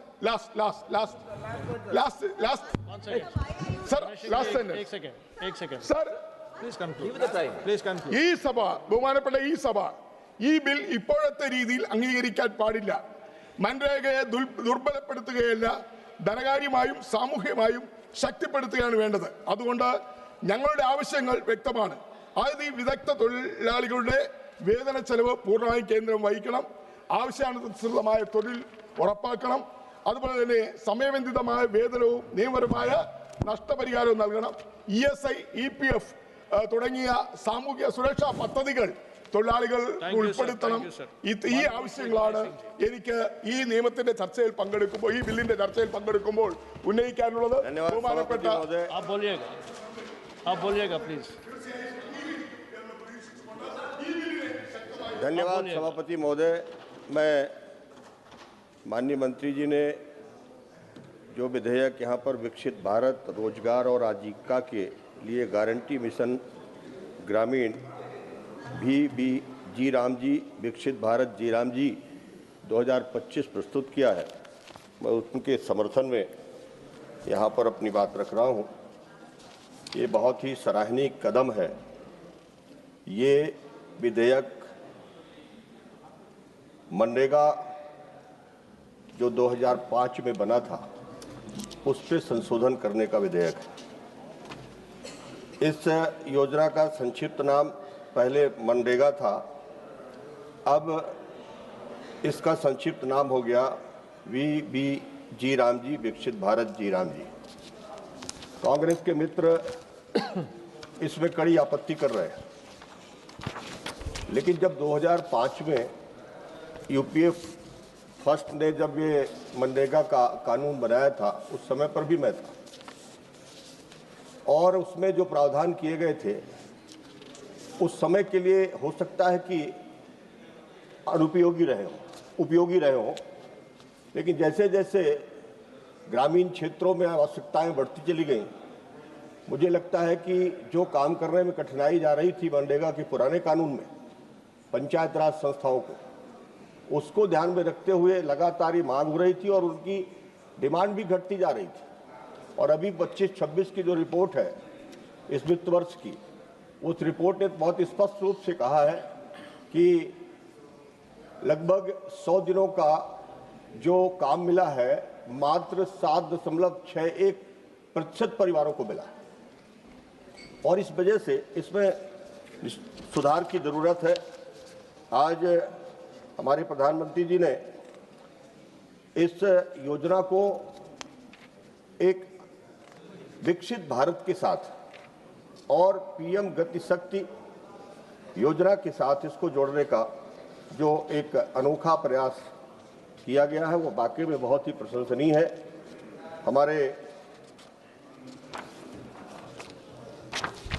ये जो अभी तक जो मनरेगा में जो शिकायतें आई हैं बहुत ही स्पष्ट है। मजदूरी नहीं दी जा रही, मजदूरी कम मिल रही है, काम के मूल्यांकन के आधार पर मजदूरी तय हो रही है, जॉब कार्ड पंचायत में जमा रहते थे, भ्रष्टाचार की गंभीर शिकायतें आती थी। कई ऐसी पंचायतें जो सरपंच हमारे ईमानदारी से काम करते थे वो भी कहीं न कहीं कानूनी अड़चन में फंस करके उनके खिलाफ तमाम सारी जांचें शुरू हुई, और धीरे धीरे मजदूरों की रुचि मनरेगा के कामों से घटती चली गई।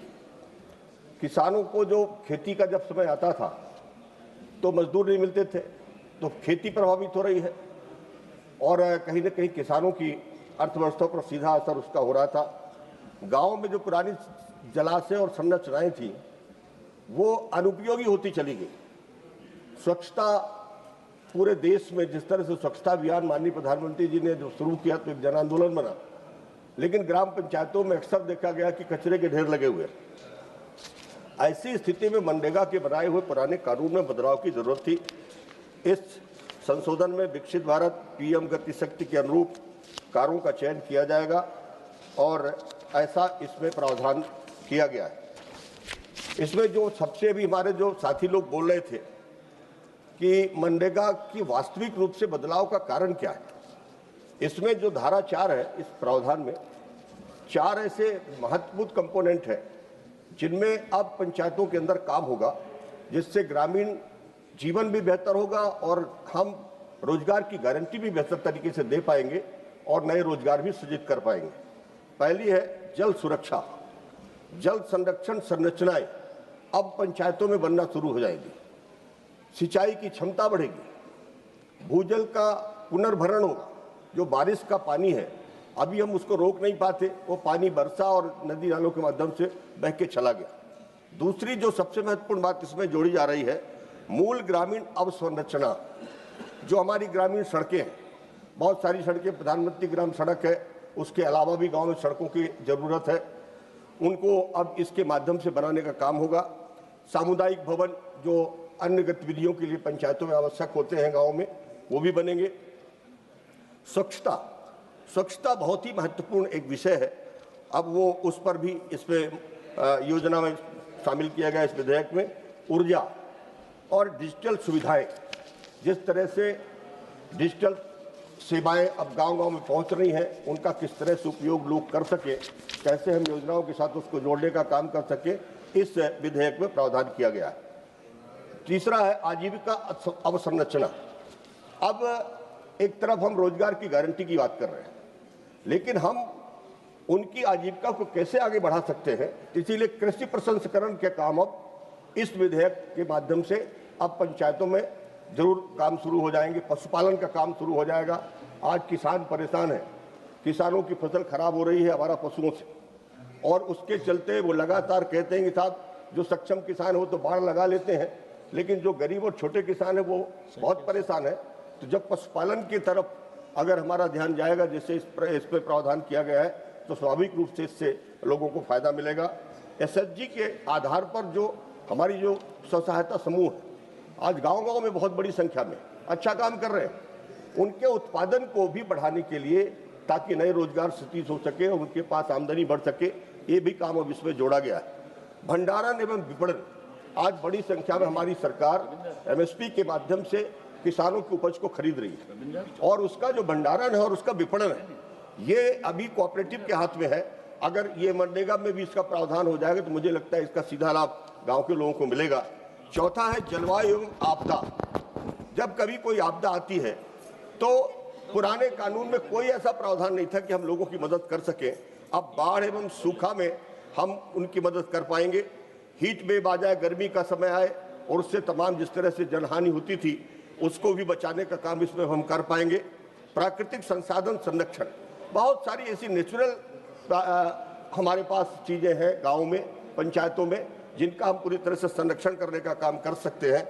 ये सभी कार्य पीएम गति शक्ति और जीआईएस से जुड़ेंगे, ये सबसे महत्वपूर्ण है। धारा 5 में प्रावधान किया गया है कि जो 100 दिनों की पहले के कानून में रोजगार देने की प्रावधान था, अब उसको बढ़ाकर 125 दिन किया गया है। अभी जो पूर्व के साथी हमारे विपक्ष से कह रहे थे कि वो तो खत्म किया जा रहा है, 100 से बढ़ाकर के 125 दिन कर दिया गया, ये तो बहुत बड़ी बात है। और उससे एक जरूर काम किया गया है कि किसानों की बुवाई के समय का जो समय है वो 60 दिन का, उस 60 दिन में मनरेगा से जो ये अपने जो इस योजना के काम चलेंगे, उस योजना में उस समय पर उसको रोका जाएगा, ताकि किसानों को, श्रमिकों की जरूरत जो पड़ती है उससे उनको आसानी से उपलब्ध हो जाए। धारा 11 बेरोजगारी भत्ते का भी इसमें प्रावधान किया गया।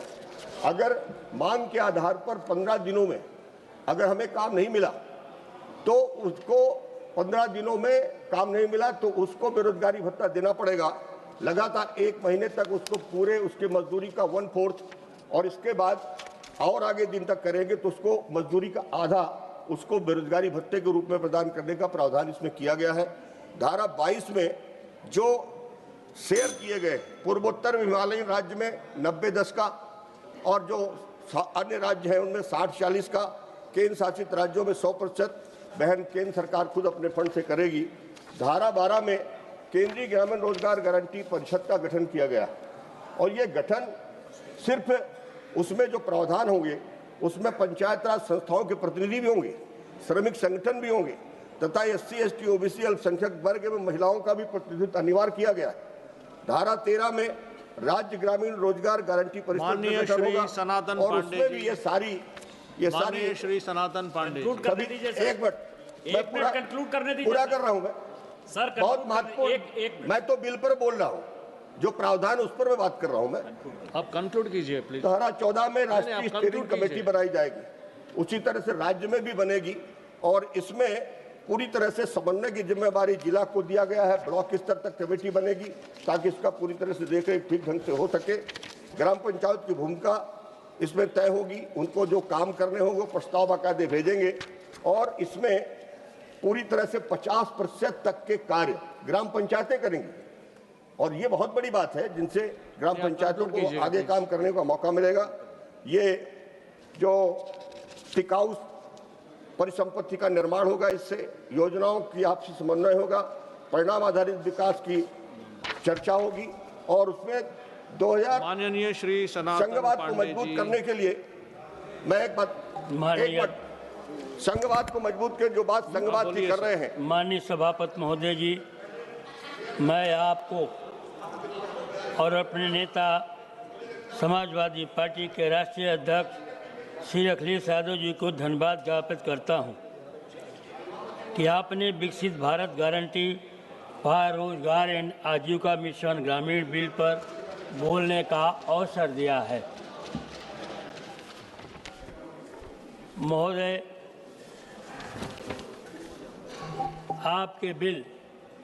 आपने जो बिल लेकर आया है, मैं खास तौर से उत्तर प्रदेश की चर्चा करूंगा।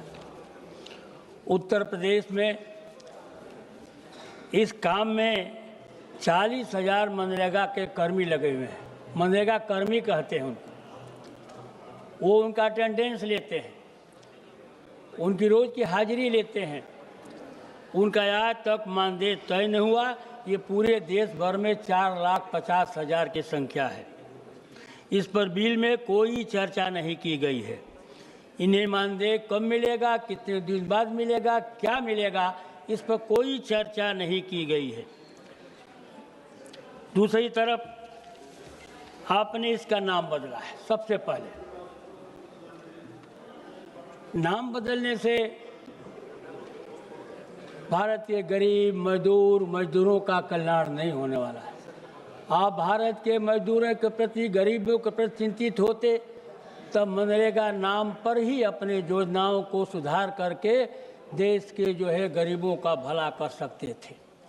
आपने महात्मा गांधी गारंटी रोजगार योजना का नाम बदलकर आपने ये साबित किया है कि आज़ादी के बाद जो गांधी के हत्यारे थे, जो गांधी के हत्यारे थे, जिनको हमने समझा था, जो मैंने बचपन में सुना था, आज मैं देख रहा हूं कि सत्ता पक्ष बैठे हुए लोग महात्मा गांधी से कितना नफरत करते हैं। तो मुझे कहने में कोई गुरेज नहीं है कि महात्मा गांधी से नफरत करने वाले लोग, चाहे वो पक्ष बैठे हो चाहे विपक्ष बैठे हो, इस बिल पर अगर सहमति प्रकट करते हैं तो वो महात्मा गांधी के विरोधी हैं और गोडसे के समर्थक है। ये मुझे कहने में कोई गुरेज नहीं है। सर, आप महात्मा गांधी को भूल जाइए। आप महात्मा गांधी को भूल जाइए। आप देश महात्मा गांधी को भूलने वाला नहीं है।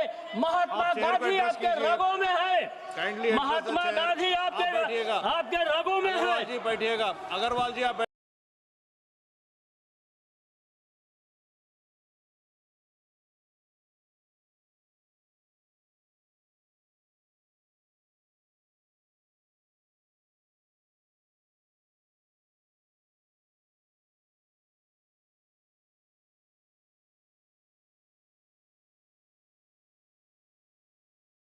बैठेगा प्लीज। अग्रवाल जी आप बैठेगा।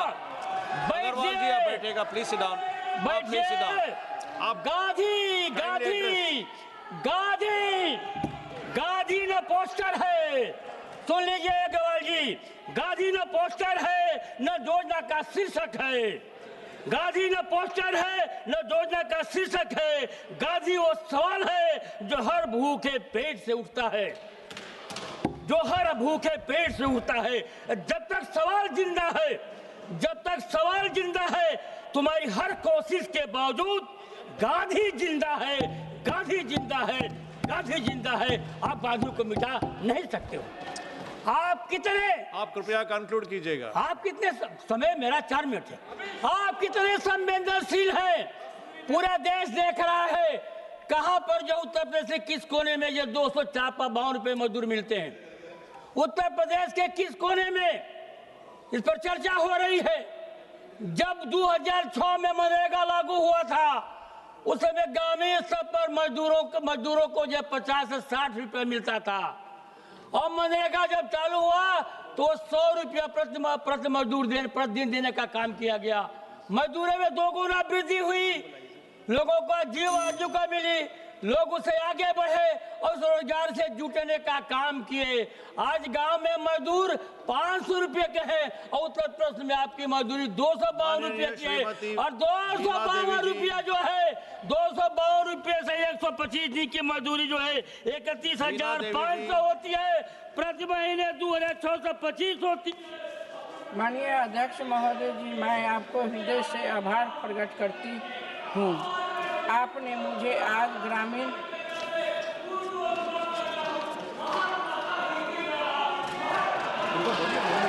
मैडम बोलिए, मैडम आप बोलते रहिए। आदरणीय अध्यक्ष महोदय जी, आपको मैं हृदय से आभार प्रकट करती हूँ। आपने मुझे आज ग्रामीण भारत तकदीर बदलने वाली एक ऐतिहासिक और क्रांतिकारी विधेयक पर बोलने का अवसर दिया। मैं अपनी पार्टी लोक जनशक्ति पार्टी रामविलास की ओर से विकसित भारत गारंटी फ्रॉम रोजगार और आजीवन मिशन ग्रामीण विधेयक जो 2025 का मैं समर्थन करने के लिए खड़ी हुई हूँ।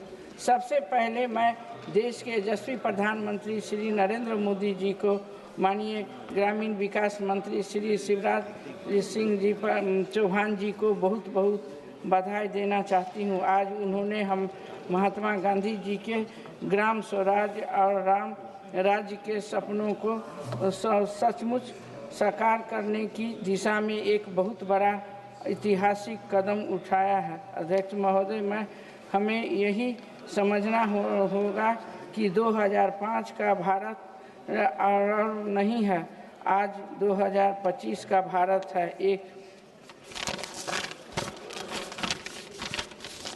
जब 20 साल पहले मनरेगा लाया गया था तब देश में क्या हालत अलग थी। उस समय गांव में न पक्की सड़क थी, न बिजली थी, न पानी थी, न और इंटरनेट की कोई सुविधा थी।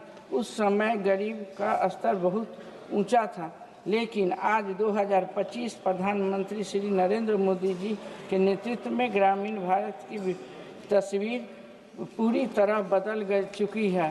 ग्रामीण जो गरीब जनता है जो 25.7 घटकर हो गया है 4.86 रह गई है। ये कोई मामूली उपलब्धि नहीं है। आज गांव में स्तर जो बिजली है, जो 24 घंटा बिजली रहती है, अंधेरे में डूबने रहने वाले गांव आज जगमगा रहे हैं। प्रधानमंत्री ग्रामीण सड़क योजना के तहत 2014 से अब तक लगभग 4 लाख किलोमीटर सड़क बनी है, जिसमें गांव का शहर की दूरी कम हुई है। जब जल जीवन मिशन के तहत 15 करोड़ से ज़्यादा ग्रामीण घरों में नल जल योजना चालू।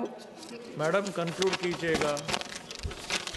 नल जल योजना महोदय, मैं इस विधेयक की उन खूबियों को पर विस्तार से बताना चाहती हूँ जो हमारे गांव, गरीब मजदूर और किसान भाइयों बहनों की ज़िंदगी में खुशहाली लाएगी।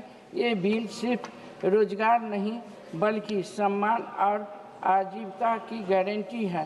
पुराने कानून को सालों में केवल 100 दिन के रोजगार की गारंटी थी, लेकिन हमारी सरकार ने गरीबी मजदूर और पीड़ित लोगों समझकर इस नए विधेयक में रोजगार की गारंटी 100 दिन से बढ़ाकर 125 दिन कर दिया गया है। धन्यवाद मैडम, धन्यवाद। इस माननीय श्री इसका मतलब है कि गरीब मजदूर की जेब में अब पहले से 25 पॉइंट ज़्यादा पैसा आएगी, इसकी कमाई बढ़ेगी। ये है असली सबका साथ सबका विकास। पुराने कानून में काम बिखरे हुए होते थे, कोई ठोस रोजगार नहीं थी, लेकिन नया बिल 4 प्रमुख क्षेत्र में काम करेगी। अंत में अमृत स्वराज जैसा तालाब बनाए जाएंगे जिसमें कि भूतल स्तर सुधरेगा और किसान को सिंचाई के लिए पानी मिलेगी। पक्की सड़क और संपर्क मार्ग बनेगा। गोदाम और बाजार जैसी सुविधा बनेगी ताकि किसान अपनी फसल रख सके और बेच सके। बाद में सूखे एवं निपटने से के लिए काम होगी। मजदूरों की हाजिरी डिजिटल होगी जिसे कोई बदल नहीं सकता। पैसा सीधे मजदूरों के खाता में जाएगी, बिचौलियों पूरी तरह से खत्म हो जाएगी। काम की जानकारी भी माननीय जियो अभय टैग कुमार से सिन्हा होगी जी। ताकि ये पता चले कि काम। धन्यवाद सभापति महोदय। मैं औरंगाबाद बिहार से सांसद राष्ट्रीय जनता दल का विकसित भारत गारंटी फॉर रोजगार एंड आजीविका मिशन ग्रामीण बिल 2025 का विरोध करता हूं। महोदय, सरकार इस विधेयक को विकसित भारत के नाम पर पेश कर रही है, लेकिन सच्चाई यह है कि यह विधेयक ग्रामीण भारत की रोजगार सुरक्षा पर सीधा हमला है। महोदय, महात्मा गांधी राष्ट्रीय रोजगार गारंटी अधिनियम की आत्मा को नष्ट करने का ये विधेयक प्रयास कर रही है। महोदय, मैं सरकार ने रोजगार की गारंटी को कमजोर किया है और उसे भगवान राम के नाम से ढकने की कोशिश की जा रही है। महोदय, यह नीति परिवर्तन नहीं, केवल नामकरण की राजनीति कर रही है। महोदय, मैं आपके माध्यम से, मैं जरूर, माननीय मंत्री जी बैठे हुए हैं, मैं कहना चाहूंगा, यूपीए की मनरेगा कानून में 100 दिन रोजगार गारंटी, काम मांगो काम पाओ, यदि 15 दिनों में काम नहीं मिला तो बेरोजगारी भत्ता देना सरकार की कानूनी जिम्मेवारी थी। लेकिन महोदय, इस विधेयक में इस कानूनी अधिकार को खत्म कर रोजगार को केंद्र सरकार की नॉर्मेटिव अनुमति और बजटीय आवंटन पर निर्भर बना देता है। अब केंद्र सरकार मनमाने ढंग से अधिसूचित क्षेत्र तय करेगी, जो इस दायरे से बाहर, वह काम से बाहर, सुरक्षा से बाहर, सम्मान से बाहर। माननीय सभापति महोदय, इस विधेयक ने ग्राम सभाओं की ताकत छीनकर ग्रामीण रोजगार का निर्णय अब गांव नहीं, दिल्ली तय करेगी। यह संघीय ढांचे और पंचायती राज व्यवस्था दोनों के खिलाफ है। महोदय, महात्मा गांधी जी के पंचायत स्वराज का सपना, उनका नाम हटाकर यह सरकार पूरा करना चाहती है। महोदय, मैं माननीय मंत्री महोदय जी से कहना चाहूंगा कि आपकी एनडीए गठबंधन की सरकार 2014 में आप आए थे। 2014 में क्या बोल के आए थे, और 2014 से आज 2025 में उस अनुपात में आप महंगाई देख लीजिए, और उस अनुपात में आप महंगाई कर रहे हैं, तो कम से कम इस गरीब मजदूर का मानदेय तो उस अनुपात में आप बढ़ा देते। जो आप 252 रुपया उनका मानदेय है, उस मानदेय को तो कम से कम 400 करके आप प्रस्तुत करते। 365 दिन में आपने 125 दिन की इस विधेयक में गारंटी दिया है। क्या उस मजदूर को 4 महीना ही कमा करके साल भर पेट पालने का उनको हक है? मैं तो माननीय मंत्री जी से कहना चाहूंगा कि आप रियल में अगर स्वराज चाहते हैं तो नाम परिवर्तन करके नहीं, बापू का जो सपना था पंचायत स्वराज का, उस सपने को उन्हीं के नाम से आप पूरा करें।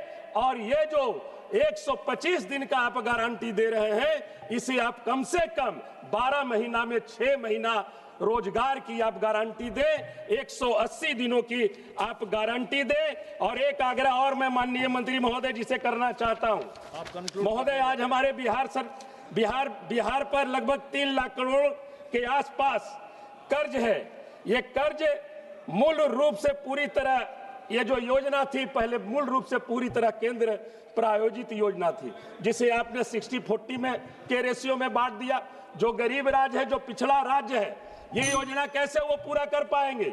इसलिए रियल में आप चाहते हैं, आप मजदूरों के हक के लिए आप अगर इस विधेयक को लाए हैं, तो इस 60-40 योजना को बंद करते हुए पूरी तरह से, जैसे पहले यूपीए सरकार में जो योजना का मापदंड था 90-10 का, उस रूप में आप इसे लागू करने का काम करें। यही मैं आपसे आग्रह करना चाहता हूं। और ये चीज अगर लागू नहीं होती है तो इसे आप समिति में भेजकर आप इसे पास कराएं। बहुत बहुत धन्यवाद। Thank you, sir. Sir, it was Gurudev Rabindranath Tagore who first used the term Mahatma to pay tribute to the father of our nation, Mohandas Karamchand Gandhi. What this government is doing in the title of this bill is insulting and humiliating two of India's greatest, Mahatma Gandhi ji and Gurudev Rabindranath Tagore. You have insulted Gandhi ji by erasing his name from the title of the bill. But I am not surprised at all, because you're the same people who hero worship the man who shot bullets in the sacred body of our father of the nation. You have made a habit of insulting great Indians. You insulted Kobi Guru by saying he was born in Shantiniketan. You insulted Pandit Ishwar Chandra Vidyasagar by destroying his statue. You insulted Raja Ram Mohan Roy just recently. You insulted Shahitya Samrat Bomkim Chandra Chattopadhyay by calling him Bomkim Da. তারপরেও আপনারা vote পাকি হয়ে বাংলায় vote চাইতে চলে আসেন কার ভরসায় রামজি জানে Not only the greatest luminaries of our country, you have also insulted the scheme itself. In 2015, someone said on this floor of Lok Sabha about Manregas, and I quote, "Gadde khorne ka scheme," unquote. I would like to remind the Treasury benches, I'm sure they prefer not to remember it, but let me remind them who it was. It was none other than our Honorable Prime Minister of India, Sri Narendra Damodar Das Modi. He was the one who said, and I quote, "Gadde khorne ka scheme," unquote. You hate the poor. You hate the marginalized. You hate the weak. This is the true brand of your politics, and you hate the people of Bengal. When you could not defeat us politically in the last 6 elections, you deprived the funds which were genuinely owed to our state. Basically, you are anti-federal to the truest sense. Prior to the suspension of the fund releases in 2022, West Bengal was among the top performing states under Manrega, with approximately 1.37 crore rural households receiving employment. Since March 2022, you have not released funds to Bengal. 59 lakhs registered Manrega's workers in Bengal have been deprived of wage payments for over 3 years, directly impacting rural livelihoods and household income security. You owe us, no sir, I have 7 minutes. You owe us rupees 52,000 crore just on the Manrega account. If you do not want to listen to us, at least listen to the highest courts of the land. You have deprived people of their rightful wages. They have worked honestly. You have not paid them. It's inhuman. You owe Bengal a total of rupees 2 lakh crores. First to clear the Manrega dues, then talk about bills with new names and clauses. I must point out the funding pattern of this bill, sir. Earlier, the funding pattern was 90-10. 90% by the union government, 10% by the states. But now, you have changed it to where states will need to pay 40% of the funds. Doesn't matter for West Bengal. আপনারা আমাদের 100 দিনের যারা কাজ করেছেন তাদেরকে তাদের প্রাপ্য টাকা দেননি আমাদের মাননীয় মুখ্যমন্ত্রী আমাদের পশ্চিমবঙ্গের রাজকোষ থেকে সেই টাকা মিটিয়ে দিয়েছেন You have given a mandatory 60 days off period. You are forcing 60 days of forced unemployment on them.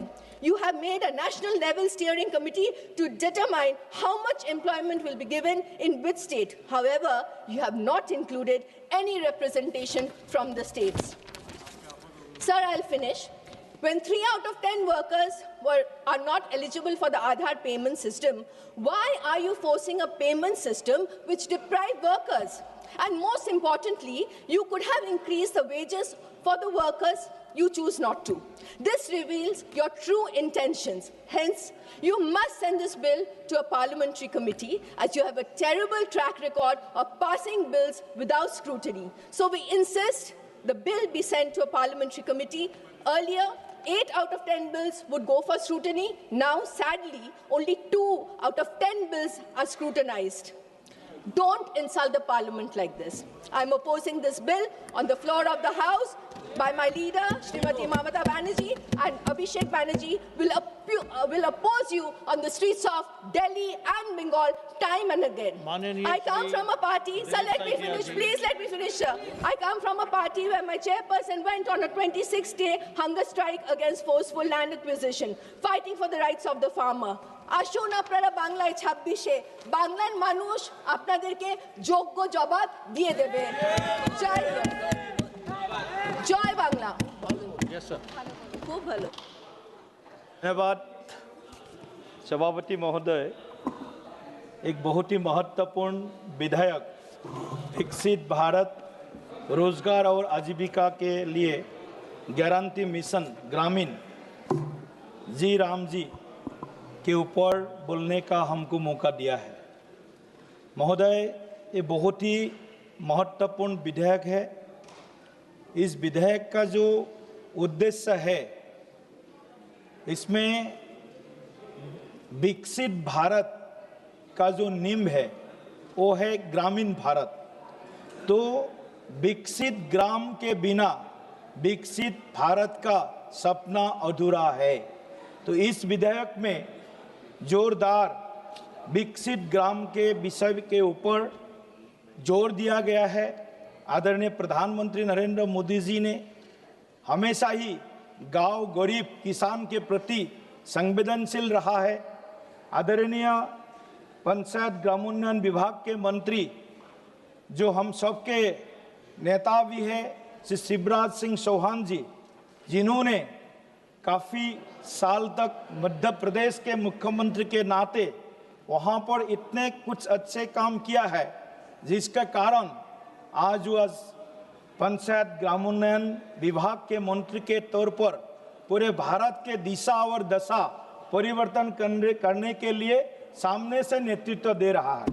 मैं प्रधानमंत्री जी को और शिवराज जी चौहान को मैं बहुत बहुत धन्यवाद देता हूँ। महोदय, जैसे कि आप सब लोग जानते हैं, इस बिल का मेन जो प्रधान जो लक्ष्य है वो है सिस्टमेटिक रिफॉर्म्स, एक व्यवस्थागत आधारभूत संरचना परिवर्तन, एक संस्कारमुखी परिवर्तन इस बिल का मूल लक्ष्य है। तो कुल मिलाकर के हमारे इस विधेयक में पूरे ग्रामीण भारत जो करीब 7 लाख से ज़्यादा इस देश में ग्राम है, उस ग्राम में जो ग्राम के मजदूर है उनके लिए पहले 100 दिन का रोजगार का प्रावधान था। अभी इसको बढ़ा करके 125 दिन किया गया है। उसमें ये लोग अपोजिशन पार्टी लोग नाराज है, क्यों गांव के लोगों को 100 दिन के बदले आप 125 दिन दे रहा है। नाम से कोई मतलब नहीं है। बापू, पूज्य बापू ने ग्राम स्वराज के बारे में बताया और पूज्य बापू का जो सपने है वो सपने को साकार कर रहा है हमारे आदरणीय प्रधानमंत्री नरेंद्र मोदी जी। उन लोगों ने तो गांव को भूल गया था, ग्रामीण विकास को भूल गया था। गांव के जो गरीब किसान लोग हैं, गरीब मजदूर लोग हैं, उसके बारे में तो भूल गया था। इस विधेयक में जो बहुत बड़ा जो बदलाव लाने का प्रावधान रखा है, पहले MGNरेगा में जो एक एकीकृत योजना प्रणाली था, जिसका प्रणाली का अभाव था, जो अभाव को इस विधेयक पूरा कर रहा है कि मंत्रालय, विभाग योजनाओं का अलग अलग कार्य करते थे पहले, अभी एकीकृत एक जिसके परिणाम स्वरूप अलग अलग और योजनाओं का आधारित प्रावधान बनते थे, अभी नए ढांचे के अंतर्गत एक स्थानिक स्पेशल प्रौद्योगिकी की PM गतिशक्ति के साथ एकीकृत करके तैयार की गई है। महोदय, विकसित ग्राम केवल हमारा सपना नहीं है, इसको साकार करना हमारा सबका एक संकल्प है। मोदी जी इसको आगे बढ़ा रहा है। मैं इस सदन में प्रधानमंत्री नरेंद्र मोदी जी को फिर से एक बार धन्यवाद देना चाहता हूँ जी, जो अभी इस विधेयक में जो परिवर्तन किया है 60-40, लेकिन नॉर्थ ईस्टर्न स्टेट के लिए, पूरे पूर्वोत्तर स्टेट के लिए इसको 90:10 ही रखा गया है। तो नॉर्थ ईस्ट के भावनाओं का अगर कोई समझ सकता है, कोई संवेदनशीलता के साथ सोच सकता है, वो अभी तक कोई प्रधानमंत्री नहीं मिला, नरेंद्र मोदी जी ही मिला है। जो और अटल जी का भी नाम लेना चाहता हूं मैं, एक मिनट में खत्म करता हूं। अटल जी ने भी भारत का टोटल बजट आउटले का 10% नॉर्थ ईस्ट के लिए देने का बहुत बड़ा एक फैसला अटल जी के कार्यकाल में किया गया था। सभापति महोदय, मैं फिर से एक बार नॉर्थ ईस्ट के प्रति प्रधानमंत्री का जो अपनापन है, हमारे अभिभावक मेंटर्स लेने के लिए उन्होंने नॉर्थ ईस्ट को जो विशेष एक स्थान दिया है, अष्टलक्ष्मी को, और विशेष करके बाकी कुछ स्टेट भी है, यूनियन टेरिटरीज है, उत्तराखंड है, हिमाचल प्रदेश है, जम्मू कश्मीर है, तो उनके लिए भी जो प्रावधान किया, इसके लिए भी मैं मंत्री जी को भी धन्यवाद देता हूँ, प्रधानमंत्री जी को धन्यवाद देता हूँ। और विकसित भारत ग्रामीण विकास के बिना नहीं हो सकता है, इसलिए इस विधेयक को मैं पूरे नॉर्थ ईस्ट के ओर से हृदय से समर्थन करता हूँ और सबसे अनुरोध करता हूँ इस बिल को जल्द से जल्द पास करें। Sir, thank you for this opportunity to speak on Vikasit Bharat Guarantee for Rozgar and Ajivika Mission Bill, sir. Sir, NREGS is a key livelihood security scheme which guarantees employment to the rural poor. Sir, the present proposed bill raises serious concerns, sir. This bill will lead to insecurity and confusion among crores of rural poor people, sir. Sir, till now, employment under Manrega is their right. Sir, if the proposed bill is passed, there is every possibility rural poor will lose this right, sir, because of the uncertainties in this bill. Sir, under Manrega, central government supports 90% and states has to bear 10%. Sir, whereas in this proposed bill, if it is passed, then central share will be only 60% and state share is increased from 10% to 40%. Sir, added to this, the government of India will reimburse their share of money to the state only after the state deposits its 40% of wages bill or material component bill, sir. Sir, knowing very well the financial situation of the states, any common man can understand that this proposed bill will make Manrega scheme defunct.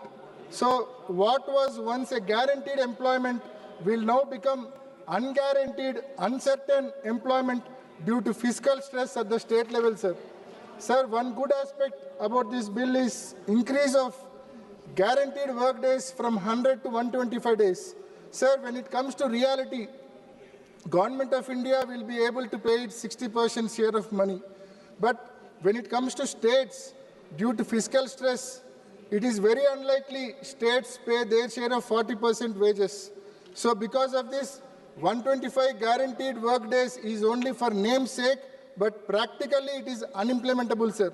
Sir, for example, in our state, if we take the average of last 3 years, per annum spending of Manrega, under Manrega scheme is 8,000 crores, sir.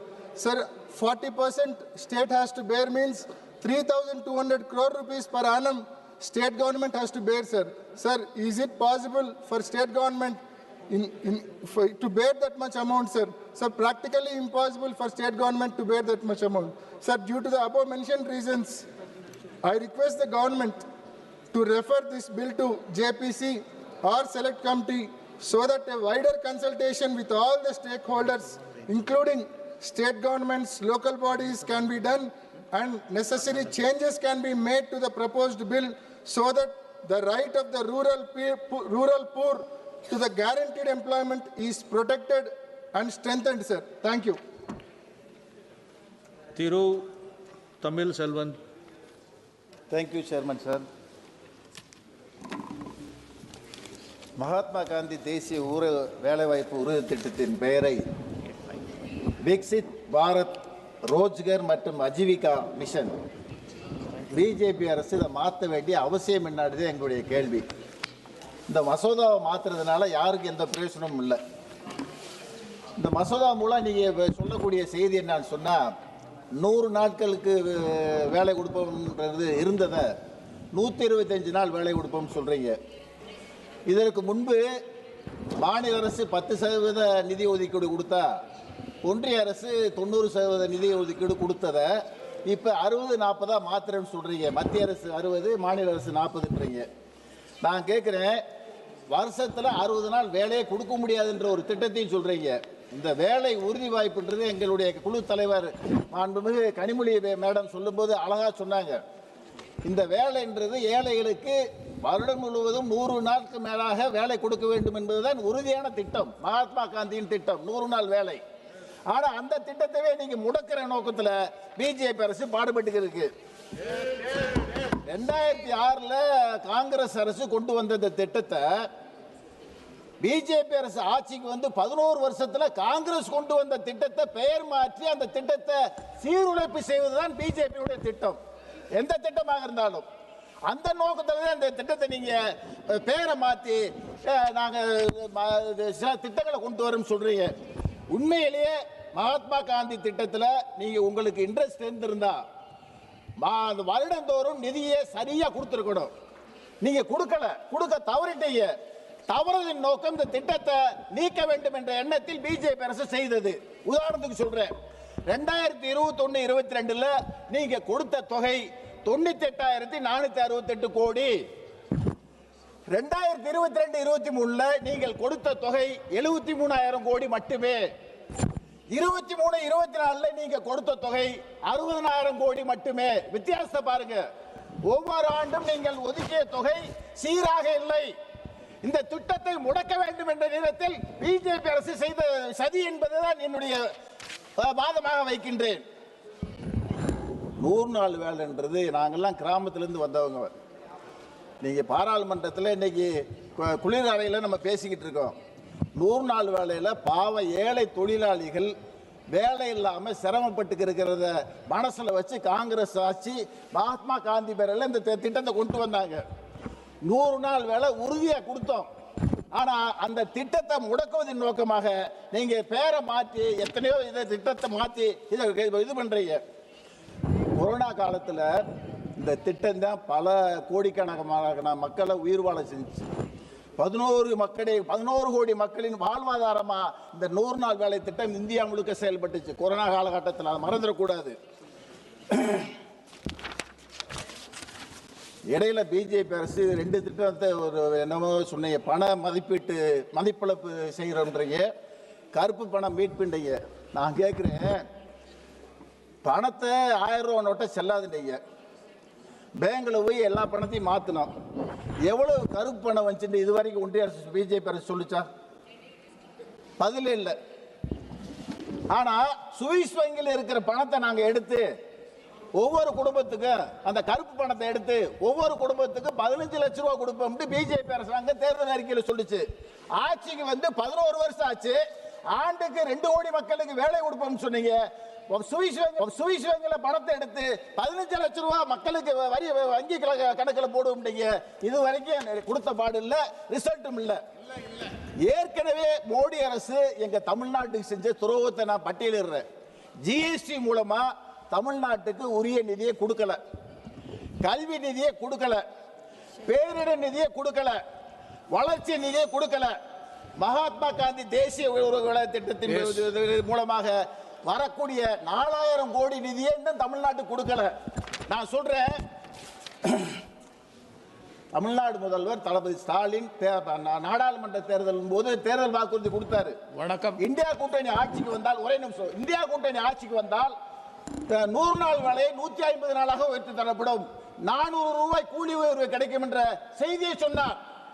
India கூட்டணி வரவில்லை. ஆனால் BJP ஆட்சிக்கு வந்த பிறகு தங்க விலை காங்கிரஸ் ஆட்சி காலத்தில் வெறும் 20,000 ரூபாய் பவுன், இன்னைக்கு 1 லட்சம் ரூபாய். டீசல் விலையை குறைக்கல, பெட்ரோல் விலையை குறைக்கல.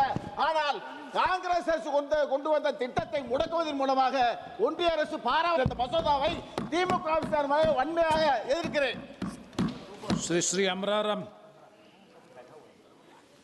माननीय सभापति महोदय, आपका धन्यवाद।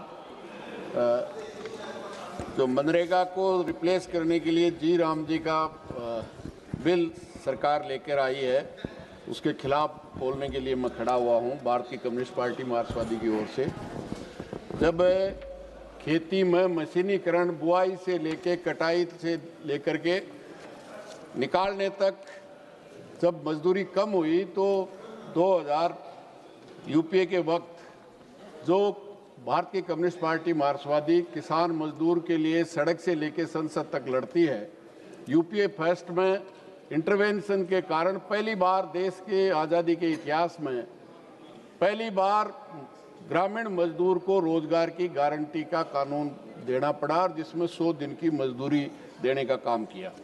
निश्चित रूप से भारतीय जनता पार्टी उस बिल को अपने जो उनकी कथनी और करनी में जमीन आसमान का अंतर है, निश्चित रूप से उससे दूर भागने का काम कर रही है, जिसमें 100% मजदूरी केंद्र सरकार पिछले 20 साल से वहन कर रही थी उससे 60-40 में ले जाने का काम कर रहे हैं।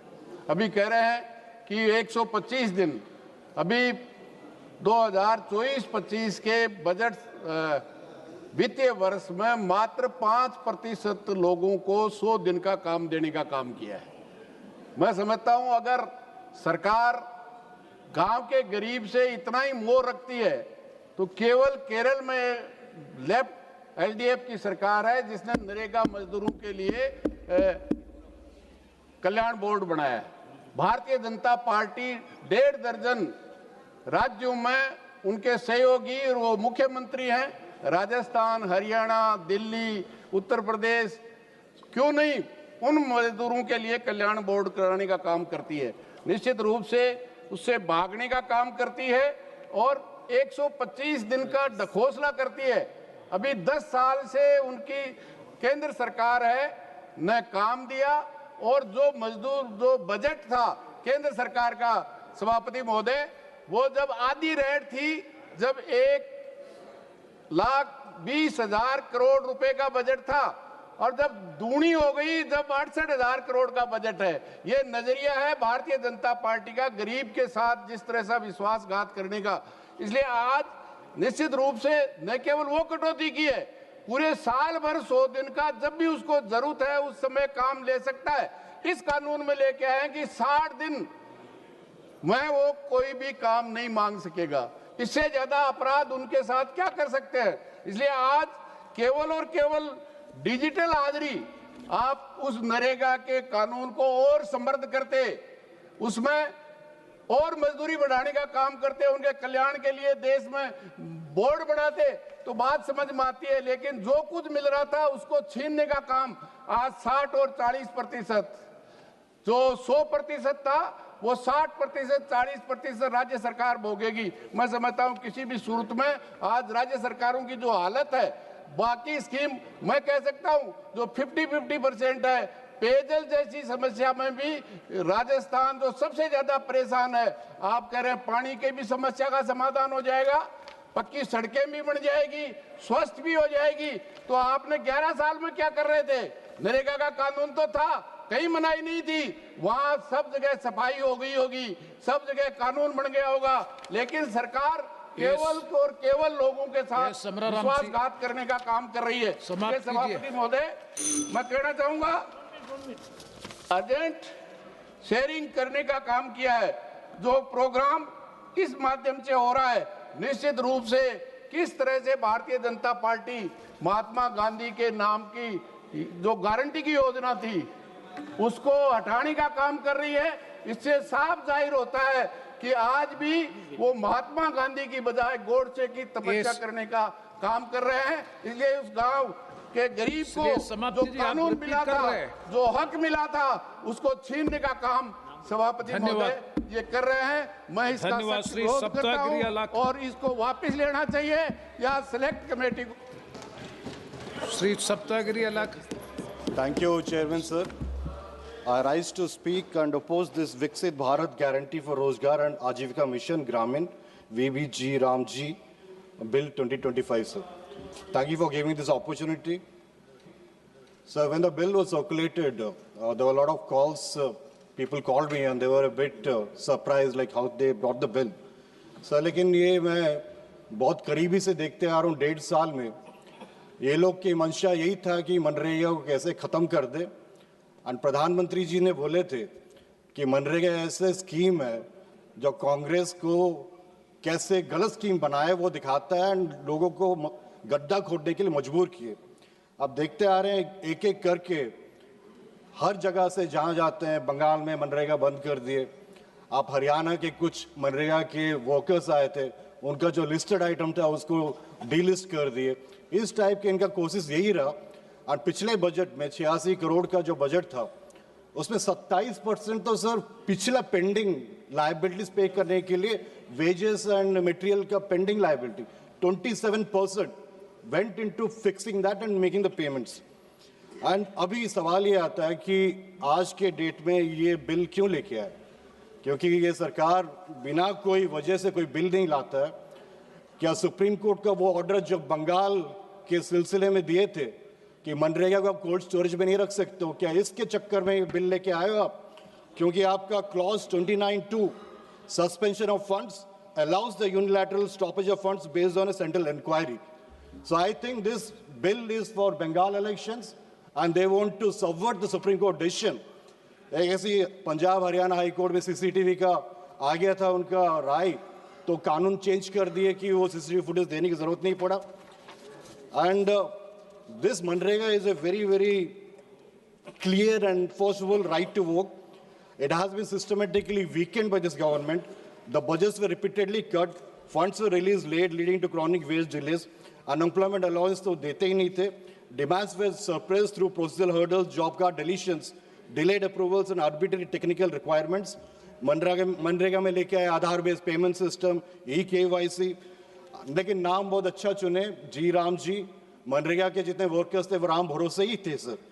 कभी NMM एप्लीकेशन चलेगा कि नहीं चलेगा, चलेगा तो जॉब कार्ड है कि डिलीट हो गया, जॉब कार्ड नया जॉब कार्ड बनेगा कि नहीं बनेगा, बन गया तो काम मिलेगा कि नहीं मिलेगा, काम मिला तो पैसा मिलेगा नहीं मिलेगा, ये राम भरोसे ही थे।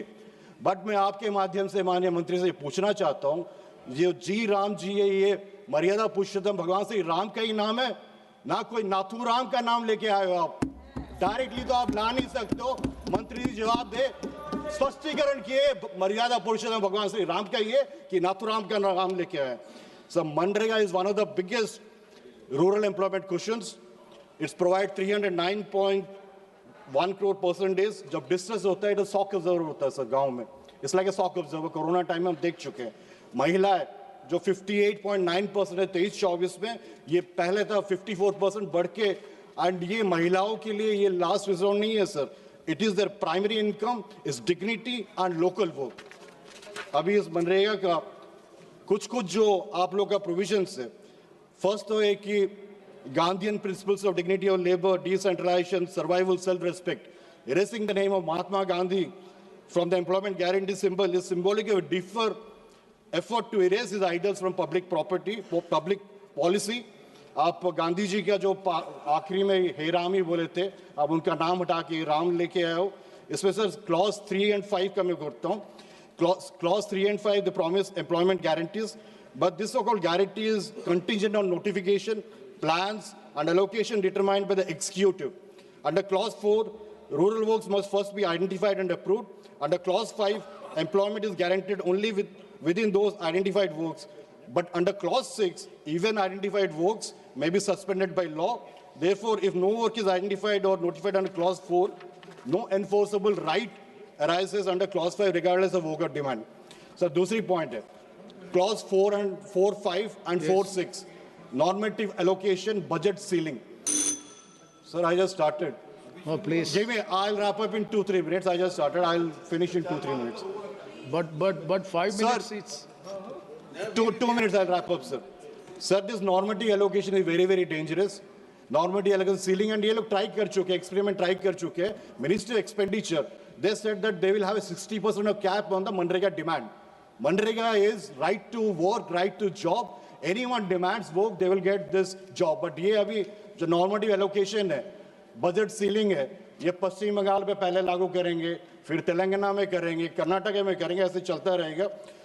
And the mandate says statutory suspension of work for 60 days. Yes, Ji, now please try to conclude. I'll complete. So one last point and then I'll come to the conclusion. Please. It directly contradicts the principle of work for demand. It legally prohibits workers from seeking public employment during peak distress points. So since you're not giving, I'll just come to the conclusion. Not me, from your party. Sir, Manrega is not just another scheme. It is the primary fallback of the poorest household when agriculture fails and market disappears. P.P. Chowdhury ji. Sir, I'm just finishing 2 sentences. Instead of strengthening the law, ensuring timely payment, restoring trust, the government systematically weakened Manrega through underfunding, delays and exclusion. Having allowed it out in practice, it now seeks to abolish it in the law. I want to end with 2 lines. एक ही दिन में सब नहीं हुआ खत्म, हम कई रोज से बिछड़ रहे थे. Sir, this law, if passed, they are killing Manrega in entirety. Thank you. Thank you so much. Thank you. Shri P.P. Chowdhury ji. Thank you. धन्यवाद सभापति महोदय. मैं विकसित भारत जी राम जी विधेयक 2025 के समर्थन में बोलने के लिए खड़ा हुआ हूँ। ये विधेयक संरचना पुनर्गठन और विकसित भारत 2047 के अनुरूप है। जब मोदी सरकार ने सत्ता संभाली तो उसे केवल एक कल्याणकारी योजना नहीं मिली, बल्कि एक ऐसी व्यवस्था विरासत में मिली जो रिसाव, भुगतान में देरी, विकृतियों से ग्रस्त थी। मोदी जी के सामने चुनौती रोजगार गारंटी की अवधारणा को त्यागने की नहीं थी, बल्कि उसे सुधारने, आधुनिक बनाने और भारत की बदली हुई ग्रामीण अर्थव्यवस्था के अनुरूप ढालने की थी। सभापति महोदय, सीएजी रिपोर्ट 2013 में जब आई तो उसमें साफ लिखा हुआ, मैं बहुत ही संक्षिप्त में बताना चाहूंगा कि जॉब कार्ड जारी करने में हमेशा देरी होती थी।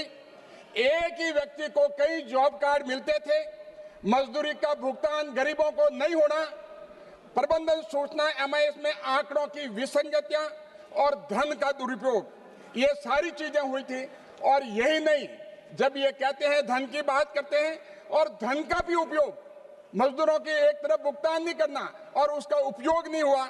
यूपीए सरकार की असमता का प्रमाण धन के अक्षम उपयोग में स्पष्ट रूप से दिखाई देता है। वर्ष 2006-07 में अप्रयुक्त शेष राशि 3,250 करोड़ थी, जो उपलब्ध कुल धन का 26.92% थी। ये गरीबों को भुगतान होना था, लेकिन इन्होंने भुगतान नहीं किया उस समय। ये अप्रयुक्त राशि 2012-13 में बढ़कर 13,715 करोड़ हो गई, जो कुल उपलब्धता धन का 32.2% थी। यूपीए शासन के अंत तक उनकी प्रमुख योजनाओं को आवंटित कुल धन का लगभग 1/3 खर्च ही नहीं हुआ। और खर्च किस लिए होगा? उन्होंने मजदूरी नहीं दी गरीबों को। और उसके बाद में मैं जो बताना चाहूंगा सभापति महोदय, 2005 में योजना की शुरुआत से अब तक सरकार ने मनरेगा पर 17 लाख करोड़ रुपए खर्च किए हैं, लेकिन एनएसएस 2009-10 के आंकड़ों के अनुसार इस राशि का केवल 1/5वां हिस्सा 3,40,000 करोड़ ही मजदूरी के रूप में वास्तविक लाभार्थियों तक पहुंचा। 17 लाख करोड़ सरकार के खजाने से उठ गया, लेकिन मजदूरों को 3,40,000 करोड़ ही पहुंचा। इसीलिए मजदूर चिल्लाते थे कि नरेगा का उनको पैसा यूपीए सरकार में नहीं मिल रहा है, कांग्रेस सरकार में नहीं मिल रहा है। शेष राशि कहां गई? राजनेताओं, नौकरशाहों और बिचौलियों के द्वारा हड़प ली गई। ये न केवल इस योजना के क्रियान्वयन में व्याप्त भ्रष्टाचार को उजागर करता है, बल्कि यूपीए नेतृत्व की भ्रष्ट नीतियों प्रवृत्तियों का भी प्रमाण है। गांधी जी ने कभी नहीं सोचा था कि मेरा नाम रखेंगे कानून पे और ये लूट मार करेंगे और ये भ्रष्टाचार करेंगे। और ये तो मोदी जी आए हैं जो डायरेक्ट बेनिफिट ट्रांसफर के तहत में जो उनके खातों में सीधा पहुंचता है। मैं धन्यवाद दूंगा राजीव गांधी जी को कि उन्होंने पब्लिकली ये स्वीकार किया कि जो राशि भारत के तिजोरी से गरीबों के लिए जाती है, उसमें से 15% उन तक पहुंचती है, 85% बीच में खा जाते हैं। तो अगर डायरेक्ट बेनिफिट ट्रांसफर का काम किया है तो ये मोदी जी ने किया। और यूपीए सरकार ने मनरेगा को कैसे कमजोर किया?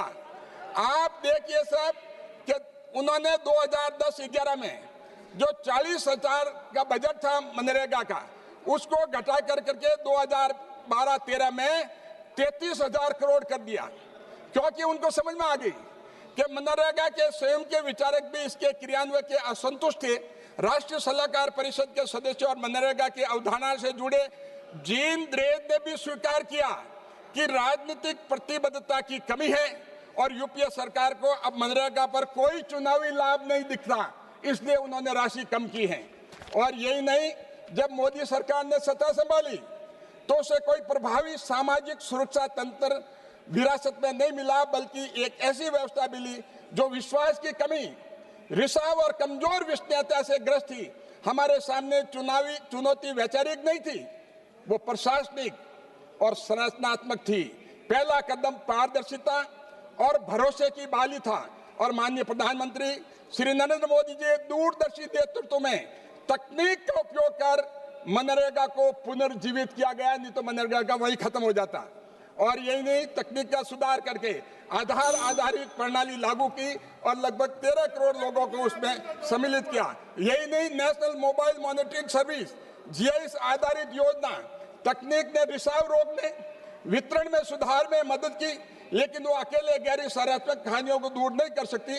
प्रधानमंत्री मोदी जी के नेतृत्व में एनडीए सरकार ने केवल असक्षमता हटाने तक सीमित नहीं, ग्रामीण गरीबों के हित में नीति को प्रभावी बनाने के लिए संरचनात्मक सुधार करने के लिए भी संकल्पबद्ध है। अब इस योजना से दो लोगों का जो स्पष्ट फायदा है, एक तरफ किसान, एक तरफ मजदूर। उनकी मजदूरी जो मैं बताऊंगा, मैं ग्रामीण परिवेश से आता हूं, मैं खुद किसान हूं और खुद ने खेती की है बैलों से, बैलों की जोड़ी से, वो समय भी हमने देखा है। आज जब हम गांव में जाते हैं तो हमेशा किसान कहता है कि जो इसका जो सिस्टम है, तो हमें लेबर नहीं मिलती और एग्रीकल्चर जो है कृषि बर्बाद हो चुकी है। तो मैं कहना चाहूंगा, अब जो योजना के दायरा का विस्तार हुआ है वो जल सुरक्षा, ग्रामीण मूलभूत कनेक्टिविटी, आजीविक समर्थक अवसंरचना, जलवायु अनुकूल क्लाइमेट रिसाइलेंस परियोजनाओं का किया है। और जो अभी इस योजना के तहत टोटल जो 60 दिन के हैं, सभापति महोदय, मैं आपके माध्यम से सरकार से निवेदन करूंगा कि इसको 90 दिन किया जाए, क्योंकि जहाँ दो फसली हैं, खरीफ और रबी, वहां पर जहां पर जुताई और बुआई का काम होता है, निराई और गुड़ाई का भी होता है, और उसके बाद में फसल कटाई का होता है, तो 15-15 दिन चाहिए। 45 दिन वो हो गया, और दूसरी फसल के लिए भी 45 दिन चाहिए। 90 दिन का जो इसमें प्रावधान अगर किया जाता है, ये सीधा फायदा जो मजदूर को होगा, वो कृषि की मजदूरी भी कर देगा और नरेगा का 125 दिन मजदूरी भी उसको मिल जाएगी। तो इससे बहुत बड़ा उसको फायदा। मैं कंप्लीट करता हूं सर, मेरे पार्टी का टाइम है और मुझे कहा गया 15 मिनट बोलना है, आप 10 मिनट कर दीजिए। आपका पार्टी का डायरेक्शन है। ये सर, मैं ये कहना चाहूंगा कि जहां पर 57% ग्रामीण परिवार स्वयं कृषि से जुड़ा है और 46.1% कार्यबल कृषि क्षेत्र में संलग्न है, इतने बड़े लोगों को इस बिल के द्वारा फायदा होगा। कांग्रेस और विपक्ष को मैं कहूंगा, ये किसानों के लिए और गरीबों के लिए आप इसका समर्थन करें और इसको पास कराने में मदद करें। एक मिनट सर, एक मिनट में आई एम कंप्लीट। एक मिनट से कंक्लूड करो प्लीज। मैं अंतिम में समापन कर रहा हूं सर, आप 1 मिनट में समापन कर रहा हूं। जल्दी। आप समय नहीं दिया तो क्या कर सकते सर, किसानों और गरीबों के लिए मैं बोल रहा हूं, आप समय नहीं दे रहे हैं। अब आप सुन लीजिए सर, 4-5 लाइन बोल रहा हूं, लेकिन धीरे बोलूंगा, बहुत ही महत्वपूर्ण है।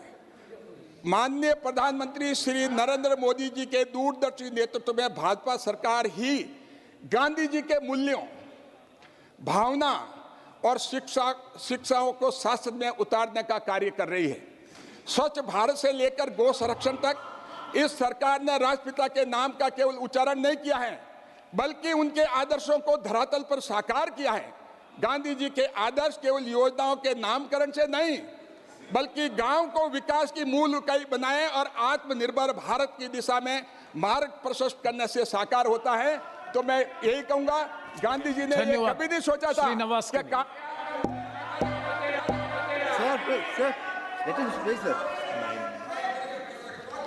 நன்றி மாண்புமிகு அவைத்தலைவர் அவர்களே. விக்சித் பாரத் கிராம்ஜி என்ற இந்த மசோதா மீதான விவாதத்திலே பங்கேற்பதற்கு வாய்ப்பு அளித்தமைக்கு நன்றி தெரிவித்துக் கொள்கின்றேன். மகாத்மா காந்தி தேசிய ஊரக வேலை உறுதி திட்டம் நாட்டினுடைய ஏழைகள், விவசாயிகள், குறிப்பாக கிராமப்புற மக்களுக்கான வாழ்வாதாரத்திற்கான திட்டம். அவர்களுடைய வேலையில்லா திண்டாட்டத்தை குறைக்கக்கூடிய திட்டம். கடந்த காங்கிரஸ் ஆட்சி காலத்திலே கொண்டு வரப்பட்ட மகத்தான திட்டம். இந்த மசோதாவை நாட்டினுடைய கிராமப்புற ஏழை எளிய மக்களுடைய வாழ்வாதாரத்தை சமூக பாதுகாப்பில் முக்கியமான அங்கம் வகிக்கக்கூடிய மகாத்மா காந்தி தேசிய ஊரக வேலை உறுதி திட்டத்தை முழுமையாக ஒழித்து கட்டக்கூடிய சட்டமாக இதை அறிமுகப்படுத்தியிருக்கின்றீர்கள். கிராமப்புறத்தில் இருக்கக்கூடிய ஏழை குடும்பத்திலே அடுப்பு எரிகிறது என்று சொன்னால் அவர்கள் உயிரோடு இருக்கிறார்கள் என்றால் அதற்கு காரணம் இந்த திட்டம். இந்த மசோதா ஏழைகளினுடைய வயிற்றோடு விளையாடுகின்றது.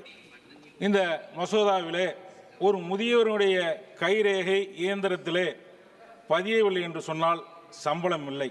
அந்த நாள் அந்த குடும்பத்திற்கு உணவு இல்லை. இது வளர்ச்சியா? டெல்லியினுடைய வளர்ச்சி, கிராமங்களுடைய வீழ்ச்சி. ஒரே கையெழுத்தில் ஒன்றிய அரசு நிதியை நிறுத்தலாம். அதாவது ஒரே கையெழுத்தில் ஆயிரக்கணக்கான வீடுகளினுடைய அடுப்புகளை அணைக்கலாம். இந்த மசோதா ஒன்றிய அரசின் அதிகார குவிப்பையும் மாநிலங்கள் மீதான நிதி சுமையும் நாட்டின் அடையாள அழிப்பையும் மட்டுமே நோக்கமாக கொண்டு உருவாக்கப்பட்டிருக்கின்றது. இதுவரை 100 நாள் வேலை திட்டத்திலே 90% பங்களிப்பை ஒன்றிய அரசும் 10% நிதியை மாநில அரசும் பங்களிப்பாக அளித்து வந்தது. ஆனால் இந்த சட்ட திருத்தத்தின் மூலமாக 60% ஒன்றிய அரசும் 40% மாநில அரசும் கொடுக்கக்கூடிய அளவிலே சட்ட திருத்தம். ஏற்கனவே இந்த திட்டத்திற்கான நிதிகளெல்லாம் முறையாக விடுவிக்கப்படவில்லை. தமிழகத்திற்கு மட்டும் 3000 கோடிக்கும் அதிகமான நிதி விடுவிக்கப்படாமல் இருக்கின்றது. கல்விக்கான நிதி நிலுவை, ஜிஎஸ்டி நிதி நிலுவை என்று மாநிலத்திற்கு கொடுக்க வேண்டிய பல்வேறு துறைகளுக்கான நிதிகளுக்கு நிலுவையில் இருக்கின்ற போது இந்த திட்டத்திலும் 10%இலிருந்து 40% உயர்த்தியிருப்பது எந்த அளவு நியாயமானது? இதுவரை மாநில அரசுகள் ஒதுக்கி வந்த வேலைகளை இனி ஒன்றிய அரசு மட்டுமே ஒதுக்க முடியும் என்று திருத்தியிருக்கின்றீர்கள். அந்தந்த மாநிலங்களில் என்ன வேலை தேவை என்பது ஒன்றிய அரசுக்கு எப்படி தெரியும்? இந்த முறையின் மூலமாகத்தான் எதிர்க்கட்சி ஆளுகின்ற மாநிலங்களுக்கு குறைவான வேலைகளை ஒதுக்கி பாரதிய ஜனதா கட்சி ஆளுகின்ற மாநிலங்களுக்கு அதிகமான வேலைகளை ஒதுக்கி ஆட்சியை தொடருவதற்கு முயற்சிப்பீர்கள். இதிலே வெளிப்படைத்தன்மை இருக்குமா என்று கேட்கின்றேன். கடந்த 10 ஆண்டுகளாக தொடர்ந்து பல உறுப்பினர்கள் இந்த அவையிலே மகாத்மா காந்தி ஊரக வேலை உறுதியளிப்பு திட்டத்திலே 100 நாட்களில் இருந்து 150 நாட்களாக உயர்த்த வேண்டும், ஊதியத்தை இன்றைக்கு இருக்கக்கூடிய விலைவாசிக்கு ஏற்றார்வால் உயர்த்த வேண்டும் என்று தொடர்ந்து வலியுறுத்தினோம். அதை பற்றியெல்லாம் இதிலே ஒன்றும் உயர்த்தவில்லை. காந்தியினுடைய உயிரை பறித்த தத்துவத்தை கொண்டவர்கள் இன்றைக்கு காந்தியினுடைய பெயரை பறித்து கொண்டீர்கள்.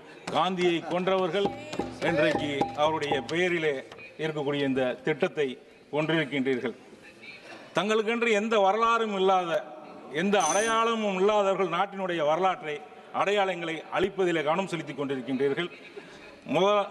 முதல்ல நாட்டினுடைய சாலைகளுடைய பெயரை மாற்றினீர்கள், மாவட்டங்களுடைய பெயரை மாற்றினீர்கள், ரயில் நிலையங்களுடைய பெயரை மாற்றினீர்கள். இப்போது தேசப்பிதாவினுடைய பெயரை இந்த திட்டத்திலிருந்து மாற்றுகின்றீர்கள். இது காங்கிரஸ் அரசால் கொண்டு வரப்பட்ட திட்டம் என்பதுதான் பிரச்சனையா, அல்லது மகாத்மா காந்தி தேசப்பிதாவினுடைய பெயர் இதில் இடம்பெற்றிருப்பது உங்களுக்கு பிரச்சனையா? சுதந்திர போராட்டத்தில் துளியும் பங்களிக்காத உங்களால் இது போன்ற வேலைகளை மட்டுமே தான் செய்ய முடியும். இந்த அவையில் 3 உறுப்பினர்கள் தான் இருக்கின்றோம். ஆனால் எங்களுக்கு வரலாறு இருக்கின்றது. எங்களுடைய இந்திய யூனியன் முஸ்லீம் லீக் கட்சி எங்களுடைய சுதந்திர போராட்டத்தில் பங்கேற்ற தலைவர்களால் கட்டமைக்கப்பட்ட கட்சி. இந்திய அரசமைப்பு சட்டம் உருவாக்கப்பட்டதில் அங்கம் வகித்த தலைவர்களால் உருவாக்கப்பட்ட கட்சி. நாங்கள் இந்த நாட்டை माननीय मंत्री, सदस्यों के लिए रात्रि भोज की व्यवस्था एमपी डाइनिंग प्रथम तल संसद भवन में की गई है। माननीय सदस्य सुविधा के अनुसार रात्रि भोज लेने का कष्ट करें। Thank you. Shri Harendra Malik.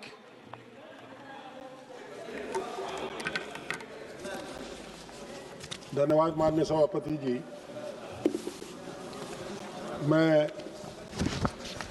VBG Ram ji विकसित भारत ग्रामीण राष्ट्रीय आजीविका एवं कौशल गारंटी अधिनियम के विरोध में अपना मत व्यक्त करने के लिए खड़ा हुआ। मान्यवर 2005 में ग्रामीण भारत के ग्रामीण मजदूरों को जो आखिरी लाइन का खड़ा व्यक्ति था उसको बल देने के उद्देश्य से मनरेगा लागू हुई। आप परिवर्तन के नाम पर मनरेगा को भूल करके 11 साल तक मनरेगा ठीक रही इनकी निगाह। अब मनरेगा में सब कमियां आ गई और मनरेगा को नाम बदल करके जी राम जी कह रहे हैं। मैं एक बात कहना चाहता हूं, यार ऐसा काम ना करो, राम का नाम बदनाम ना करो। और कहा यह जाता है कि जी राम जी का मतलब गोडसे राम गोडसे। ये महात्मा गांधी को छोड़ करके गोडसे का नाम लेना चाहते हैं। ये देश गांधी का देश है। गांधी को इस देश ने बापू कहा है, राष्ट्रपिता कहा है। जंग आज़ादी की लड़ाई में सच्चाई है कि आप दूसरी तरफ थे, पर यह भी सच्चाई है कि गांधी के नेतृत्व में लोगों ने बलिदान दिया। और ये पूरा कानून जो अधिनियम आप ला रहे हैं ये दोषपूर्ण है। मानवर, आपने पहले 90% हिस्सा सरकार व्यय करती थी, अब कह रहे हैं कि प्रस्तावित कानून के बाद 40% हिस्सा राज्य सरकार व्यय करेंगी। राज्य सरकारें तो पहले ही करोड़ों करोड़ लाखों करोड़ के कर्जे के तले, ना नौमन तेल होगा और ना कानून लागू होगा। तो ये इस तरह की बात कर रहे हैं। ये निश्चित रूप से जो भारतीय जनता पार्टी का चेहरा है, ग्राम विरोधी, गांव गरीब किसान का को एक तरह बर्बाद करने का, पीडीए को बर्बाद करने का जो इनका काम है वो इससे परिलक्षित होता है। मान्यवर, पहले जितना राज्यवार पैसा मांगा जाता था केंद्र सरकार उतना पैसा देने के लिए बाध्य रहती थी, पैसा दे देती थी। अब उसकी कोई गारंटी नहीं रहेगी। 60 और 40 की बात इन्होंने कर दी, उससे निश्चित रूप से इसका नुकसान होगा। और 100 दिन का जो 125 दिन की ये बात कर रहे हैं, 125 दिन का रोजगार तो छोड़ दूर करिए कि ये 10 दिन का रोजगार भी नहीं दे पाएंगे। और मान्यवर, सच्चाई तो यह है कि सरकार पूंजीपतियों की सरकार है। ये पीडीए को बर्बाद करने का काम करते हैं और यही इस तरह का प्रस्ताव ये लेकर के आए हैं। विकसित भारत का नाम ले रहे हैं, माननीय कृषि मंत्री जी बैठे हैं। जिस देश पर विदेशी कर्जा बढ़ा हो, जिस देश के सब टैक्स बढ़े हो, सब्सिडी खत्म हुई हो और महंगाई बढ़ रही है, फिर विकसित काहे का है? आपने देश का नाश कर दिया, विकसित भारत बता रहे हैं।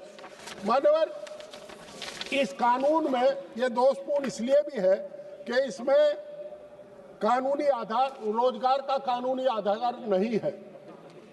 और कानूनन आप बाध्य नहीं कर सकते। अगर पहले मजदूरी नहीं मिलती थी तो उसको मजदूरी का वेतन मिलता था, उसको भुगतान होता था। दूसरा मान्यवर, बजट और संसाधनों के अभी तो शुरू भी नहीं किया। मान्यवर, पीपी चौधरी बोले 12 मिनट, नहीं ऐसा नहीं है मान्यवर, अभी तो मैं बोलना ही शुरू नहीं हुआ। लिस्ट है हमारे पास मान्यवर, 4 मिनट्स। अच्छा चलो मैं कह तो लूँ, 2 बात तो कह लूँ। मान्यवर, बजट और संसाधनों की अस्पष्टता है। ग्राम स्तर पर विकास के लिए स्पष्ट पृथक और सुनिश्चित बजट का अभाव है। केवल पुरानी योजनाओं का पुनः नामकरण कर रहे हैं और इससे देश अंतर्राष्ट्रीय जगत में भी शर्मसार होगा कि आज महात्मा गांधी के नाम को बदल करके गोडसे के नाम पर ये करने जा रहे हैं। रोजगार और आय सर्जन का पर कमजोर फोकस है। मनरेगा का जैसा अधिकार आधारित कार्यक्रम से तालमेल नहीं है। और मान्यवर, यही नहीं, ग्राम सभा और पंचायतों की भूमिका सलाहकार से आगे नहीं है। वंचित वर्गों पर इसमें विशेष ध्यान नहीं है। मापदंड और जवाबदेही की कमी है। डिजिटल प्रचार ज्यादा है। मान्यवर, खत्म कर रहा हूँ मान्यवर, प्लीज कंक्लूड। हाँ मान्यवर, समय नहीं है। डिजिटल प्रचार ज्यादा है, जमीनी हकीकत कम है। पलायन रोकने की ठोस नीति नहीं है। आपने गांव के लोगों को रोजगार से वंचित रखने का एक इनका षड्यंत्र है और गांव के लोगों को रोजगार नहीं देंगे। मानवर, मैं इस बिल का पुरजोर विरोध करता हूं और सरकार से अनुरोध करता हूं धन्यवाद कि कम से कम महात्मा गांधी के नाम को तो बकस दे। ये देश गांधी का देश है। आदरणीय कृषि मंत्री जी, ये गोडसे का देश। धन्यवाद महोदय। आज मैं सदन में प्रस्तुत किए गए विकसित भारत गारंटी फॉर रोजगार एंड आजीविका मिशन यानी कि VBG रामजी बिल पर अपनी बात रखने के लिए खड़ी हुई हूँ। महोदय, सरकार ने इस योजना का नाम जिस तरह रखा है वह एक हास्यास्पद है, बल्कि हमारी आस्था और मर्यादा पुरुषोत्तम भगवान राम के प्रति घोर अपमानजनक है। ये भगवान राम की राजनीतिकरण कर रहे हैं। सरकार ने इस योजना का संक्षिप्त नाम VBG रामजी बनाया है। क्या भगवान राम का नाम अब सरकारी फाइलों में और स्कीमों में ही संक्षिप्त रूपों में रखा जाएगा? ये सिमट के रह गया है। हम राम को कण कण में बसने वाले ईश्वर की पूजा करते हैं, लेकिन सरकार ने राम को एक एक्रोनियम जिसका मतलब है रोजगार एंड आजीविका मिशन, यह कैसी भक्ति है? यह तो प्रभु राम का सीधा सीधा दुरुपयोग है। अगर आपको पुरानी सरकार की योजना का नाम बदलना ही था तो आप इसे मनरेगा 2 भी कह सकते थे, ग्रामीण रोजगार योजना भी कह सकते थे। लेकिन केवल राजनीतिक लाभ लेने के लिए ये योजना राम जी के नाम दे देना और उसे विकसित भारत जैसे भारी भरकम शब्दों के नीचे दबा देना, यह हमारी संस्कृति का अपमान है। कबीरदास जी ने सही कहा है ऐसे दिखावे को देखकर कि माला फेरत झुक गया, गया न मन का फेर, कर का मन का छाड़ के मन का फेर। अध्यक्ष जी, सरकार केवल नाम की माला जप रही है, लेकिन इसका मन गरीबों और मजदूरों और राज्य के कल्याण के लिए नहीं है। नाम में राम है और काम में कपट है। नाम बदलने के पीछे असली खेला फंडिंग की कटौती है।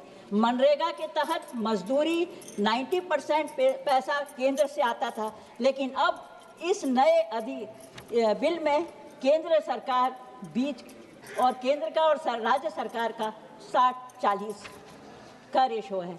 मेरा सवाल है, छत्तीसगढ़ जैसे आदिवासी बाहुल्य राज्य जहां बड़ा हिस्सा वनों का है, जो आपकी कृपा से अब कटने लगे हैं, संसाधन बहुत सीमित है, यह 40% का अतिरिक्त बोझ कैसे उठाएगा?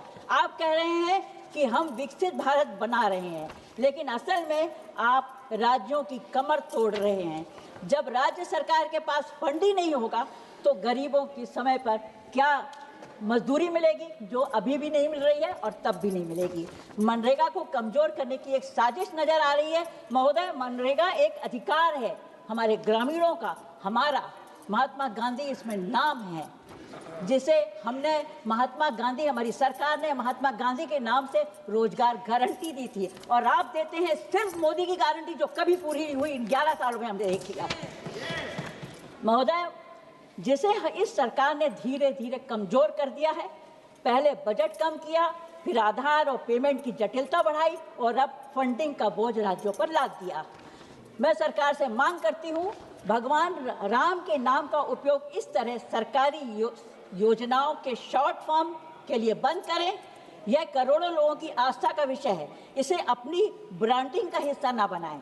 राज्यों पर थोपे गए 60 और 40 के रेशो को वापस ले और केंद्र सरकार अपनी पुरानी जिम्मेदारी निभाए। अध्यक्ष, सभापति महोदय, नाम बदलने से नियत नहीं बदलती। अगर सच में राम राज्य लाना चाहते हैं तो गरीब की थाली और राज्यों के खजाने की तरफ चिंता कीजिए और ना केवल कागजों पर राम का नाम लिखे। महात्मा गांधी का नाम हटाने का मैं पुरजोर विरोध करती हूँ। जय हिंद, जय छत्तीसगढ़। धन्यवाद। Shri M Raghunandan Rao. Sir, Mike, sir. Thank you, Speaker, sir. Thank you for giving me an opportunity to speak in support of Vikasit Bharat Guarantee for Rozgar and Ajivika Mission. Gramin VBG Ramji Act 2025 is a major overhaul of the 20 years of old Manrega. It establishes a modern statutory framework aligned with Vikasit Bharat 2047, guaranteeing 125 days of wage employment per rural household whose adult volunteers to do unskilled manual work. The Act aims at to create both employment and durable rural infrastructure through 4 priority verticals. The first priority is water security through water-related works. Second one is core rural infrastructure. Third is livelihood related to the infrastructure. And fourth one is the special works to mitigate extreme weather events. So all assets created are aggregated into Vikasit Bharat National Rural Infrastructure Stack, ensuring a unified, coordinated national development strategy.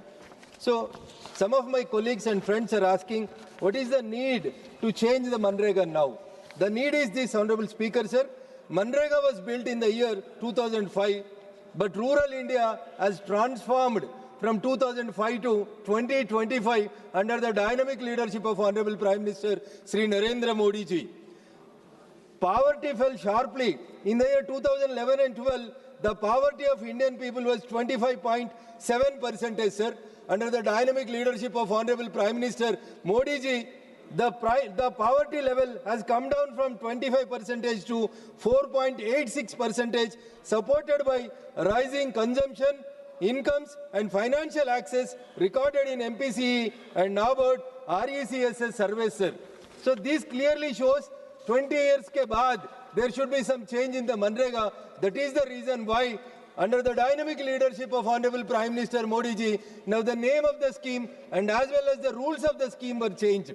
Many of my friends, those who are representing the opposition, they are saying these lines that it should not be changed because the name is Mahatma Gandhi's name. Actually, the intention of the Mahatma Gandhi in building the India is Rama Raj.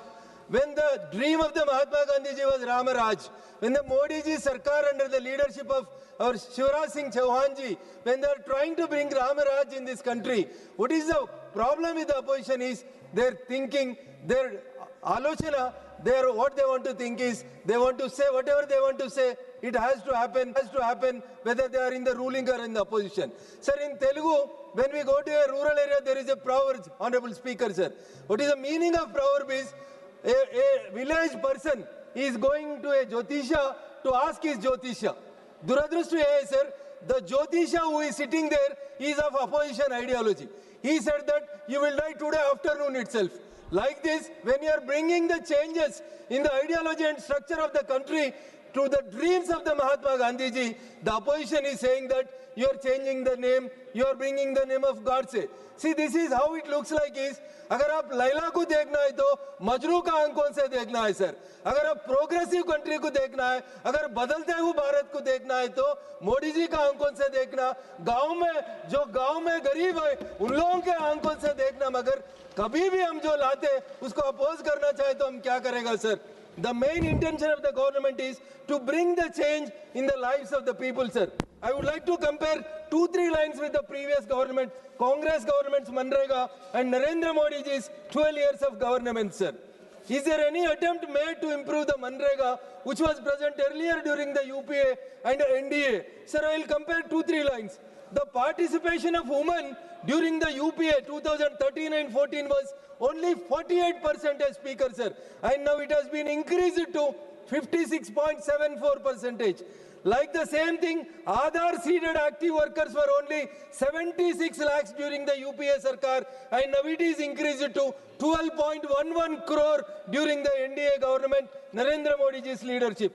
Workers on APBC were zero during UPA, and now it is 11.93 crores, sir. The geo-tagged assets during UPA were zero, and during NDA it is 6.44 crores, Your Honor. E-payments were only 37% during UPA 2013 and 14. Now during 25-26, under the dynamic leadership of Honorable Prime Minister, it is 99.99%. Speaker, sir, individual assets during the Congress where UPA government was only 17.6%, whereas now it has been increased to 16.96%. Despite these advances, misappropriation continued, digital attendance was bypassed, and assets often failed to match the expenditure. The scale and persistence of these issues showed that Manrega's architecture had... Honorable Speaker, sir, 1 minute to conclude. The scale and persistence of these issues showed that Manrega's architecture has reached its limits, making a new, modernized Vikasit Bharat guarantee for Rozgar and Ajivika Mission VB Ramji bill is necessary. Hence, I support this bill. Thank you. Speaker, sir, last line, sir. If you want to change the time changes, you should change like a giraffe, sir. Being a science teacher, I would like to say in one sentence, struggle for existence and survival of the fittest. As the time changes, we should also change according to the time. Thank you. If you don't change, the dinosaurs has been removed and it is being seen in the TVs. But if we exist as it changes its lifestyle. Thank you, Speaker, sir. Sir, हमारे मंत्री शिवराज सिंह चौहान जी जो बड़े कदावर नेता हैं और जिन्होंने गरीबों की बड़ी खिदमत की और यहाँ पे पहुँचे, उनसे मैं ये तवक्का नहीं कर रहा था, मैं उनसे ये एक्सपेक्ट नहीं कर रहा था कि जिन्होंने अपनी ज़िंदगी में मेहनत से और गरीबों के काम करके नाम पाया हो, वो इस इतनी अच्छी स्कीम में तब्दीली करेंगे। और जहां आपकी हुकूमत ने आयुष्मान भारत जैसा हेल्थ के मामले में स्कीम लाई, डायरेक्ट ट्रांसफ़र स्कीम लाई, किसान के उसमें बैंक अकाउंट में पैसा डाला। वहाँ जो आपने वो अच्छे काम किए, इस काम से आपके उन कामों पे भी असर पड़ेगा। कोई जस्टिफिकेशन नहीं थी इस स्कीम में तब्दीली करने की, और आपसे मैं दोबारा कहूँगा कि ये हम तवक्का नहीं रख रहे थे। और इसका नाम जो आपने मनरेगा का चेंज किया, इसकी तो बिल्कुल ही कोई जस्टिफिकेशन नहीं थी, क्योंकि ये महात्मा गांधी के नाम से जुड़ा हुआ था, जिसको पूरी दुनिया जानती है। और जानती है किस बात के लिए जानती है? इंसानियत के लिए जानती है, हिंदुस्तान की आज़ादी के लिए जानती है, गरीब परवरी के लिए जानती है। आज आप जानते हैं कि अगर मुल्क में सबसे बड़ा कोई मसला है तो वो बेरोजगारी का है। आज काम नहीं मिल रहा है। आज पीएचडी करके, इंजीनियरिंग करके लेबर का काम लोग ढूंढ रहे हैं, और लेबर का काम अब नहीं रहा है। पहले गांव में बीआरओ का काम मिलता था, पीएचई का काम मिलता था, पीडब्ल्यूडी का काम मिलता था। अब वो काम सब मशीनों ने संभाल लिया है।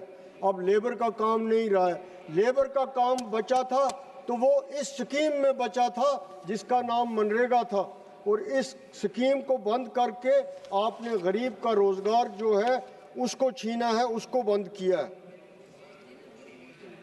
जहां साथ साथ एक गरीब को अपने काम का पैसा मिल रहा था, वहां बगैर किसी तवालत के, बगैर किसी टेंडर के गाँव में काम भी डेवलपमेंट का हो रहा था। कहीं फुटपाथ बन रही थी, कहीं पार्क बन रही थी, कहीं कुछ और काम हो रहा था। वो सिलसिला बंद हो गया। जहां एक मजदूरी बंद हुई, वहां वो सिलसिला भी बंद हो गया। इसी तरह मैं एक और चीज़ कहूँगा कि जो आपने कहा कि 40% अब स्टेट्स दे देंगी या हमारी यूटी में 10% दे देंगी, तो ये हो गया इस स्कीम को और ज़्यादा डिफंक्ट करना। स्टेट्स का हाल आपको आगे ही पता है। यूटीज़ के पास मुलाजमों को तनख्वाह देने के लिए पैसा नहीं है, ठेकेदारों की बिल वहाँ पड़ी हुई है। हमारे जम्मू कश्मीर में मंत्री साहब आप जानते हैं कि नरेगा की कितनी मनरेगा की पेमेंट्स बंद है, कितनी लेबर पेमेंट। सर मैं 2 मिनट लूँगा। रोज़गार लेबर पेमेंट कितनी बंद है। लोगों करोड़ों रुपए वहाँ लोगों के बकाया हैं, और लोग हर दरवाजे पर होते हैं, हर मेंबर पार्लियामेंट के पास होते हैं। वहाँ हाल वो है, और ऊपर से ये कन्फ्यूजन पढ़ के आपको और डिफ़िकल्टीज आने वाली हैं, और गरीब के लिए डिफ़िकल्टीज आने वाली हैं। इसलिए इसको देखने की ज़रूरत है। जहाँ तक आप एक मिनट, जहाँ तक आप ये कह रहे हैं कि हमने 100 से 120 दिन बढ़ाया, वहाँ मुझे बताइए कब 100 दिन का भी मिला? अगर एवरेज पिछली इस प्रोग्राम की आप देखेंगे तो कभी भी 60 या 80 दिन से ज़्यादा ये काम लोगों को नहीं मिला। धन्यवाद। इसलिए मैं ये कहता हूँ कि आप मेहरबानी करके, ये गरीबों के लिए प्रोग्राम था, बेरोजगारों के लिए प्रोग्राम था, जिनके लिए कोई और रोजगार का सहारा नहीं था, लेबर का काम नहीं था, उनकी सारी उम्मीदें इस स्कीम के साथ वाबस्ता थी। मेरी आपसे ये अपील है कि आप इस कानून को वापस कीजिए। ये एंटी पोर है। धन्यवाद अध्यक्ष जी। जब मनरेगा देश में लाई गई तो उसका मेन मकसद जो ग्रामीण भारत में जो मजदूर है, जो सबसे पछड़ा हुआ है, उसको रोजगार देने का था। लेकिन ये जो नया बिल केंद्र सरकार लेके आई है, इसका मकसद मुझे लगता है कि जो देश का गरीब है, जो देश का मजदूर है, उससे काम, उसका रोजगार हम छीनना चाहते हैं। अध्यक्ष जी, जब मैं स्कूल में पढ़ता था तो हर किताब के पीछे एक नोट लिखा रहता था जिस पर लिखा होता था कि गांधी जी तलिस्मन, कि जब भी आप दुविधा में हो और आपको कोई फैसला करना है तो आप अपनी ज़िंदगी में जिस सबसे कमज़ोर को, गरीब को जानते हैं, तो आप उस फैसले से सोचिए कि उसका क्या फ़ायदा नुकसान होगा। तो मुझे लगता नहीं कि केंद्र सरकार ने ये फैसला करने के लिए, जब इन्होंने किया होगा कि जी रेशो हम कर रहे हैं 60-40, के उस गरीब का, उस मजदूर का ध्यान रखा होगा। क्योंकि आज जिन प्रदेशों से आप हजारों लाखों करोड़ जीएसटी के ले रहे हैं। आज किस प्रदेश के की हैसियत है कि जो हजारों करोड़ रुपया इसमें दे सके? सो मुझे लगता है कि जो स्कीम पहले सप्लाई ड्रिवन डिमांड ड्रिवन थी कि कोई मजदूर कह रहा है जी कि मुझे 100 दिन का काम चाहिए, तो सरकार उसे काम देती थी। आज उसे हम सप्लाई ड्रिवन कर रहे हैं कि सरकार कहते हैं ये काम है, इसमें तेरे दिन लगे 4, इसके लगे 5, तुम्हें इतना ही काम मिलेगा। और कहने को सरकार ने किया है जी कि हमने 125 दिन कर दिए। सर हमारे पंजाबी में कहते हैं कि कट्टे नु मन दुद्धा की पा। अब गाय के नीचे दूध 20 लीटर हो, 40 लीटर हो, बछड़े को कितना मिलेगा? सर ये कहते हैं 100 से 125 कर दिया। मुझे मंत्री जी बैठे हैं, कोई ऐसा प्रदेश पूरे देश में या 100 दिन भी मिल रहा हो। सर अगर मैं पंजाब की बात करूं तो 2023-24 में जो दिन मिले वो 41, 24-25 में दिन मिले वो 37 और 25-26 में केवल 26 दिन रह गए। और सरकार कह रही है जी कि हम 125 दिन कहेंगे, तो सर ऐसा चाहे 300 दिन कर दीजिए, जब देना ही नहीं। सिर्फ और सिर्फ जे लोगों से रोजगार वापस लाने के लिए सरकार काम कर रही है। और दूसरा सर इसमें कहा गया कि जी जो फसल बीजने का और जो काटने के दिन है कि जी वो 60 दिन, उस टाइम पे मनरेगा नहीं चलेगी। तो सर आप बताइए कि आज पूरे भारत में कितनी ऐसी लेबर है कि जो जी सिर्फ हम के मतलब कि इतना काम है कि जी कोई फ्री नहीं है। अगर सर कटाई के टाइम पे भी अगर किसी को लगता होगा कि जी मुझे कटाई में ज़्यादा पैसे मिल रहे हैं तो वो मनरेगा में नहीं आएगा। तो सर मेरी सरकार से गुजारिश है कि ये जो 60 दिन वाला आपने किया इसे बंद किया जाए। दूसरा सर पिछले 2-3 साल से सरकार लगातार ऐसे लेटर निकाल रही है। एक तो 26 अक्टूबर 2023 को निकाला कि जी जो पॉन्ड्स है, जो तालाब हैं, उनकी डीसिल्टिंग नहीं कर सकते मनरेगा में, जो कैनाल हैं उनकी डीसिल्टिंग नहीं कर सकते। सर पंजाब जैसे प्रदेश में जहाँ नहरी पानी है, जहाँ एग्रीकल्चर स्टेट है, वहाँ तो हर साल डीसिल्टिंग की ज़रूरत है और तालाब में बूटी हर साल आती है। तो इससे लोगों का जो मैंडेज है वो कम हो रहे हैं। इसे भी मुझे लगता है कि सरकार को वापस लेना चाहिए। और दूसरा लेटर 16 जून 2025 को इन्होंने कहा कि जी जो 1 मिनट सर कि जो बंजर भूमि है आप उसी को उपजाऊ करने के लिए जो लेबर है वो लगा सकते हैं उसकी लेवलिंग के लिए। तो सर पंजाब जैसे स्टेट में, हरियाणा जैसे स्टेट में तो जो बंजर भूमि है ही नहीं। पहले हम क्या करते थे कि पंजाब में ग्राउंड की लेवलिंग के लिए, किसी पार्क की लेवलिंग के लिए, किसी शमशान घाट की लेवलिंग के लिए लेबर का इस्तेमाल करते थे मनरेगा का, और लोगों के जो मजदूर हैं उनके कम से कम 80-90 दिन तक पहुंच जाती थी। लेकिन ऐसी शर्तों की वजह से पंजाब 80-90 से केवल 26 दिन पर आ गया और सरकार कह रही है हम 125 दिन करेंगे। तो सर मेरी सरकार से गुजारिश है इस बिल को वापस लीजिए और जो ये शर्तें हैं इनको भी वापस लीजिए, ऑलरेडी अपने मनरेगा पे लगा रखी हैं। और वाकई अगर आप देश के लोगों को रोजगार देना चाहते हैं तो सर इसे भी चलें, और जी राम जी चलानी है, कोई और चलानी, कोई नई योजना शुरू कर लीजिए। लेकिन ये योजना सिर्फ देश के लोगों का जो मजदूर है उनका रोजगार वापस लेने का काम करेगी। धन्यवाद। பேரவை தலைவர் அவர்களே வணக்கம். நான் நாகப்பட்டினம் திருவாரூர் மாவட்ட மக்களின் சார்பாக பேசுகிறேன். எங்கள் மாவட்டங்களில் 80% மேலானவர்கள் விவசாயிகள், விவசாய தொழிலாளர்கள் இருக்கிறார்கள். விவசாய கூலிகள், அடித்தள மக்கள், விளிம்பு நிலை மக்களுக்கான திட்டத்தை பற்றி நாம் பேசிக் கொண்டிருக்கிறோம். முதலில் இந்திய கம்யூனிஸ்ட் கட்சியின் சார்பாக இதை வன்மையாக நான் எதிர்க்கிறேன். பாரதி சொல்லுவான், கஞ்சி குடிப்பதற்கில்லார் அதன் காரணம் எவை எனும் அறியவும் இல்லார் என்று சொல்லுவான். ஆக கஞ்சி குடிப்பதற்கான காரணம் தெரியாத மக்களுடைய பிரச்சனை பற்றி பேசுகிறோம். இலக்கிய பேராசன் ஜீவா பாடுவான், காலுக்கு செருப்பும் இல்லை, கால் வயிற்று கூழும் இல்லை, பாலுக்குளை தோமடா என் தோழனே, பசையற்று போனோமடா என் தோழனே, பசையற்று போனோமடா. பாலின்றி பிள்ளைகளும் பட்டினியால் தாயழுவால், வேலையின்றி நாம் அழுவோம் என் தோழனே, வீடு முச்சூடும் அழும் என் தோழனே, வீடு முச்சூடும் அழும். காலுக்கு செருப்பு இல்லாதவர்கள், குழந்தைக்கு கொடுக்க பால் இல்லாதவர்கள் பிரச்சனையை பற்றி பேசுகிறோம். இந்த திட்டத்தை நீர்த்து போக செய்கிறீர்களே, ஏழை எளிய மக்கள் வயிற்றில் அடிக்கிறீர்களே, உங்களுக்கு மனசாட்சி இருக்கிறதா என்று நான் கேட்கிறேன். அதே போல பாரதி சொல்லுவான், படித்தவன் சூதும் பாவும் பண்ணினால் போவான் போவான் ஐயோ என்று போவான் என்று சொல்லுவான். ஆக இந்த பாவத்தை நீங்கள் ஏன் செய்கிறீர்கள் என்று கேட்கிறேன். அதே போல நாடாளுமன்ற தேர்தலிலே வாக்கு சேகரிக்க செல்கிற போதும், நன்றி செல்கிற போதும் மக்கள் கேட்டது ஒன்றே ஒன்றுதான், 100 நாள் வேலையை எங்களுக்கு பெற்று தாருங்கள் என்று சொன்னார்கள். பல தாய்மார்கள் பெண்கள் கண்ணீர் விட்டு அழுதார்கள். கிராமப்புறங்களே இந்த நிலைமைதான் இருக்கிறது.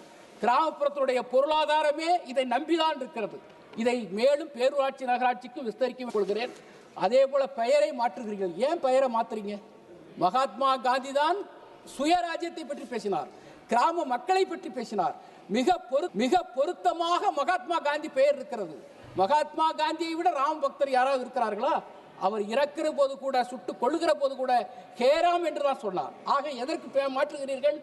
பாபர் மசூதி நீங்கள் இடித்தீர்கள். எந்த தேதியில்? டிசம்பர் 6 அம்பேத்கர் பிறந்த நாளிலே எடுத்தீர்கள். அதே போல இப்போது மகாத்மா காந்தியை எடுப்பதற்கு ராமரை மீண்டும், ராமர் பெயரை வைத்து மகாத்மா காந்தியை மீண்டும் ஒரு முறை நீங்கள் கொள்ளுகிறீர்கள். ஆகவே இதை நான் கண்டிக்கிறேன். அதே போல மாநிலங்கள் அமல்படுத்தும் ஒன்றிய அரசு திட்டங்களுக்கு ஒன்றிய அரசு அளிக்க வேண்டிய பங்கை நீங்கள் அளிப்பது இல்லை. அப்படி இருக்கிற போது 60-40 என்று வந்தால் இந்த திட்டம் எப்போது செயல்படும்? அதை நான் வலியுறுத்துகிறேன். ஆகவே அடுத்தது, மாநிலங்கள் அமல்படுத்தும் ஒன்றிய அரசு திட்டங்களுக்கு இன்றைக்கு மிக மிக மோசமான முறையில் ஊரக பகுதியில் வாழும் எந்த ஒரு தொழிலாளியும் தான் வேலை செய்ய விரும்பும் போது வேலை கோரலாம், கொடுக்க வேண்டியது அரசின் கடமை என்று இருந்தது. ஆனால் இப்போ எப்படி இருக்கு? இனி வேலை நடைபெற வேண்டிய பகுதிகளை அரசு தான் தீர்மானிக்கும், அங்கதான் வேலை கோர முடியும். ஆக வேலை உத்தரவாதம் என்பது இன்றைக்கு பறிபோகிறது. அதே போல 120 ஆக்குகிறீர்கள். இது சுத்த ஏமாற்று, சுத்த பொய். எப்படி நீங்க 25 நாள் கொடுக்க முடியும்? மாநிலங்களவையில் 2-3 நாளைக்கு முன்னாடி ஊரக வளர்ச்சித்துறை அமைச்சர் பேசினார், இந்தியாவில் எங்கேயுமே 50 நாளைக்கு மேல வேலை கொடுக்க முடியல அப்படின்னு சொன்னார். அப்படி இருக்கிற போது நீங்க எப்படி 120 நாளாக ஆக்க முடியும்? கண்டிப்பாக சாத்தியமில்லை. அதே போல தேவையை ஒட்டிதான் இதுவரைக்கும் வேலை வழங்கப்பட்டது. ஆனால் இனிமேல் நீங்க கொடுக்கிற நிதியை வைத்துதான் வேலை வழங்க முடியும். அதே போல நீங்கள் விடுப்பு கொடுக்கிறீர்கள், 60 நாளைக்கு விடுப்பு. இந்த 60 நாளைக்கு எங்க போவோம் விவசாய தொழிலாளி? ஏன் விடுப்பு கொடுக்க வேண்டும்? கண்டிப்பாக அதை நான் ஆட்சேபிக்கிறேன். நீங்கள் கொடுக்க கூடாது என்று நான் கேட்டுக்கொள்கிறேன்.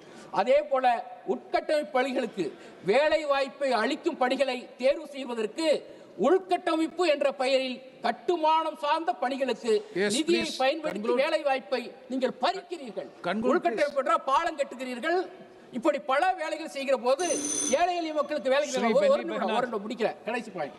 அதே போல நீங்கள் கிராமப்புறத்தில் வாழும் எளிய மக்களுக்கு பயன்படும் இந்த சார்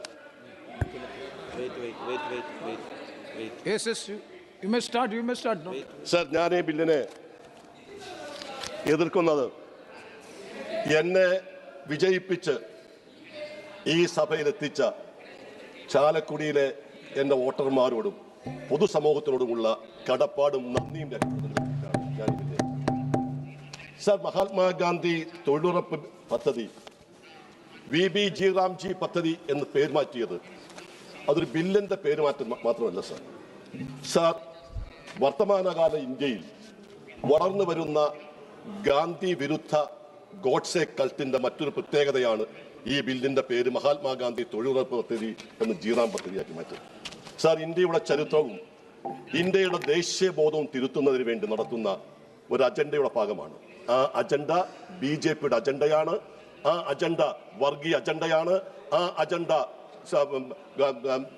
RSS അജണ്ടയാണ് സാർ. ആ അജണ്ട എതിർക്കുക എന്നത് ഞങ്ങളുടെ ഉത്തരവാദിത്തമാണ്, ഞങ്ങളുടെ കടമയാണ്. ഞങ്ങൾ എതിർക്കും സാർ. ഇത് മാത്രമല്ല, കഴിഞ്ഞ കുറേ നാളുകളായി മഹാത്മാഗാന്ധിയെ തമസ്കരിക്കുന്നതിന്, മഹാത്മാഗാന്ധിയുടെ പ്രാധാന്യം കുറയ്ക്കുന്നതിന് വേണ്ടി ഇവർ ഉയർത്തിപ്പിടിക്കുന്നത് ഗോഡ്സെയായിരുന്നു സാർ. 2018 മീററ്റിലെ ഹിന്ദു മഹാസഭാ പ്രവർത്തകർ ഗോഡ്സെയെ തൂക്കിലേറ്റിയ നവംബർ 15-ാം തീയതി ബലിദാൻ ദിനമായി ആചരിച്ചു സാർ. മീററ്റിന്റെ പേര് ഗോഡ്സെ നഗർ എന്നാക്കി മാറ്റാൻ ആവശ്യപ്പെട്ടു. 2019 മഹാത്മാഗാന്ധി രക്തസാക്ഷി ദിനത്തിൽ ഗാന്ധി വധത്തിന്റെ പുനരാവിഷ്കരണം നടത്തി ഹിന്ദു മഹാസഭയുടെ ദേശീയ സെക്രട്ടറി കൃത്രിമ തോക്ക് ഉപയോഗിച്ച് ഗാന്ധിയുടെ പ്രതിരൂപത്തിനെതിരെ വെടിവെക്കുകയുണ്ടായി. അതേ വർഷം ഒക്ടോബർ 2 മധ്യപ്രദേശിലെ രേഖയിലെ ബാപ്പുവിന്റെ ചിത്രത്തിനു മുകളിൽ ചതിയൻ എന്ന് എഴുതി വെച്ചു. സാർ, ഗോഡ്സെ ഇന്ത്യ കണ്ട ഏറ്റവും വലിയ തീവ്രവാദി എന്ന് പ്രസംഗിച്ച കമലഹാസനെതിരെ ചെരിപ്പെറിയാൻ തയ്യാറായ ഒരു വർഗീയ ശക്തി ഈ രാജ്യത്തുണ്ട്. എന്തിനധികം പറയുന്നു സാർ, ഗാന്ധിജി ജനിച്ച വാട്സ ജില്ലയിൽ ഈശ്വരനല്ല തേരെ നാം എന്ന് ഗാന്ധിജി പഠിപ്പിച്ച സ്കൂളിൽ അവിടുത്തെ വിദ്യാർത്ഥികൾക്ക് പ്രസംഗ മത്സരത്തിന് വേണ്ടി ഗോഡ്സെ എൻ്റെ മാതൃകാ പുരുഷൻ എന്ന വിഷയം കൊടുത്ത് അതിനെക്കുറിച്ച് സംസാരിക്കാൻ അവിടുത്തെ വിദ്യാർത്ഥികളോട് ആവശ്യപ്പെട്ട് അങ്ങനെ പ്രസംഗിച്ച വിദ്യാർത്ഥിക്ക് ഒന്നാം തയ്യാറായി. അത് മാത്രമല്ല സാർ, ബഹുമാനപ്പെട്ട മോഡിജി എപ്പോഴും മഹാത്മാഗാന്ധിയോട് കുറിച്ച് പറയും. 2 വർഷം മുമ്പ് ഗാന്ധിജിയുടെ സമാധാന പുരസ്കാരത്തിനായി ഗോഡ്പൂരിലെ ഗീതാ പ്രസിനെ തെരഞ്ഞെടുത്തു. ഇതിന്റെ അധ്യക്ഷൻ ബഹുമാനപ്പെട്ട ശ്രീ മോഡി ആയിരുന്നു. സാർ, ഗീതാ പ്രസിന്റെ ഉടമസ്ഥന്മാർ ഹനുമാൻ പ്രസാദ് പൊതുവാനും ജയ്വാൽ ഗോയൽക്കെ ഉൾപ്പെടെ സംഘപരിവാറിന്റെ കാൽനട പ്രചാരകർ എന്ന് വിശേഷിപ്പിക്കുന്ന ഗീതാ പ്രസിന് പുരസ്കാരം കൊടുത്തത് ഗാന്ധിയെ തമസ്കരിക്കുന്നതിന് വേണ്ടിയായിരുന്നു.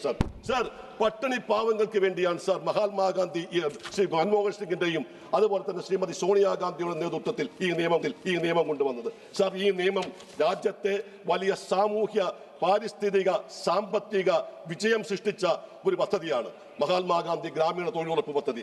നാടിന്റെ സുസ്ഥിര വികസനത്തിനും അതുപോലെ തന്നെ ഈ പദ്ധതി പങ്കുവഹിച്ചു. ഗ്രാമീണ ജീവിതത്തിന്റെ എല്ലാ മേഖലകളിലും തൊഴിലിന്റെ സ്വാധീനമുണ്ടായി.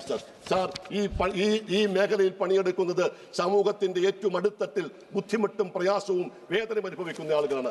ആ പാവപ്പെട്ട സ്ത്രീകൾക്ക് കൊടുക്കുന്ന ആനുകൂല്യങ്ങൾ ഇവിടെ ഈ നിയമം പാസാക്കുമ്പോൾ പലപ്പോഴും അത് വെട്ടിക്കുറയ്ക്കുന്നു സാർ. അതിന്റെ സാമ്പത്തിക ഘടന മാറ്റുന്നു സാർ. പാവങ്ങൾ ഒരു നേരത്തെ ആഹാരത്തിന് വേണ്ടി കാത്തിരുന്ന ആളുകൾക്ക് ഈ സാമ്പത്തിക സഹായം നൽകി പാവങ്ങളിലേക്ക് പണം എത്തിക്കുന്നതിന് വേണ്ടി മൻമോഹൻ സിംഗ് ആവിഷ്കരിച്ച പദ്ധതിയാണ് സാർ. നമുക്കറിയാം, ലോകത്ത് സാമ്പത്തിക മാന്ദ്യം ഉണ്ടായപ്പോൾ പോലും ആ സാമ്പത്തിക മാന്ദ്യത്തിന്റെ നീരാളിപ്പിടുത്തത്തിൽ നിന്നും ഇന്ത്യയെ രക്ഷിക്കാൻ തയ്യാറായത് ഈ സാമ്പത്തിക നയമായിരുന്നു. ആ സാമ്പത്തിക നയത്തെയാണ് സാർ ഇന്ന് നിങ്ങൾ വെട്ടിക്കുറയ്ക്കുന്നത്. അത് തന്റെ ദർശനം കൊണ്ട് ലോകത്തിന് വെളിച്ചം നൽകിയ മഹാനാണ് സാർ മഹാത്മാഗാന്ധി. സ്നേഹത്തിന്റെയും സമാധാനത്തിന്റെയും പാതയിൽ നമ്മെ നയിക്കാൻ മാനവികതയുടെ ഹൃദയതാളവുമായി മാനവികതയുടെ ഉലകിൽ ഊതിക്കാച്ചിയെടുത്ത ഹൃദയതാളവുമായി ഇരുൾ മൂടിയ വഴികളിൽ വെളിച്ചം പകരാൻ ലോകത്തിന്റെ നെറുകയിൽ കാലം കൊളുത്ത വിളക്കാണ് സാർ മഹാത്മാഗാന്ധി. ആ മഹാത്മാഗാന്ധിയുടെ ശോഭയെ, ആ മഹാത്മാഗാന്ധിയുടെ പദവിയെ ഒരു പേരുമാറ്റം കൊണ്ട് നശിപ്പിക്കാമെന്ന് ബഹുമാനപ്പെട്ട മന്ത്രി നിങ്ങൾ കരുതരുത്. നിങ്ങൾ എത്രമാത്രം മഹാത്മാഗാന്ധിയെ വെടിവെച്ച് കൊന്നിട്ടും മഹാത്മാഗാന്ധിയുടെ പേര് ലോകത്തിന്റെ മുന്നിൽ, ജനകോടികളുടെ മുന്നിൽ ഒരു ആവേശമായി, ഒരു പ്രചോദനമായി, ആത്മാഭിമാനമായി ഇന്ന് നിലനിൽക്കുമ്പോൾ അത് ഏതെങ്കിലും ഈ ഗവൺമെന്റ് അവതരിപ്പിക്കുന്ന ഒരു ബില്ല് മാറ്റത്തിലൂടെ മഹാത്മാഗാന്ധിയുടെ പേരുകൾ തമസ്കരിക്കാമെന്നാണ് നിങ്ങൾ ആഗ്രഹിക്കുന്നതെങ്കിൽ നിങ്ങൾക്ക് മാപ്പ് തരില്ല എന്ന് നിങ്ങൾ ഓർമ്മപ്പെടുത്താൻ ഞാൻ ആഗ്രഹിക്കുന്നു സാർ. ഗാന്ധി ചരിത്രം ഇന്ത്യയുടെ ചരിത്രമായി ഇഴചേർന്ന് കിടക്കുന്നതാണ്. രാജ്യത്തിന്റെ ഓരോ ശ്വാസത്തിലും ഗാന്ധിജിയുടെ സ്പന്ദനമുണ്ട്. കാലാകാലങ്ങളായി നമ്മൾ വളർത്തിക്കൊണ്ടുവന്ന സാംസ്കാരിക ലാവണത്തിൽ കയറി വർഗീയതയുടെയും അതുപോലെ തന്നെ വിദ്വേഷത്തിന്റെയും വിത്തുകൾ വിതച്ച് ഈ രാജ്യത്തിന്റെ ഐക്യത്തെയും അഖണ്ഡതയും തകർക്കാൻ വർഗീയ ശക്തികൾ ഇന്ത്യ രാജ്യത്ത് കാതോർത്ത് നിൽക്കുമ്പോൾ ആ ശക്തികൾക്കെതിരെ പടപൊരുത്താൻ ആത്മപ്രചോദനം നൽകുന്നത് ഇന്ന് മഹാത്മാഗാന്ധിയുടെ ഓർമ്മകളാണ്. ആ മഹാത്മാഗാന്ധിയുടെ ഓർമ്മകളെ സാർ നിങ്ങൾക്ക് അവസാനിപ്പിക്കാൻ കഴിയില്ല സാർ. സാർ, ഞാനൊരു കവിത ചൊല്ലാൻ ആഗ്രഹിക്കുന്നു സാർ. ഈ കേരളത്തിന്റെ ബഹുമാനപ്പെട്ട മഹാകവി വള്ളത്തോൾ പറഞ്ഞിട്ടുണ്ട്, ക്രിസ്തുദേവന്റെ പരിത്യാഗശീലവും സാക്ഷാൽ കൃഷ്ണനാം ഭഗവാന്റെ ധർമ്മരക്ഷോപായവും ബുദ്ധന്റെ അഹിംസയും മുഹമ്മദിൻ ധൈര്യവും ഒത്തുചേർന്ന് ഒരാളിൽ കാണുമെങ്കിൽ ചെല്ലുകിൻ നിങ്ങളുടെ ഗുരുവിൻ സന്നിധ്യത്തിൽ, അല്ലെങ്കിൽ അന്നത്തെ ചരിത്രം വായിക്കുവാൻ. ഞാൻ ബഹുമാനപ്പെട്ട മന്ത്രിയോട് പറയുന്നു, ആ ചരിത്രം നിങ്ങൾ വായിക്കാൻ തയ്യാറായാൽ ഇത്തരത്തൊരു ബില്ലുമായി ഈ സഭയിൽ കടന്നു വരാൻ നിങ്ങൾ ആഗ്രഹിക്കുന്നില്ല. ഇന്നലെ ഈ സഭയിൽ ഈ ബില്ല് അവതരിപ്പിച്ചുകൊണ്ട് ബഹുമാനായ മന്ത്രി അവസാനം പറഞ്ഞ് ജയറാം ശ്രീറാം ജയറാം എന്നാണെങ്കിൽ ഞാൻ ഈ ബില്ലിനെ എതിർന്നു. ആവേശത്തോട് പറയുന്നു, മഹാത്മാഗാന്ധി അമർ രഹേ, മഹാത്മാഗാന്ധി കീ ജയ്. മഹാത്മാഗാന്ധിയുടെ പേര് മാറ്റുന്നതിന് വേണ്ടി നടത്തുന്ന നിങ്ങൾ ഈ ശ്രമം ഉപേക്ഷിച്ചുകൊണ്ട് ഈ ബില്ല് മഹാത്മാഗാന്ധിയുടെ നേരത്തെ ഉണ്ടായിരുന്ന പേര് അറിയപ്പെടുന്നതിന് വേണ്ടി നടപടി സ്വീകരിക്കാൻ നിങ്ങൾ ഞങ്ങൾ അഭ്യർത്ഥിക്കുന്നു. ആ അഭ്യർത്ഥന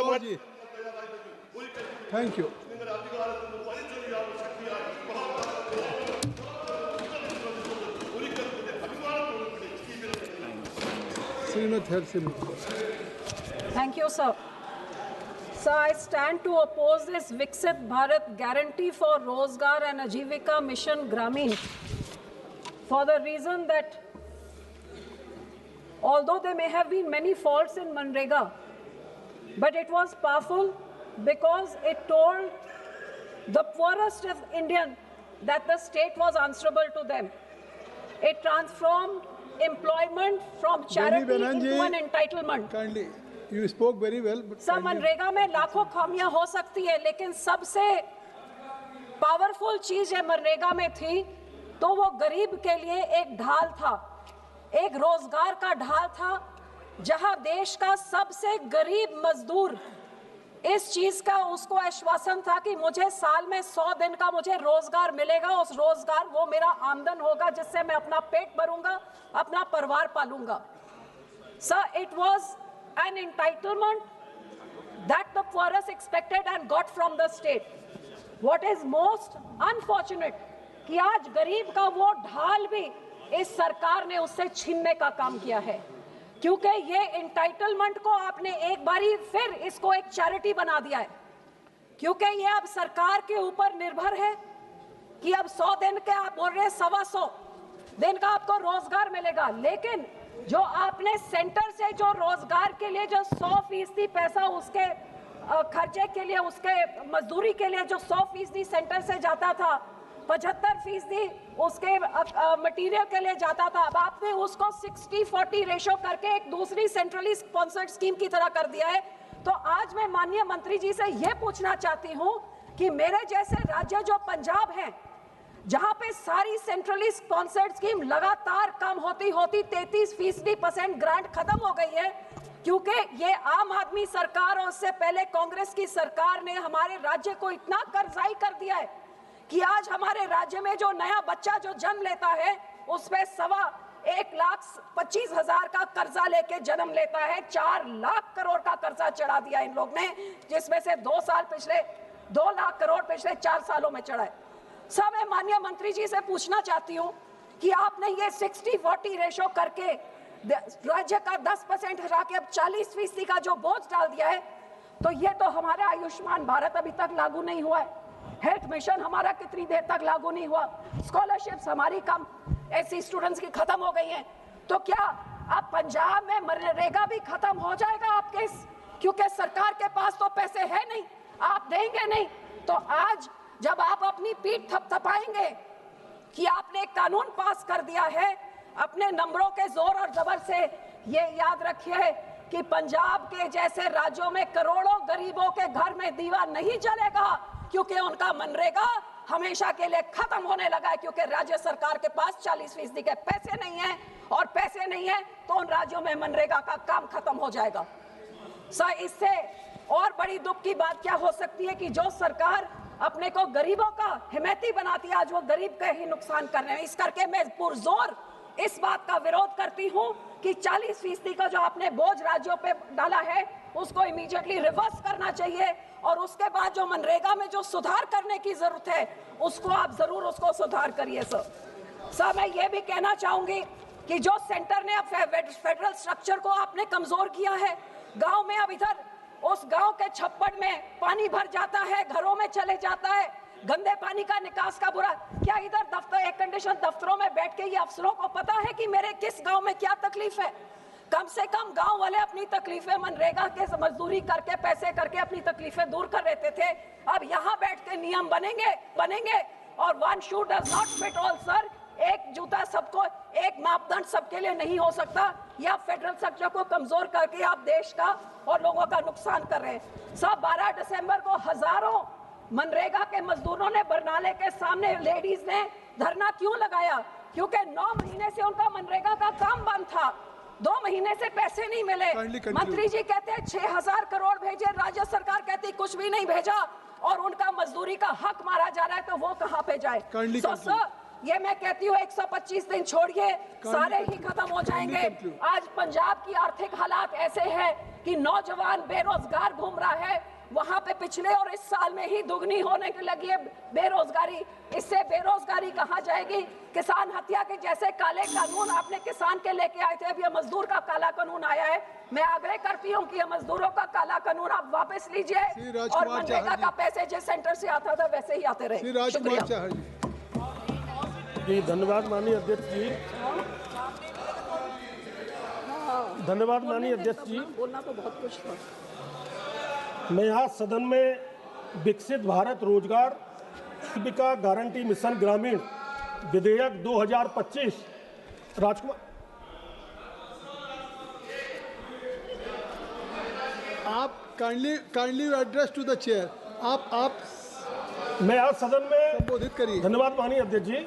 आप लोगों से मैं आज सदन में विकसित भारत रोजगार क्या बैठे रनिंग और आजीविका गारंटी मिशन ग्रामीण विधेयक 2025 के समर्थन में बोलने के लिए खड़ा हुआ हूं।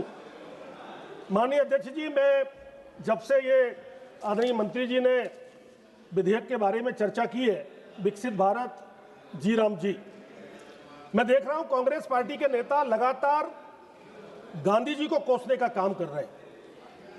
माननीय अध्यक्ष जी, गांधी जी से ये नाम चुरा के गांधी तो बन सकते हैं, लेकिन गांधी जी ने जो रास्ता बताया उस रास्ते पर चलने का काम कांग्रेस पार्टी के शहजादे और कांग्रेस पार्टी नहीं करती है। माननीय अध्यक्ष जी, मैं गांव से आता हूं और मुझे पता है कि मैं तो इतना प्रसन्न हुआ जब जी राम जी, विकसित भारत जी राम जी बिल आया कि आज भी गांव में किसान और मजदूर जयराम जी करके बात करते हैं।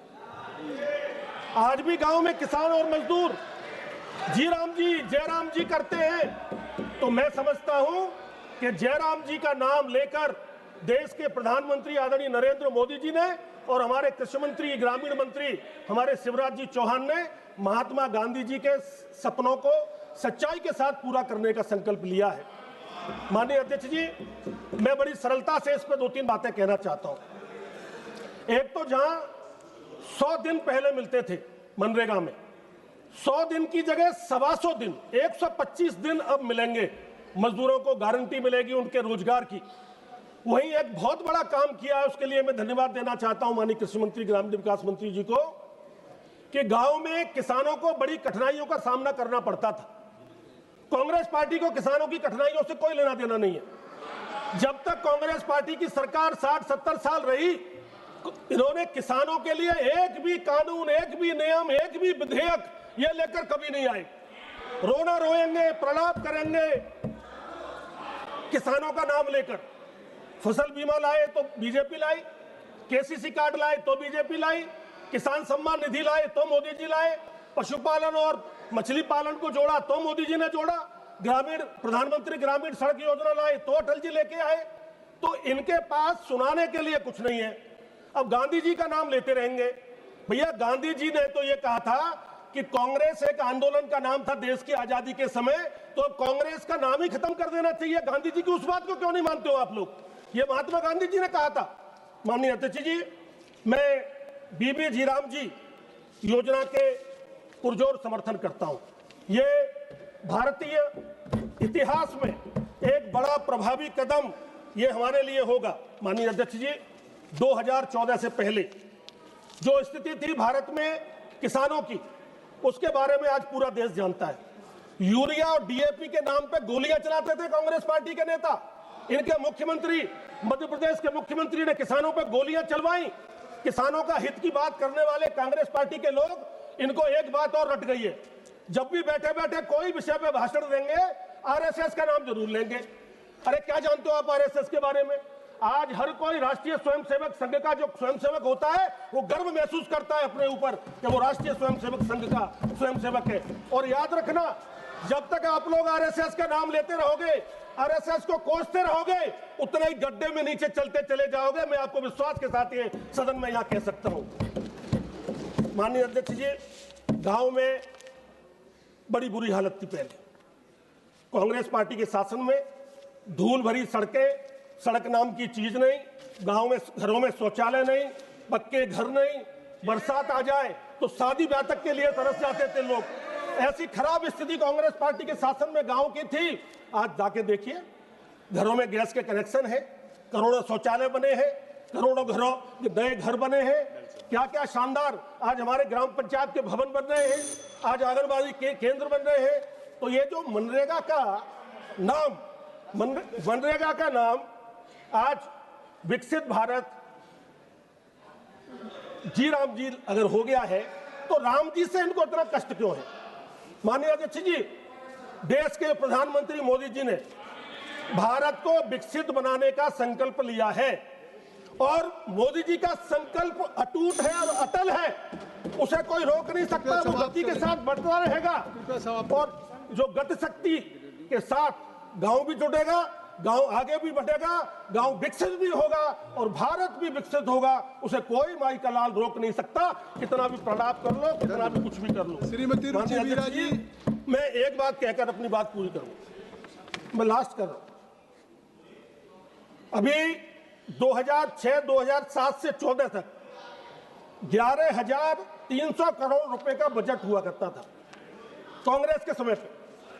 आज वही बजट बढ़कर 33,000 करोड़ रुपए है मनरेगा का अब तक जो था 33,000 करोड़। वही अध्यक्ष जी 2024-25 में यह 86,000 करोड़ तक पहुंच गया है, 86,000 करोड़ तक। तो मैं धन्यवाद देना चाहता हूं मोदी जी को और शिवराज जी चौहान को, जिन्होंने गांव, गरीब, किसान, मजदूर की चिंता की। और यही नहीं अध्यक्ष जी, मोदी जी ने 25 करोड़ गरीबों को गरीबी रेखा से ऊपर उठाने का भी काम किया और 80 करोड़ लोगों को राशन देने का भी फ्री में काम किया। और आपने केवल गरीबी हटाओ के नारे लगाए, गरीबों के साथ राजनीति की। आपको गरीब कभी माफ नहीं करेंगे। बल्कि एक सोच, एक मंशा और एक साजिश को बेनकाब करने के लिए खड़ी हुई हूँ। सरकार जिस बिल को विकसित भारत गारंटी फॉर रोजगार एंड आजीविका मिशन के नाम से लेकर आई है, यह दरअसल मनरेगा को उसके नाम, उसकी आत्मा और उसके विचार से अलग करने की कोशिश है। सभापति महोदय, मैं सरकार से सीधे सीधे पूछना चाहती हूँ, क्या नाम बदल देना ही विकास है? क्या गरीब का पेट नाम बदलने से भर जाएगा? क्या मजदूर की हथेलियों में काम शब्दों के खेल से आ जाता है? क्या गरीब लफ्ज बदल देने से हकीकत नहीं बदलती साहब? भूखे पेट को भाषणों से नहीं, रोटी चाहिए। यह सदन केवल कानून नहीं बना रहा है, यह तय कर रहा है कि भारत गांधी का रास्ता चुनेगा या इतिहास से भागने वालों का। सरकार 125 दिन रोजगार का दावा कर रही है, जबकि पिछले 5 वर्षों में औसतन 50-55 दिन का ही काम दिया गया है। जब 100 दिन भी काम नहीं मिला है तो 125 दिन केवल एक राजनीतिक भ्रम है। विधेयक में खेती के मौसम में 60 दिन तक काम रोकने की अनुमति है और राज्य की आर्थिक क्षमता के नाम पर कटौती का रास्ता खुला है। यानी न रोजगार की गारंटी है, न जवाबदेही है। माननीय सभापति महोदय, वित्तीय वर्ष 24-25 में यूपी में काम करने वाले 65 लाख परिवारों में से सिर्फ 6 लाख को ही 100 दिन का काम मिला है। यानी 10% से भी कम परिवारों को कानूनी अधिकार मिला है। इस 60-40 मॉडल से उत्तर प्रदेश को अकेले 3.5 करोड़ सालाना अतिरिक्त देना पड़ेगा। उत्तर प्रदेश में 82 करोड़ अभी बकाया है मजदूरों का और मेरी संसदीय क्षेत्र मुरादाबाद में 68 लाख अभी बकाया है। मैं बताना ये चाहती हूँ, इस 60-40 मॉडल ऐसा लग रहा है कि मनरेगा का राम नाम सत्य करने का इरादा है आप लोगों का।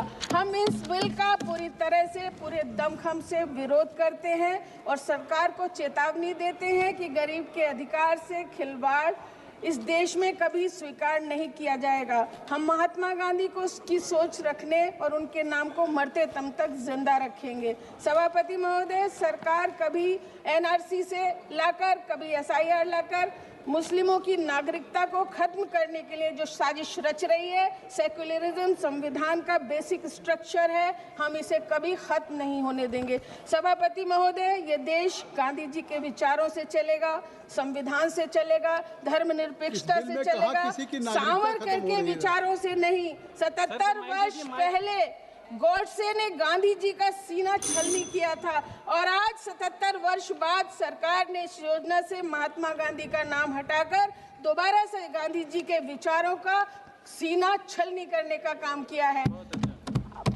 महात्मा गांधी अमर रहे।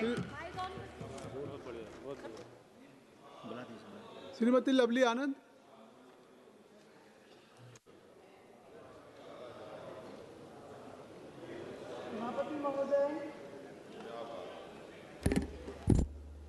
सर्वप्रथम मैं आपको धन्यवाद देती हूँ, आपने हमें बोलने का अवसर दिया। मैं आज इस गरिमामय सदन में कृपया बहुत विकसित भारत रोजगार और आजीविका के लिए एक मिनट लवली जी गारंटी एक मिनट रुक जाए। गारंटी मिशन ग्रामीण एक मिनट आप रुक जाए। मेरा सभी दल के माननीय सदस्यों से अनुरोध है कि आप सब लोगों ने इच्छा जाहिर की थी कि ज़्यादा से ज़्यादा सदस्य बोले। माननीय स्पीकर साहब ने कहा है कि पूरा चर्चा का अवसर मिलेगा, इसलिए सभी दलों ने बहुत ज़्यादा नाम दिए हैं। तो मैं अनुरोध करूंगा कि आप लोग अपनी अपनी बात को 3 मिनट में रखें, नहीं तो आप तो मेरे मोहल्ला हैं, आपको मिलेगा। चलिए लवली आनंद जी। मीर मोहल्ला है। बहुत बहुत धन्यवाद सभापति महोदय। मैं आज इस गरिमामय सदन में विकसित भारत रोजगार और आजीविका के लिए गारंटी मिशन ग्रामीण बीबीजी रामजी विकसित भारत जी रामजी विधेयक 2025 पर अपना समर्थन व्यक्त करने के लिए खड़ी हुई हूं। माननीय अध्यक्ष महोदय, यह विधेयक केवल मनरेगा में संशोधन भर नहीं है, बल्कि यह ग्रामीण भारत के भविष्य की नई रूपरेखा है। यह उस सोच का प्रतीक है जिसमें रोजगार केवल मजदूरी तक सीमित नहीं है, बल्कि आजीविका और कौशल उत्पादकता और आत्मनिर्भरता से जुड़ा हुआ है। सभापति महोदय, मैं सबसे पहले मैं ये स्पष्ट करना चाहूंगी कि सरकार ने कभी भी मनरेगा की उपलब्धियों को नकारा नहीं है। मनरेगा से कठिन समय में ग्रामीण गरीबों को रोजगार दिया, पलायन को रोका, आपदा के समय सुरक्षा कवच का कार्य किया। लेकिन माननीय अध्यक्ष जी, ये आज देश जो है 2006 के भारत से अलग है। आज भारत दुनिया की 5वीं सबसे बड़ी अर्थव्यवस्था है। 2047 तक विकसित राष्ट्र बनने का लक्ष्य रखता है। आज युवाओं की आकांक्षाएं बदल चुकी है, इसलिए नीतियों का समय के साथ विकसित होना अनिवार्य है। माननीय सभापति महोदय, माननीय कुछ विपक्षी मित्र यह भ्रम फैलाने का प्रयास कर रहे हैं कि सरकार मनरेगा को कमजोर कर रही है। मैं स्पष्ट शब्दों में कहना चाहती हूं कि यह विधेयक मनरेगा को खत्म नहीं करता, यह गरीबों का अधिकार नहीं छीनता, यह बल्कि उन्हें भविष्य के लिए और सक्षम बनाता है। हमारे माननीय मुख्यमंत्री विकास पुरुष नीतीश कुमार जी, हमारे यशस्वी प्रधानमंत्री नरेंद्र मोदी जी और हमारे यहाँ जो है कृषि मंत्री शिवराज सिंह चौहान जी गांव का युवा को हमेशा मजदूरी पर निर्भर न करे, ऐसा सोच रखते हैं। आत्मनिर्भर भारत बनाने के लिए और कुशल बने, सम्मानजनक जीवन जिए। माननीय सभापति महोदय, प्रधानमंत्री जी नरेंद्र मोदी जी के नेतृत्व में सरकार का स्पष्ट विजन है, सबका साथ, सबका विकास, सबका विश्वास और सबका प्रयास। माननीय सभापति महोदय, बस लास्ट में मैं पूरे विश्वास के साथ कहती हूं कि विकसित भारत जी राम जी विधेयक 2025 ग्रामीण भारत को मजदूरी से आजीविका की ओर, निर्भरता से आत्मनिर्भरता की ओर और कदम ऐतिहासिक कदम है। इस विधेयक का मैं पूर्ण जो समर्थन करती हूँ, सदन के माननीय सदस्य से आग्रह करती हूँ कि दलगत भावना से ऊपर उठ के, राजनीति से ऊपर उठ के इस जनहितकारी विधेयक का समर्थन करें। बहुत बहुत धन्यवाद, आपने हमें बोलने का समय महोदय, ये योजना, ये बिल ला करके सरकार ने गरीबों का जिम्मा लेने से हाथ झाड़ लिया है। यह साफ तौर से पहले एक रोजगार गारंटी की बात थी, अब राज्यों को हिस्सेदार बना करके इसने पूरी जवाबदेही गरीबों का लेने से इनकार कर दिया है। अभी इसके पहले परमाणु बिल में वो निजीकरण कर रहे हैं उसका, और पूंजीपतियों पर कोई जवाबदेही नहीं डाल रहे हैं लोगों के मरने के बाद, विकिरण का शिकार होने के बाद, और दूसरी तरफ गरीबों के मामले में वो साफ भाग खड़ा हो रहे हैं। मैं 2 वजह से इसका विरोध करता हूं। एक तो इसमें जो जी राम जी है, ये पूरे उत्तरी भारत में दलित जातियां, उनका टाइटल राम बड़े पैमाने पर होता है, और ये एक तरह से अपमानजनक शब्द के रूप में भी देखा जाएगा। ये इस रूप में पुकारना, जी राम जी आ गए हम आपके यहाँ, तो इसलिए इसका ये नामकरण तो बिल्कुल उचित नहीं है। बल्कि आपको करना था जो रोजी ग्राम, गांव की ओर रोजगार रोजी का मामला हो सकता था, लेकिन आपने इसको जब महात्मा गांधी के नाम पर था तो कम से कम ये लगता था कि वही देश के आज़ादी के आंदोलन के सबसे बड़े नेता के नाम पर है। लेकिन एक तो आपने ये विरोध किया, अब बदल दिया। दूसरा ये कहना है कि आज गरीबों को न तो उचित उनके आमदनी का साधन है, खेती में मशीनीकरण हो जाने की वजह से 3 महीने भी रोजगार नहीं मिलते। इसमें कम से कम 200 दिन रोजगार की गारंटी का कानून ये बनना चाहिए। 125 दिन से काम नहीं चलेगा।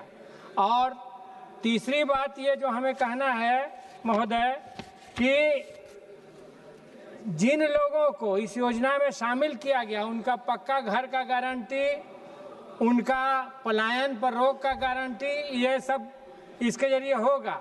क्योंकि यही लोग खेती संभाल करके आज बटाईदार भी बने हुए हैं और खेती घाटे में है, जिसकी वजह से आत्महत्याएं भी करनी पड़ रही हैं। अंतिम बात जो मैं आपसे कहना चाहता हूं कि आपको काम का अभाव है तो खेती से इसको जोड़िए। जो ये बात हो रही है कि 60 दिन हम इसमें काम नहीं करवाएंगे मजदूरों से इस योजना के तहत, तो इसके उल्टा होना चाहिए कि कृषि से इस योजना। Sir, thank you sir. Kindly you start, Mr. Balasuri. I have already. Sir, thank you, sir. I rise today to speak in support of the G Ram G Bill 2025, which speaks to transform rural employment and livelihood in our country.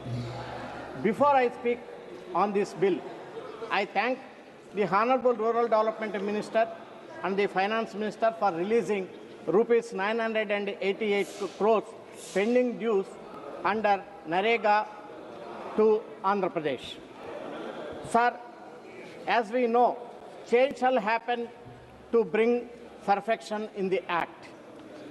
And by this bill, my NDA government proposed to amend this scheme to the present day requirement.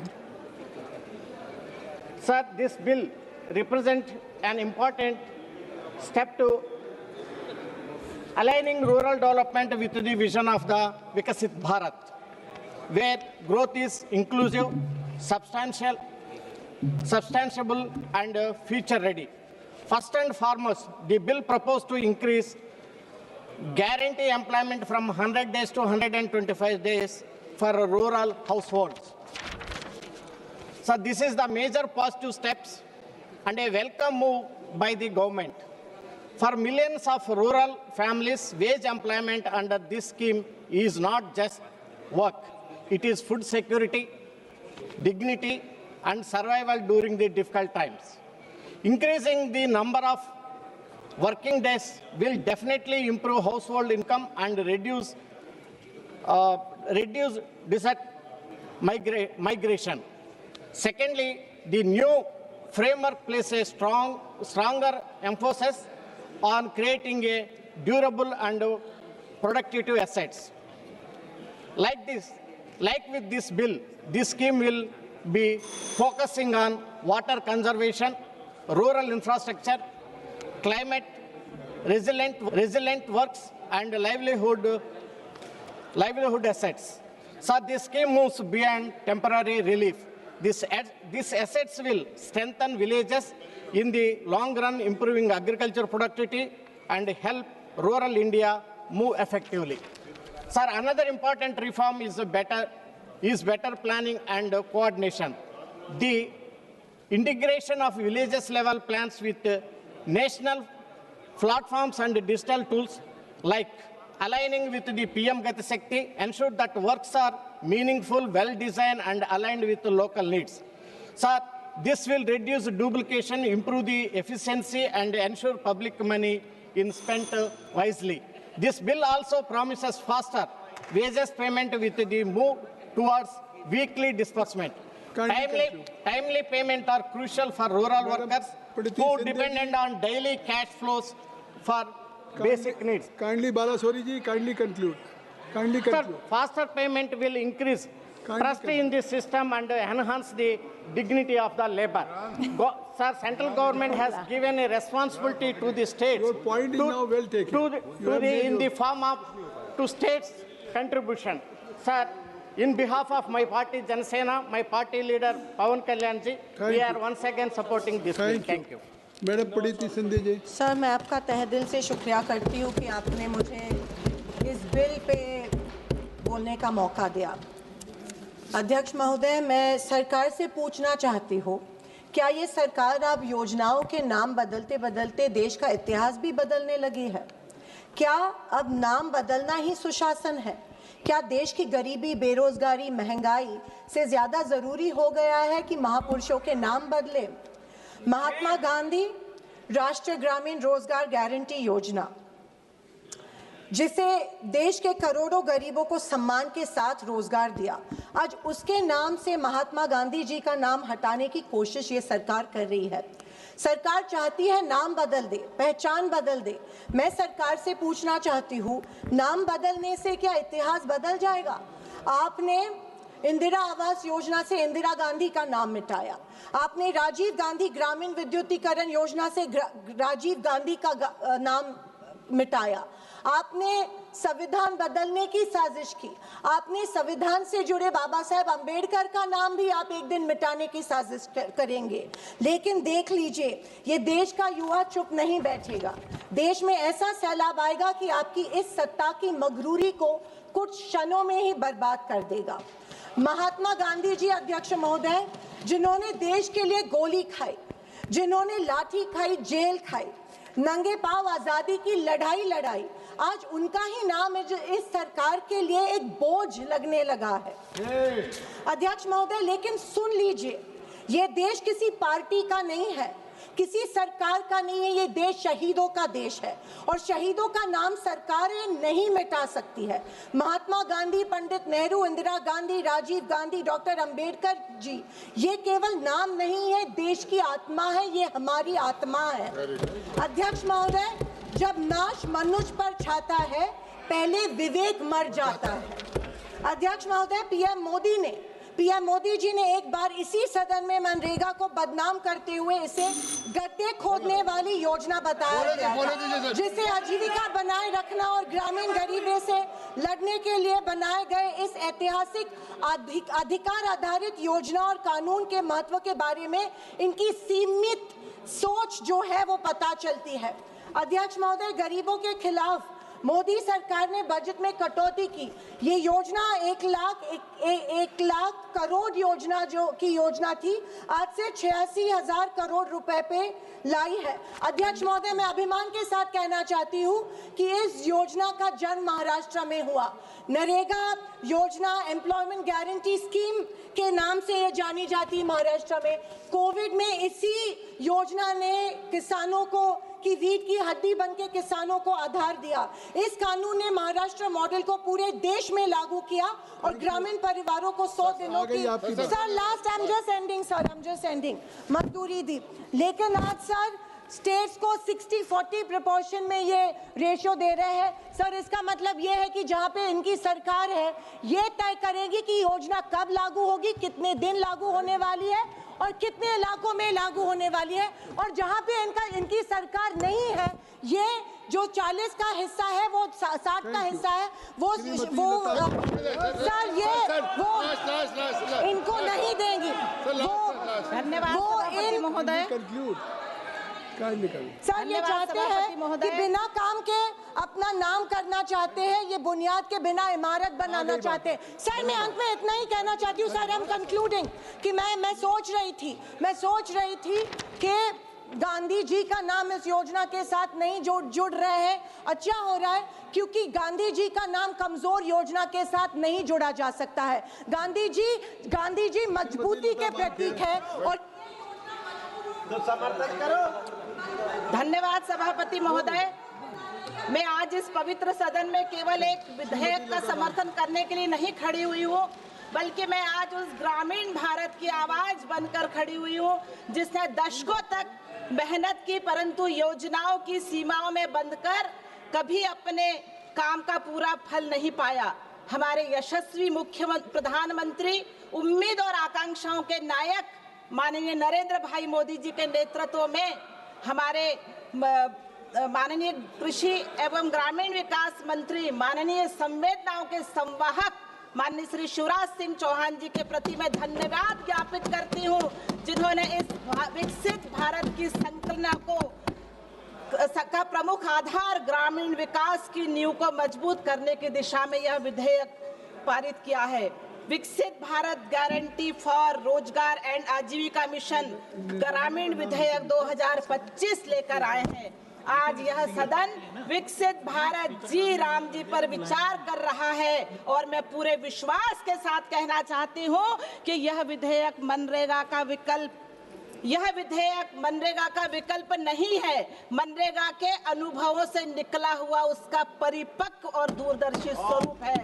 यह भारत है जहां विकास के साथ संस्कार चलते हैं, अर्थव्यवस्था और आत्मा दोनों सशक्त होती है, जहां राम राज्य की भावना न्याय, कर्तव्य और गरिमा नीति निर्णय का आधार बनती है। माननीय सभापति महोदय, राम राज्य का अर्थ केवल धार्मिक नहीं है। राम राज्य का अर्थ है कोई भूखा ना सोए, सभी को समान अधिकार मिले और श्रम करने वालों में हाथों को सम्मान मिले।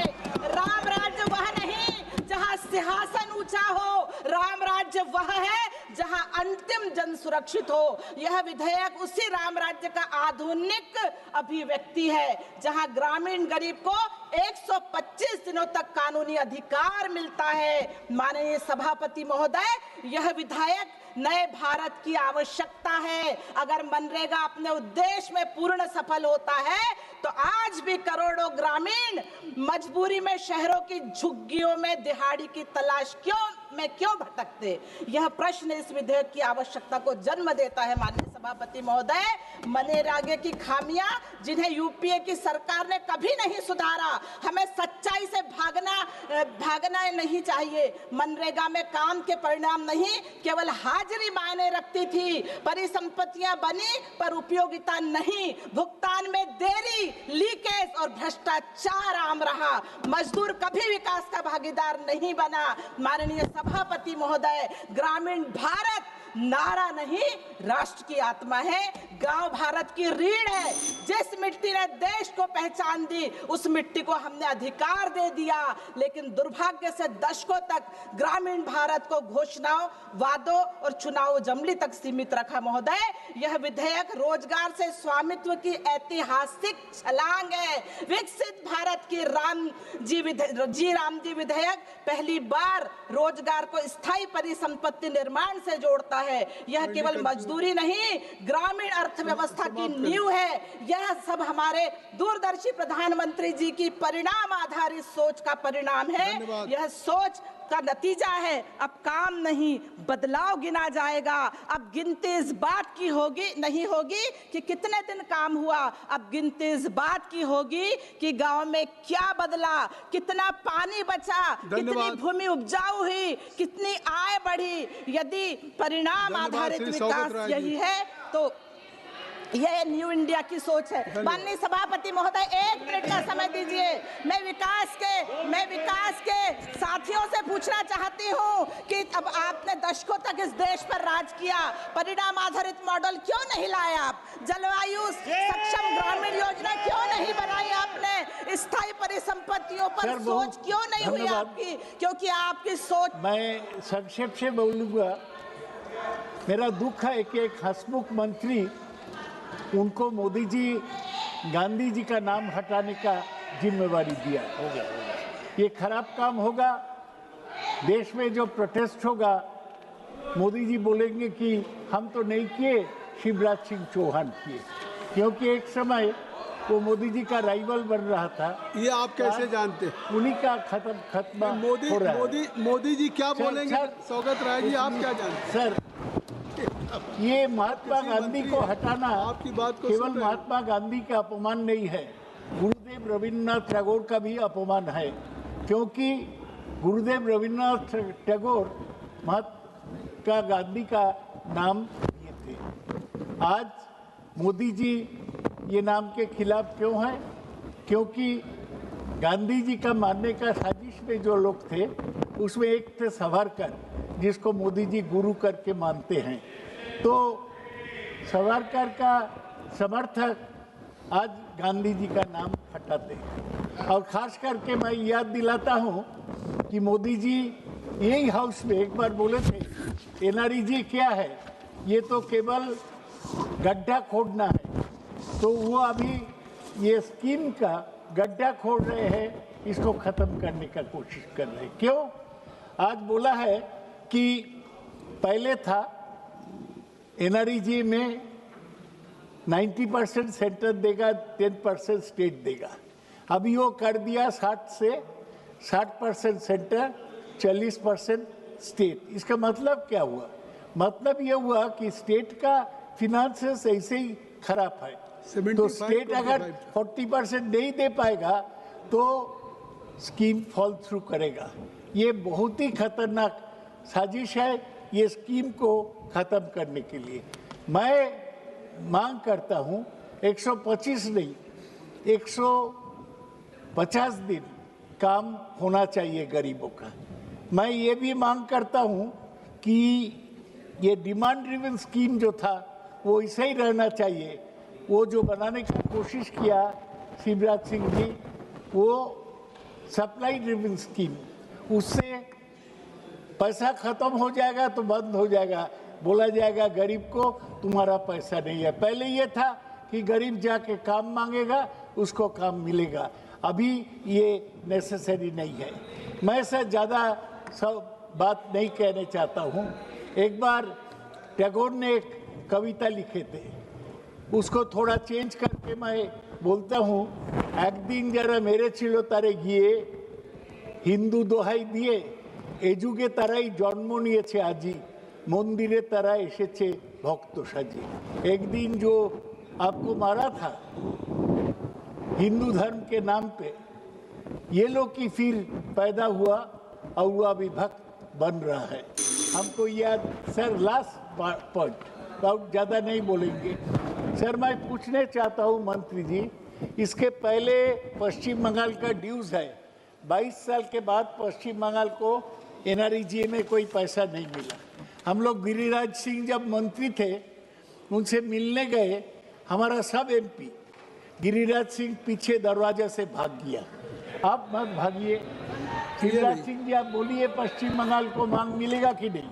हमारा ड्यूज है 59 लाख हमारे रजिस्टर्ड वर्कर है और टोटल हमारा 52,000 करोड़ हमारा ड्यूज है। पश्चिम बंगाल के गरीब नहीं है सर। ये मैं पूछता हूँ पश्चिम बंगाल में 3 साल कैसे चला, आप लोग खबर रखते हैं? नहीं रखते हैं। कलकत्ता हाई कोर्ट जजमेंट दिया, बोला कि 1 अगस्त से ये एनआरईजी स्टार्ट करना चाहिए। सेंट्रल गवर्नमेंट उसके खिलाफ, गरीबों के खिलाफ सुप्रीम कोर्ट गया, सुप्रीम कोर्ट भी डिसमिस कर दिया।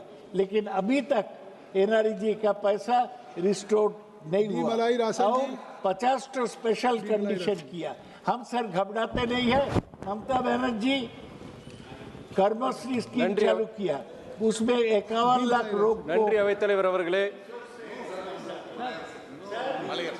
डी मलाई रासन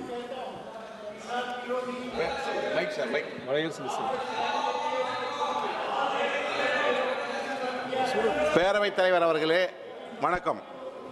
2005 காங்கிரஸ் ஆட்சியில் சட்டமாக இயற்றப்பட்டு 2008 துவங்கப்பட்ட மகாத்மா காந்தி தேசிய ஊரக வேலைவாய்ப்பு உறுதி சட்டத்தை நீக்கி அதற்கு பதிலாக விக்கித் பாரத் வேலை வாய்ப்பு வாழ்வாதாரத்திற்கு உத்தரவாதம் திட்டம் என மாற்றப்படும் இந்த மசோதாவுக்கு நான் கடும் கண்டனத்தை தெரிவித்துக் கொள்கிறேன்.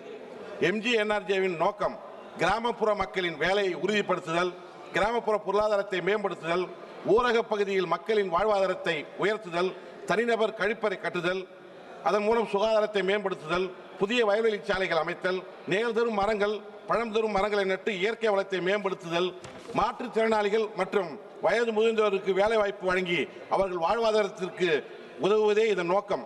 இந்த திட்டத்தை சீரழிக்கும் நோக்கத்தோடு இந்த திட்டத்திற்கு முட்டுக்கட்டையாக புதிய மசோதாவை இந்த ஒன்றிய அரசு கொண்டு வந்துள்ளதை நான் வன்மையாக கண்டிக்கிறேன். இந்த திட்டத்தை சிறப்பாக செயல்படுத்திய தமிழக முதல்வர் மு க ஸ்டாலின் அவர்களும் நமது துணை முதல்வர் உதயநிதி ஸ்டாலின் அவர்களும் சிறப்பாக செயல்படுத்திய இந்த திட்டத்திற்கு நிதியும் வழங்கப்படவில்லை. இதற்காக பல கட்ட போராட்டங்களும் மக்களுக்காக, தமிழ்நாட்டு மக்களுக்காக பல கட்ட போராட்டங்கள் நாங்கள் தொடர்ந்து நடத்தி கொண்டு வருகிறோம். இதன் உங்களின் வாயிலாக இதை தெரிவித்துக் கொண்டு வழங்குமாறும் தெரிவித்துக் கொள்கிறேன். அது மட்டுமல்ல, இந்த புதிய மசோதாவின்படி செலவினம் 40% மாநில அரசு ஏற்க வேண்டியுள்ளது. இதனால் ஒரு ஆண்டிற்கு 4000 முதல் 4500 கோடி கூடுதல் நிதி தேவைப்படுகிறது. இதனால் மாநில அரசுக்கு நிதிச்சுமை அதிகரிக்கிறது. இதனால் சமூக நலத்திட்டங்களுக்கு அழுத்தமும் தருகிறது. அது மட்டுமல்ல, இந்த திட்டத்தின் மூலம் விதைப்பு அறுவடை காலங்களில் 60 நாட்களுக்கு வேலை நிறுத்தப்படுகிறது. இதனால் தமிழ்நாட்டில் வறண்ட பகுதிகளில் நேரடியாக பாதிப்பு ஏற்படுகிறது. புதிய மசோதாவில் 125 நாட்கள் வேலை என்பது வெறும் காகித உத்தரவாக உள்ளது. அது மட்டுமல்ல, இந்த மசோதா இந்தியாவில் 24 கோடி விவசாய தொழிலாளர்களின் வேலை வாய்ப்பு, பொருளாதாரம் மற்றும் அடிப்படை தேவைகளை பூர்த்தி செய்வதை அறவே நீக்கிவிட்டு அவர்களுக்கு எதிர்ப்பாக இந்த ஒன்றிய அரசு செயல்படுகிறது. மகாத்மா காந்தியை சுட்டுக் கொன்றது போல இந்த சட்டத்தையும் கொண்டு இந்தியாவில் உள்ள அனைத்து விவசாயிகளையும் விவசாய கூலி தொழிலாளர்களையும் கொள்ளும் இந்த மசோதாவை நான் வன்மையாக திராவிட முன்னேற்றத்தின் கழகத்தின் சார்பாக கண்டிக்கிறேன். असदुद्दीन ओवैसी जी।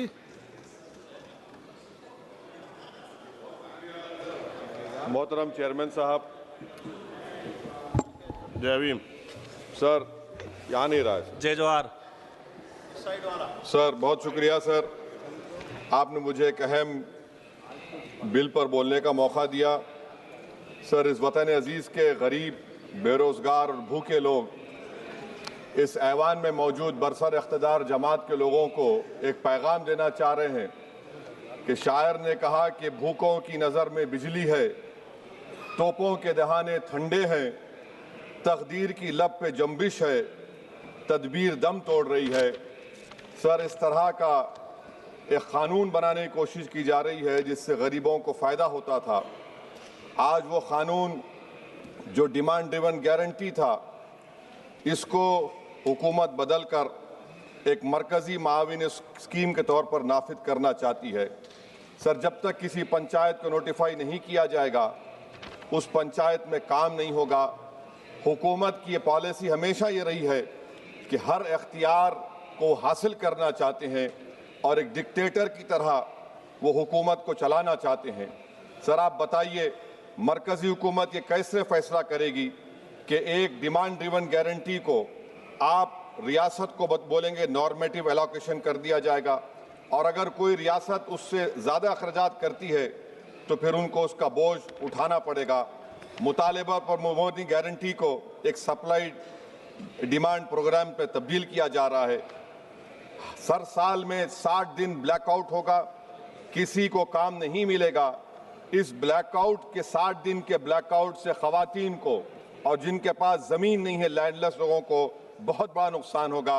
ये क़ानून अगर बनेगा तो ज़मींदार खुशियाँ मनाएंगे और गरीब उस ज़मींदार के रहमो करम पर रहेगा। सर आप बताइए, 90% जिसमें इजरत, मटीरियल लागत और इंतज़ामी अखराजात मरकज़ी हुकूमत को बर्दाश्त करना पड़ता था, आज 90 से 60% कर दिया गया और 40% रियासती हुकूमत पर यह बोझ डाल दिया गया। मकसद एक ही है कि उस कानून को कत्ल कर दिया जाए, ख़त्म कर दिया जाए। कौन सी ऐसी भारत में रियासत है जिसके पास पैसे है, बताइए आप। मार्च के महीने में हर रियासत अपना बजट बनाएगी, कौन सी रियासत के पास पैसा है? तो ये मालूम हो रहा है कि सरकार गरीबों के खिलाफ है, गुर्बत का खात्मा नहीं करना चाहती। सर आधार और डिजिटल निज़ाम, आप जानते हैं कि मजदूर की उंगलियों के निशानात नहीं मिलते क्योंकि वो गरीब इतनी मेहनत करता है कि उसके निशान मिट जाते हैं। तो बायोमेट्रिक ऑथेंटिकेशन की बात होती है। सर जुलाई 2025 में NSS की रिपोर्ट है कि बायोमेट्रिक से नुकसान हो रहा है।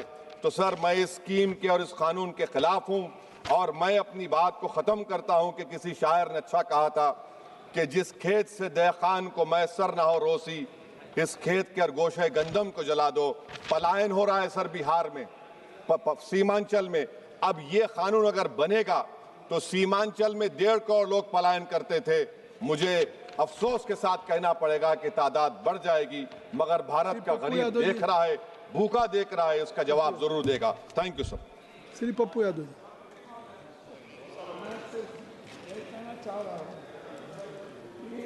ये जो बिल है ये मैक आप ये जो बोलिए, बिल है, ये बिल की- माइक ऑटोमेटिक है, इसको माइक आ खत्म नहीं जाएगा। किया गया, इसकी हत्या कर दी गई। आप चिंता न करिए। मैं सिर्फ आपसे यह कहना चाहूँगा कि ये बिल जो 60 सालों के बाद भारत के गरीब और आम आदमी, खेतीहर मजदूर, बंधुआ मजदूर, बटाईदार, किसानों के लिए, खास तौर पर जहां सबसे ज़्यादा अप्रवासी मजदूर है, पलायन है, वो बिहार का 3 हिस्सा जगह है। खास तौर पर सीमांचल है, कोसी है, मिथिलांचल है, जहां लगभग 4 करोड़ लोग बाहर रहते हैं। ऐसी परिस्थितियों में भारत में जब पंचायती राज व्यवस्था राजीव गांधी जी ने शुरुआत की थी, अंतिम व्यक्ति, सबसे ज़्यादा पंचायती राज व्यवस्था पर हमला लगातार कोई ना कोई राज, कोई ना कोई केंद्र की सरकार करती जा रही है, जिसमें गांव में जो प्रधान है या ब्लॉक प्रमुख है, उस सिस्टम पर बिल्कुल पदाधिकारियों का राज बैठाया जा रहा है।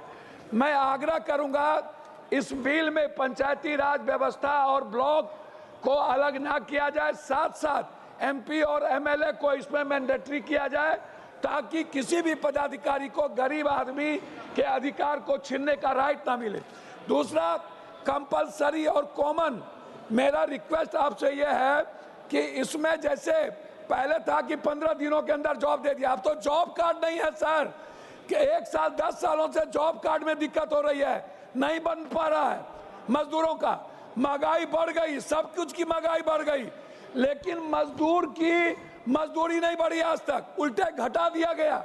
जब कोविड आया तो मजदूरों की मजदूरी घटा दी गई, कानून ला करके घटाया गया, फिर उसको नहीं बढ़ाया गया। तो मेरा आग्रह आपसे इस बात को लेकर के है अध्यक्ष जी कि आप हमें इस बात को संरक्षित करें। देश के 120 करोड़ गरीब लोग हैं, 20 करोड़ के पास घर नहीं है, लगभग 85 करोड़ लोगों को 5 किलो अनाज मिलता है। फिर आप 40% कह रहे हैं कि राज्य सरकार देगा, वो राज्य सरकार 40% कहां से देगा?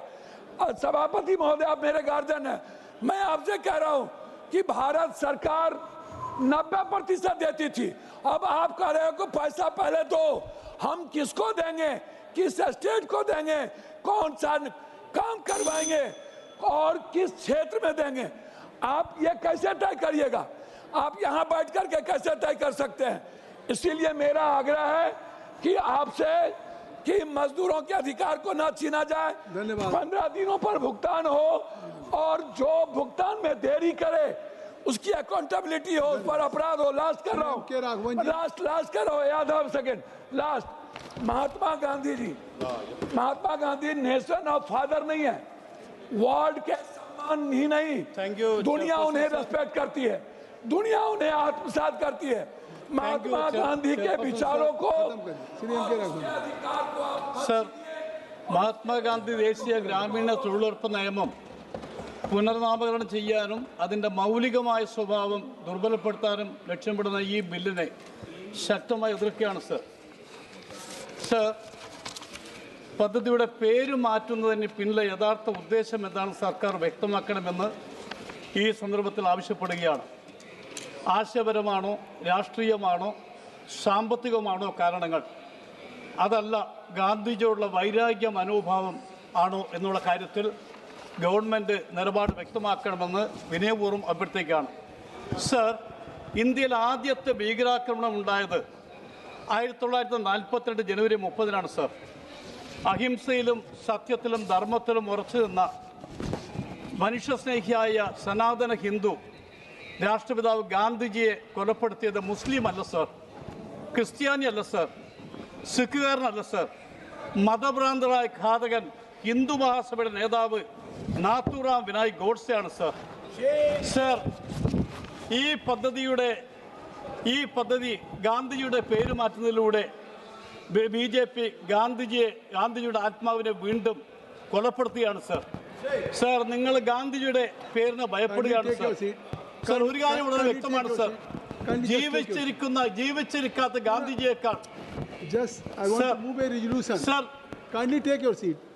सर, अगर सदन की सहमति हो तो फिलहाल सदन को 12 बजे तक के लिए बढ़ा दिया जाए। धन्यवाद।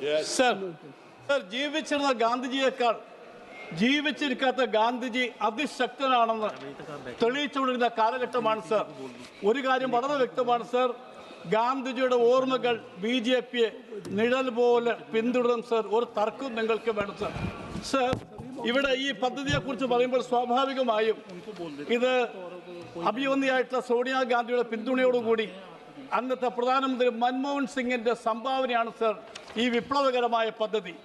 അതുമാത്രമല്ല സർ, 20 വർഷമായി കോടിക്കണക്കിന് ഗ്രാമീണ കുടുംബങ്ങൾ ഉപജീവന മാർഗം ഉറപ്പുവരുത്തിയ പദ്ധതിയാണ് സർ.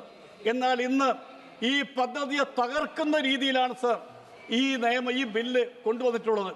തൊഴിൽ നൽകാൻ കഴിയാത്ത പക്ഷം സർക്കാർ നിയമപരമായി ഉത്തരവാദിയാകണമെന്ന വ്യവസ്ഥയാണ് ഈ നിയമത്തിൻ്റെ കാതൽ. പക്ഷേ എന്നാൽ പുതിയ ബില്ലിൽ ഈ അവകാശ സ്വഭാവം ഇല്ലാതാക്കിയിരിക്കുന്നു sir.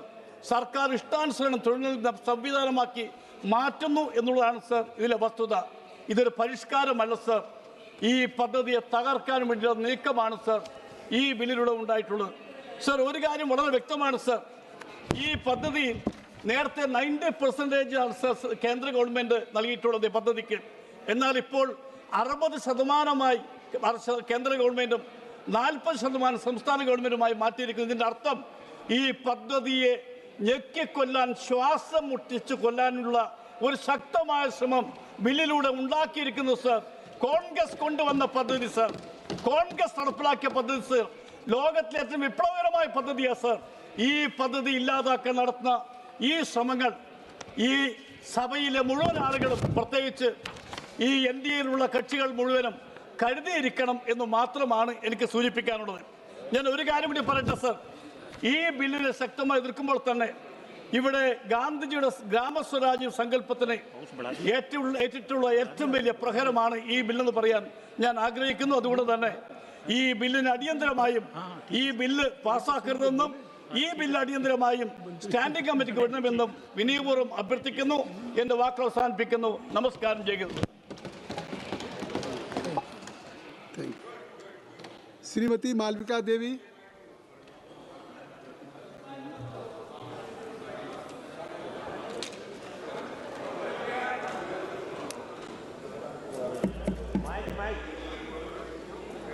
No, start. I rise today to speak in strong support of the Viksit Bharat Guarantee for Rozgar and Ajivika Mission Bill 2025, a bill that does not merely speak of employment, but restores dignity to labour, hope to villagers, and justice to aspirational India. Speaker, sir, for decades our villages have supplied labour to cities, but development has retained stuck at the city gates. This bill dares reverse this injustice. रोजगार शहरों का ही अधिकार नहीं है, गांव का भी अधिकार है. आज मोदी जी की सरकार ने यह कर दिखाया है. आज रो बिल कोलाहांडी और नुआपरा लोको वासी लागी मोदी जी तरफ आशीर्वाद अच्छी जितने धन्यवाद करले कम अच्छी. Employment where people live, not forced migration. Speaker, sir, the biggest tragedy of rural India is not poverty alone, it is forced migration. Young people forced to leave their homes, their parents, their land, not by choice but by compulsion. Kalahandi, Nuapara people are well aware of this. The VBG Ramji promotes local employment and generation, hires industries to hire from nearby Gram Panchayats. Majburi ka palayan Rashtra ke liye kabhi bhi labdhayak nahi hota. This bill clearly says jobs should reach people, not the other way around. We are now giving 125 days of wage employment, which is a guarantee. Under Section 5, it guarantees 100 days instead of 100 days of employment. Priority to local youth, a moral and economic imperative. Speaker, sir, where industries are set up on local land, using local resources, is it not fair, is it unfair that local youth gets the first opportunity? This bill ensures preference to local candidates. Skill linkage programs align with industries. Zameen गांव की, संसाधन गांव का, तो नौकरी भी गांव के युवा की. जमीन गांव रू, संसाधन गांव रू, तो चाकरी भी मोर कोलाहंडी और नुआपरा लोग को लगी. VBG Gramji connects skill training directly to employment, mandates placement-linked skilling, creates district-wise skills planning. रोजगार सिर्फ वादा नहीं, जिम्मेदारी है, जिसे मोदी जी की गवर्नमेंट निभा रही है. It creates partnership and not exploitation. VBG Ramji ensures that states can notify a pause period of about 60 days during sowing and harvesting, which is the biggest blessing for the people of Kalahandi and Nuapara. As during sowing and harvesting seasons, people do not get workers for their farms. Poor farmers have to take loans and hire machines for it. Thank you again to Modi ji for thinking of our farmers. It mandates Section 6 mandates a notified pause of up to 60 days. This bill tells the youth, our rural youth, you're not forgotten. Your birthplace is not your limitation. Your future does not lie only in migration. This bill strengthens aspirational and backward districts like Kalahandi and Nuapara. Again, बहुत धन्यवाद मोदी जी के कोलाहंडी और नुआपरा वासी तरफ to. Special focus on aspirational districts is given in this screen. Most important, Speaker sir, इस सदन में विधेयक के नाम को लेकर विनम्रता से ही कहूंगी, विपक्ष की तरफ से बहुत निरर्थक आपत्ति जताई गई है. ये सदन लोकतंत्र का मंदिर है. महात्मा गांधी के स्वप्न था ग्राम स्वराज. विकसित भारत जी राम जी विधेयक बापू के इस स्वप्न को साकार करता है. अपनी वाणी को विराम कर देने से पहले जरूर कहना चाहूंगी, महात्मा गांधी स्वयं राम भक्त थे और 125 दिन, सर एक सेकेंड, 125 दिन की गारंटी विधेयक राम राज्य के इस स्पर्श को पूरा करती है और विकसित भारत की ओर नींव रखती है. विपक्ष को ये समझाना चाहती हूँ कि राम की जो विरोध कर. माननीय सभापति जी बहुत बहुत धन्यवाद. मैं आज इस सदन में सरकार द्वारा लाए गए बीबीजी राम जी बिल 2025, जिसे विकसित भारत गारंटी फॉर रोजगार एवं आजीविका मिशन बिल का नाम दिया गया है, उसका विरोध करने के लिए खड़ा हुआ हूं. महोदय, ये बिल सीधे नहीं बल्कि पिछले दरवाजे से मनरेगा को कमज़ोर और समाप्त करने का प्रयास है. विकसित भारत का जो चित्र दिखाया जा रहा है उसमें गरीब, किसान, मजदूर की तस्वीर गायब है. मनरेगा कोई साधारण योजना नहीं थी मानवर, बल्कि काम मांगने पर काम पाने का कानूनी अधिकार था, जो गांधी जी ने ग्रामीण स्वावलंबन के विचार पर आधारित था. आज सरकार नाम बदलकर 125 दिन का वादा कर रही है, लेकिन सच्चाई ये है कि जब आज तक औसतन 50 से 55 दिन का काम मिल पाया है, तो 125 दिन का वादा सुनकर गांव के मजदूर अभी से पूछने लगे हैं कि काम मिलेगा या सिर्फ कैलेंडर बदला जाएगा. सभापति महोदय, मनरेगा में मजदूरी का भार अभी तक 90% केंद्र सरकार पर था और 10% राज्य सरकारें उठाती थी. आज 60-40 का फार्मूला लाया गया है. इसका सीधा अर्थ जो गरीब राज्य हैं, बिहार है, झारखंड है, उड़ीसा है, मानवर आप भी उत्तर प्रदेश हैं, इन पर अतिरिक्त बोझ पड़ेगा, आर्थिक दबाव रहेगा. ये राज्य कहाँ से ये खर्च उठा पाएंगे? मैं जानना चाहता हूँ, गरीब राज्यों की जेब काटकर भारत कैसे विकसित बनेगा? ये संघीय ढांचे की भावना के विरुद्ध है. महोदय, मनरेगा में महिलाएं, दलित, आदिवासी को सम्मान और आत्मनिर्भरता मिलती थी. आज ग्राम सभा, सामाजिक ऑडिट और विकेंद्रीकरण की जगह सब कुछ नौकरशाही के हाथों में दिया जा रहा है. डिजिटल व्यवस्था हो रही है, लेकिन जहां नेटवर्क ही नहीं है, जहां ऐप ही नहीं चलेगा, ऐसा ना हो कि मजदूर ज़मीन में काम तो कर रहा हो लेकिन सर्वर में उसका नाम खो जाए. मनरेगा ने तालाब, सड़क संरक्षण और हरियाली दी. नई योजना में पर्यावरण और टिकाऊ संपत्ति का कोई स्पष्ट दृष्टिकोण नहीं है. सभापति महोदय, समस्याएं थी मनरेगा में फंड की देरी, निगरानी की कमी, लेकिन सुधार की जगह पूरी योजना का नाम बदल देना समाधान नहीं है. नाम बदलने से ना रोजगार बढ़ता है, ना भूख मिटती है. ये सिर्फ राजनीति दिखावा है. महोदय, मनरेगा को ख़त्म करने से इस विनाशकारी कदम पर का हम पुरजोर विरोध करते हैं और आपसे एक अपील है कि मानवर मजदूरी पर ध्यान दीजिए. 234 रुपया अभी मजदूरी है. 234 रुपया में 50 से 55 दिन काम मिलता है. अगर आपको 125 दिन काम देना है और बदलना ही है तो 500 मजदूरी करिए और 125 दिन पूरे काम दीजिए. अगर 125 दिन भी हम काम देते हैं तो साल भर में मजदूर को 62,500 रुपया मिलता है, जो सिर्फ 5,200 रुपया महीने होता है. आज की जो स्थिति है 234 रुपया में अगर हम 125 जोड़ें 125 दिन का काम जोड़े तो उसे सिर्फ 2,500 रुपया मिलता है। तो माननीय मेरा आपसे निवेदन है आपके माध्यम से कि सरकार इस पर ध्यान दे। बहुत बहुत धन्यवाद। அவைத் தலைவர் அவர்களே, இன்றைய தினம் 2 பெரும் துயரங்களை இந்த அரசு இந்திய நாட்டு மக்களின் மீது சுமத்தி இருக்கிறது. ஒன்றிய அரசினுடைய திட்டங்கள் பல இருந்தாலும் அரசினுடைய நிதி கடைக்கோடி இந்தியனின் கைக்கு நேராக போய் சேரும் என்றால் அது மகாத்மா காந்தி வேலை வாய்ப்பு உறுதி திட்டம்தான். இன்றைக்கு அதனை நீங்கள் தட்டி பறித்திருக்கிறீர்கள். ஏழைகளினுடைய புன்னகையை பறித்துவிட்டு இன்னொரு பக்கம் பல ஆயிரம் கோடி ரூபாய்கள் புழங்குகிற அணுசக்தி துறையை கார்ப்பரேட்டுகளுக்கு தூக்கி வழங்கியிருக்கிறீர்கள். 2 பெரும் துயரத்தை இந்த அவையிலே இருந்து இன்றைக்கு நீங்கள் இந்த நாட்டுக்கு செய்திருக்கிறீர்கள். ஒரு பக்கம் ஏழைகளினுடைய வேலை வாய்ப்புக்கான பயோமெட்ரிக் கைரேகை கட்டாயம் என்று சொல்கிறீர்கள். இன்னொரு பக்கம் பேரழிவை உருவாக்குகிற தனிமங்களையும் கனிமங்களையும் பயன்படுத்துகிற கட்டற்ற சுதந்திரத்தை கார்ப்பரேட்டுகளுக்கு வழங்கியிருக்கிறீர்கள். இது மிகப்பெரிய கொடுமை. யோசித்து பாருங்கள். இதுவரை வேலை உரிமை திட்டமாக இருந்தது மகாத்மா காந்தி வேலை உரிமை திட்டம். வேலை உரிமையை பறித்து விட்டீர்கள். உரிமை என்றால் உங்களுக்கு பிடிக்காது. அதை பறிப்பதை மட்டுமே முழு நேர தொழிலாக இந்த அரசு வைத்திருக்கிறது. வேலை திட்டம் நலத்திட்டமாக சேவை திட்டமாக அதை மாற்றிவிட்டீர்கள். இத்தனை ஆண்டு காலம் இந்த திட்டம் இருந்ததால் இந்தியாவினுடைய பொது சொத்து உயர்ந்தது, நிலத்தடி நீர் உயர்ந்தது, நகர்மயமாக்கல் குறைந்தது, பட்டியலின மக்கள், பழங்குடிகள், பெண்கள், மாற்றுத்திறனாளிகளுடைய வாழ்வு மிகப்பெரிய அளவுக்கு ஒரு மாற்றத்தை உருவாக்கியது. இதை அனைத்தையும் தகர்த்து விட்டீர்கள். ஒரே திட்டம் இன்றைக்கு நீங்கள் கொண்டு வந்திருக்கிற இந்த சட்டம் 4 பெரிய தாக்குதல்களை உருவாக்கி இருக்கிறது.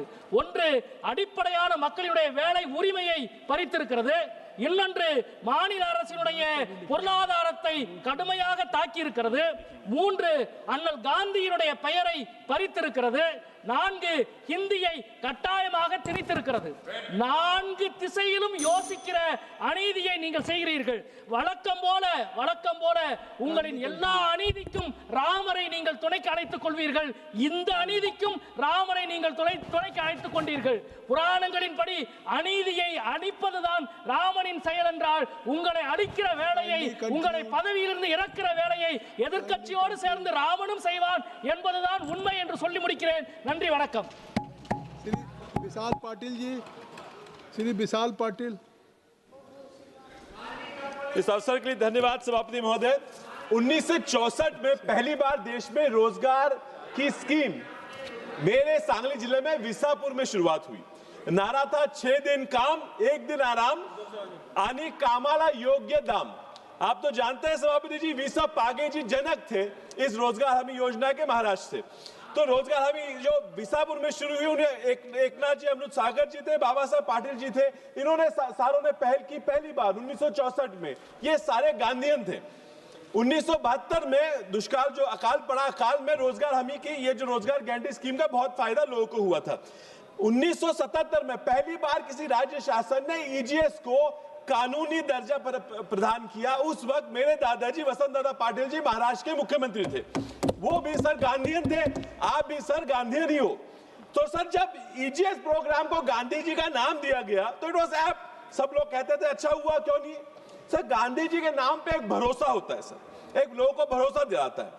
तो सब लोग समझते हैं सरकार की जिम्मेदारी है, गांधी जी का नाम है। सर आपके मेरे जेब में जो पैसा उस पर भी गांधी जी का फोटो है, उससे भरोसा मिलता है, ताकत मिलती है। सर जब अभी तो इन्होंने गारंटी को राम भरोसे छोड़ दिया। सर हमें राम जी का नाम देने में कोई आपत्ति नहीं। सर आपत्ति क्यों? रोज सुबह हम राम जी का नाम लेकर शुरुआत करते हैं, पर शायद राम जी इनके साथ नहीं है, नहीं तो 400 पार का नारा सही होता, गलत नहीं ठहरता। Sir the right to livelihood has been considered as part of right to life under article 21। It's denying means of livelihood, denying life itself. So the Universal Declaration of Human Rights and International Covenant on Economic, Social and Cultural Rights, both of which India has acceded to, recognize the right to work. So in 2011, the United Nations released a global assessment report praising the NREGA and asked, I'm finishing very soon, so I won't take too much of your time. Sir ये मनरेगा ही था जो 2008 में 2020 के corona में इस देश की अर्थव्यवस्था का सपोर्ट किया। चलिए क्यों बदलना चाहते हैं इस एक्ट को? महात्मा जी का नाम क्यों इसमें से निकालना चाहते हैं? Sir I will just, because you want me to conclude with shortage of time, I will just want 2-3 point and I will finish them without. Sir the problem distressing problem bill is खंड 4-5 कहता है कि centre निर्णय करेगा कि कौन राज्य कितना काम मिलेगा। सर खंड 5 कहता है कि सेंटर निर्णय करेगा कौन से गांव में योजना लगाई जाएगी। सर डिमांड हो तो काम एक गारंटी मनरेगा में है, डिमांड पे काम था, अब आपने बता दिया डिमांड पे नहीं होगा, सेंटर तय करेगा। सर आज ये बिल हमें गारंटी खत्म करने का बिल हो गया है sir. That's why in clause 22(2) the funding pattern has change. Suddenly you are telling the state government, और उसकी स्थिति पता नहीं कि आप 40% देंगे, मुझे नहीं लगता ये हो पाएगा। आपने मुझे इस पर बोलने के अवसर दिया, इसके लिए मैं आपका बहुत बहुत शुक्रिया मनाता हूं। तारिक अनवर साहब, श्री तारिक अनवर साहब। धन्यवाद सभापति महोदय। आज मैं इस सदन में केवल एक सांसद के रूप में नहीं बल्कि गांधी जी के एक सच्चे अनुयायी के रूप में खड़ा हूँ। साथ ही साथ जो इस देश के करोड़ों लोगों की जो आस्था गांधी जी के प्रति है उनकी आवाज़ बनकर खड़ा हुआ हूँ। सभापति महोदय, सरकार इस संशोधन विधेयक को सुधार कह रही है, लेकिन देश जानना चाहता है राष्ट्रपिता महात्मा गांधी का नाम योजना से हटाना क्या ये सुधार है? आज सरकार की नीति और सरकार का एजेंडा स्पष्ट है। कारपोरेट को छूट, गरीब को चुप्पी और मजदूर को इंतज़ार। जो सरकार एक झटके में उद्योगपतियों के हज़ारों करोड़ माफ़ कर सकती है, उस गरीब मजदूर के 100 दिन की मजदूरी देने में परेशानी होती है। अध्यक्ष महोदय, जब मनरेगा लाया गया था उस समय यूपीए की सरकार थी, देश के प्रधानमंत्री डॉक्टर मनमोहन सिंह थे और यूपीए की चेयरपर्सन सोनिया गांधी थी, और उस योजना को लाने के पीछे उद्देश्य था कि ये योजना कागजी नारों पर नहीं ज़मीन पर रोज़गार देती है। ये योजना भीख नहीं काम देती है, और ये योजना गरीब को आत्मसम्मान देती है। इस सरकार को आत्मसम्मान से डर लगता है। सभापति महोदय, आज हालत ये है कि मनरेगा मजदूर काम करता है, पसीना बहाता है, लेकिन मजदूरी महीनों नहीं मिलती है। मैं पूछना चाहता हूँ, क्या ये मजबूरी है या सरकारी साजिश है? अगर किसी उद्योगपति का भुगतान देर से हो जाए तो सरकार आधी रात को बैठक बुला लेती है, लेकिन गरीब मजदूर के लिए चुप्पी और बहाने तलाश करती है।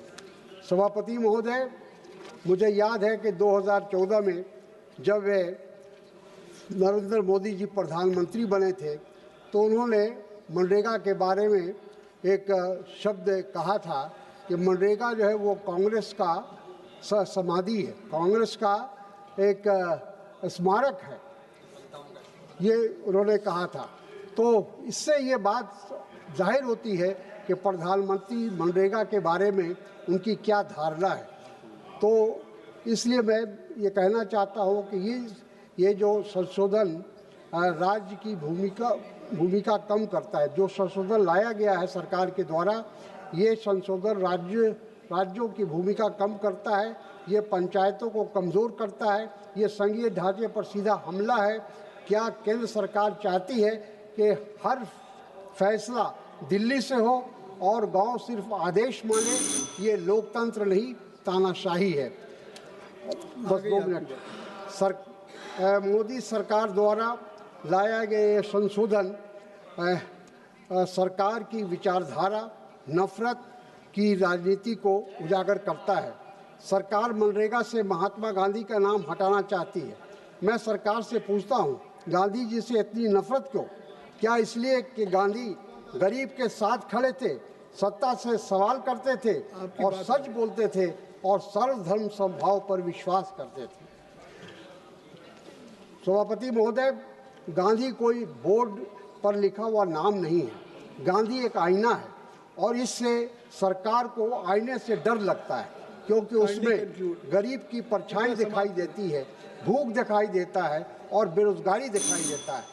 गांधी जी का नाम हटाने की कोशिश असल में गरीब को राजनीति से हटाने की कोशिश है। आखिर में संविधान कहता है राज्य नागरिकों को रोजगार देगा, सरकार कहती है बजट नहीं है। संविधान कहता है सामाजिक न्याय और सरकार कहती है प्राथमिकता नहीं। धन्यवाद। तो सवाल सीधा है, सरकार संविधान के साथ है या उसके खिलाफ? धन्यवाद। श्री हेमंत सबरा जी।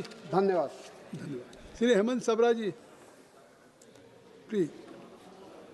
Thank you, Speaker sir, for giving me this opportunity on Viksit Bharat Guarantee for Rozgar and Ajivika Mission, VBG Ramji. Manrega focused on the goal to enhance the livelihood security. The new bill aimed to promote empowerment, growth, convergence, and saturation for the prosperous and resilient rural Bharat. It includes water security through water-related work, core rural infrastructure, livelihood-related infrastructure, special work to mitigate extreme weather event will be the thematic focus. It will also facilitate adequate farm labor availability during the peak agriculture seasons. माननीय अध्यक्ष महोदय, प्रधानमंत्री श्री नरेंद्र मोदी यांचे ऐतिहासिक विधेयक आहे आणि त्यांनी जे प्रत्यक्षात सांगितलेले 2047 पर्यंत विकसित भारत बनवायचा आहे, त्या विकसित भारतामध्ये या विधेयकाचं योगदान अनन्यसाधारण असणार आहे. अनेक वैशिष्ट्यपूर्ण याच्यामध्ये या विधेयकामध्ये आहेत. हे विधेयक आपण जर बघितले तर 100 दिवसाचं जे वेतन होतं त्यात 125 दिवसाचं मिळणार आहे. 25 दिवस एक्स्ट्रा मिळणार आहेत. मला कळत नाही की विरोधक याचं काय विरोधक करतायत. याचा अर्थ ते मजुरांना विरोध करतायत, त्यांचा लाभाला विरोध, त्यांच्या जे वेतन मिळतं आहे त्याला सुद्धा विरोध करतायत. जे आता 15 दिवसानंतर वेतन मिळणार होतं ते आता आठवड्यावर आलेलं आहे आणि त्यासाठी नवीन टेक्नॉलॉजीचा वापर करण्यात येणार आहे.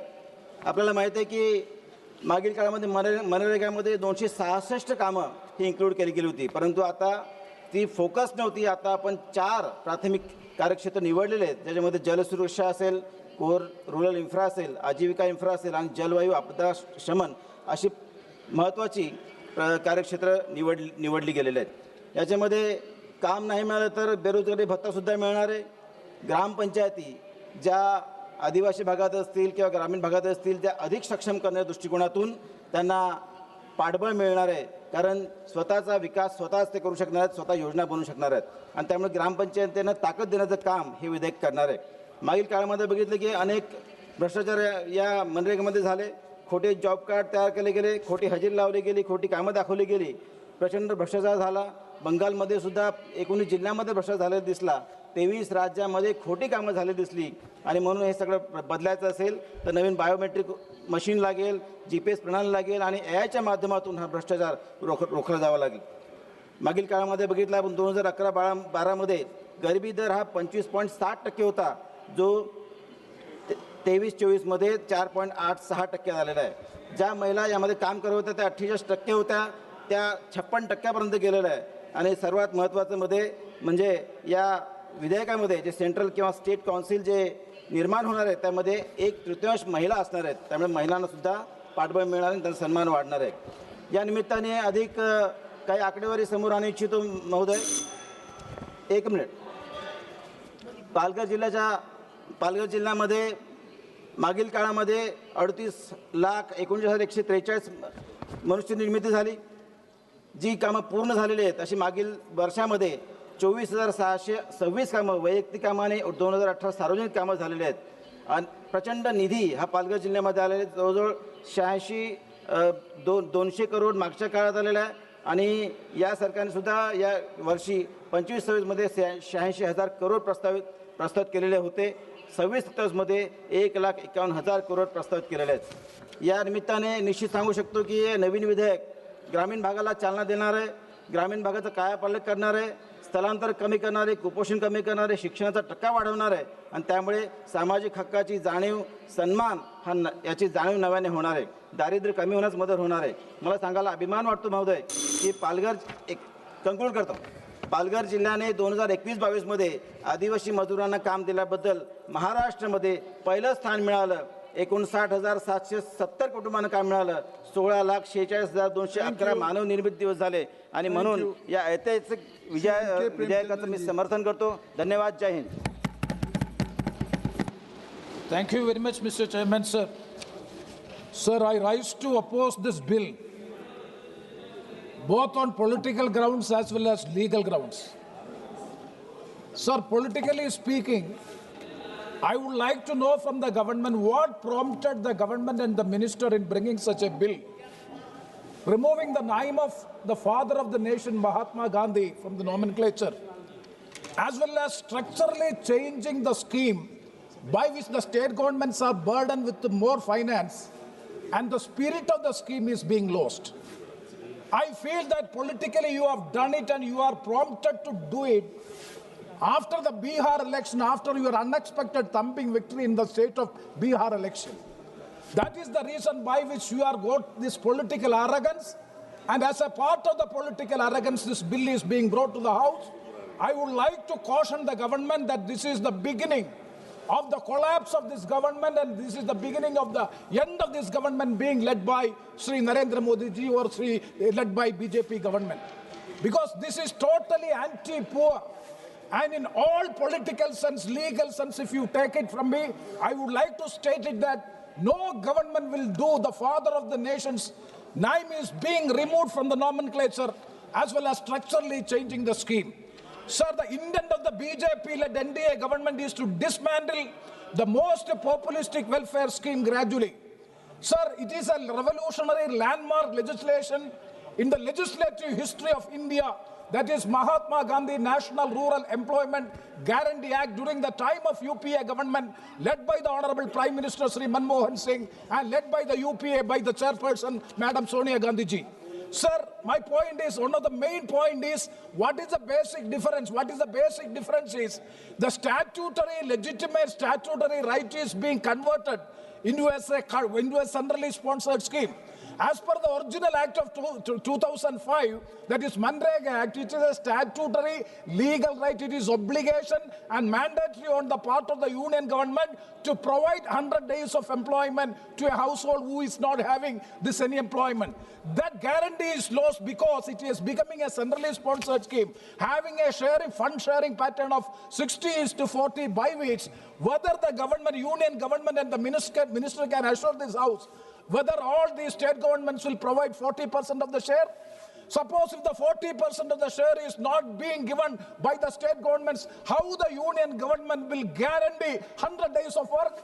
Kindly explain and assure this house that union government is giving a guarantee of 125 days of work without without consulting the state governments, without having any consensus among the state governments. Unilaterally, the government of India is bringing a legislation that is a job guarantee legislation, Manrega legislation is being drastically changed. I will. So the second point is, this is a demand-driven project, and this demand-driven project is also being drastically changed. And further, I would like to say that the demand-driven project in the says this is just like the annual normatic allocation of the budget will be provided to the state government, and the state government has to make a scheme on this. What is the difference? There is nothing special, nothing unique. It is just like that of a centrally sponsored scheme. That is why I am saying that this legislation is the first step towards dismantling the Manrega scheme, this employment guarantee scheme that will be adversely affecting lakhs and lakhs of women, marginalized people, section of the people of the society. So I kindly appeal to the government. Sir, 1 second, let me cite an example from my constituency. My constituency is the Kashi capital of India. Downtrodden SC, ST, Dalit, OBC people are there. 95% of the workers in the cashew industry is women. All the cashew factories are closed, 90%. They are getting wages out of this. They are not committing suicide only because of the Manrega. So please don't dismantle this Manrega. So please withdraw the bill. This is my humble submission with these words. I conclude and I strongly oppose the bill. Thank you very much. सभापति महोदय धन्यवाद। विकसित भारत और रोजगार आजीविका के लिए guarantee mission ग्रामीण विधेयक जो सरकार लेकर आई वीबी जी राम जी बिल 2025, मैं मेरी चर्चा की शुरुआत एक प्रश्न के माध्यम से करना चाहता हूं जो कई माननीय सदस्यों ने किया। आखिरकार आपने महात्मा गांधी जी का नाम क्यों हटाया? आज देश में एक ही चर्चा है कि भारत सरकार महात्मा गांधी राष्ट्रीय ग्रामीण रोजगार गारंटी अधिनियम 2005 को निरस्त करने का प्रयास कर रही है। समझ मोदे, जब नरेगा चालू हुआ देश के अंदर 2005 के अंदर और उसके बाद इसका नाम मनरेगा किया और निश्चित रूप से गाँव से पलायन रुक गया था, कई गांव खाली हो रहे थे, लोग कमा के खाने के लिए बाहर जाने लग गए थे। बहुत बड़ा फायदा इस नरेगा से आम आदमी, गरीब आदमी और ग्रामीण क्षेत्रों के अंदर, इसमें कोई दो राय नहीं। लेकिन अचानक से जो आप ये बिल लेके आए, कहीं न कहीं इस बिल के पीछे वास्तविकता क्या है, ये बहुत सोचने वाली बात है। मैं आपके माध्यम से मंत्री जी को कहना चाहता हूँ कि देश के कई मजदूर संगठनों ने इस बिल को लेकर कड़ी आपत्ति व्यक्त की है। दशकों के निरंतर संघर्षों के माध्यम से मजदूर द्वारा हासिल किए गए लोकतांत्रिक और संवैधानिक अधिकारों के पीछे धकेलने का प्रयास तो कहीं आप नहीं कर रहे हैं। ये देश की जनता आपसे आश्वासन चाहती है, जब आप मंत्री जवाब दें। समझ में ये विधेयक संविधान की भावना का उल्लंघन करता है, 73वें संविधान संशोधन को कमजोर करता है और सामाजिक व आर्थिक न्याय की मूल अवधारणा पर प्रहार करता है, क्योंकि ये शक्ति को मजदूरों, ग्राम सभाओं, राज्यों से छीनकर केंद्र सरकार के हाथों में केंद्रित करता है। स्थानीय स्तर से योजना बनाने की प्रक्रिया को हटाकर एक पहले से तय केंद्रीकृत राष्ट्रीय ग्रामीण अवसंरचना स्टेट पर आधारित प्राथमिक प्रणाली लागू करना 73वें संविधान संशोधन भावनाओं को कमजोर करता है। इसलिए मंत्री महोदय जवाब दे तो इस पर सरकार का स्पष्ट करना आप जरूर सर। आप किसान हितैषी हैं, पूरा देश जानता है कि आप यहाँ बैठे तो निश्चित रूप से किसान का हित नहीं होने देंगे। ये देश आज से इस योजना के समय जब आपका जवाब आए तो पूरा देश देखेगा। मंत्री महोदय, कानूनी रोजगार की पहले गारंटी थी 100 दिन का, इसके अंदर क्या आप कर रहे हो? 125 दिन की बात जरूर कर रहे हो, लेकिन आप ये भी कह रहे हो कि रोजगार का हक केंद्र सरकार के बजट और नियोजन पर निर्भर होगा, न कि स्वतः लागू होगा। मैं तो कह रहा हूँ 125 बढ़ाकर 200 दिन आप करो, और निश्चित रूप से राज्यों पर हालात का लागत का बोझ बढ़ेगा। मनरेगा के तहत मजदूरी का 100% सामग्री लागत 75% वहन करने की जिम्मेदारी केंद्र सरकार की होती है। व्यवहार में इसका अर्थ है कि केंद्र और राज्यों के बीच खर्च का अनुपात लगभग 90-10 रहता है, लेकिन बीबी जी राम जी विधेयक की धारा 22(2) में कहा गया है कि केंद्र सरकार और राज्य सरकारों के बीच निधि साझा करने का अनुपात उत्तर पूर्वी राज्यों, हिमालयी राज्यों और केंद्र शासित प्रदेशों उत्तराखंड, हिमाचल प्रदेश, जम्मू कश्मीर के 90-10 होगा, और बाकी जो राज्य हैं उनमें आप 60-40 करोगे। मंत्री महोदय, 60-40 अगर कोई करेगा 40% राज्य नहीं खर्च करेगा, क्योंकि पहले से ही आप जो राज्यों के अंदर नरेगा के काम हुए, जिलों में हुए, अभी भी बहुत सा भुगतान हर राज्य का बाकी दिल्ली के अंदर अटका हुआ है, तो क्यों राज्य इस योजना को लागू करेगा? तो धीरे धीरे योजना स्वतः ही समाप्ति को चली जाएगी। इसका भी आप विशेष रूप से जब आप जवाब दें तो इसको क्लियर आप करें। समझ महोदय, नई व्यवस्था में प्रावधान न केवल राज्यों पर भारी वित्तीय बोझ डालता, बल्कि गरीब राज्यों और राज्यों पर भी मंत्री जी ने नोट कर लिया। एक मिनट, असमान रूप से असर डालता है, जहां से बड़ी संख्या में लोग रोजगार के पलायन करते हैं, जिन्हें ग्रामीण रोजगार की सबसे अधिक जरूरत है। इस बिल को लाकर राज्यों में जो आर्थिक बोझ आप डाल रहे हैं उसके अंदर आप ऐसा काम नहीं करें। काम देने का लचीला समय मजदूरों के हित में नहीं। इसके अंदर 60 दिन आपने लिखा है कि नए बिल में कृषि बुआई कटाई जैसे मुख्य मौसम के अंदर 60 दिन का आप नहीं रखेंगे, तो वो एक चिंता की बात है। एक मिनट, समझ महोदय, मेरा एक आग्रह था, एक मिनट के अंदर मेरे सुझाव है सर इसके अंदर, कि ये नरेगा का जो काम हो रहा है, इस नरेगा के काम के अंदर 60-40 का रेशियो वहाँ पे होता है। भाई 60-40 का जो रेशियो पंचायतें करती है उनको उस हिसाब से सैंक्शन निकलती है। भारी भ्रष्टाचार नरेगा कामों को देखने का मिलता है। मेरी मांग है कि दिशा की कमेटी का चेयरमैन आपने MP को बना रखा है, तो एक मिनट साहब, सुझाव तो नहीं, प्लीज एक मिनट। तो नरेगा के अंदर जिस तरह दिशा का चेयरमैन MP है, नरेगा की मॉनिटरिंग और नरेगा का सारा काम सांसद की अध्यक्षता में बनी कमेटी करे, ताकि अपने आप भ्रष्टाचार में दूसरी एक मिनट समाप्त तो करना सर, बहुत बड़ी बात आप विराजे, सुनो सर, आप विराजे आधे मिनट के अंदर। मैं आज ये था भाई सब लोग बैठ के रात तक इसको करना है। दूसरा सर, एक ये सांसद आदर्श ग्राम योजना मंत्री जी, ये आपने हमारे को दे दी और 5-5 गाँव हम चुनते हैं इसके अंदर, लेकिन MP लेड से हम कितना पैसा देंगे? आप 5 करोड़ रुपए जो दे रहे हो, एक सेकंड सर, समाप्त कर, एक सेकंड सर, बिल से संबंधित बात आ गई, एक सेकंड, 10 लाख रुपए आप इसके अंदर। धन्यवाद, हो गई बात, सुन लिया माननीय मंत्री चंद्रशेखर जी।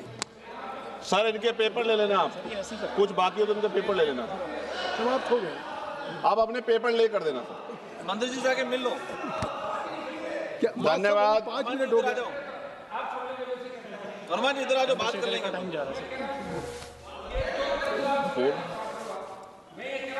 धन्यवाद सभापति जी।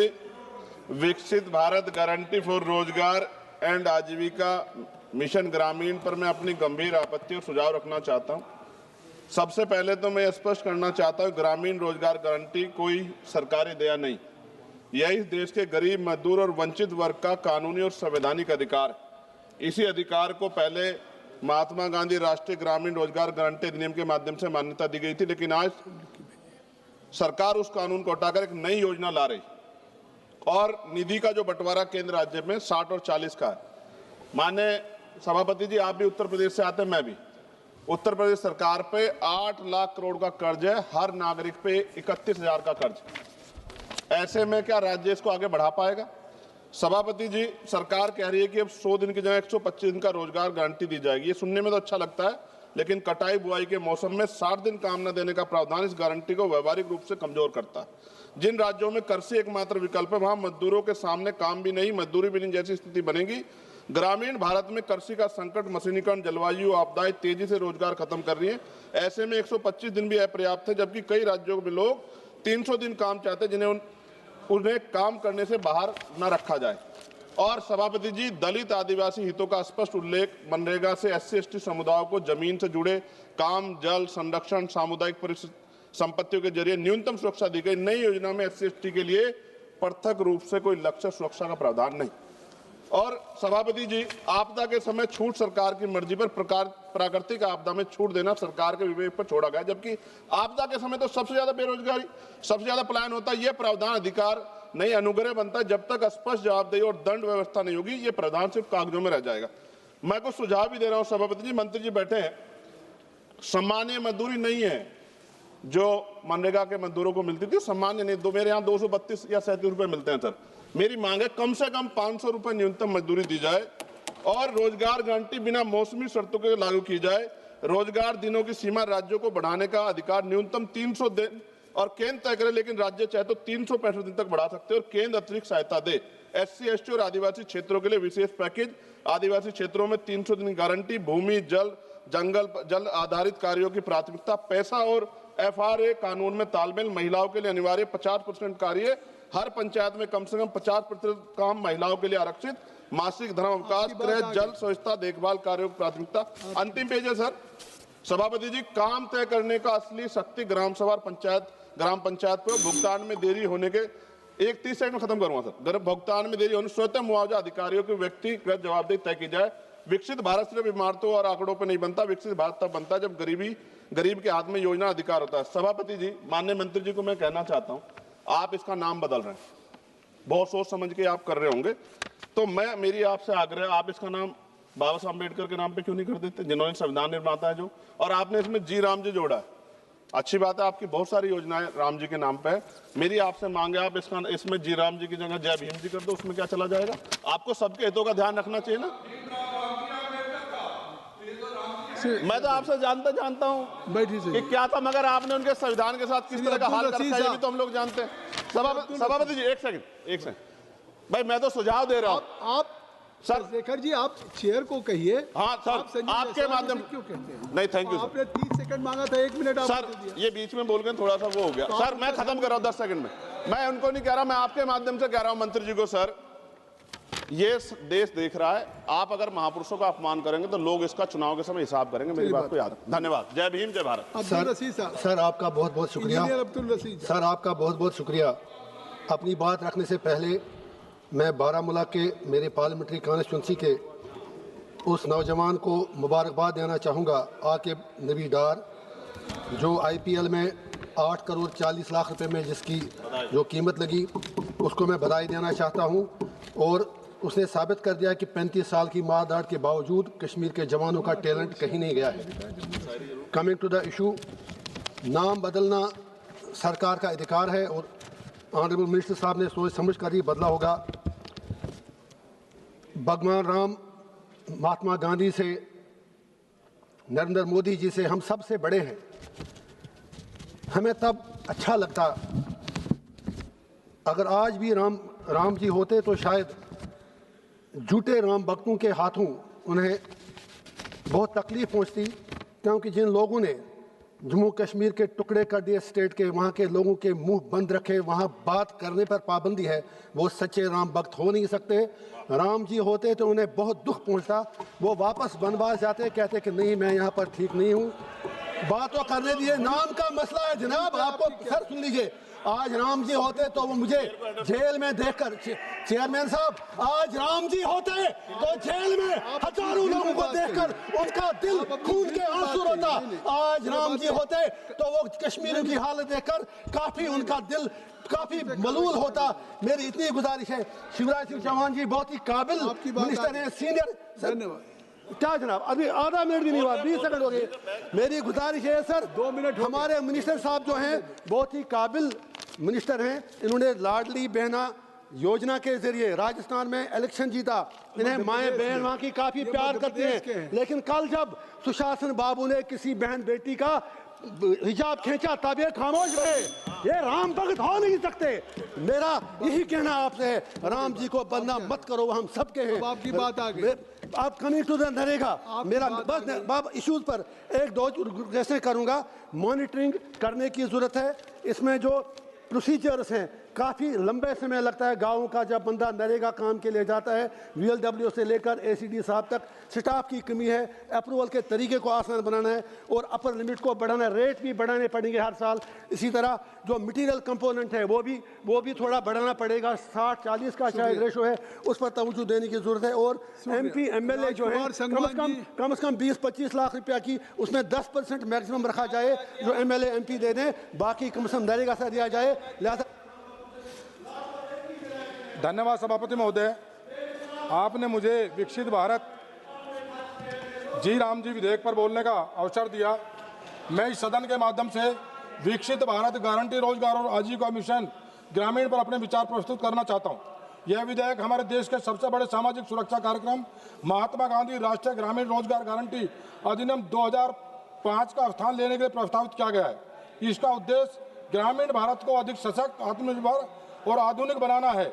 इस विधेयक के माध्यम से अब प्रत्येक ग्रामीण परिवार को 125 दिन का न्यूनतम मजदूरी रोजगार सुनिश्चित किया जाएगा, जो पहले 100 दिन था।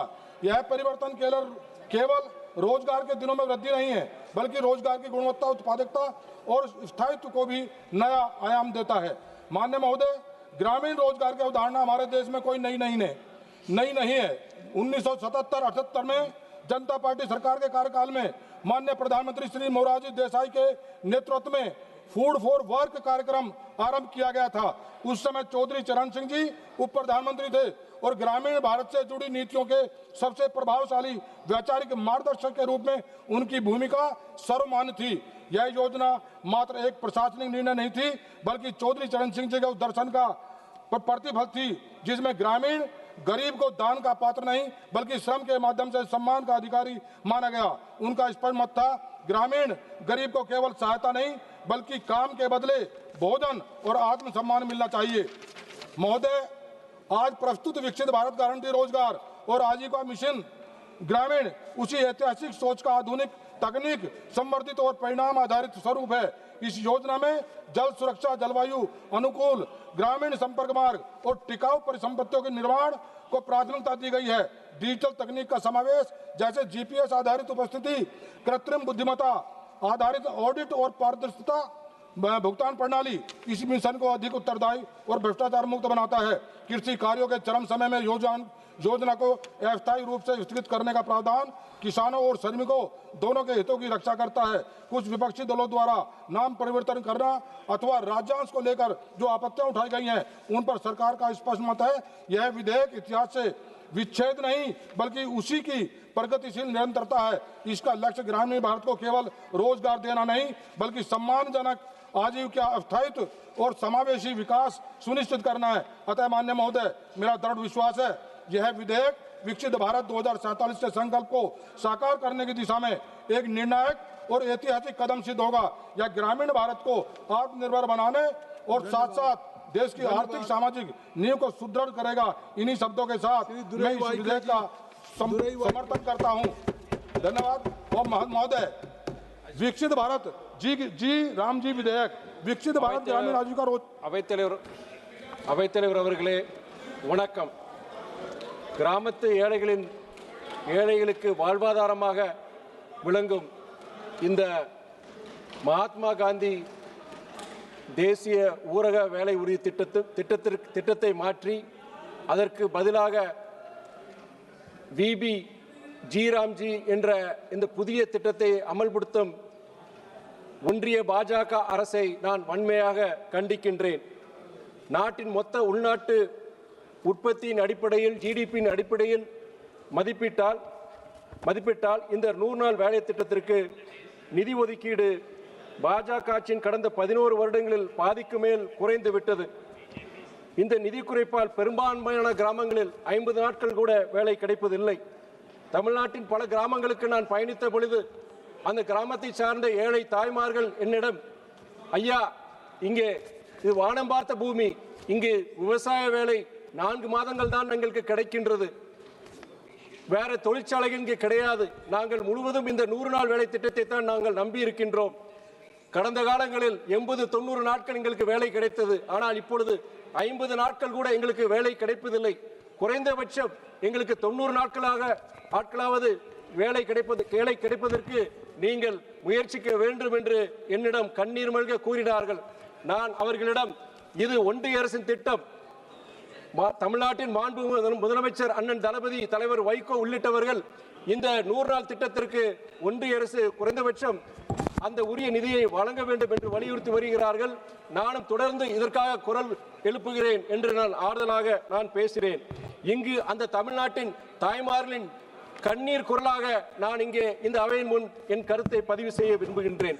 இந்த திட்டத்தின் பெயர் 100 நாள் வேலை திட்டம் என்றாலும் அந்த திட்டத்தில் 50 நாட்கள் கூட வேலையை வழங்க முடியாத இந்த சூழ்நிலையில் நான் இந்த புதிய திட்டத்தை அமல்படுத்துவதை நான் கண்டிக்கின்றேன்.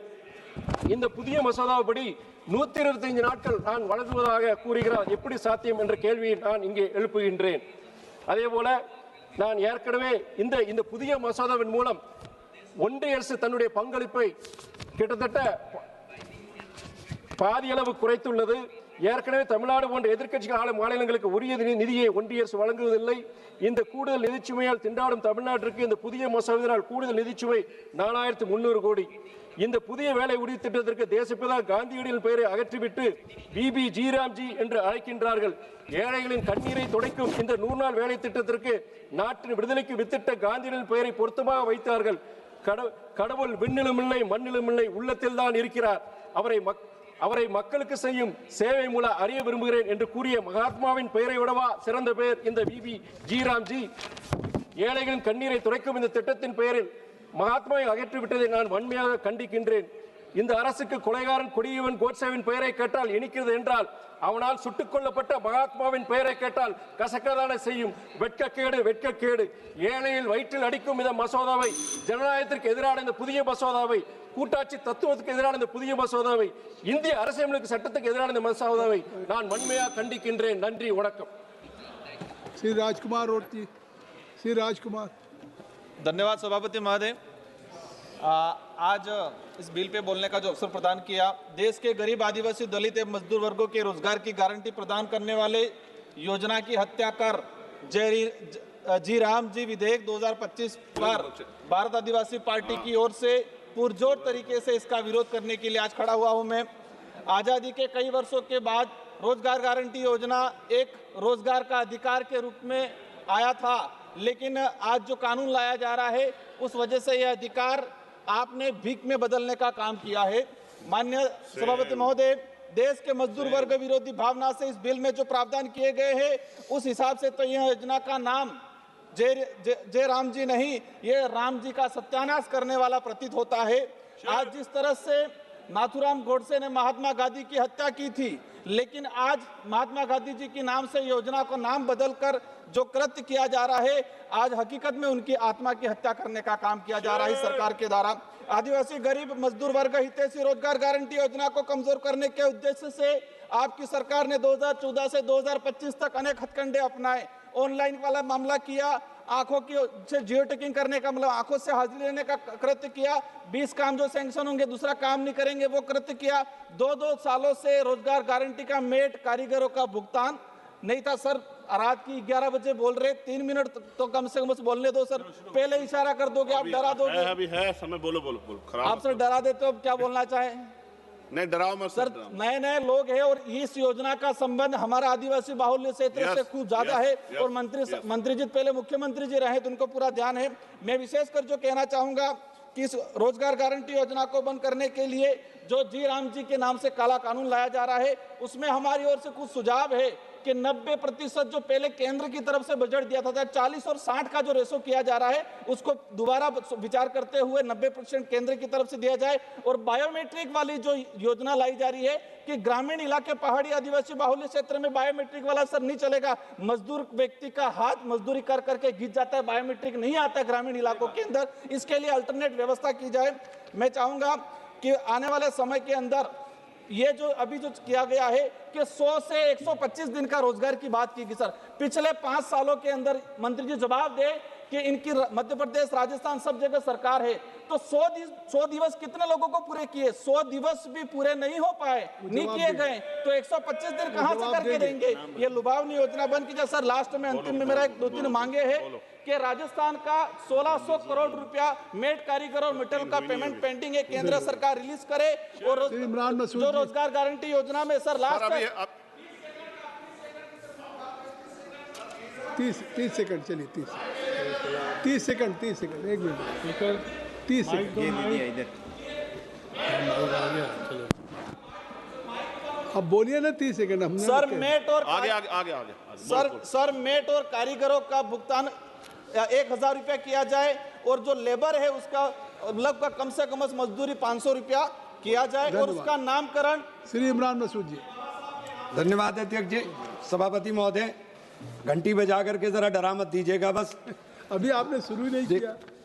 मान्यवर, आज मैं जिस विषय के ऊपर बोलने के लिए खड़ा हूं वो रोजगार का कोई विकल्प नहीं, रोटी का सवाल है। और ये मनरेगा एक योजना नहीं थी, भूख, कर्ज और मजबूरी के खिलाफ हमारी नेता सोनिया जी के विचारों का, डॉक्टर मनमोहन सिंह जी के नेतृत्व में एक ऐसी योजना को दिया गया मनरेगा के माध्यम से जो अंतिम छोर पर बैठे हुए गरीब आदमी के घर के अंदर दिया जलाने का काम कर सके। मान्यवर, इसका नाम बदलने से कुछ नहीं होगा। वीवीजी राम जी, राम है कण कण में, राम है हर भारतवासी के मन में। राम ने प्रभु राम ने छबरी के झूठे बेर खाकर गरीबों को सम्मान दिया।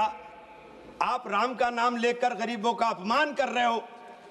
आप इस योजना को फलीता लगाकर इसकी जो स्थिति आप देख लीजिए, केंद्र और राज्य के बीच खर्च का अनुपात बदलकर पूरी योजना का खर्च आपने राज्यों पर डाल दिया और राज्यों की स्थिति इतनी खराब है कि आप उत्तर प्रदेश के अंदर 1485 करोड़ रुपए मजदूरी की मद में और 1202 करोड़ रुपया सामग्री की मद में अभी भी लंबित है। और इस स्थिति में अगर रहेगा तो उत्तर प्रदेश के अंदर 3000 करोड़ रुपया प्रतिवर्ष अगर 60-40 पर आप करेंगे तो प्रतिवर्ष आएगा और 4 वर्षों में 15,000 करोड़ की यह धनराशि हो जाएगी, जो ना होगी, ना ये योजना चलेगी, ना गरीब को फायदा मिलेगा। इसी तरह बिहार में 1013 करोड़ रुपए, राजस्थान में 625 करोड़ रुपए, महाराष्ट्र में 505 करोड़ रुपए और सामग्री मद में तो इससे अधिक स्थिति खराब है। महाराष्ट्र में 1456 करोड़ रुपए, बिहार में 873 करोड़ रुपए। और अगर ये 60-40 का अनुपात रहा तो मध्य जी ये बिहार के अंदर 9000 करोड़ रुपए और वेस्ट बंगाल के अंदर लगभग 5000 करोड़ रुपया अतिरिक्त, 2 मिनट मान्यवर, अतिरिक्त बोझ पड़ने का काम होगा। इस परिस्थिति के अंदर ये योजना जिस मकसद के लिए लाई गई थी वो अपने परवान नहीं चढ़ पाएगी। इस योजना का मकसद महिलाओं को सशक्त करना था। महिलाओं के पास जब पैसा नहीं होता तो सबसे ज्यादा फर्क उनके बच्चों की शिक्षा पर पड़ता था। इस योजना के बंद होने से या इस योजना के कमजोर होने से महात्मा गांधी का वो सपना कि देश के अंदर अंतिम छोर पर बैठे हुए व्यक्ति के घर के अंदर दिया जल सके, उसको फलीता लगाने का काम कर दिया। आपने जिस राम राज की कल्पना की, ये राम राज, राम का नाम लेकर जो आप बोलते हो, ये राम राज नहीं है कि गरीब के घर के अंदर आप दिया बुझाने चले हो। आपका बहुत बहुत धन्यवाद, आपने मुझे बोलने के लिए।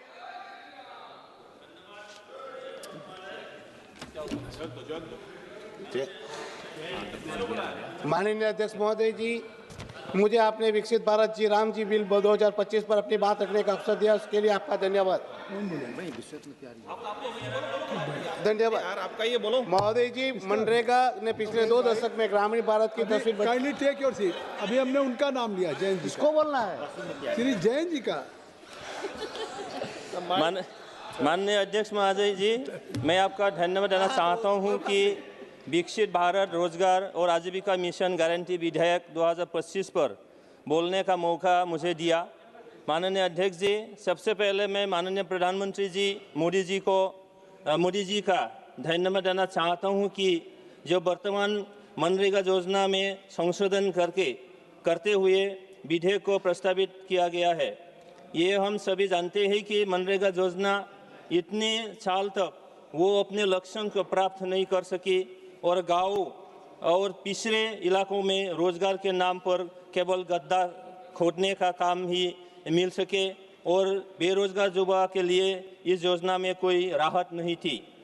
कुल मिलाकर देखा जाए तो केंद्र सरकार अब मनरेगा के तहत ग्रामीणों को सिर्फ रोजगार तक सीमित न रखने पर जोर दे रही है और नए विधेयक से ऐसे मॉडल की स्थापना करने की तैयार कर रही है जिससे गांव के स्तर पर विकास कार्यों की दिशा तय हो। विकसित भारत विजन के अंतर्गत ग्रामीण रोजगार गारंटी का आधुनिकीकरण, ये विधेयक भारत की ग्रामीण रोजगार व्यवस्था को विकसित भारत 2047 के लक्ष्य के अनुरूप बनाता है। बीते 20 वर्षों के अनुभव के आधार पर इसमें रोजगार के साथ टिकाऊ परिसंपत्ति निर्माण योजनाओं का आपसी समन्वय और परिणाम आधारित विकास को जोड़ा गया है।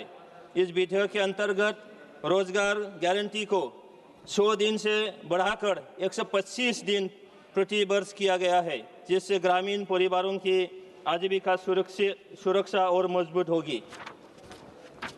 मैं माननीय प्रधानमंत्री जी का तहे दिल से धन्यवाद देना चाहूँगा कि उन्होंने हमेशा की तरह उत्तर पूर्वी क्षेत्र का विशेष ख्याल रखते हुए 90-10% के आधार पर विकसित भारत रोजगार और आजीविका मिशन गारंटी विधेयक की संरचना की और मैं पूरे उत्तर पूर्वी क्षेत्र की ओर से इसके लिए उनका धन्यवाद देता हूँ। माननीय प्रधानमंत्री जी ने जब से कार्यभार संभाला है, उन्होंने हमेशा से उत्तर पूर्व को विशेष महत्व दिया है, जो कि पिछले सरकारों में नहीं होता था। यूपीए सरकार के समय कमजोर वित्तीय नियंत्रण के कारण धन का व्यय, फर्जी हाजिरी रजिस्टर और भुगतान में देरी जैसे समस्याएं सामने आई। ये वही प्रशासनिक कमजोरियां थी। इसके विपरीत इस विधेयक के अंतर्गत बनाई गई नई व्यवस्था जिम्मेदार खर्च, वित्तीय अनुशासन और परिणाम आधारित उपयोग को बढ़ावा देती है। साथ ही राज्य, जिला और ग्राम पंचायत स्तर पर कामों के बेहतर योजना और क्रमबद्ध क्रियान्वयन संभव होगा। कृपया समाप्त। सर, मैं समाप्त करता हूं, ताकि सार्वजनिक धन का उपयोग उत्पादक, पारदर्शी और टिकाऊ परिसंपत्तियों के निर्माण में हो सके। थैंक यू महोदय, आपने मुझे बोलने दिया। श्री धर्मवीर जी। कमाल।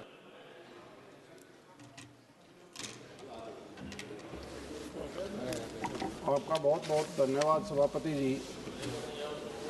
मैं विकसित भारत जी राम जी 2025 विधेयक के समर्थन में खड़ा हुआ हूँ। देखिए, इसका पहले नाम आज से 20 साल पहले सामने वाले लोगों ने नरेगा नाम लेके आए थे, लेकिन 4 साल के बाद इनका जब देखा कि 2009 का चुनाव है तो इसके आगे इन्होंने नाम महात्मा गांधी रख दिया। और क्योंकि बहुत सी खामियां थी उस कानून में, केवल रोजगार देने की बात तो कर ली, लेकिन स्कीम कोई नहीं थी। इतनी अड़चने थी काम करते वक्त कि जो इनका बजट था, आप 2005 से 14 का बजट देखोगे तो 32 या 33 हज़ार करोड़ से ज़्यादा कभी पैसा ये एक साल में खर्च नहीं कर पाए, बल्कि पैसा लैप्स होता था।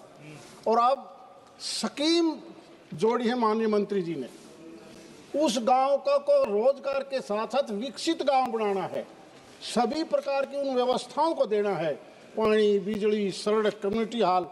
और जिन गांवों में कम्युनिटी कॉमन लैंड नहीं होती थी, रोजगार के लिए लड़का अप्लाई तो कर देता था, बेरोजगार, काम था नहीं, इसलिए बहुत बड़ा भ्रष्टाचार बढ़ा। और भ्रष्टाचार सारे देश के उन योजनाओं के अंदर देखना, वो जो टेनोर था इनका, 90% सरपंचों के ऊपर एफआईआर दर्ज हुई, पैसा सीधा खा गए। मैं सामने आज है नहीं हमारे सामने वो साथी, इन्हीं के लोगों ने, कांग्रेस के सांसदों ने डिमांड करी। एक जिला मेरे हरियाणा में था जहां 32 करोड़ रुपया फॉरेस्ट वाले भी खा गए और वो पैसा भी खा गए, और इंक्वायरी अब भी पेंडिंग पड़ी है। और केवल यही नहीं, अब ईमानदारी से बताइए, इन्होंने राम जी से नफरत तो है। हनुमान जी जब आप पास सुबह उठते हैं तो नहावा से जब भी राम राम, और बाहर लकड़ती भी एक दूसरे गला राम राम करा, और राम के नाम से भी नफरत। जिस प्रकार से माननीय मंत्री जी ये योजना लेके आए हैं, अमेंडमेंट करके ने, आप देखना उस गांव का पूर्ण रूप से सुधार होगा। और वो सारे काम, अभी पिछले दिनों हमारे हरियाणा में बाढ़ आई, हम बाढ़ का कोई भी काम, क्योंकि अधिकारी कह देते थे कि इस स्कीम में ये शामिल नहीं है, मनरेगा में ये शामिल नहीं है। और अब जो प्रावधान दिया है माननीय मंत्री जी ने, हम बांध से लेकर ड्रेनेज तक सारे के सारे काम उस योजना के तहत कर पाएंगे। गांव का पूर्ण विकास भी होगा और रोजगार भी मिलेगा। और मैं तो एक बात और कहना चाहता हूं, ये जो जब तक भागीदारी नहीं होगी, ये 40-60 का जो अनुपात किया, ये बहुत अच्छा कदम है, बल्कि इससे बढ़कर मेरी मंत्री जी से एक प्रार्थना सुझाव है कि 10% पैसा पंचायत के, ग्राम पंचायत को भी शामिल करके देना चाहिए, ताकि 10% पंचायत दें, 30% स्टेट का हो और 60% भारत सरकार का हो। वरना तो जो पैसा वो भारत सरकार से जाता है, उसके ऊपर ये लोग बांधते हैं तो ऊपर से पैसा है, बेशक लूट लो। और जब भागीदारी और साथ होगी तो उसका रिजल्ट सबसे अच्छा आता है। मेरी साथ में एक प्रार्थना, इसके अंदर जहाँ लेबर कंपोनेंट 60 है, वहाँ ये 50-50 मटेरियल और लेबर दोनों का अगर 50-50 करोगे तो जो योजनाओं में जितनी आपने स्कीम दी हैं, वो स्कीम भी पूरी तरह से लागू हो जाएंगी और एक बहुत विकसित गांव बहुत जल्दी बनेगा, जिसकी वजह से हम 2047 तक विकसित भारत बना सकते हैं। जय हिंद। श्री बलविंदर सिंह जी। ऑन कर दी। Thank you sir. सर पहले तो आपका बहुत धन्यवाद, आपने विकसित भारत जी राम जी पर मुझे बोलने का मौका दिया है। सर समझ नहीं आ रहा, पहले आज से कुछ साल पहले किसानों के खिलाफ एंटी फार्मर बिल आए और पूरे देश में एजिटेशन हुआ, क्योंकि किसानी खत्म हो रही थी और उसको फिर सरकार ने वापस लिया। आज सरकार ने मनरेगा को खत्म करने का जो निर्णय लिया है, मुझे लगता है ये बहुत खतरनाक हो सकता है। जो हमारा मजदूर है, अनस्किल्ड है, सबसे गरीब है, उसको बहुत बड़ी सोशल सिक्योरिटी थी। सर जब मनरेगा शुरू हुई सर, तो ऐसी हजारों कहानियां हैं जब गरीबों के घरों में मिठाइयां बांटी गई, दिवाली पहली बार मनाई गई। लेकिन अनफॉर्चुनेटली, हालांकि ऑनरेबल मिनिस्टर साहब बैठे, बतौर मुख्यमंत्री मुझे पता है मध्य प्रदेश में आउटस्टैंडिंग काम किया उन्होंने किसानों और मजदूरों के लिए। पता नहीं अब क्या मजबूरी है कि मनरेगा को खत्म करके, क्योंकि इसमें सेक्शन 4 जो कह रहा है, सेक्शन 6 जो कह रहा है कि 60 दिन पीक क्रॉप के जो पीक डेज हैं उस पर 60 दिन वो काम नहीं कर पाएगा, तो काम कब करेगा? इसी तरीके से सर फाइनेंस को लेकर, जब पहले बजट पर कोई कैपिंग नहीं थी सर, वो अनलिमिटेड बजट था, गरीबों को जितना काम करे उतना पैसा मिलता था। लेकिन अब जो प्रोविजन लाया गया अंडर सेक्शन 6 कि 90% की जगह है 60% सेंटर देगा, 40% सूबा देगा। सूबे तो सर ऑलरेडी उनके पास पैसा नहीं है, जीएसटी के माध्यम से सारा स्टेट का रेवेन्यू कलेक्ट होकर तो सेंटर को जा रहा है। स्टेट्स के पास तो आज बिल्कुल पैसा नहीं है। ऑनरेबल मेंबर बोल के गए हैं, अकाली दल बीजेपी के मिनिस्टर रहे, उन्होंने 5 बार मुख्यमंत्री रहे, 4 लाख का कर्जा तो पंजाब को इन लोगों ने दिया, अब हमको कह रहे हैं कि पैसा नहीं है। तो मेरा आपके माध्यम से आग्रह है, ऑनरेबल मिनिस्टर साहब भी बैठे हैं, कि जो फाइनेंशियल असिस्टेंस है वो पहले की तरह प्रोविजन जो पहले था 90% सेंटर स्पॉन्सर करे, 10% स्टेट उसमें भागीदार बने, वही रहना चाहिए। और एक सर बहुत जरूरी चीज है कि जो मनरेगा की मजदूरी है वो बहुत कम है। मेरा आपके माध्यम से आग्रह है कि जो मनरेगा के मजदूर है, हमारे गरीब लोग हैं, उनकी मिनिमम वेज जो है 500 रुपए होना चाहिए सर, और ये कंपलसरी होना चाहिए, और इसके लिए स्टेट को मदद करना चाहिए। इसी तरीके सर लास्ट सर मेरा आपके माध्यम से, क्योंकि इस विकसित भारत तभी बनेगा सर जब गांव मजबूत होगा और गांव का मजदूर और किसान मजबूत होगा, और गांव का किसान और मजदूर मजबूत नहीं होगा तो विकसित भारत नहीं बन पाएगा। इसलिए उनको सोशल सिक्योरिटी देना बहुत जरूरी है। इसलिए ये तमाम प्रावधान जो मैंने बताया उसमें अमेंडमेंट होनी चाहिए। धन्यवाद सर, आपने मुझे मौका दिया। माननीय सभापति जी, मैं शेर के साथ अपनी बात शुरू करना चाहता हूं कि कुछ ना कहने से भी छिन जाता है एजाज़े सुखन, कुछ ना कहने से भी छिन जाता है एजाज़े सुखन, जुल्म सहने से भी जालिम की मदद होती है। सभापति जी, मनरेगा ग्रामीण भारत की जान है। गाँव में बैठे आखिरी इंसान को रोजगार का हक देने वाली तारीखी योजना है। आज एक सोची समझी साजिश के तहत इस योजना को ख़त्म करने का काम किया जा रहा है। महात्मा गांधी जी का नाम हटाना सिर्फ नाम बदलना नहीं, बल्कि मजदूरों के अधिकार और बापू की विरासत पर हमला है। ये हमारी सामाजिक और संवैधानिक जिम्मेदारी को चुनौती देता है। ये योजना की सबसे बड़ी कामयाबी ये थी कि आज़ादी के 60 वर्ष के बाद भी पहली बार हुकूमत ने ये माना था कि अंतिम व्यक्ति को भी रोजगार मांगने का अधिकार है। ये या तो काम दो वरना मुआवजा दो।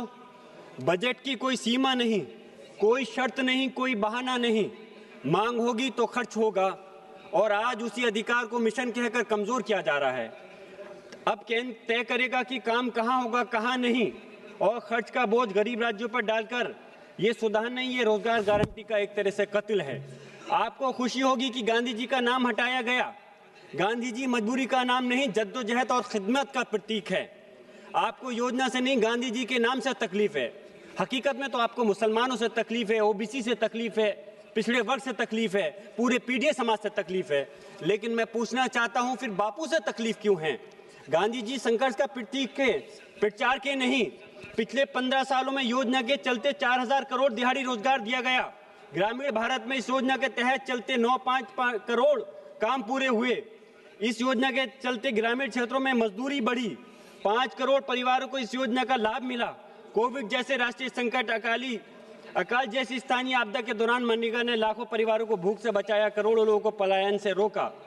मजदूर काम मांगते थे तो इस कानून के तहत सरकार 100 दिन का काम देती थी, लेकिन आज 125 दिन का काम देने की बात होती है, और पैसे 252 रुपए पर व्यक्ति।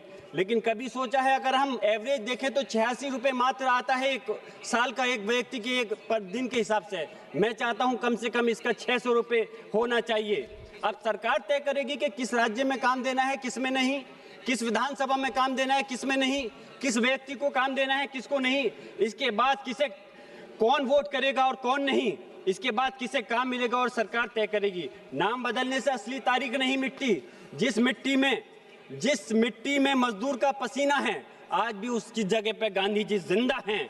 मैं इस सदन के माध्यम से कहना चाहता हूं, जो गांधी जी को सच में मानते हैं उन्हें इस विधेयक के खिलाफ खड़ा होना होगा। ये लड़ाई सिर्फ योजना की नहीं, देहात के मजदूर की गरिमा और लोकतंत्र की आत्मा की लड़ाई है। मैं खत्म कर रहा हूं माननीय सभापति जी।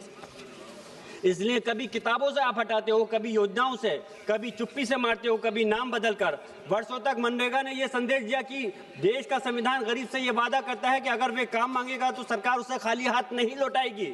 लेकिन आज कभी नेहरू हटाओ, कभी गांधी हटाओ, कभी इतिहास बदलो, कभी नाम बदलो, सरकार का आधा समय योजनाएं में बदलने में निकल जाता है। पोस्टर बदलने में निकल जाता है। ये गारंटी नहीं, फिर एक नया लॉलीपॉप है, यानी राज्यों पर 40% का अतिरिक्त बोझ। ये कैसा विकसित भारत है जहां केंद्र अपनी जिम्मेदारी राज्य सरकारों पर डालकर भाग जाता है। मैं अपनी बात खत्म कर रहा हूं। मैं पूछना चाहता हूं, क्या नाम बदलने से भूख बदल जाती है? क्या पोस्टर बदलने से पेट भर जाता है? हकीकत में नो फंड नो वर्क। गांव का मजदूर शब्दों की राजनीति नहीं समझता जनाब, वे बस इतना जानता है आज काम मिलेगा या नहीं और शाम को चूल्हा जलेगा या नहीं। मैं अपनी बात इस शेर के साथ खत्म कर रहा हूं कि आप गांधी जी के नाम से जलन है। ये धन्यवाद सभापति महोदय, आपने मुझे विकसित भारत जी राम जी विधेयक पर बोलने का अवसर दिया। मजदूर का खून चूसकर आप कुर्सी सजाते हो को बचाते हो। धन्यवाद। हिंदुस्तान जिंदाबाद। जियाउर रहमान साहब, मनरेगा में अकलियत के लोगों को काम मिल रहा है कि नहीं मिल रहा है? धन्यवाद सभापति महोदय, आपने मुझे विकसित भारत जी राम जी विधेयक पर बोलने का अवसर दिया। राम जी की चिड़िया, राम जी का खेत, खाओ मेरी चिड़िया भर भर पेट को चरितार्थ करते हुए देश में राम राज्य की संकल्प को साकार करने के लिए हर हाथ को काम मिले और प्रत्येक गांव का विकास हो। अब ग्रामीण परिवारों को रोजगार के लिए 100 दिन से बढ़कर 125 दिन यानी पहले से अधिक रोजगार देने के साथ 125 दिन की मजदूरी रोजगार की वैधानिक गारंटी का प्रस्ताव विकसित भारत जी राम जी के नाम से माननीय मंत्री जी ने प्रस्तुत किया है। मैं उसका समर्थन करता हूं, जो भारत को समृद्धि के मार्ग पर अग्रसर करेगा, जिससे भारत देश में लगभग 15.5 करोड़ जॉब कार्ड धारी लोग लाभान्वित होंगे, जिससे मेरे मध्य प्रदेश के ही लगभग 1 करोड़ जॉब कार्ड धारी ग्रामीण ग्रस्तों को जिनके वयस्क सदस्य अकुशल शारीरिक कार्य करने हेतु आगे आएंगे। अनेक लिए गए कानून से रोजगार की पूरी गारंटी मिलेगी, क्योंकि ये रोजगार देने की गारंटी देने वाला कानून बन रहा है, जिसका नाम वीबी जी राम जी रखकर राम राज्य की स्थापित करने के लिए एक कदम बढ़ाया है। अंतिम व्यक्ति भी सुखी हो, यही राम राज्य है। मान्यवर, ये तो स्वयं महात्मा गांधी जी की अवधारणा रही है, इसलिए मैं भी इस प्रस्ताव का समर्थन करता हूँ। मान्यवर, पहले की मनरेगा योजना में कई राज्यों में अनियमितताएं हुई, कोई स्थायी परिसंपत्तियों का निर्माण नहीं हुआ और यह योजना केवल पैसे बांटने की योजना तक ही सीमित रह गई।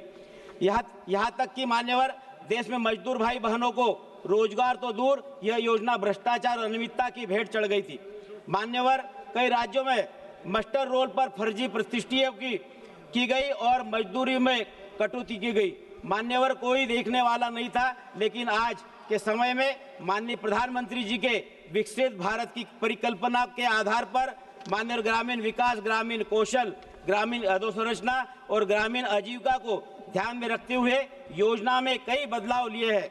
साथ ही पंडित दीनदयाल उपाध्याय जी की भी परिकल्पना थी कि देश का अंतिम व्यक्ति ही विकास का केंद्र हो, और महात्मा गांधी जी का सपना भी जहां पर हर व्यक्ति को सम्मान और आत्मनिर्भरता से जीवन यापन करने के लिए मनरेगा नहीं, अब वीबी जी राम जी यानी विकसित भारत गारंटी फॉर रोजगार एंड आजीविका मिशन ग्रामीण बिल 2025 आ रहा है, जो 125 दिन रोजगार देने की गारंटी दे रहा है।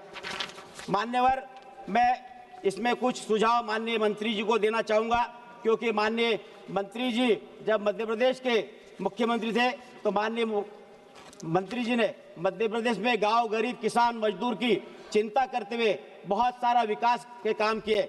मैं माननीय मंत्री जी को सुझाव देना चाहूँगा कि नवीन योजना अंतर्गत कृषि आधारित कार्यों की कार्य योजना बनाई जाना चाहिए। नवीन योजना अंतर्गत कृषकों की कृषि कार्यों की लागत कम करने के लिए लघु सीमांत श्रेणी से लेकर मनरेगा से मजदूर उपलब्ध कराते हुए निदाई, गुड़ाई, कटाई की कार्य योजना तैयार कराकर कृषकों को लाभान्वित किया जा सकता है। इससे कृषक, मजदूरों दोनों लाभान्वित हो सकेंगे। ग्रामीण विकास के समस्त योजना एवं निर्माण कार्यों का अभिसरण नवीन योजना से किए जाने का सुझाव मेरी ओर से है। नवीन योजना अंतर्गत भौगोलिक स्थिति अनुसार कृषि विभाग के अधिकारियों के साथ तकनीकी प्राक्कलन तैयार किए जाने का प्रावधान इसमें शामिल किए जाने हेतु मेरी ओर से सुझाव प्रस्तुत करता हूं। मैं देश के उन सभी ग्रामीण परिवारों की ओर से आपके माध्यम से माननीय प्रधानमंत्री मोदी जी, माननीय गृह मंत्री अमित शाह जी और माननीय हमारे ग्रामीण विकास मंत्री माननीय शिवराज सिंह चौहान जी को मेरे लोकसभा क्षेत्र की तरफ से भी बहुत बहुत धन्यवाद देना चाहता हूँ। भारत माता की जय। माननीय सदस्यगण घड़ी देख लें और 3 मिनट होते ही माइक बंद है। जिसको बोलना है वो सहमति दे, जिसको नहीं बोलना है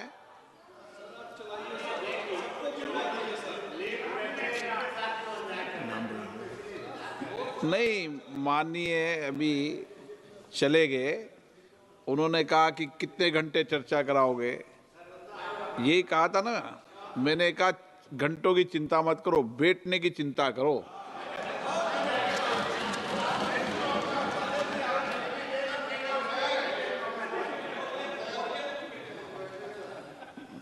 आप तो यहाँ बैठोगे ना आगे।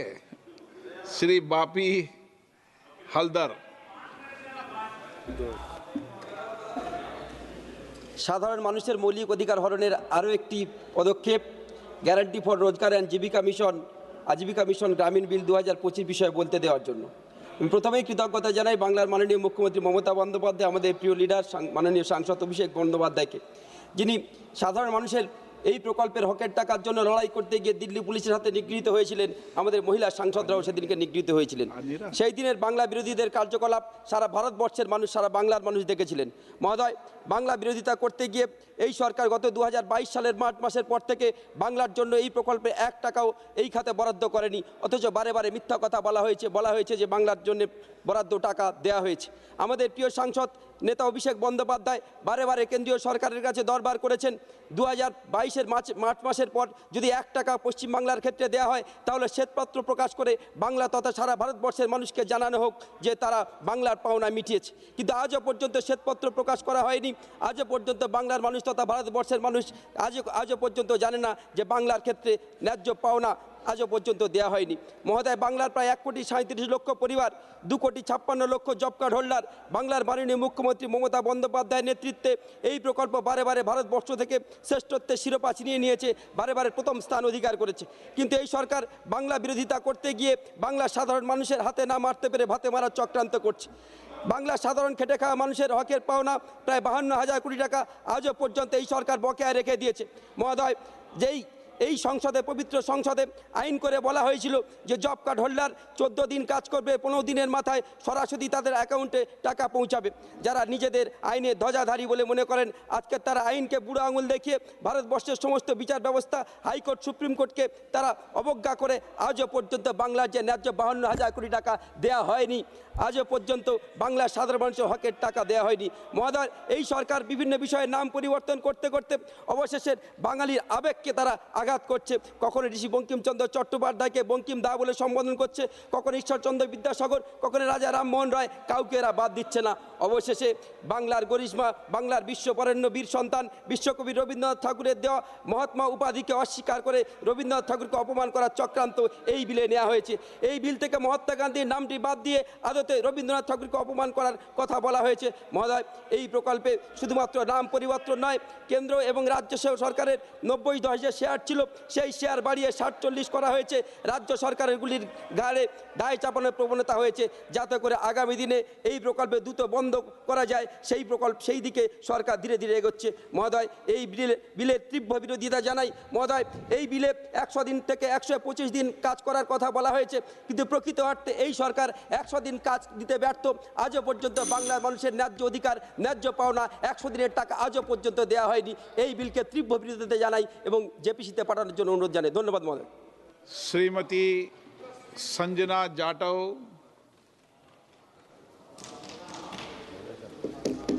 धन्यवाद अध्यक्ष महोदय, आपने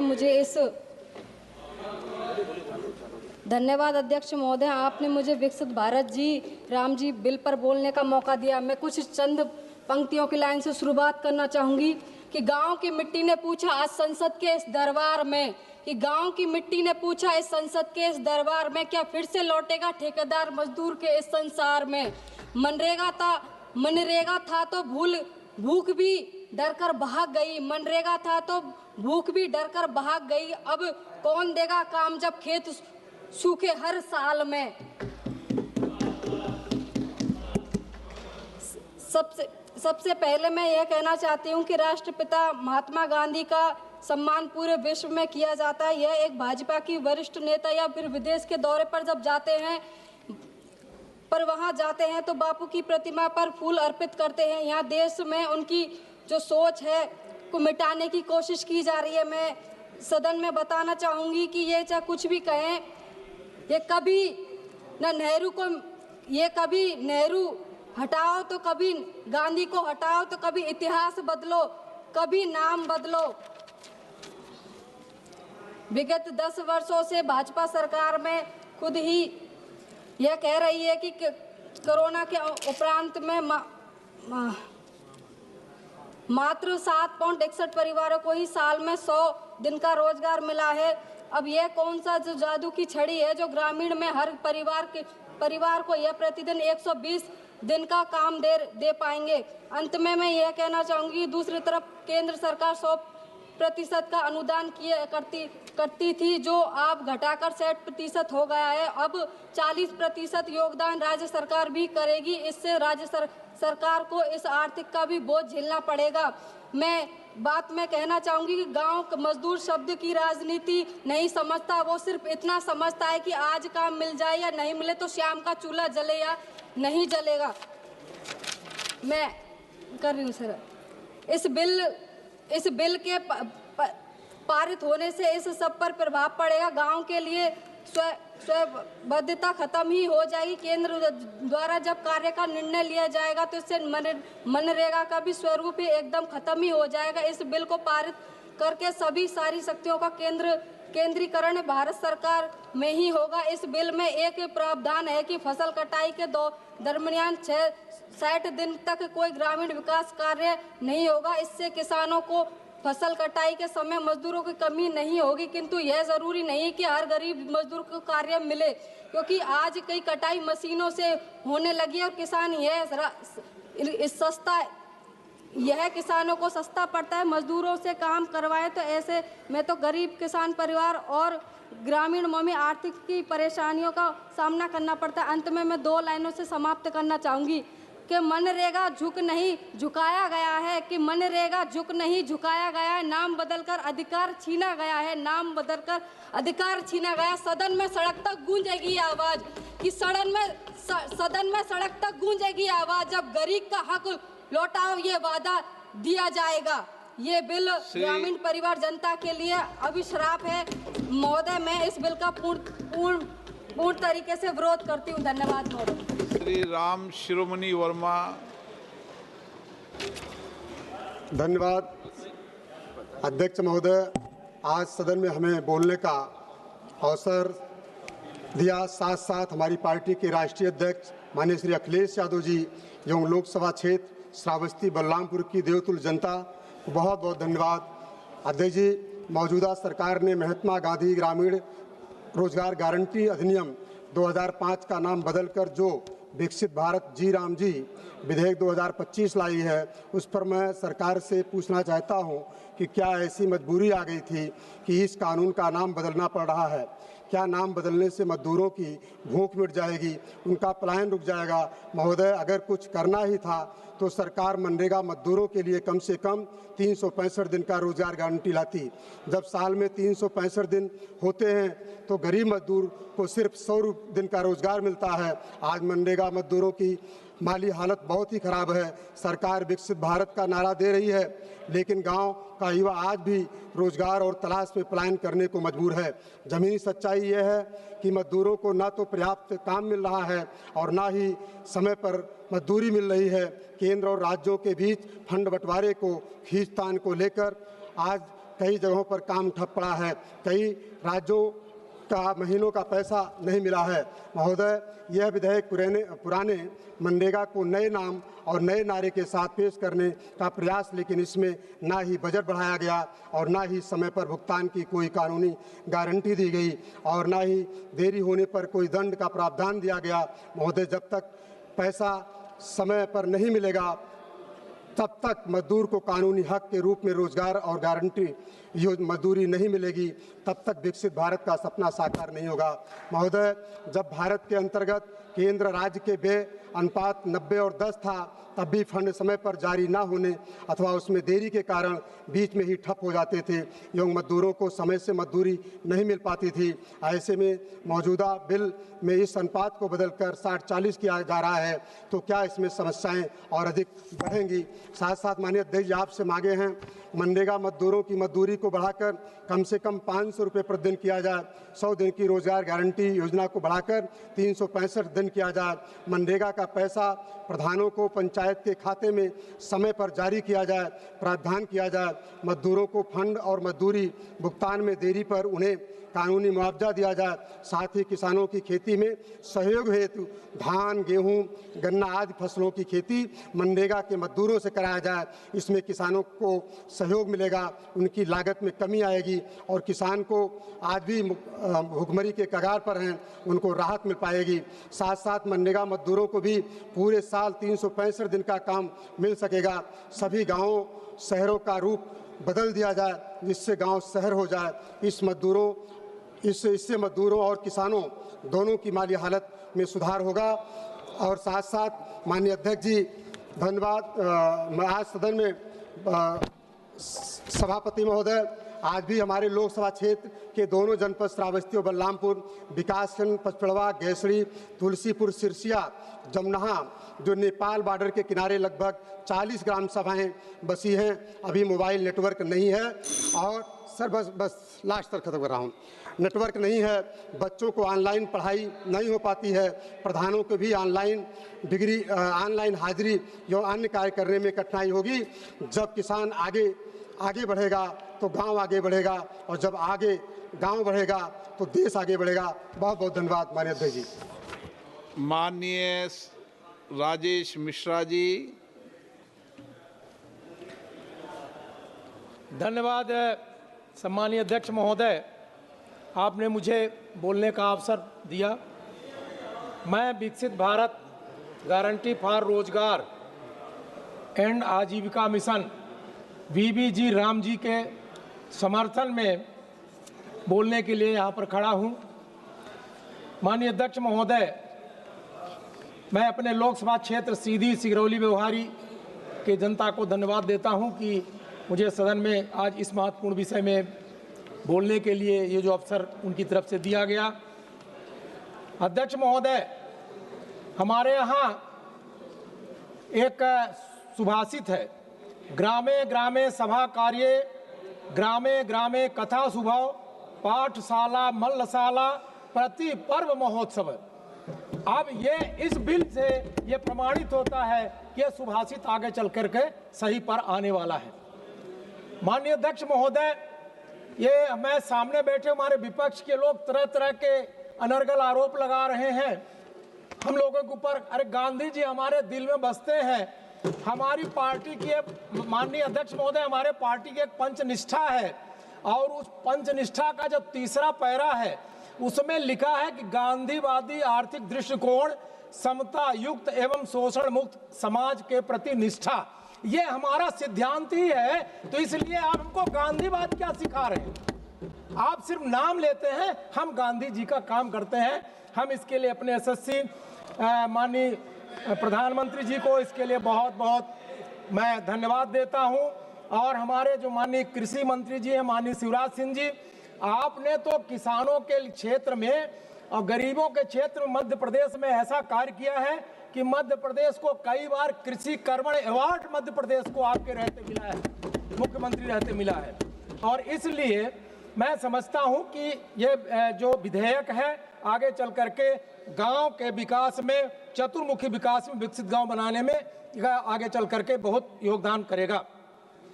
गांव के बेरोजगार युवा काम है दूसरे प्रदेशों में जो जाते थे, इस बिल से ग्रामीण क्षेत्रों में पलायन रुकेगा। कुछ इसके बहुत महत्वपूर्ण फायदे हैं। और दूसरा, चूंकि इस बिल का निगरानी केंद्र से होगा, और जो केंद्र से होने से क्या होगा कि बहुत सारी ऐसे इंटर डिपार्टमेंटल जो प्रॉब्लम होती थी योजनाओं को लागू करने में, तो निश्चित तौर से जब ये पीएम जनशक्ति से जुड़ जाएगा तो वो हमारी समस्याएं दूर हो गई। प्राकृतिक आपदाओं या असाधारण परिस्थितियों में केंद्रीय सरकार द्वारा निश्चित तौर से विनिश्चय किए जाने का भी अस्थायी परिवर्तन में छूट होगी। यह डिमांड बेस्ड स्कीम है, मांगने पर पात्र व्यक्तियों को और निश्चित तौर से रोजगार मिलेगा, और नहीं मिलने पर बेरोजगारी भत्ता भी इसमें प्रोविजन है। इसकी कुछ विशेषताएं हैं। अरे पहले 100 दिन का रोजगार मिलता था, अब 150 का दिन का रोजगार मिल रहा, तो आपको क्या प्रॉब्लम हो रही है? मैं समझता हूं कि इसको बस समाप्त कर रहा हूं मैं। चूंकि हमारा पंडित दीनदयाल जी के हम सिद्धांतों पर चलने वाले हैं, हमारा अंत्योदय का जो सिद्धांत है हम उसी सिद्धांत के आधार पर चलेंगे। मैं पुनः, क्योंकि घंटी बज गई है, मैं पुनः पुरजोर समर्थन करता हूं और अपने यशस्वी प्रधानमंत्री नरेंद्र मोदी जी का, अपने यशस्वी माननीय शिवराज सिंह जी का जो ग्रामीण विकास मंत्री के साथ साथ कृषि भी मंत्री हैं, उनको भी धन्यवाद देता हूं। अध्यक्ष जी, आपको बहुत बहुत धन्यवाद, हमें बोलने का मौका दिया। धन्यवाद। श्री मनोज कुमार।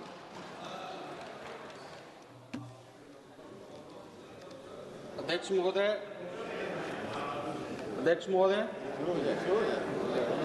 बोलो, आप तो आवाज आ जाएगी। अध्यक्ष महोदय, बहुत बहुत धन्यवाद कि आपने मुझे विकसित भारत जी राम जी विधेयक 2025 पर बोलने का मौका दिया।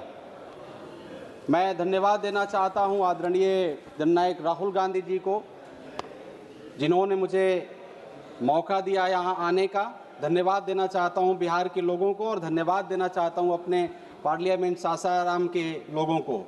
महोदय, आज ये जो विधेयक के ऊपर में मैं बोलने जा रहा हूं, महोदय, ये मेरा सौभाग्य है कि लगभग रात का ये 11:30 बज रहा है और पहला बार मैं आपके समक्ष बोल रहा हूं महोदय, तो बहुत बहुत धन्यवाद। मुझे ये सौभाग्य प्राप्त हुआ। ये लड़ाई जो है महोदय, सत्ता बनाम विपक्ष का नहीं है महोदय, ये लड़ाई गरीब बनाम अहंकारियों का है। और इतिहास बताता है महोदय कि अहंकार का कभी विजय नहीं हुआ है महोदय। एक भोजपुरिया में कहावत है कि का कही के करा से कहीं सबका में भरल खीस बा, जे करा के हम आपन जननी उहे निकलल 420 बा।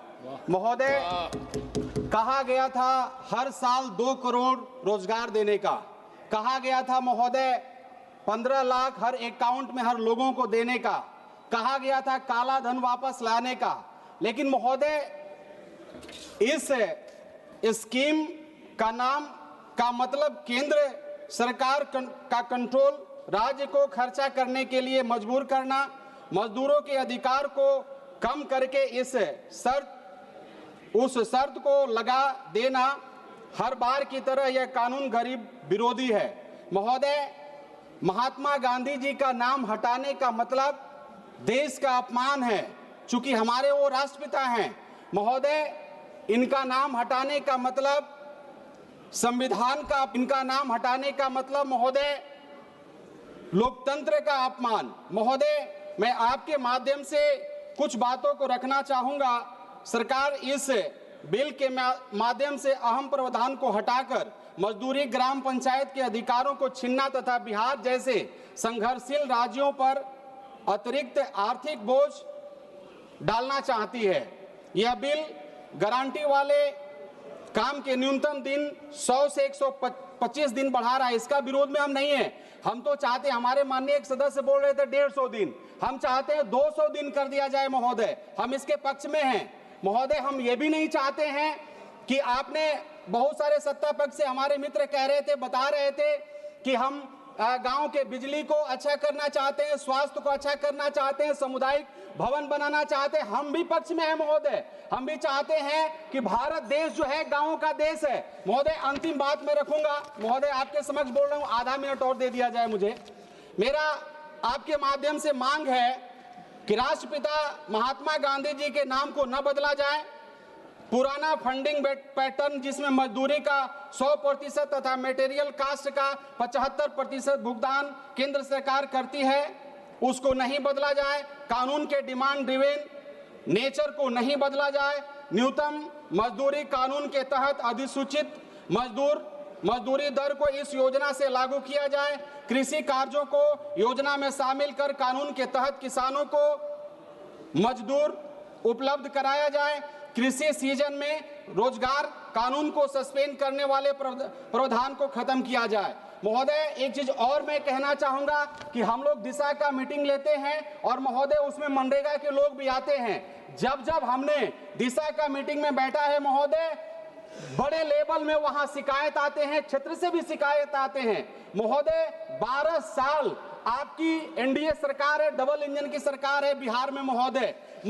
अभी हजारों लाखों मजदूर जो काम किए हैं पहले से महोदय, उसको पेमेंट नहीं किया गया है। महोदय, मैं आपके माध्यम से मैं निवेदन करना चाहूंगा, माननीय मंत्री महोदय भी हैं महोदय, उन गरीबों को, लाखों गरीबों को जितना जल्दी हो सके सर्वे करा करके जिनका पेमेंट नहीं किया गया है किया जाए महोदय। और जो भ्रष्टाचार बड़े लेवल में बिहार में है महोदय, मनरेगा में, उस पर रोक लगनी चाहिए महोदय। आपके माध्यम से एक और मैं मांग करना चाहूंगा महोदय कि ये जो जिला से लेकर के पंचायत और गांव तक ये जो योजना चलता है, जिस प्रकार से दिशा में सड़क सुरक्षा का एक समिति बनाया गया, उसमें हम लोग को रखा गया, उसी प्रकार से चूंकि ये योजना जो है गांव तक जुड़ा हुआ है महोदय, स्पेशल इसके लिए हर 3 महीना में 3 से 4 घंटा हम लोग को बैठना चाहिए ताकि ये योजना और मजबूत हो सके और बढ़िया हो सके, ताकि और गांव को हम मजबूत बना सके। महोदय, आपने मुझे समय दिया।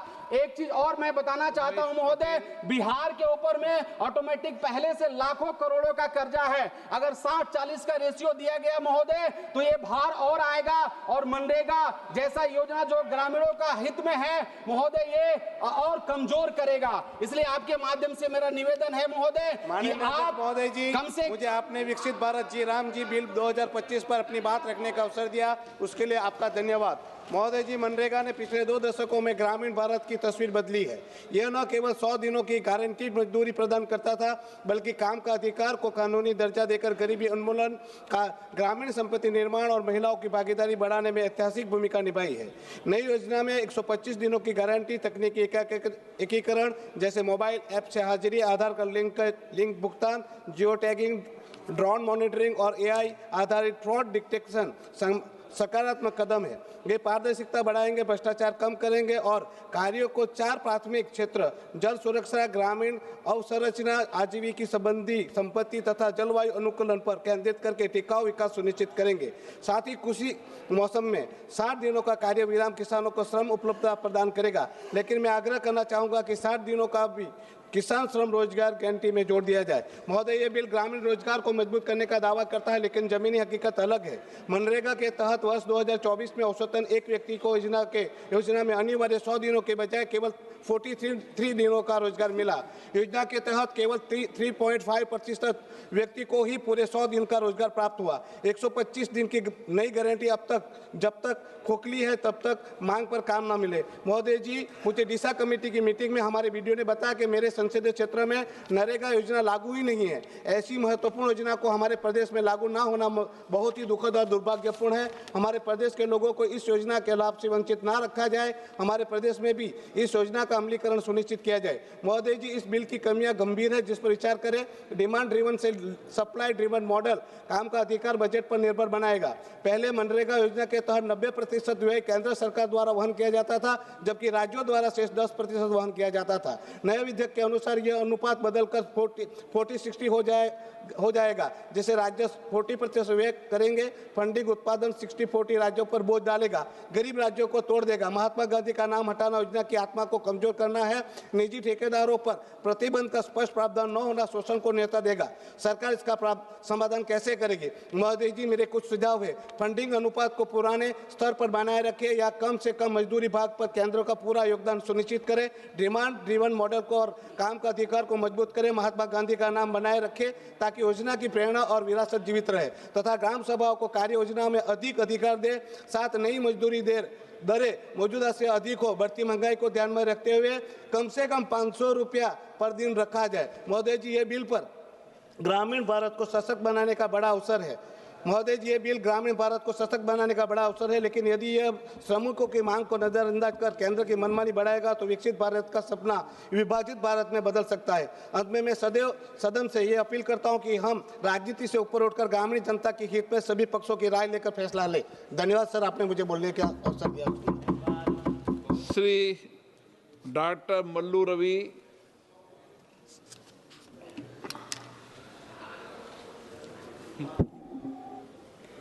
Thank you very much, Honorable Speaker, sir. I rise to oppose the bill because of 3-4 reasons. First reason is this bill is intends to change the father of the nation, Mahatma Gandhi's name. Sir, you all know Mahatma Gandhi name is not given by their parents. It is given by the people of India. Not only that, sir, he is known as father of the nation. That is also not given by any parliament or assembly. It is given by the people of India. So, Mahatma Gandhi name stands for human values and also freedom fight. Freedom, he is the man who led the freedom movement and got freedom to India without bloodshed. So such name, if you want to remove from this bill, this is going against the very feelings of the people of India. Sir, some of the names stand for certain values. Suppose Ambedkar name, if you tell, it stands for Constitution. If you tell the name of some other people like Abraham Lincoln, it stands for democracy. Lord Krishna, his name stands for Bhagavad Gita. Like that, Vajpayee name stands for some values. Our rural development minister also is known for his good work done in Madhya Pradesh. Many of the speakers told just now. So the names which they have established cannot be taken away by some bills.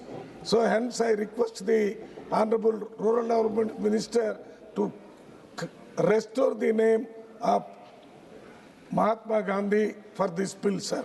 Next point is that about previously budget used to be sanctioned, 100% wages used to be sanctioned to the labor.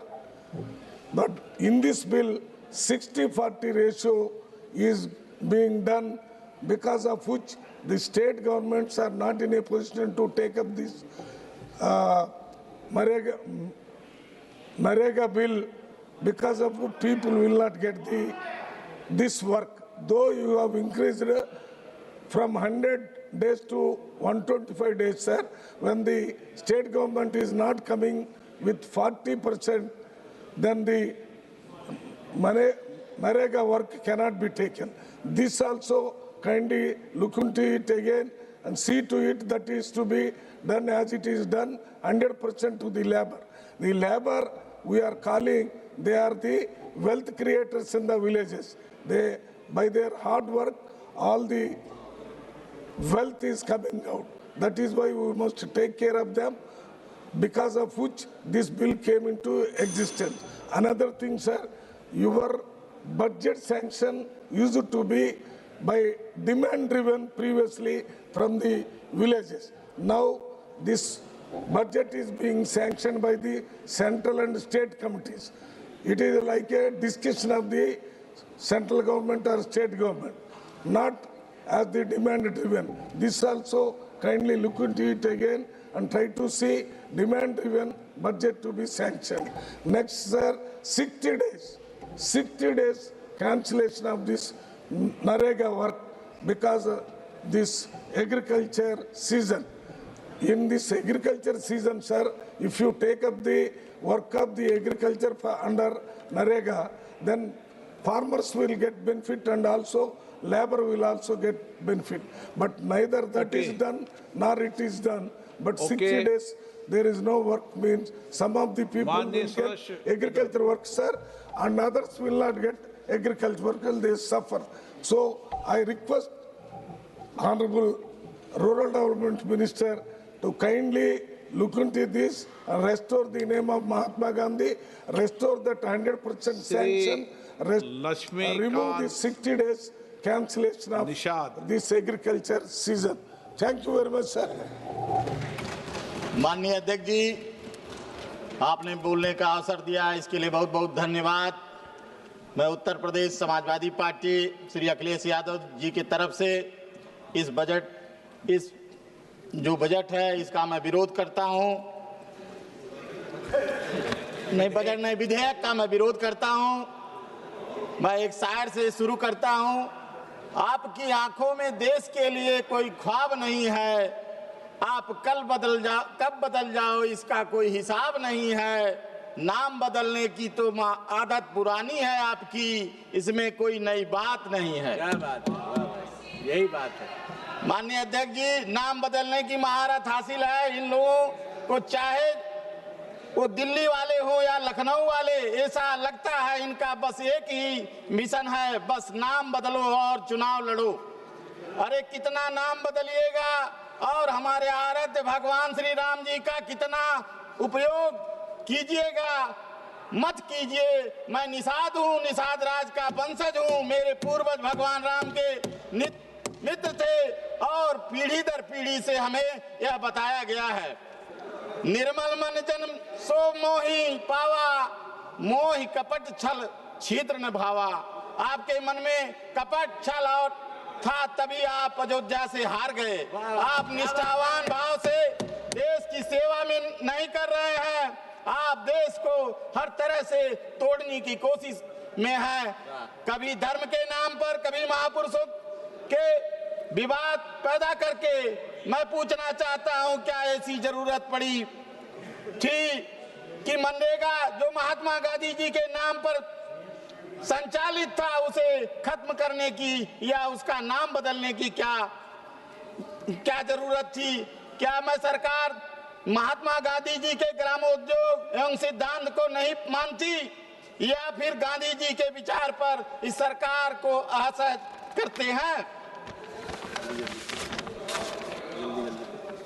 और बदलाव भी किया तो कैसा, जहां मनरेगा में 100% अकुशल मजदूरी कर देता था, अब इस योजना को BVG राम जी के केंद्र सिर्फ 60% करना होगा।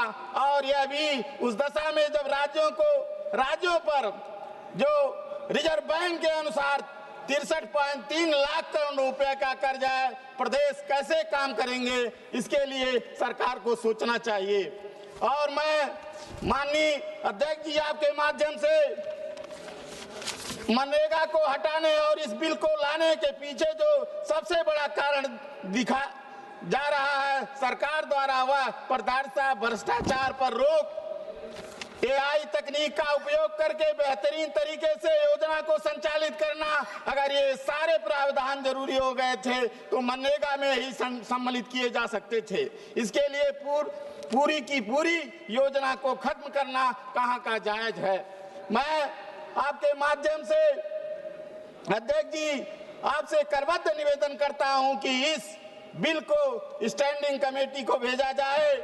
अंत में दुष्यंत कुमार की कुछ पंक्तियां हैं जो मैं आपको सुनाता हूं। उस सुनाने के पहले मैं आपसे एक मांग करता हूं कि जो 250 माननीय सदस्य, ये कवि सम्मेलन नहीं है।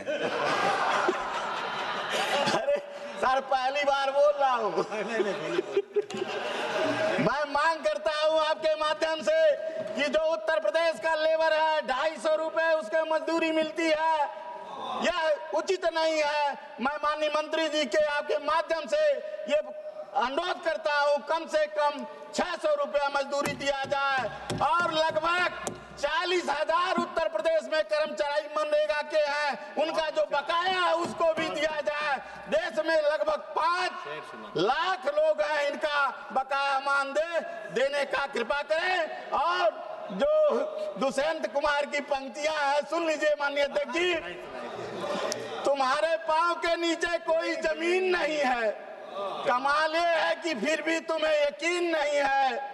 मैं बेपनाह अंधेरों को सुबह कैसे कहूँ, मैं इन नजारों का अंदाज भी नहीं। जय हिंद, जय भारत, जय समाजवाद, जय अखिलेश। आज रामदास जी अटौले नहीं है, नहीं तो तुरंत जवाब देते। श्रीमती उदय बाग,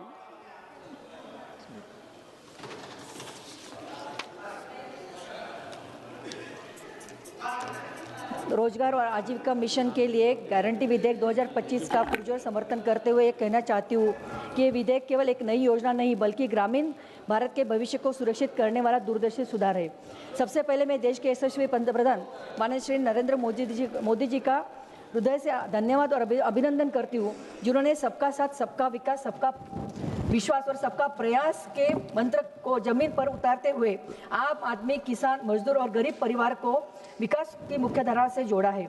माननीय अध्यक्ष महोदय, ये विधेयक लगभग 2 दशक पुराने मनरेगा कानून को विकसित भारत 2047 के दृष्टिकोण के अनुरूप आधुनिक परिणाम आधारित और तकनीकी सक्षम स्वरूप देता है। इसके अंतर्गत ग्रामीण परिवारों के लिए रोजगार गारंटी को 100 दिनों से बढ़ाकर 125 दिन किया गया है, जिससे ग्रामीण आजीविका सुरक्षा और अधिक मजबूत होगी। इस विधेयक से सबसे बड़ी विशेषता यह है कि अब रोजगार केवल अस्थायी राहत तक सीमित नहीं रहेगा, बल्कि जल सुरक्षा, ग्रामीण बुनियाद ढांचा, आजीविका सृजन और जलवायु अनुकूल परिसंपत्तियों के निर्माण से जोड़ा गया है। यह वही सोच है जो मोदी सरकार की पिछली सरकारों से अलग बनाती है।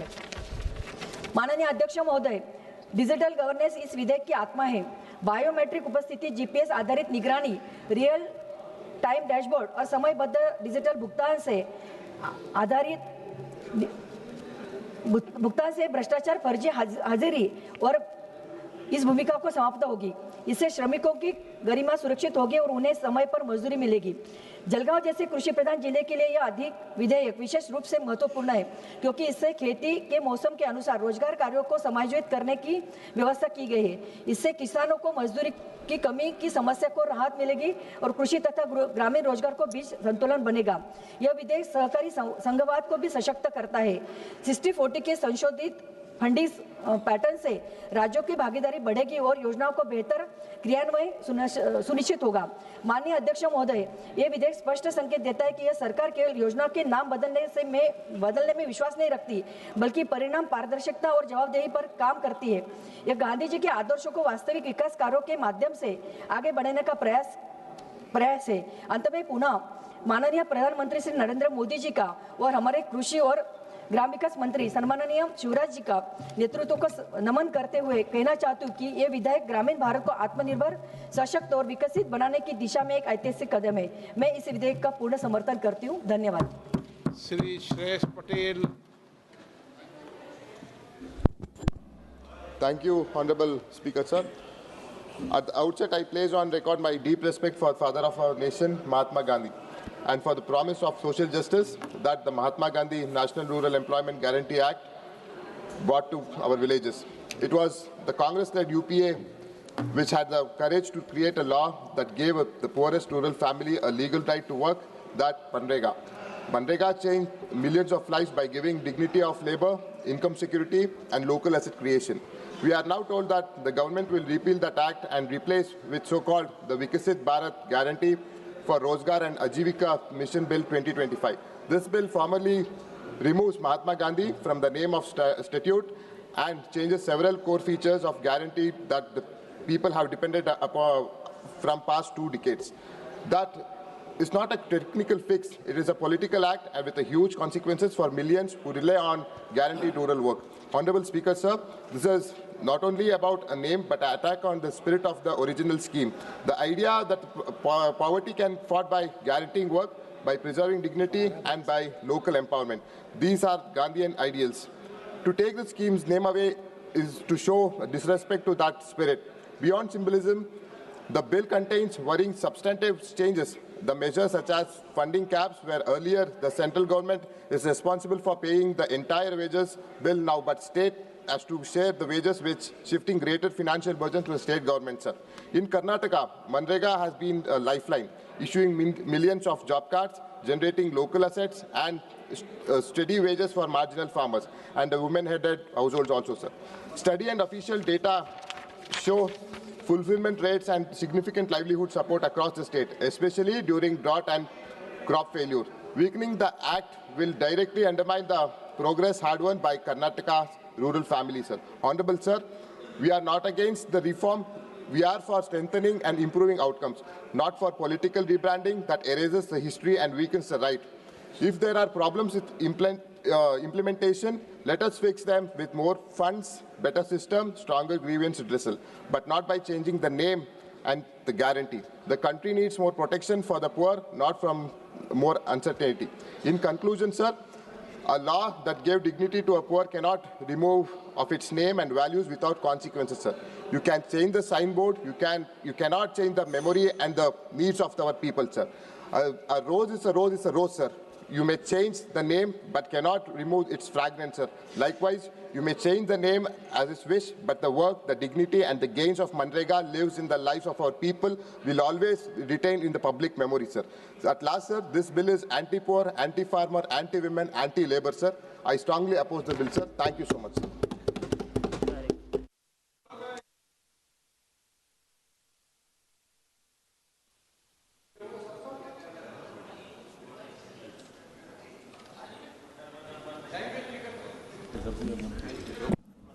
Thank you speaker sir. जय राम जी की। गांधी नाम जपना और पराया माल अपना, कहीं पे निगाह कहीं पे निशाना। आज मोदी जी ने कम से कम एक जादू तो कर लिया कि पूरी जिंदगी में गांधी का नाम लिया और नहीं होता। इतनी बार विपक्ष ने आज पूरे दिन में नाम गांधी जी का लिया है। And don't try to teach us Gandhi, Gandhi is in our heart. Our party is based on the philosophy of Gandhi Vichardhara. We have adopted Gandhian principles, policies and programs in our party. So don't try and never try to teach us what Gandhi is. The bill aligns the rural employment guarantee with an infrastructure focused, digitally governed expanded scheme that fits the Viksit Bharat 2047 vision. It aims to align the rural development framework with the national vision of Viksit Bharat 2047 by enhancing the statutory wage employment guarantee to 125 days per financial years. It advances empowerment and growth through conversion public works under the Viksit Bharat National Rural Infrastructure Stack, focusing on water scarcity, water security, rural infrastructure, livelihood and climate resilience. It ensures adequate farm labor availability during peak agriculture seasons. It supports Viksit Gram Panchayat plans that brings together different government programs and align it with PM Gati Shakti using digital tools and technology to improve coordination across block, district, state and national level. The bill is part of ongoing reforms by the Modi-led government to strengthen governance and accountability through a digitally enabled ecosystem incorporating biometric authentication, GPS-based monitoring, real-time dashboards, public disclosures and AI-enabled oversight. Under UPA, Manrega wages were stagnated, asset creation was weak, and CAG report flagged fund leakages, ghost beneficiaries, and inflated muster rolls we have witnessed in the past in a way we had seen during scandals of Commonwealth Games, Colgate and 2G. The bill replaces open-ended funding model with fixed allocation based on objective criteria, allowing expenditure with national priorities. The Modi government reform center-state relation by replacing the Planning Commission discretionary fund allocation with Niti Aayog and implementing the 14th Financial Commission recommendation, raising state taxes share from 32% to 42%, which was the historical since your independence. So we have learned a lot about state and central relationship on this score. And 60-40 allocation will promote cooperative federalism and state ownership in rural employment planning. At the same time, the bill strengthens transparency through digital infrastructure, mandating real-time expense attendance, monitoring end-to-end digital wage payments, and weekly disbursement, reducing discretion and ensuring timely payments. Moving beyond the Manrega, it reflects its principles governance that honors Mahatma Gandhi's true outcomes rather than symbolic nameplates. A distinction UPA failed to grasp. Congress reduced Gandhian ideals by branding only, while allowing poor estate quality leakages and ineffective implementation to undermine the dignity of labor and village self-reliance that Gandhi championed once. The bill advances Gandhian principles substantially through productive work, durable asset, self-sustaining village economies, and long-term livelihood creation. The bill. माननीय सदस्यों, अभी कुछ माननीय सदस्य इस विधेयक पर अपने सार्थक विचार रखना चाहते हैं। सभा की सहमति हो तो सभा की कार्रवाई इस चर्चा की समाप्ति तक बढ़ा दी जाए। कल माननीय मंत्री महोदय इस चर्चा का उत्तर कल देंगे। वी.के. श्रीकंदन, आप समाप्त करेंगे? सर एक आधी मिनट है। हाँ हाँ कर लें। The bill is founded on the principle of sustainable rural development, welfare of laborers and farmers, and in rural economy in a long way. When implemented, the bill will go a long way in creating fixed assets in villages and enhance our GDP growth. Last में गुजराती में बोल लो अपने। ठीक है sir.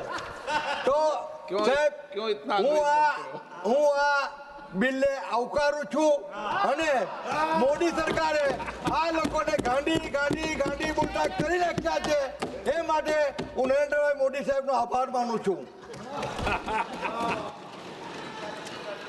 Shri honourable member Shri VK. Sreekandan. ബഹുമാനപ്പെട്ട സ്പീക്കർക്ക് നമസ്കാരം। ഞാൻ VBG രാംജി എന്ന ചുരുക്കപ്പേരിൽ അവതരിപ്പിച്ചിട്ടുള്ള ബില്ലിനെ അതിശക്തമായിട്ട് എതിർക്കുകയാണ്। आप तमिल में बोल रहे हैं ना? मलयाली। यस, मलयाली। आप मलयाली भाषा का भी अनुवाद हिंदी में सुन रहे हैं ना आप? രാജ്യത്തെ പാവപ്പെട്ട കോടിക്കണക്കിന് സാധാരണക്കാരുടെ പട്ടിണി മാറ്റാൻ വേണ്ടി UPA സർക്കാർ കൊണ്ടുവന്ന മഹാത്മാഗാന്ധി ദേശീയ തൊഴിലുറപ്പ് പദ്ധതിയാണ് പേര് മാറ്റി പദ്ധതിയുടെ ഉദ്ദേശ ലക്ഷ്യങ്ങളൊക്കെ അട്ടിമറിച്ചുകൊണ്ട് മോദി സർക്കാർ നടപ്പിലാക്കുന്നു। ഡോക്ടർ മൻമോഹൻ സിംഗ് പ്രധാനമന്ത്രിയും UPA ചെയർപേഴ്സൺ സോണിയാഗാന്ധിയും ഇരിക്കുമ്പോഴാണ് രാജ്യത്തെ കോടിക്കണക്കിന് ജനങ്ങൾക്ക് തൊഴിലാളികൾക്ക് ഗുണകരമായ ഈ പദ്ധതി നടപ്പിലാക്കിയത്। ഈ പദ്ധതി അട്ടിമറിക്കുക വഴി രാജ്യത്തെ കോടിക്കണക്കിന് ജനങ്ങളെയാണ് BJP ഗവൺമെൻറ് വഞ്ചിച്ചിരിക്കുന്നത്। നേരത്തെ 100 തൊഴിൽ ദിനങ്ങൾ ഗ്യാരണ്ടിയായി ഉറപ്പായി നൽകുന്ന ഒരു നിയമമായിരുന്നു മഹാത്മാഗാന്ധി തൊഴിലുറപ്പ് പദ്ധതിയെങ്കിൽ ഈ ഒരു പുതിയ ബില്ലിൽ വരുന്ന നിർദ്ദേശം കേവലം ഒരു കേന്ദ്ര സഹായ പദ്ധതിയാക്കി മാറ്റിയിരിക്കുകയാണ്। ഇത് തൊഴിലാളികളോട് കാണിക്കുന്ന ഏറ്റവും വലിയ വഞ്ചനയാണ്. മാത്രമല്ല 100% കേന്ദ്ര ഗവൺമെൻറ് ഫണ്ട് ചെയ്തിരുന്ന ഈ ഒരു പദ്ധതി ഇപ്പോഴത് 60% വെട്ടിച്ചുരുക്കി ഈ പദ്ധതി തന്നെ നടപ്പിലാക്കാൻ കഴിയാത്ത സ്ഥിതിയിലേക്ക് എത്തിച്ചിരിക്കുകയാണ്. നേരത്തെ തന്നെ ഇലക്ട്രോണിക് മാർഗം അറ്റൻഡൻസ് രേഖപ്പെടുത്തിയത് വഴി ലക്ഷക്കണക്കിന് പേരാണ് ഈ തൊഴിൽ നിന്നും പുറത്തായിട്ടുള്ളത്. ഇപ്പോൾ കേന്ദ്രം ഫണ്ട് വെട്ടിക്കുറച്ചതോടുകൂടി ഈ പദ്ധതി നടപ്പിലാക്കാൻ കഴിയാത്ത സാമ്പത്തിക ബാധ്യതയുള്ള സംസ്ഥാന സർക്കാരുകൾ ഉപേക്ഷിക്കും. കോടിക്കണക്കിന് പേരെ പട്ടിണിയിലേക്ക് നയിക്കാനാണ് ഈ ഒരു പദ്ധതി ഉപകരിക്കുക. 165 ദിവസം എന്നുള്ളത് ഒരിക്കലും യാഥാർത്ഥ്യമാകാൻ പോകുന്നില്ല. ഈ പട്ടിണി പാവങ്ങളെ പറ്റിച്ചുകൊണ്ട് രാഷ്ട്രീയ നേട്ടത്തിനായി ശ്രമിക്കുന്ന BJP സർക്കാരിന് കനത്ത തിരിച്ചടിയാണ് ജനങ്ങൾ നൽകാൻ പോകുന്നത്. മാത്രമല്ല, ഈ പദ്ധതി നടപ്പിലാക്കുന്നതിൽ എന്തെങ്കിലും ആത്മാർത്ഥം ഉണ്ടെങ്കിൽ അത് കാർഷിക മേഖലയെ കൂടി ഉൾപ്പെടുത്തി 100 ദിനം എന്നുള്ളത് 200 ദിനമാക്കി വർദ്ധിപ്പിച്ചാണ് ആ ആത്മാർത്ഥത പ്രകടിപ്പിക്കേണ്ടത്. പിന്നെ മഹാത്മാഗാന്ധിയുടെ പേര് തമസ്കരിക്കുന്നത് ആദ്യമായിട്ടല്ല. ഒരുപാട് പദ്ധതികളുടെ പേരിലും അതുപോലെ ഗാന്ധി മുക്ത ഇന്ത്യ എന്നുള്ള മുദ്രാവാക്യം വിളിച്ചും നരേന്ദ്രമോദി സർക്കാർ ഒരുപാട് പ്രവർത്തിക്കുകയാണ്. പക്ഷെ വർഷങ്ങളായിട്ട് ആ പ്രവർത്തനം തുടരുന്നുണ്ട്. ഈ പദ്ധതിയുടെ പേര് മാറ്റി മഹാത്മാഗാന്ധിയെ തമസ്കരിക്കുക എന്നുള്ളത് വെറും ഒരു വ്യാമോഹമായിരിക്കും. മഹാത്മാഗാന്ധി ദിവംഗതനായി 77 വർഷം പിന്നിട്ടിട്ടും മഹാത്മാഗാന്ധിയുടെ പേര് പോലും ഭയക്കുന്ന BJP സർക്കാരിന് ഈ രാജ്യത്തെ കോടിക്കണക്കിന് ജനങ്ങൾ തിരിച്ചടി നൽകാനിരിക്കുന്നേ ഉള്ളൂ. മോദിയല്ല 100 മോദിമാർ വന്നാലും മഹാത്മാഗാന്ധിയുടെ ആശയങ്ങൾ ഈ ലോകമുള്ള നാൾ വരെ, ഈ രാജ്യമുള്ള നാൾ വരെ ഈ ഭൂമിയിൽ ശാശ്വതമായിരിക്കും എന്നുകൂടെ ഈ ഗവൺമെന്റിനെ മുന്നറിയിപ്പ് നൽകിക്കൊണ്ട് ഈ നിയമത്തിൽ നിന്നും പിൻവലിച്ച് 200 ദിവസമാക്കി ഈ തൊഴിൽ ദിനങ്ങൾ മാറ്റി അതിന് 100% ഫണ്ട് കേന്ദ്രം നൽകി പാവപ്പെട്ട തൊഴിലാളികളെ സഹായിക്കാനുള്ള നിലപാട് സ്വീകരിക്കണമെന്ന് ആവശ്യപ്പെടുന്നു. ഈ ബില്ലിനെ ശക്തമായിട്ട് എതിർക്കുന്നു. Member Shri K. Radhakrishnan. Sir, വളരെയധികം നന്ദിയുണ്ട് എന്നെ സംസാരിക്കാൻ അനുവദിച്ചത്. സർ, ഇവിടെ കൊണ്ടുവന്നിരിക്കുന്ന ഈ ബില്ലിനെ ശക്തിയായി കമ്മ്യൂണിസ്റ്റ് പാർട്ടി ഓഫ് ഇന്ത്യ മാർക്സിസ്റ്റിന് വേണ്ടി ഞാൻ എതിർക്കുകയാണ്. എന്തുകൊണ്ടാണ് എതിർക്കേണ്ടത് എന്നതിനെ സംബന്ധിച്ച് നിരവധി ബഹുമാനപ്പെട്ട അംഗങ്ങൾ ഇവിടെ ചൂണ്ടിക്കാണിക്കേണ്ടത്. ഇവിടെ സൂചിപ്പിച്ച പോലെ 2004 അധികാരത്തിൽ വന്ന UPA ഗവൺമെൻറ് 2005 ദേശീയ ഗ്രാമീണ തൊഴിലുറപ്പ് നിയമം കൊണ്ടുവരാൻ വേണ്ടി തയ്യാറായത്. അന്ന് ഇടതുപക്ഷത്തിൻ്റെ കൂടി പിന്തുണയുണ്ടായിരുന്നു. മഹാനായ രാഷ്ട്രപിതാവ് മഹാത്മാ